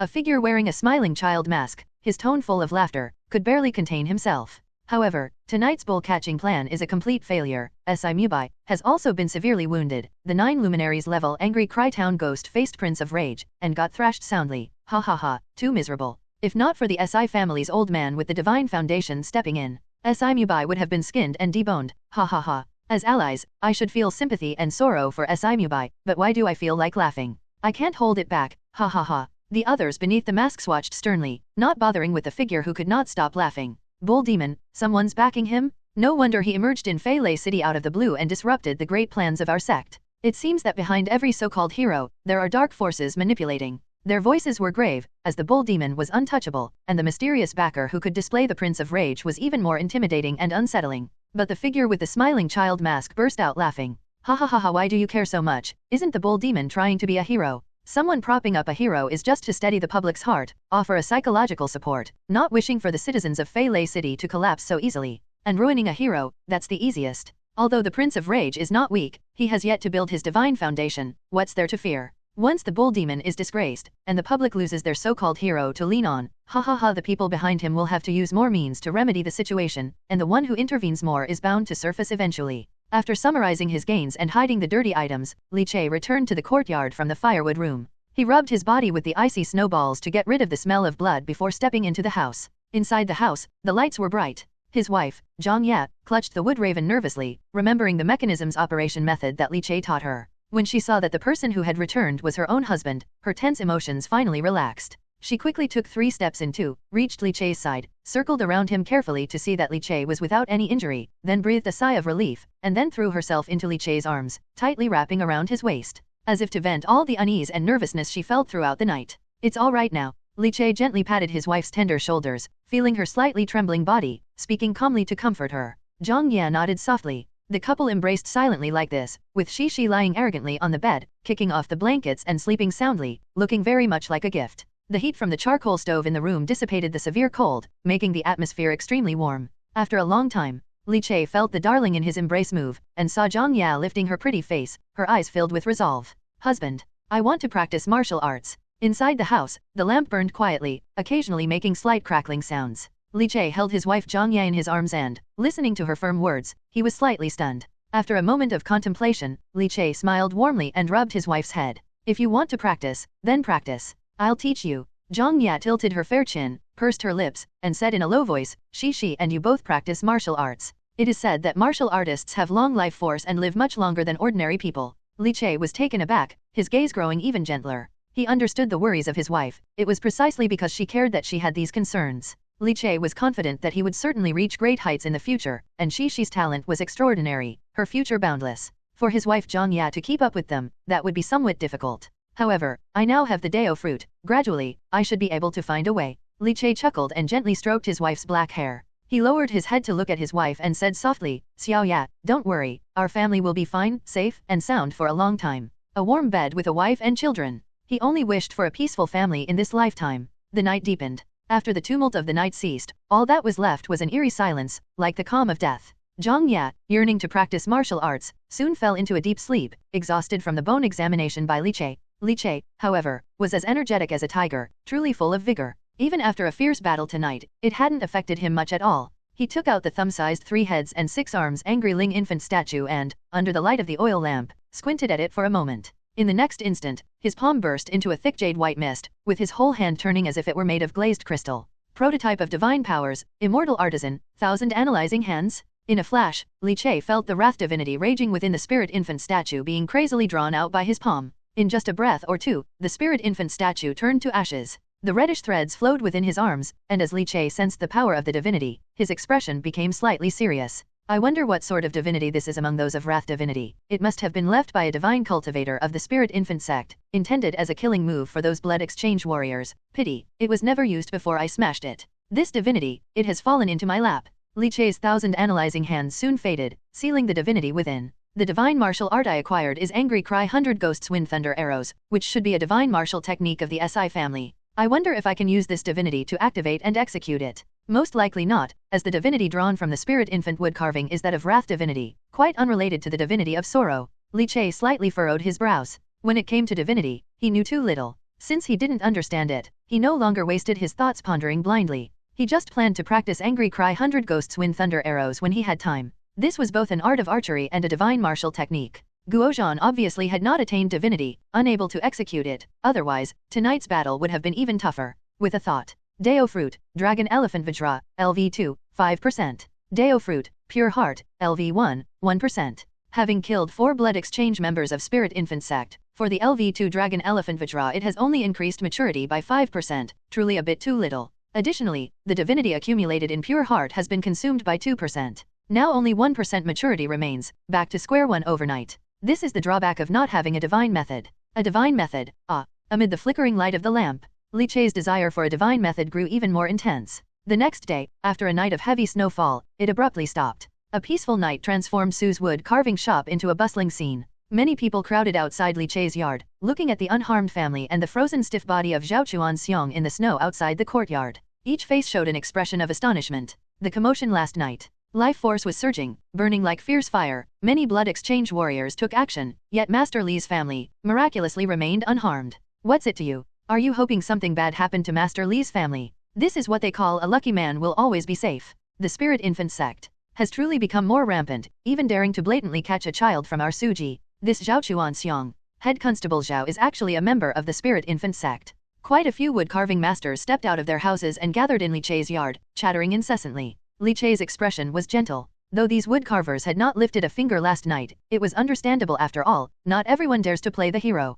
Even if these old masters were to take action against blood exchange warriors from the Spirit Infant Sect, they would only meet their death. Fear was understandable. In the distance, a figure in white clothes swiftly approached, his life force intertwining and stirring up the snow on the ground, soon arriving in front of the courtyard. It was Suyu, returning from the inner city. Is everything okay? Suyu came up to Li Che and his family. Li Che shook his head. Last night, there was a great battle outside. I didn't dare show my face and stayed indoors with my wife and daughter. This morning, we came out to find Zhao Chuangxiang's corpse. Upon seeing Shi in her jacket, The solemn killing intent on Su Yu's face instantly melted away, and he picked up Shishi. As long as you're all fine. Come here, Shishi, let Uncle Su hold you. Last night's event, your family was merely the bait. The real target was to lure out the bull demon that has stirred up Fei Lei City. Zhao Chuan Xiong was the bait, and now it seems the bait's been completely devoured. In another corner of the yard, there's another corpse and scattered flesh everywhere. That bull demon, truly fierce, taking on 4 by himself, killing all opponents, and escaping unscathed. Someone who didn't know better would think that the bull demon has reached the channel opening realm. That blood exchange of the spirit infant sect was too tragic, blown to pieces leaving only chunks of flesh all over the ground. The remaining corpse belongs to an underling of SI Mubai. The SI family will surely have to give us an explanation for this incident. Trying to steal a chicken only to lose the rice, that describes SI Mubai perfectly. Su Yu began to sneer. Last night, SI Mubai set out and seems to have encountered the mysterious powerhouse behind the bull demon, nearly had his divinity shattered. Now he's seriously injured, and it will probably take a year or 2 to heal his divinity. For old Chen, I've sent someone to take care of it. He should be released this afternoon. After speaking with Li Che for a while, Su Yu excused himself and left as he had many things to handle. For the ordinary citizens, last night's event didn't make much difference, but for the noble families of the inner city, it was extraordinary. Whether it's the bull demon who can kill those in the blood exchange realm, or the divine cultivator known as the Prince of Rage who beat SI Mubai nearly to death, they both greatly affected all the powers involved. Li Che held Shishi and watched Su Yu disappear into the snowstorm, squinting slightly. His palm gently stroked Shishi's back, tickling the little girl, causing her to wriggle around. But in reality, Li Che was using the divinity he had accumulated with his pure heart to comb through Shishi's body, ensuring she was free from sickness and disaster. The divinity of pure heart, spotless and pure white without the profound emotional influence of the other 7 emotions divinity, was extremely suitable for essence cultivation. Li Che also picked up from Su Yu's words that last night's events were far from simple. Did SI Mubai plan to make a move himself last night? Yet he was obstructed by a divine cultivator and beaten to near death. Misjudged that there was someone behind the bull demon. Li Che's gaze flickered, a tinge of relief mixed with fear settling in his heart. If SI Mubai had personally taken action, facing a divine cultivator, Li Che's heart lacked confidence. Fortunately, someone intervened, but whether there was someone behind the bull demon, he knew best. The bull demon was nothing but a loner. Who is helping me? Li Che felt a slight puzzlement but did not dwell on it too much, because that was not the focus of his concern. The priority was, he had received a very important piece of information from Su Yu. Looking at the falling snow that filled the sky, Li Che's eyes became contemplative. SI Mubai, seriously injured, huh? P.S. Continue to follow the story. The algorithm's push is no longer strong, stuck midway and on the verge of collapse. Everyone must keep following. Don't drop the story. Old Li feels there's still a chance, asking for monthly tickets and recommendation tickets for support. SI Mubai is gravely injured. Li Che murmured, his heart stirring with a rare opportunity. If he could find and eliminate SI Mubai, who was so fixated on using Shishi as a spirit child catalyst, it would bring him peace. One could say that the relationship between Li Che and SI Mubai was one of life and death enmity. If Li Che found an opportunity to take down SI Mubai, he certainly wouldn't show any mercy. Divine Cultivator. I've heard that only channel opening martial artists can contend with them. Now that I've activated the second state of Dragon Elephant Vajra, I wonder if I could fight him. Otherwise, could a barrage of 100 wood ravens possibly bombard him to death? However, the main thing about divine cultivators is their cunning methods. The reason channel opening martial artists can contend with them is their thorough chi and blood circulation and unwavering will, sealing away the 6 senses to avoid the influence of divinity. Li Che shook his head slightly. Killing SI Mubai would be very difficult. This was a direct descendant of the SI family, one of Fei Lei City's noble families. He had impressive cultivation, and even with severe injuries, the security around him was top-notch. Moreover, to kill SI Mubai, one would have to infiltrate the SI family's inner workings. It's too dangerous. Inside the inner city, there's an old master SI who has established a divine foundation. I'm afraid it would be a one-way trip. He suppressed the eager emotions swirling within him. A divine base cultivator. He couldn't afford to provoke such a being now they were existence on a whole different level. Li Che was not in a hurry. Su Yu said that SI Mubai had nearly had his divinity shattered and would need at least a year or 2 to recuperate. During that time, while improving his own strength, there would be chances to seize the right moment. Now that Li Che had acquired the blood exchange method, if he could truly step into the realm of blood exchange, the odds would be even greater. After a night of turmoil, Su's wood carving shop resumed its usual, orderly routine. The wood carvers started to take on commissions again, bustling about as they transported timber and finished wood carvings to earn their hard-earned money. As usual, Li Che was carving wood, practicing martial arts, and secretly studying how to create complex mechanisms. Of course, Li Che also fulfilled his promise, finishing work early every day to teach Zhang Yan martial arts in the courtyard. Old Chen had returned, and for someone seasoned in the martial world like him, a trip to the dungeon wasn't anything rare. It left no psychological shadows. Light snowflakes gently drifted down. Li Che had gone to the outer city to get some braised beef and brought back a jug of old rice wine. In the courtyard, old Chen sat on a wicker chair, watching Shi awkwardly holding a horse stance, and couldn't help but grin, showing his yellow teeth. Little stinky Shi, keep your back straight, arms straight, get your horse stance right. Old Chen lifted the gourd's lid and took a swig of wine. Wrapped in a red jacket, Shi's little face was red from the cold. She turned to Li Che, who had just returned, seeking justice. Daddy, Grandpa Chen is calling me Little Stinky Shi. I'm not Little Stinky Shi, I'm Shi, Li Nuangzai. The little girl even pouted after saying so. Her spirited manner was in full display. Li Che rubbed her head. Then you just have to become strong, and next time Grandpa Chen calls you Little Stinky Shi, you can fight back. Upon hearing this, Shi's big eyes twinkled as she nodded vigorously. Daddy is right.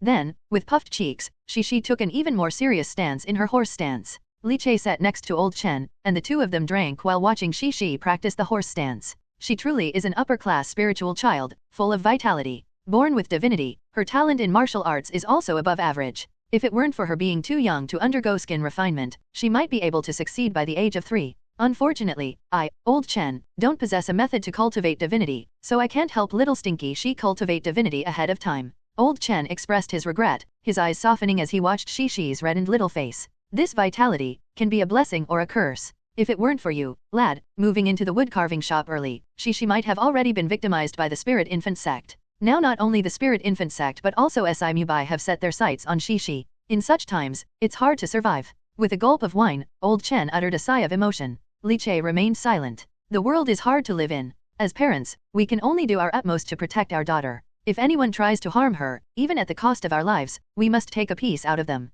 Li Che added a piece of beef to his mouth and chewed slowly as he spoke. 2 fleeting months passed in a hurry. Ting Yu Alley. The small courtyard. Heavy rain poured down, casting a hazy veil between heaven and earth. Raindrops hit the black tiles, creating a rhythmic pitter-patter sound. Inside the house, Li Che was slowly maneuvering his blood and qi, with the thunderous sound of rushing water reverberating powerfully as if tides were crashing over his tempered sinews and bones. Blood and qi 2 moves, initial stage of the blood change. Li Che stood up from inside the house, his well-built upper body bare and emitting waves of steam. He clenched his fists and swung fiercely, causing the air to burst with a whooshing boom. The explosive power was indeed much stronger than that of bone tempering. 2 months have passed since stepping into the blood exchange realm. I have gone from 1 to 2 moves of blood maneuvering, splitting 1 blood move per month. To reach 6 moves perfection only takes half a year. Li Che's eyes sparkled, but he felt slightly regretful. The blood exchange method he had acquired was limited to just 6 moves. The middle vehicle blood exchange method, perfected after 6 moves, was what Guo Zhan, the man he had killed, had accomplished, a martial artist who had mastered the 6 moves blood exchange method to perfection. If it were the 9 moves superior blood exchange method, 9 blood moves would be required, with the blood as heavy as mercury and containing even more immense energy, thus enhancing one's strength, speed, and physical toughness to an even higher level. Fortunately, I learned from old Chen that once the blood exchange technique is perfected, it's possible to switch, building on the original 6 moves to continue and complete the 9 blood moves of the superior blood exchange method. So, if I have the chance, I must get a superior blood exchange dharma. Li Che stretched lazily, his entire body creaking with the 9 robust muscles on his back vibrating, filled with formidable power. After wiping off his training sweat with a clean towel, Li Che donned his outer garments and sat down in a chair, taking out Tang's mechanism essentials. As he looked at those increasingly absurd and strange mechanisms, Li Che was somewhat at a loss for words. Among the 12 recorded mechanisms, Wood Raven comes in at 8th. Going further up, they become even more ludicrous and peculiar, with only theoretical possibilities of creation. However, the mechanism ranked 7th, Bodhi Blood Tears, seems worth a try. Bodhi Blood Tears, as per the introduction, requires an extremely ingenious technique, time-consuming and laborious, yet its lethality is truly formidable, both ruthless and powerful. Li Che was very interested. Tang family mechanism, who knows where old Chen got this book from? If not for possessing the immortal artisan Dao Fruit, Li Che wouldn't even understand it at all. After closing the book, Li Che rested with his eyes closed. In front of his eyes, details slowly emerged. Name, Li Che. Bonds, Li Nuangzai, daughter. Dao Fruit, Immortal Artisan, LV3, 9%, Dragon Elephant Vajra, LV2, 15%, Pure Heart, LV1, 5%. Prototype of Divine Powers, Immortal Worker, 1000 Analyzing Hands. Over the course of 2 months, aside from the Dragon Elephant Dao Fruit, which improved due to the blood change breakthrough, the other increases were not significant. The growth of Pure Heart was still slow. Although Li Che captured and absorbed the free divinity between heaven and earth every day, since he was also using divinity to comb through Shi's body daily, only barely managing to push it to 5% maturity in 2 months. Persistence is key in cultivation, a heavy responsibility with a long path. Li Che was far from discouraged. However, the lack of a way to acquire divine methods did give him some headaches. After tidying up, Li Che ended his daily cultivation, changed into clean clothes, and, with an oil paper umbrella in hand, went to pack some food and wine from a restaurant. He then headed towards Su's wood carving shop. Yet, upon arriving at the entrance of the wood carving shop, he sensed that something was off about the atmosphere of the place. The temperature inside the shop seemed to have risen considerably. Li Che passed through the entryway and entered the shop. There, in front of his workshop, stood a Nanmu chair. Sitting astride it in a wide stance was a burly figure clad in black and red official robes. Noticing Li Che's return, the officer's eyes shifted slightly, glancing over. Li Che felt as if his eyes were scorched, an endless fury boiling within them as he saw an image of the wrathful Maitreya glaring down upon the human world from behind the figure. I am Zhao Sunhai. Master Li, it's a pleasure to meet you. Zhao Sunhai. Li Che felt the hairs on his body stand on end, sensing that the wind and rain around him had vanished, replaced by scorching, searing heat, as if a colossal furious Buddha statue loomed from above. If he looked into its eyes for too long, his mind would sway and sweat would drench his back. Closing his eyes, he deliberately cut off his line of sight, and when Li Che opened them once again, he had become much calmer. Zhao Sunhai, sitting in front of the workshop, also stood up. His towering figure, resembling a bear, was nearly 2 meters in height, with tightly coiled whiskers and dense muscles. Li Che put down what he was holding in his hands and greeted with a fist and palm salute. The humble Li Che, a 4-knife wood carver from Su's wood carving shop, meets the policeman. Zhao Sunhai, Zhao Chuangxiang's cousin, one of the 3 divine catchers of the inner city. He was a divine cultivator? Why had Zhao Sunhai come here? Was it to seek vengeance for Zhao Chuangxiang? But that should have been directed at the bull demon, not him, Li Che. Li Che was somewhat puzzled. Master Li, there's no need to be nervous. I am here primarily for 2 matters. Zhao Sunhai, with his imposing build, said indifferently with his hands behind his back. In Feilei City, each of the 3 divine catchers was a first-class expert, extremely powerful, so naturally, Li Che was not willing to fall out with him face to face. In the distance, footsteps hurried along. 3 figures walked in from outside the door. Li Che looked over, startled because the 3 shopkeepers from Su Ji's outer city wood carving shop had all rarely arrived together. The head shopkeeper, Su Heli, the second shopkeeper, Su Baihu, and the third shopkeeper, Su Yu. The 3 sons of the Su family had all arrived at the same time. Even the seldom seen and elusive head shopkeeper, Su Heli, appeared. In the many years that Li Che had been at Su's wood carving shop, he had seen Su Heli only a handful of times. This was the first time since he became a woodcarver. Su Heli had a handsome appearance and a straight frame, with eyes that seemed to glitter and a precious sword with a tassel hanging from his waist. He looked reserved, but at any moment, he could burst forth like a drawn divine blade, revealing his sharpness. A divine cultivator? Su Heli was also one. In fact, Su Baihu and Su Yu were both divine cultivators too, just that their divine cultivation was not high and their divinity had not been fully revealed, unlike Su Heli and Zhao Sunhai, who merely by standing there, could continuously express their divine power, stirring the soul. The first realm of divine cultivation was nurturing nature, and even within it, there were levels of proficiency. Seeing the 3 shopkeepers present together, Li Che let out a slight sigh of relief, knowing he should be safe now. What kind of storm has brought God Catcher Zhao to our modest shop? Su Heli asked with a bow and a slight smile toward Zhao Sunhai. Ha ha ha. I am here solely to seek Master Li for 2 matters. The first matter. I heard that Master Li is a talented woodcarver from Suji, so I have a good task I wish to seek Master Li's assistance with. Zhao Sunhai laughed. It seems young Master Su isn't far from forming his divine foundation. Among the 3 young masters of Feilei, perhaps young Master Heli will be the first to achieve it. Zhao Sunhai looked at Su Heli, squinting his eyes. The divine foundation is hard to forge. What seems like an inch may actually be 1,000 feet. It's not that easy. God Catcher Zhao, you flatter me too much. Without any change in expression, Su Heli replied, Master Li is not yet a woodcarving master. With God Catcher Zhao's status, you should be looking for a woodcarving master. Zhao Sunhai waved his hand. This task does not require a woodcarving master. Strictly speaking, this is more like a conscription. Conscription? As soon as these words came out, everyone was taken aback. Li Che's eyebrows furrowed involuntarily. Conscription, that involved higher-level figures. Indeed, it's a verbal conscription from the lord of the city, calling upon skilled masters from the major wood-carving shops of the noble families to complete a task together, with generous wages. In total, 10 days of work, amounting to 10 gold leaf. 10 gold leaf? 1,000 taels? Everyone was shocked at heart. May I ask, what is the task? Su Yu actively inquired on behalf of Li Che. Zhao Sunhai glanced at the Su family's 3rd son and said indifferently, I can't disclose the details, but it's essentially carving some wood carvings for the city lord. It's not a difficult task, nor does it require the spiritual essence of a wood carving master's work. It's just that the city lord needs a large quantity without compromising quality, which is why we need the skilled hands of the wood carving shops. Upon hearing this, Su Heli frowned. Had Zhao Sunhai come solely for this matter? He had thought it was because of the death of Zhao Chuanxiang. If not for the fact that Li Che was a talented woodcarver in the shop with the potential to become a woodcarving master, Su Heli wouldn't even have bothered to respond to Su Yu's plea to come here. Hearing this, Su Heli turned to Li Che and asked, Master Li, are you willing to take on this task? Li Che saluted sincerely. To the head shopkeeper, my response is no. To work for the city lord? This definitely isn't any ordinary job. Though 1,000 taels were tempting, for the newly rich Li Che, it was still something he could resist.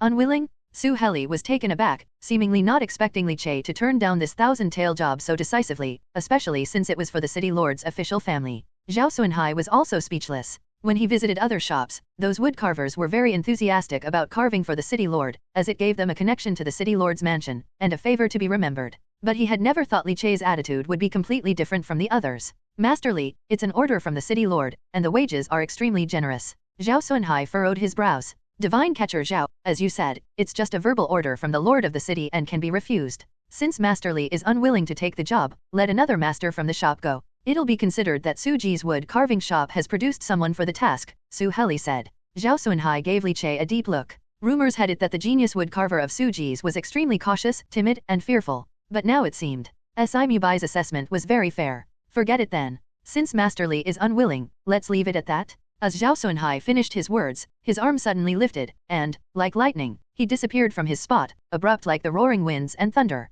He reappeared beside Li Che, his fingers hooked, and he fiercely pinched Li Che's right shoulder. In Zhao Xuanhai's eyes, a fire-like divinity seemed to ignite, as if he was a Buddha with hair flying and his head thrown back in a roar. A surge of divine power flowed from Zhao Xuanhai's palm into Li Che's body and swiftly circulated within. The incident occurred too fast. Su Heli's eyes narrowed, and the sword hanging at his waist, with its tassel trailing, unsheathed with a clang, its sword light densely interwoven throughout the entire workshop. Ha ha ha! The Sunsi Lu sword of the Su family truly lives up to its name, incredibly sharp indeed. The moment Su Heli drew his sword, Zhao Xuanhai had already let go of Li Che's shoulder with the swiftness of a startled swan and retreated back to his original spot. Su Heli, holding his sword, his eyes sharp as lightning, asked, Divine Catcher Zhao, what's the meaning of this? Zhao Xuanhai smiled and said, I've heard that Master Li is a martial arts prodigy. In just 2 years of training, he has entered the bone tempering stage. Out of curiosity, I decided to verify it. Right after, Zhao Xuanhai waved his hand. Since Master Li is unwilling to take the job, I shall take my leave. It's a pity, such great skill Master Li has, yet he refuses to accept such rich rewards for free. I will take my leave now. After speaking, Zhao Xuanhai turned and headed towards the exit of the wood carving shop. He put on his hat, didn't bother with an umbrella, and directly stepped into the wind and rain. As soon as Zhao Xuanhai left Su Ji's wood carving shop, his eyebrows squeezed together tightly. It's not him. Some left-path martial arts can constrict the blood flow and conceal one's skills, exploding with power when necessary. The bull demon has made several moves, all related to this Li Che. Sun Changbiao, Lei Chunlin, and my good-for-nothing cousin Zhao Chuan Xiong, they all have their eyes on Li Che's spirit child daughter. I initially thought Li Che was playing the pig to eat the tiger, but now it seems. Is Li Che really a pig? Standing amidst the wind and rain, Zhao Xuanhai's burly frame rose imposing like a bear, permitting the rain to pummel his body and sketching out a hazy mist around him. He turned his head for one last glance at Su Ji's wood carving shop. Bull demon, does it really have anything to do with Su Ji? Ha, not important. Zhao Xuanhai smiled faintly, and continued to walk into the rain. However, after a few steps, his eyebrows knitted together. Strange, just by circulating inside Li Che's body, why is my divinity consumed so much?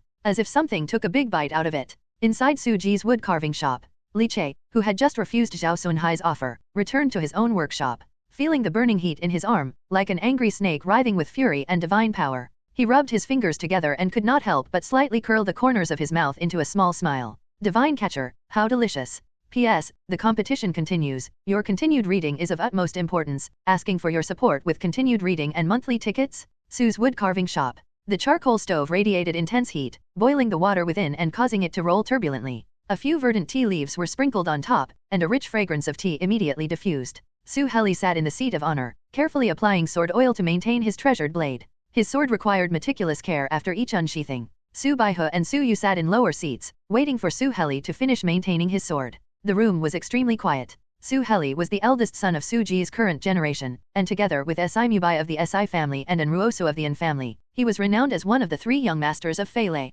His divine cultivation was far superior to that of Su Yu and Su Baihu. A moment later, accompanied by the gentle sound of the sword returning to its scabbard, Su Heli completed the maintenance. He turned to Su Yu, little brother, next time don't disturb me with such matters until they're clear. Just this once, not to be repeated. Upon hearing this, Su Yu stood up and bowed respectfully. I understand, brother. This Li Che entered bone tempering 2 years ago, and his martial talent is indeed good. After he undergoes blood exchange, he might have a chance to cultivate the divine methods, but it's uncertain what his divine talent will be. His daughter is an upper-class spiritual child, so Li Chei's divine talent should not be too poor. Although he has been delayed, with further cultivation, he should have a chance to nurture his nature to the lamp stage. As for the stages of creek and river after nurture nature like a lamp, there's hardly any hope. Su Heli spoke indifferently. It's a pity that Li Chei is of timid character, lacking courage and ambition. Even if he were to master the divine methods, it would be difficult for him to become a valuable assistant to our Suji. Let it be. After his blood exchange, grant him a lower vehicle divine method. Having said that, Su Heli turned to Su Yu. Little brother, do you have any objections? Su Yu, with his head lowered, showed no joy or sorrow on his face, and spoke softly, I trust elder brother's judgment. Su Baihu finally spoke, his eyebrows furrowed, elder brother, why is Zhao Sunhai issuing these oral conscriptions from the city lord, conscripting skilled wood carvers and willing to pay such generous wages? What is his purpose? Could it endanger the lives of these wood carving masters? Stroking the hilt of his sword, Su Heli gazed out at the heavy rain through the window, as if he thought of something, and smiled faintly, most likely not. These wood-carving masters come from various families, and although the city lord is an official appointed by the imperial court, now that the Great Vista has lost its control over the regions, Lei City is still under the dominion of our noble families and clans. If he were to harm these wood-carving masters, would the noble families of Lei City just let it go? Therefore, Li Chei is being too cautious. This conscription does indeed offer him wealth. 10 gold leaves, even if it's for him, with a good job, would take half a year, wouldn't it? Su Baihu nodded and his lips curled at the corners. His own assessment of Li Chei was not much different. Su Heli tapped the table lightly and spoke indifferently, as for the city lord's mansion's purpose. I have a rough guess, which can be considered an unforeseen windfall from this trip. I plan to return and report to the old master. Suddenly, Su Heli looked towards Su Yu. Oh, little brother. Li Chei's daughter has excellent divine talent, and the outer city is being troubled by the spirit infant sect, which is very unsafe. To prevent this spiritual child from coming to harm, tell Li Chei to send his daughter to our Suji's Divine Cultivation Institute. Su Yu's cheeks lifted slightly as he looked at Su Heli, elder brother. What if Master Li is unwilling? Su Heli lightly tapped his finger on the hilt of the sword, and suddenly a bright sword's hum illuminated the entire warm room. If he is unwilling, it means he has not considered integrating with our Suji. That divine method can be withheld from him. When the spirit infant sex power truly runs rampant in the outer city, the safety of his daughter, he can only pray for his own fortune. Hearing this, Su Yu remained silent, and slowly lowered his head. Within the workshop, Li Chei sat upright on a chair, his emotions surged as he felt the freshly harvested strand of wrath divinity. But soon, he was taken aback. His eyebrows tightened slightly, because the wrath divinity extracted from the wood carving, which he obtained 2 months ago after killing a blood exchange expert from the spirit infant sect, was being bit by bit consumed by Zhao Sunhai's divinity. It was somewhat akin to merging together, merging, consuming. Is this a characteristic of divinity, or perhaps, are the two divinities of the same origin? Upon this thought, Li Chei's breath halted. If they share the same origin, doesn't that mean that one of the 3 great divine catchers of Lei City, the powerful divine cultivator, is also a formidable figure of the spirit infant sect? Upon this thought, Li Chei was terrified to the core, thinking back on how the government office withdrew the warrant for Lei Chunlin in just a few days before. And now that Zhao Chuanxiong was revealed to be a member of the spirit infant sect, Li Chei had thought Zhao Chuanxiong was an isolated case, but now it seemed that the vast government office of Lei City might be deeply entangled with the spirit infant sect. If even the top expert and divine catcher inside the Yamen was involved with the spirit infant sect, what about the city lord who was said to have forged a divine foundation? If that's really the case, a strong sense of urgency suddenly enveloped him. If the government office was truly in league with the spirit infant sect, considering their desire for spirit children, wouldn't she be in great danger? When the spirit infant sect reached the point of desperation, Su's wood carving shop might not be able to protect Shishi. Moreover, it wasn't even certain if Su's wood carving shop was willing to protect her. The sense of urgency made the hair on Li Chei's body stand on end as he murmured while looking at his palm. I am still not strong enough. The next day, a rare sunny day, the warm sun of winter was most comforting. Li Chei and Old Chen were in the courtyard, accompanying Shishi as she practiced her horse stance. Old Chen kept teasing her, calling her little stinky she, making the little girl's face turn red in annoyance. It was unclear where the girl got such a fiery temper. As Li Chei and Old Chen were drinking tea and admiring the winter plum blossoms, waiting for the sun to climb a little higher, he planned to make a trip to Tingyu Alley. Over the past 2 months, he had also visited the marketplace several times, asking that familiar stall owner to look out for divine methods and superior internal strength techniques. Regrettably, he came back with no news each time.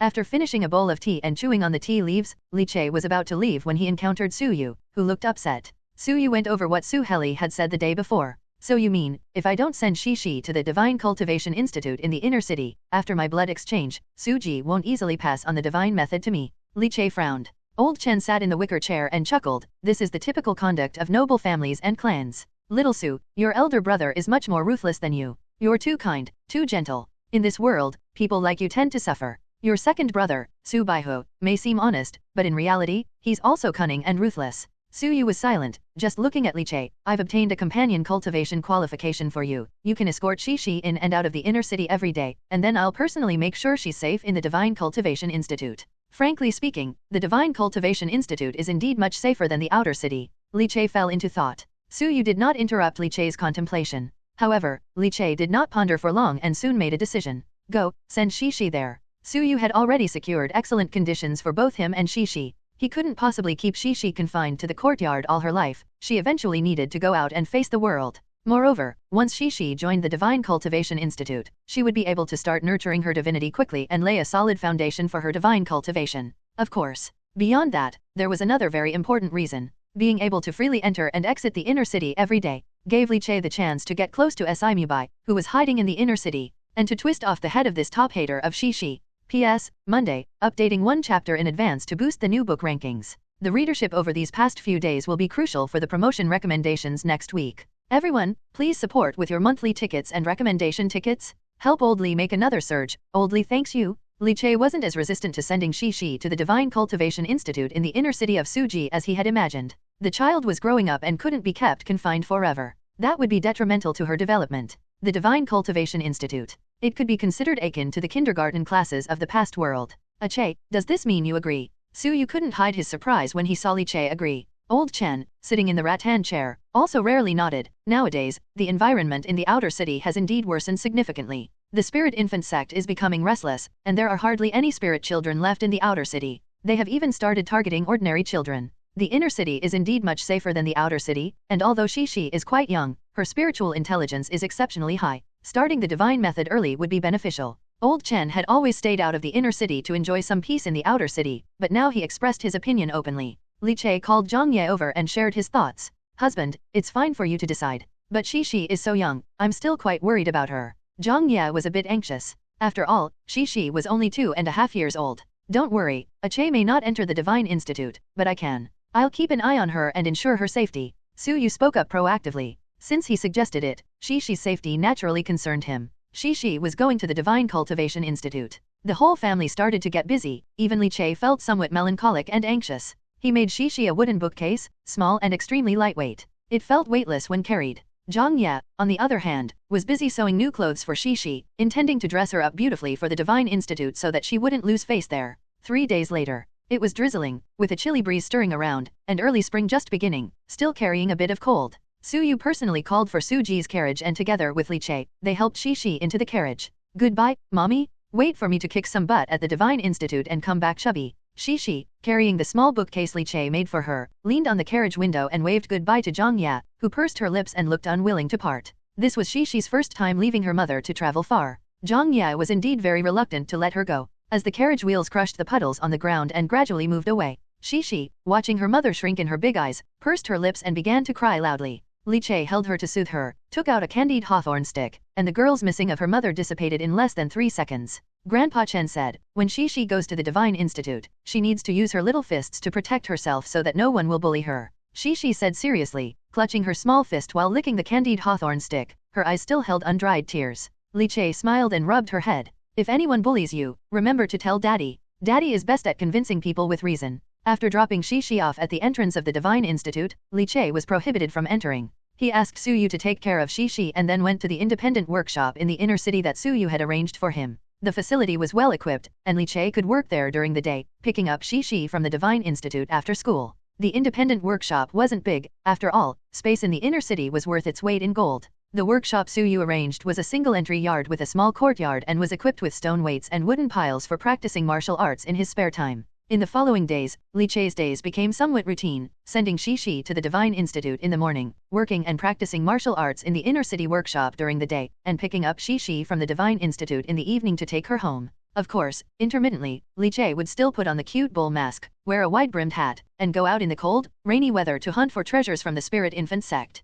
Besides that, Li Che also secretly began to pay attention to and inquire about Si Mubai's situation. Shut himself in for over 2 months, staying in the deep quarters of the Si family mansion. Seems like he's seriously hurt. Inside the workshop, Li Che held a carving knife, working on the wood he found, with shavings falling all around, scattering across the floor like drifting snow. Picking up the finished component, he closed his eyes and aimed for a while before he was satisfied and packed up. Si staying indoors didn't hurry Li Che, as hunting was all about patience. Entering the Si family mansion to kill Si, Li Che was not foolish enough to engage in such a suicidal act. He would only wait for Si to leave the house, to find even a slight chance. Moreover, a prolonged battle could not be afforded, especially not in the inner city, where there were many mighty figures and help could arrive very speedily. After organizing the parts he had made, the maturity of his immortal artisan Dao Fruit continued to increase, and now Li Che's craftsmanship was also improving, slowly realizing the thoughts and designs in his mind. He was currently enhancing the wood raven, planning to upgrade its power. Li Che was also studying a new mechanism, Bodhi blood tears, but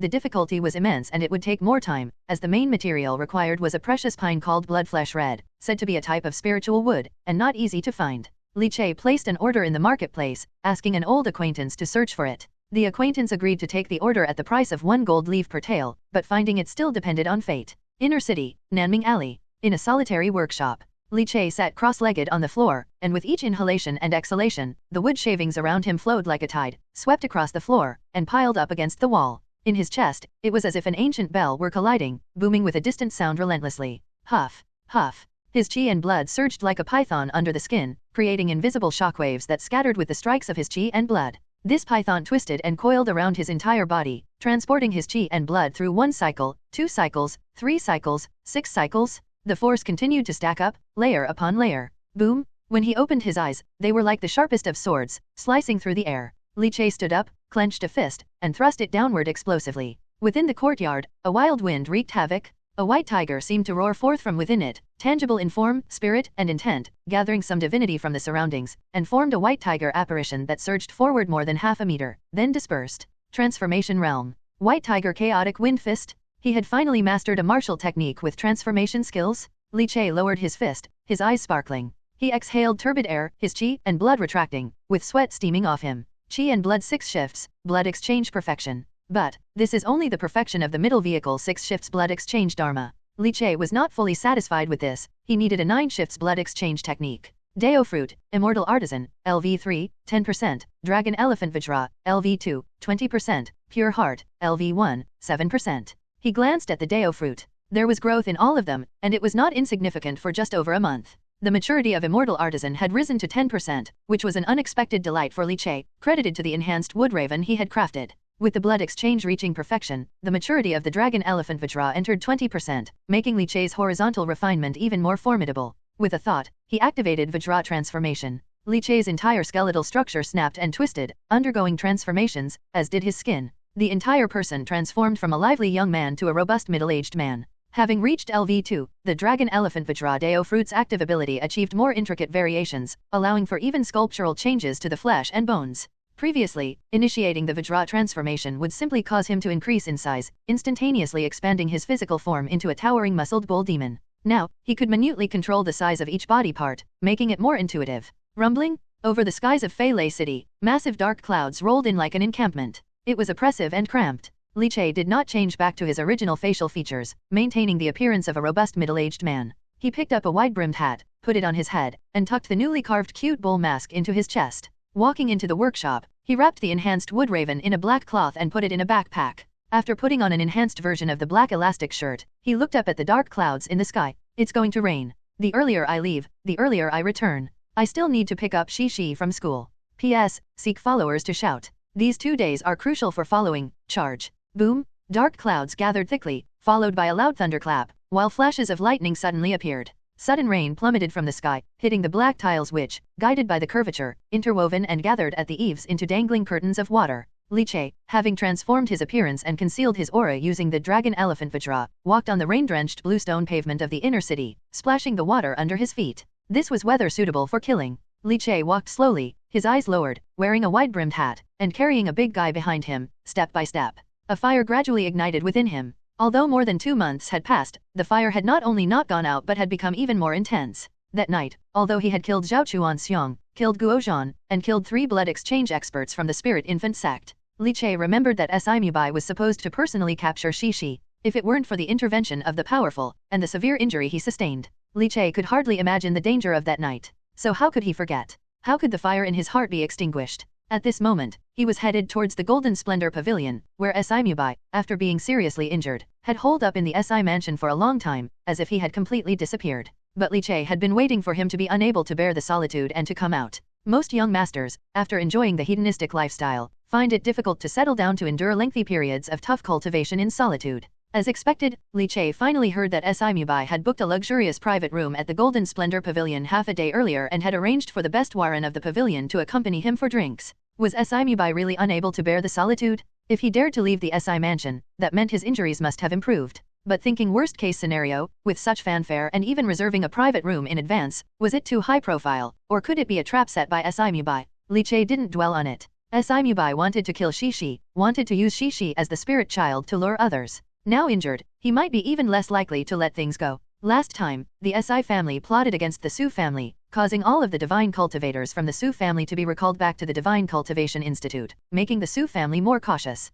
It would be difficult for the Si family to repeat their old tricks, which meant that continuing to stay in the Su's courtyard in the outer city with its very low security was far more dangerous than entering the Divine Cultivation Institute. The Divine Cultivation Institute provided at least short-term security without concerns. If the Spirit Infant sect were to break out completely, then it would be dangerous. By then, Li Che would certainly find an opportunity to whisk Shishi away. This was another consideration for sending Shishi to the Divine Cultivation Institute apart from proactively nurturing her divinity. And thus, Li Che could free up his hands. Even if it was a baited trap set by Si Mubai with himself as the bait, he would still give it a try. If there were a trap set by Si Mubai, Li Che felt that it was probably not prepared for the bull demon. The bull demon probably didn't have the qualifications to force a divine cultivator to use himself as bait to set a trap. It was probably meant for the divine cultivator who had injured Si Mubai. If that was the case, even better, stirring the waters to catch fish was what Li Che liked best. No matter what, having missed the opportunity to kill Si Mubai previously, now that Si Mubai had left the house, it was Li Che's only chance.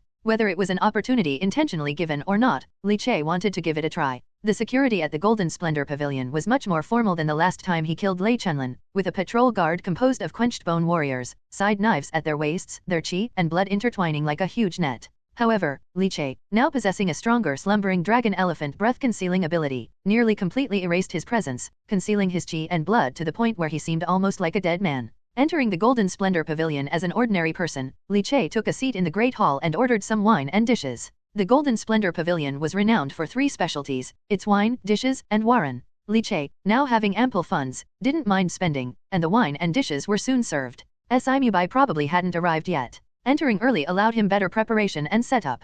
Eating and drinking, Li Che was calm and collected. Suddenly, a gentle breeze arrived, and a grey-robed old man took the seat across from Li Che. "Young man, drinking alone seems so lonely, would you join this old man for a few?" the old man said with a smile. Li Che's eyelids slightly lifted, and he was momentarily taken aback. Ever since he had trained in martial arts, Li Che's memory had become extremely strong, and this old man's face seemed vaguely familiar. He had seen it before. He recalled that when he first obtained the Dao Fruit of the Pure Heart, and had felt watched on the street, he had seen this old man with a big-headed little boy who sported Neza braids by his side.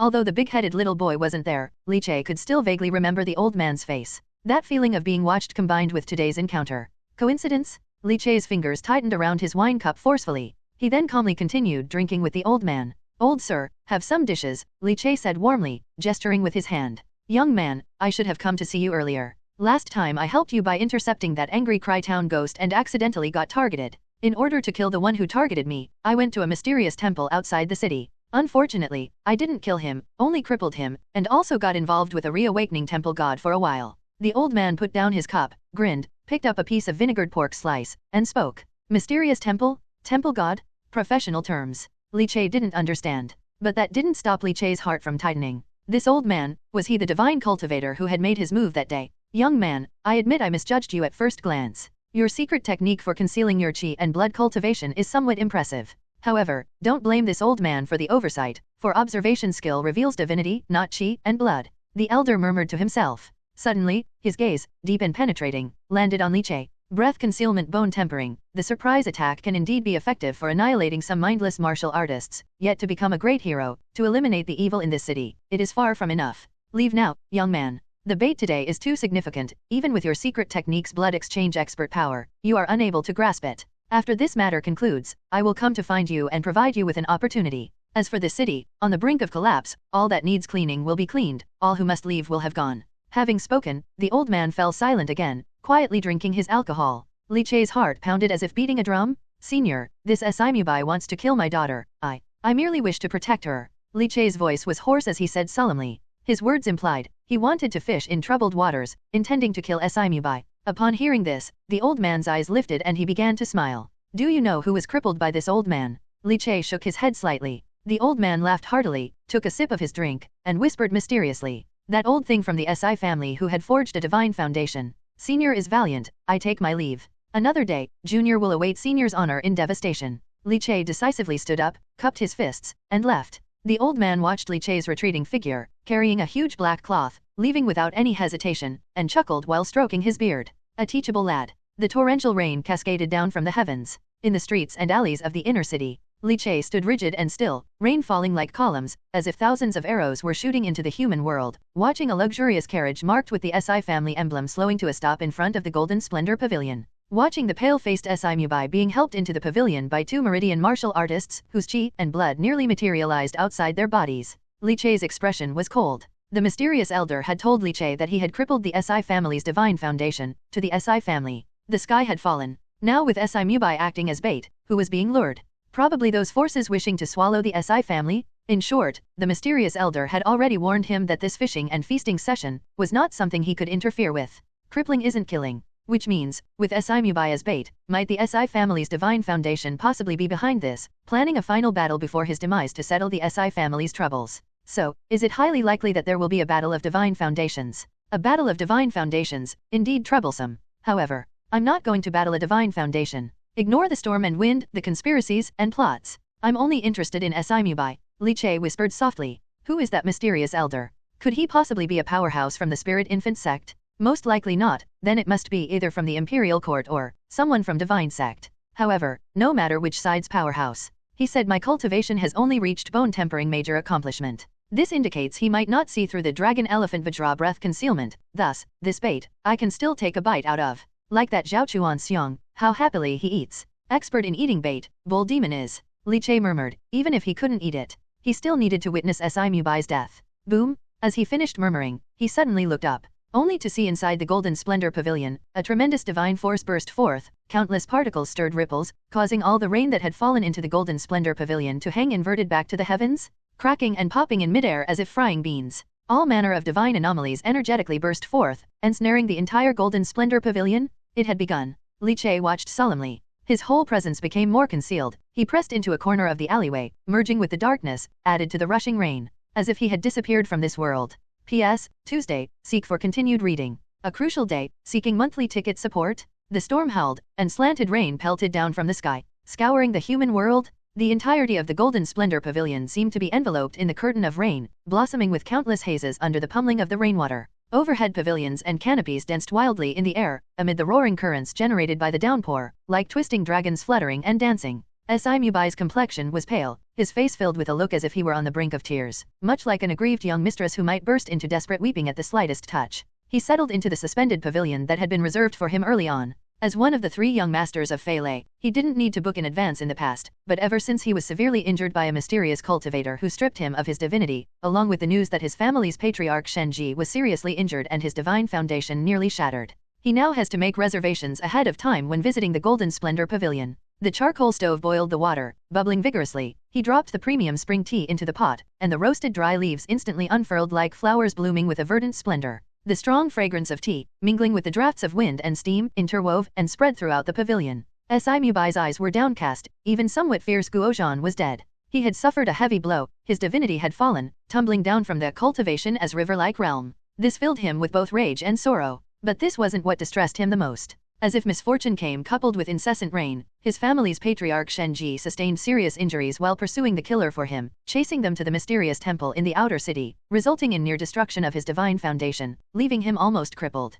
If the patriarch refrained from using his divine foundation's power for the rest of his life, he might survive a few more years and maintain his awe-inspiring presence over the different households of Fei Lei. But once he uses it, death was certain. The worst part was that news of the patriarch's damaged divine foundation had somehow spread throughout Fei Lei City. The Yang family, Su family, and family, the government office. Every one of them was eyeing the Si family, which was soon to lose the protection of the patriarch Shenji, as if they were looking at a piece of deliciously roasted and fragrant fatty meat. The divine cultivator who struck at me, the prince of rage of the 4 imperial levels, couldn't possibly be from Fei Lei City. They must be from the divine sect. Judging by the dates, the divine sect will send someone to recruit spirit children in a year. However, the changes in the spirit infant sect and the mysterious temple, the divine sect must have noticed something. It's not unreasonable for them to send someone ahead of time. After all, Fei Lei City is just a small city. The angry Cry Town Ghost divine method I cultivated is already the best in Fei Lei City, yet it's only at the 9 luminaries level, far too inferior compared to the 4 imperials, much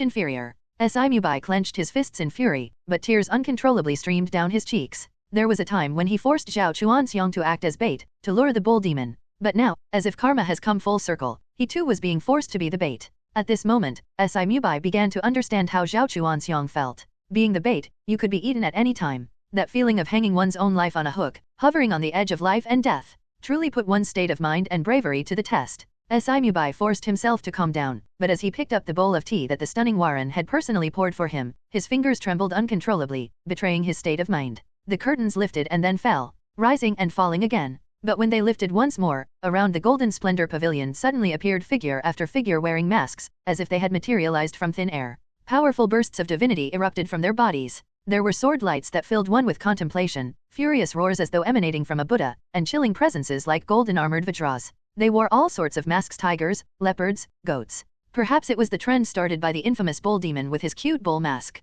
Now, those in Fei Lei City who committed crimes incognito had grown accustomed to donning a mask. Mubai looked at these people, and his hands stopped trembling, his expression a mix of laughter and tears. Su Heli, Unruosa, Yang Kaihe, don't think that just because you wear masks, I don't know who you are. Your divinity, even if you turn to ashes, I would recognize you. Wearing those masks is nothing but self-deception. Since you dare to covet the property of the Si family, why not do it openly and honorably? Mubai spoke coldly. However, no matter how he shouted and questioned, only the echo of his voice resounded. No one answered him. Mubai's gaze swept around fiercely, and the next instant, 9 palm-sized spirit infant wood carvings slipped out from his sleeves and, with a flick of his wrist, suspended in midair. Since you've come, all of you can go to hell. And in the instant he threw out the 9 spirit infant wood carvings. Mubai's white robe fluttered as he suddenly dropped downward, quickly plummeting into the curtain of rain, his divinity exploding forcefully as he utilized a divine secret technique, merging with the rain like a tear sliding down a cheek. He sped away, making his escape from the Golden Splendor Pavilion.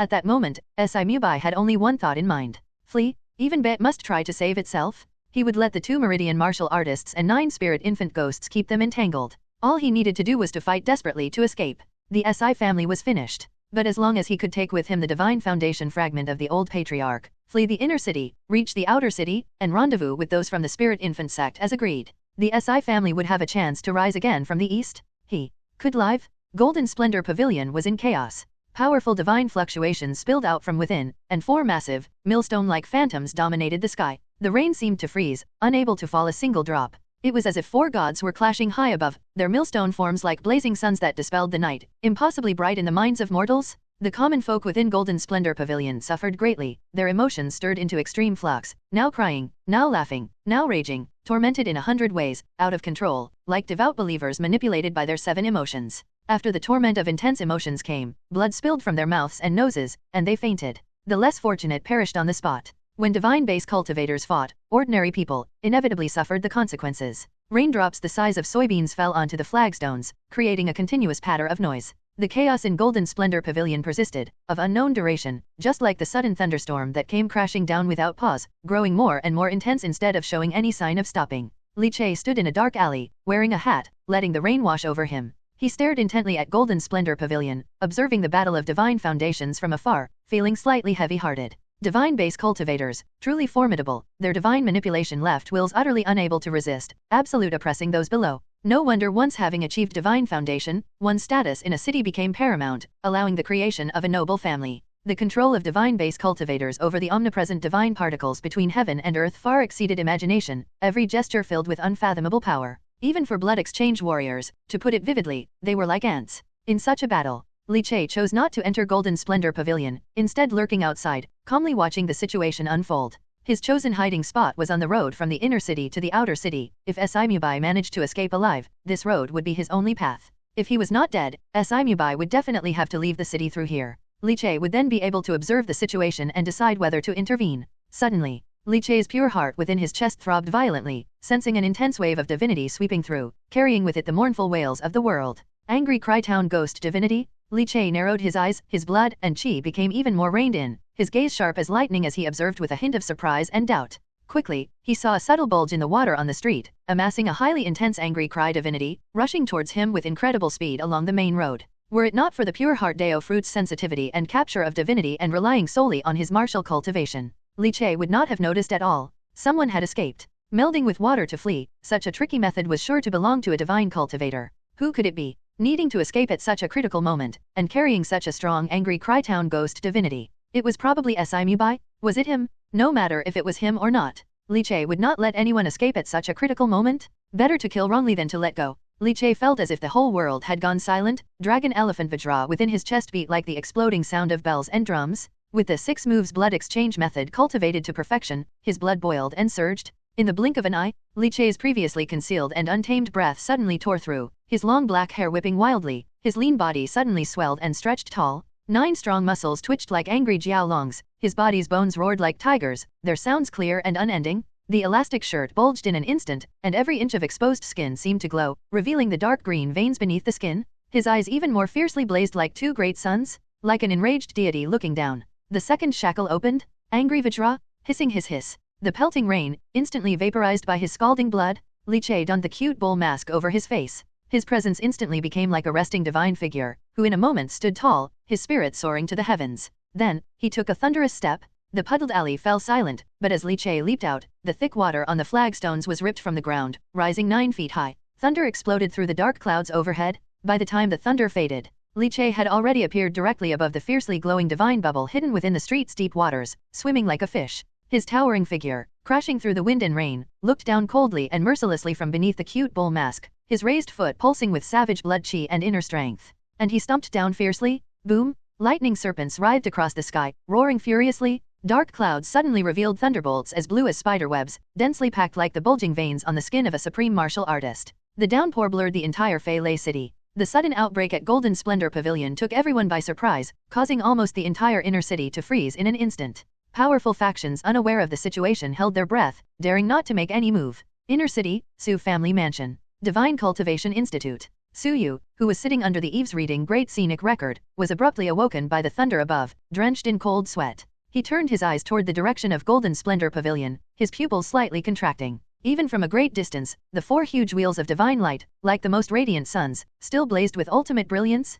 All divine cultivators could sense it. Su Yu's divine cultivation was not high. At the age of 24, he had just barely reached cultivation as river-like. Although he stepped into the second realm of nurturing nature, he had already lost the possibility of forging a divine foundation. Unlike his elder brother, Su Heli, whose talent was extraordinary, ranked as one of the 3 young masters of Fei Lei, he had already cultivated his family's Sunsi Lu sword divine foundation divinity to cultivation as river-like, not far from forging his own divine foundation. A battle over divine foundation. Su Yu felt like he had been struck by lightning, instantly realizing that a major event was unfolding in Fei Lei City. He didn't waste time pondering the specifics. His gaze quickly swept across the Divine Cultivation Institute, over each spirit child quietly nurturing their nature, relaxing only when his eyes fell on the properly behaved Shishi. In fact, it wasn't just Su Yu who had noticed. Inside the Divine Cultivation Institute, an old woman from the Su family slowly approached. She was responsible for instructing the spirit children, a cultivation practitioner with a cultivation as river-like, a formidable strength. Ayu, lock the main gate of the Divine Cultivation Institute.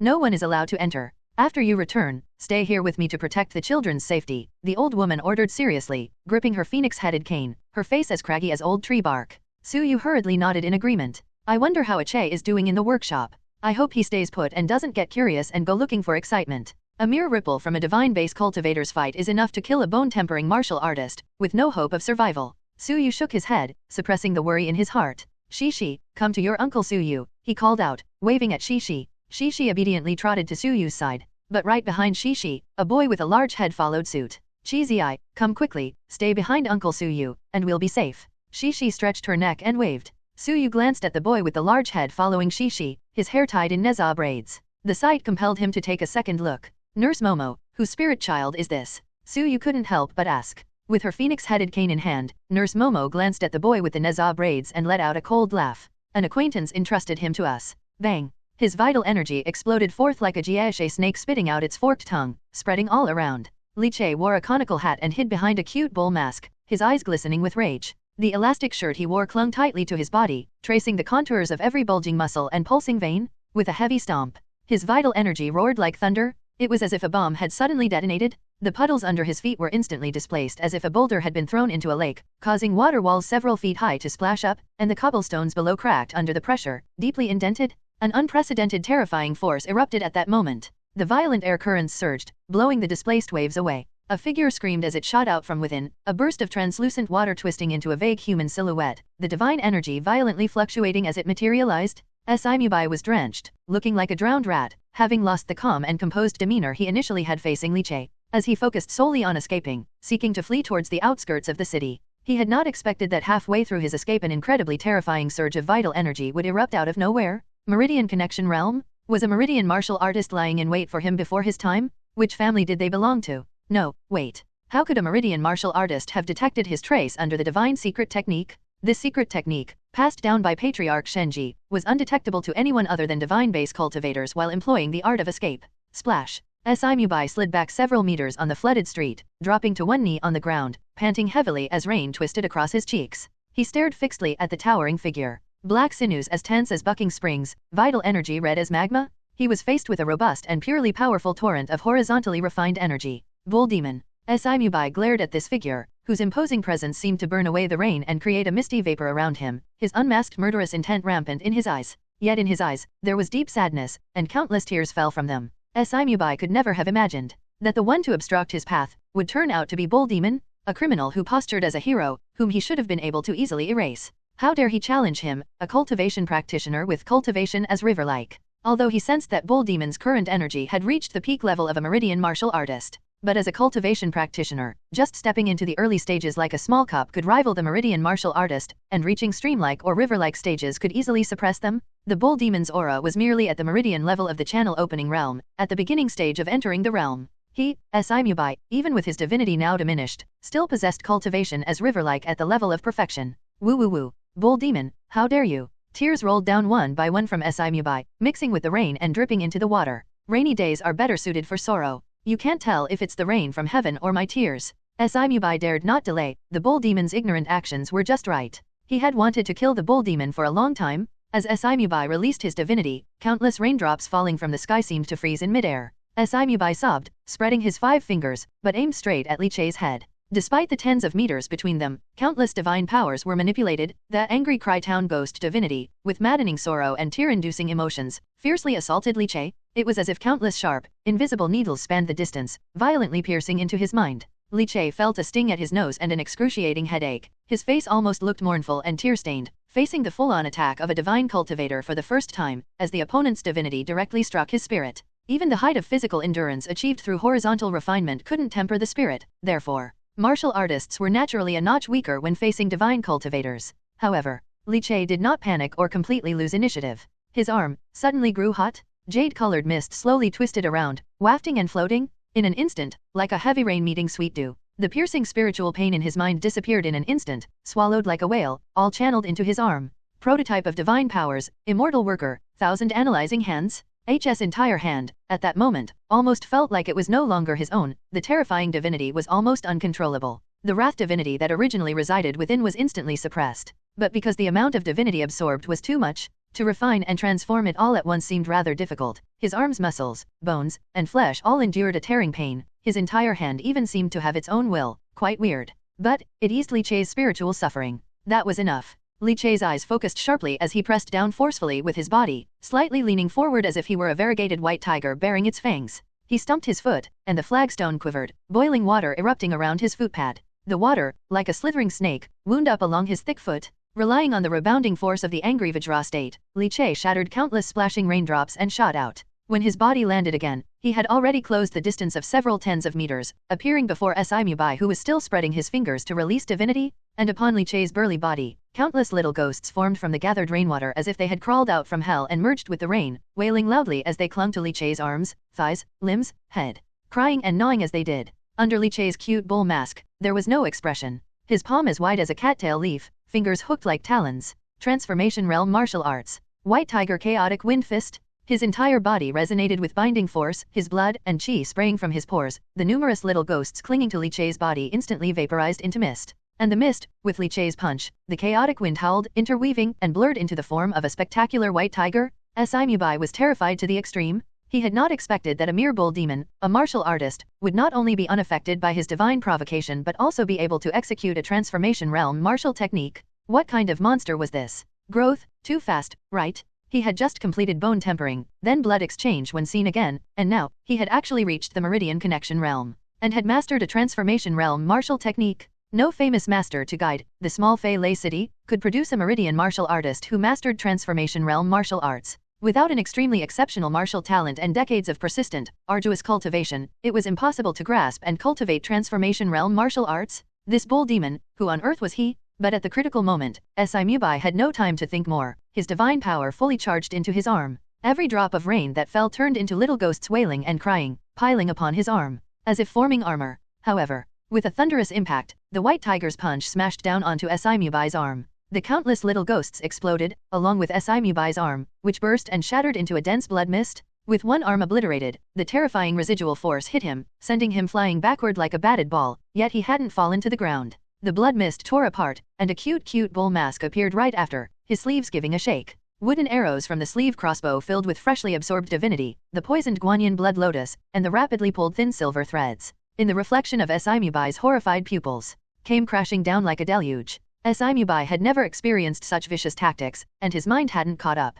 Pu. While still flying through the air, he was already pierced by arrows, his body turning green and purple from the poison. Before hitting the ground, he was sliced into pieces by the razor-thin thousand spider threads, crackling like bait thrown into a pond, devoured frantically by starving fish until nothing was left. He fell to the ground in pieces, staining the rainwater red. Bang! Li Chei landed in a flash, weighing something wrapped in black cloth on his back, the upgraded version of the wood raven, which he hadn't even needed to use to kill Mubai. His eyes gleamed as he scanned the scattered flesh, maintaining the good habit of collecting spoils. But in the blood-stained water, he only found a slightly glowing jade pendant, extremely rich in divinity. Without hesitating too much, he scooped it out of the muddy water and tucked it into his pocket. Tucking his hat more firmly on his head, he darted into the curtain of rain amid the roaring thunder serpent. P.S. Please follow, need monthly tickets, seeking recommendation tokens for support. Killed, searched the body, and immediately fled. Li Chei's series of actions were smooth and extremely practiced. The speed had reached its ultimate. From launching an attack to killing Mubai, it took about 10 breaths.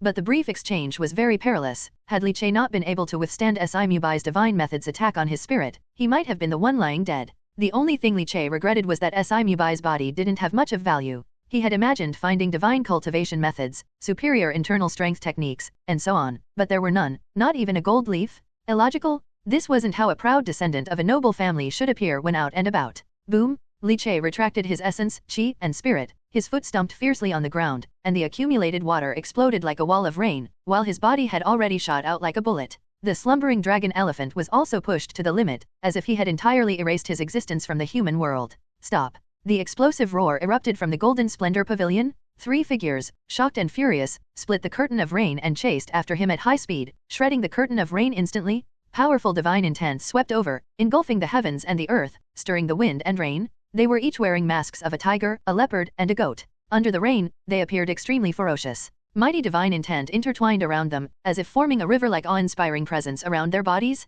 Li Chei pulled down his hat, not responding with even half a word. Like a shadow, he moved quickly along the corner of the wall in the violent storm. Tap tap tap tap. His steps were incredibly light, so much so that each step that landed didn't even ripple the water. Yet despite this, Li Chei still felt the 3 figures were drawing closer. And not just that, from the direction of the outer city, a searing and terrifying divine aura was also pressing down. He was like a conspicuous beacon that couldn't be hidden, even if he pushed the slumbering dragon elephant to the ultimate limit. I've always been exposed, even the slumbering dragon elephant's breath concealment can't get me out. Li Chei immediately thought of the jade pendant he had acquired from the body. It must be that jade pendant that had exposed his whereabouts, and these people had actually abandoned Mubai's body and came straight for him. This undoubtedly sent a signal. The jade pendant must be valuable. The entire rainy sky at that moment seemed completely distorted. Thud. With a step, his body forcefully circled a large arc in the curtain of rain. The accumulated water in front of him splashed out a wall of water. Everything seemed to freeze. Ha ha ha ha, it's the bull demon.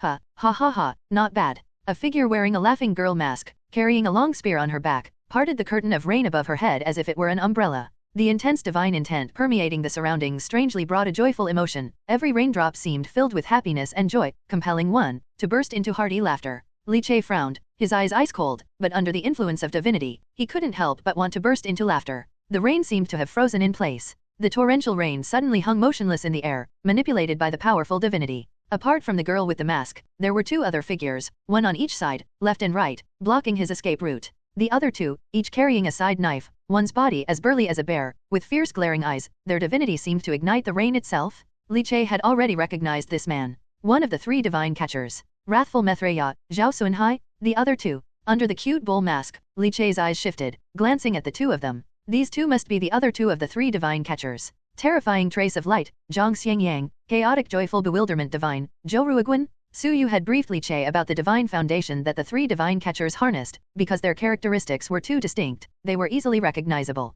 Wrathful Mithreya, terrifying trace of light, chaotic joyful bewilderment divine. The sequence of three divine foundations was taught by the Imperial Court's divine methods. Now they were erupting with divinity, clearly no longer caring to conceal it. The three divine catchers, all with identities from the Spirit Infant sect. This Spirit Infant sect. Li Che's expression under the mask was extremely dark. This city is rotten to the core. Heaven and earth without wind or rain, divided by divinity. As if there were three raging rivers lying in front of him, blocking his path. Bull demon, really didn't expect Mubai would die by your hand. Three young masters of Fei Lei, ha ha ha, died so miserably, chopped into pieces, divided into countless chunks of flesh, ha ha ha, well done. The figure wearing a laughing girl's mask stared at Li Che. Bull demon, specialized in killing members of the Spirit Infant sect. We are the three incense masters of the Spirit Infant sect, and come kill us. The burly figure wearing an angry boy's mask, Zhao Sunhai, coldly sneered and provocatively scoffed. Another figure, wearing a fearful boy's mask, remained silent, tilting his head upward and looking into the distance. Tigers, leopards, and goats, all arrived. 6 divine cultivators, all of the cultivation as river-like stature, suddenly seemed like 6 long rivers had blocked off the surroundings. They faced each other, and at this moment, the bull demon seemed out of their concern. For the 6 divine cultivators, a mere martial artist like the bull demon could be wiped out with a flip of the hand. The reason Mubai died was probably because he was already injured, and in addition to trying to escape in a hurry, he suffered a midway ambush and was injured by hidden weapons, and was directly killed by the bull demon. But they would not be, such was their absolute confidence in themselves. Sun Si Lu sword, heart shocking and sturdy, 100 turns of worried dreams. Su family, Yang family, and An family. Su Heli, and Ruosa, you and Mubai are all 3 young masters of Fei Lei, so eager to strike against your good brother, don't you feel ashamed? Although Li Che had unleashed Dragon Elephant Vajra, his aura nearing that of a meridian martial artist, under the overpowering divine presences of the 6, it appeared insubstantial. At this moment, he was being ignored. Although he was the notoriously fearsome bull demon. But evidently, these people did not regard him highly. That was great. Li Che enjoyed their disregard of him, as they seemingly were in a standoff, and whoever made a move against him first to snatch the jade pendant of Mubai in his hand would surely break the current balance of the standoff. However, he did not like this feeling of being restrained. He clenched his fingers, grasping the jade pendant. In his mind, he hesitated whether to abandon this jade pendant because as long as he carried this jade pendant, he would definitely be discovered and unable to escape. Just as Li Che was contemplating hard, inside his chest, the pure heart Dao Fruit suddenly started throbbing abruptly, as if it wanted to burst forth from his chest. Li Che was startled, then felt the essence, qi, and spirit that had been nurtured for so long in the pure heart burst forth powerfully, and forced its way into the jade pendant. The divine aura within the jade pendant instantly vanished, and the entire jade pendant also directly disappeared from Li Che's hand. At this moment, not just Li Che, even the 6 people standing off were greatly shocked. Their gazes, at the same time, locked onto the bull demon, yet they were completely unable to sense the aura of Mubai's jade pendant. Kinkan jade is gone, the aura of the divine foundation fragment from Old Master Si also vanished into thin air. The expressions under the masks of several people changed dramatically. Bull demon, what have you done? At this moment, they finally shifted their attention back to Li Che. A divine base cultivator's divine foundation fragment, that was a key for them to comprehend the divine foundation, to touch the divine foundation. This was a tremendous opportunity, and also the goal for various families targeting the Si family this time. Old Master Si, with a damaged divine foundation, would surely distribute fragments of the divine foundation before dying, to continue the Si family's legacy. And the one to obtain a divine foundation fragment, would be Mubai from the Si family, the most promising young descendant to forge a divine foundation. Under Li Che's cute cow mask, the corners of his lips couldn't help but slightly curl up. The aura of the divine foundation fragment disappeared, meaning, the location disappeared. He suddenly slammed down the big thing he was carrying heavily on the ground, causing the murky accumulated water to splash up. The burly body, vitality raging like a Jiao dragon, great tendons vibrating and thundering.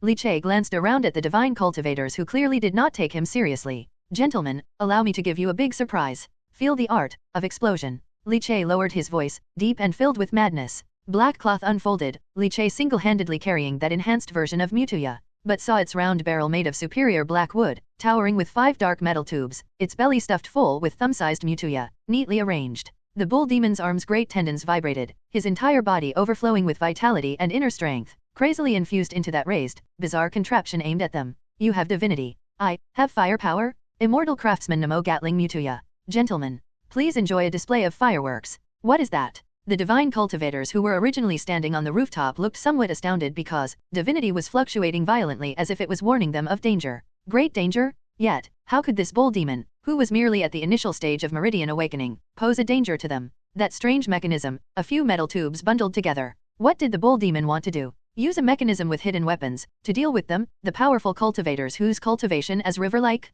Not all martial artists were divine cultivators, but all divine cultivators were definitely martial artists, and they were seasoned martial artists whose physical bodies were as strong as horizontal refinement, not inferior to blood exchange, with internal strength reaching the fourfold heaven. Thus, their physical bodies were not frail and vulnerable, facing mechanical hidden weapons, they were not completely defenseless. Moreover, with the perception of divinity, such mechanisms seemed laughably trivial in front of them. Wearing a mask, the bull demon's eyes glowed brightly, the firepower always drove people insane. Black hair whirled wildly as his deep voice overpowered the roaring storm and thundered between heaven and earth. Enjoy a splendid fireworks display. Enjoy to the fullest. In an instant, boom, boom, boom, the terrifying sound of explosions burst forth, sonic waves sweeping across, shattering the wind and rain. The mechanism the bull demon was carrying suddenly unleashed a powerful howl, the blast of released air waves constantly surging in all directions, causing the water accumulated on the ground to ripple in heavy, thick layers. Numerous shrieks, numerous sparks, numerous shockwaves. From within the 5 metal tubes of that strange mechanism, rolling at high speed, they burst forth wildly.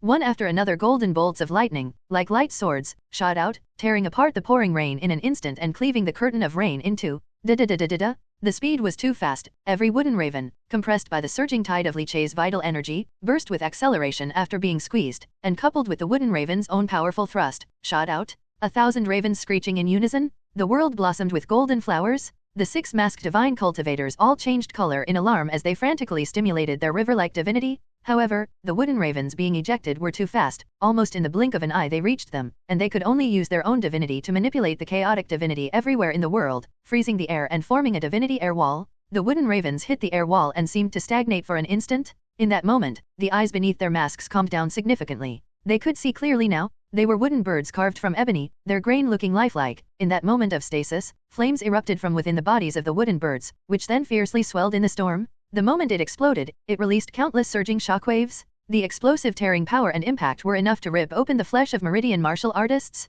Is that all? They let out a breath, feeling somewhat baffled. But the next moment, what made their hair stand on end was, from within the mechanism that the bull demon was watching, flames kept spurting, and one wooden bird after another, cutting through the veil of rain, with brilliant golden light, slammed continuously against their divinity condensed air wall. The numbers were too many. Bang bang bang. Countless golden lights exploded, dense gunpowder smoke spread, and air waves surged back and forth in the sky, churning tumultuously. Each attack, potent enough to rip open the flesh of Meridian martial artists, in the span of a breath or two, struck dozens of times. Even for them, the divine cultivators with river-like cultivation, it felt suffocating. Like the soul-hooking messengers climbing out of hell, the bull demon wearing a bull mask throttled the throat of life, as if to snap the neck and harvest the soul. Fuck. The divine cultivator wearing a child's smiling face mask could no longer smile, cursing out after. The air wall in front of him crumbled with a bang. Numerous golden light wooden ravens screeched as they pounced on his body, engulfing him. Under the densely rolling black clouds, clusters of golden fireworks adorned the artistic beauty of explosions.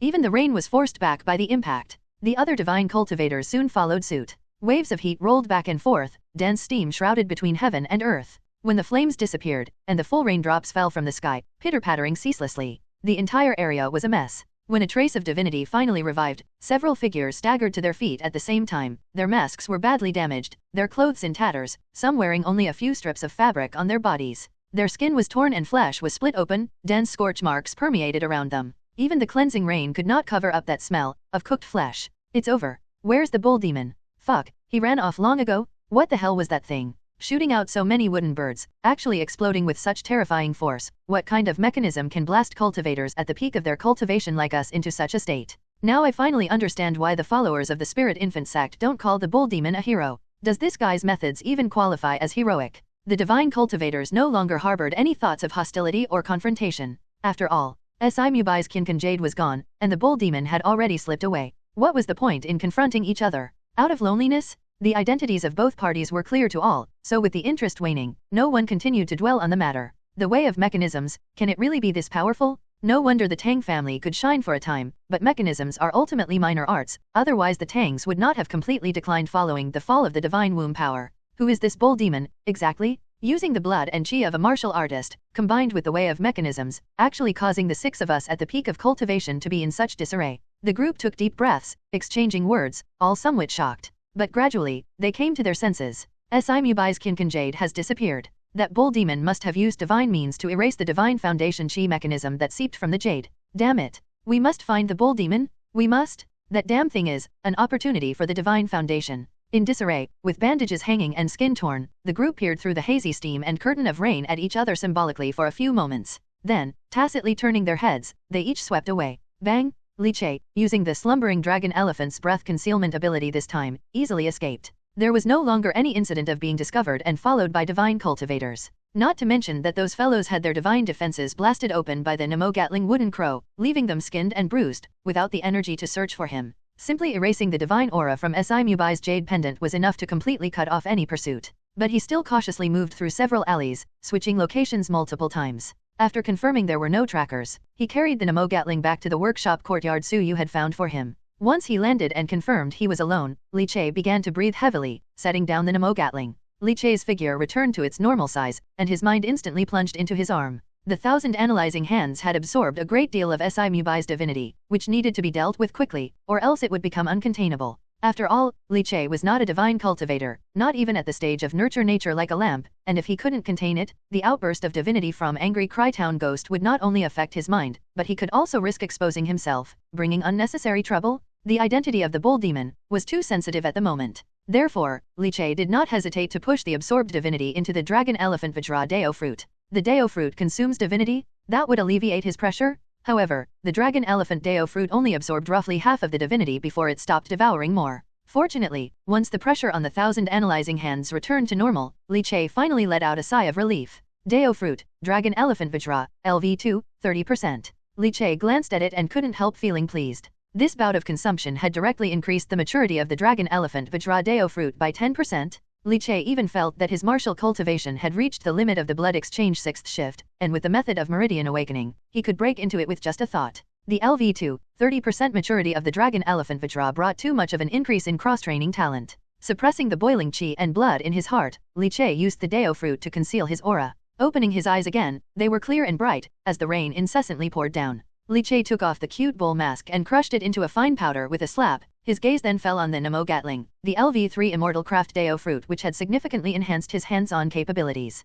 He had dared to boldly take action and kill Mubai this time because of this trump card. All his caution and prudence were actually due to insufficient firepower. Once the firepower was sufficient, he could even overturn the heavens? It doesn't matter, there's still room for further improvement. The durability of the material is not enough, and the explosive power of the wood raven is not strong enough. 100 wood ravens is the limit, any more than that, and it can't hold up. Spread across those 6 divine cultivators, it's only a dozen or so shots each, not enough to kill them. If one person were to endure 100 wood ravens, even a cultivator at the stage of cultivation as Riverlike would have to kneel before me. Li Che's eyes flickered as he caressed the Nemo-Gatling, somewhat reluctant to destroy the laboriously crafted device. But it was too conspicuous and could easily expose his identity. So, it had to be destroyed nonetheless. First, let's study the jade pendant that was devoured by the pure heart. Li Che took a deep breath. He had heard about divine foundation fragments. That stuff, now that was truly a good thing. With a thought, the Dao Fruit in his chest throbbed. Li Che then received the feedback from the Dao Fruit pure heart, which had successfully devoured the jade pendant and acquired its capabilities. Li Che was stunned. The capabilities of the jade pendant? Mount Sumuro in a mustard seed, the cosmos in a single jade concealed. This was the power of the jade pendant that Mubai carried with him. With a thought, pure and untainted divinity burst forth. The next moment, like a knife, divinity tore through the air in front of Li Che, pulling open a rift as if unzipping a zipper. Behind the rift appeared a space neither too large nor too small. P.S. Seeking regular readers, monthly tickets, and recommendation votes to support. Thank you. Hello, everyone. As we wrap up this video, I want to share a quick note. I have a Patreon account. If you'd like to support me and enjoy on-demand audiobooks, you can become a Patreon member.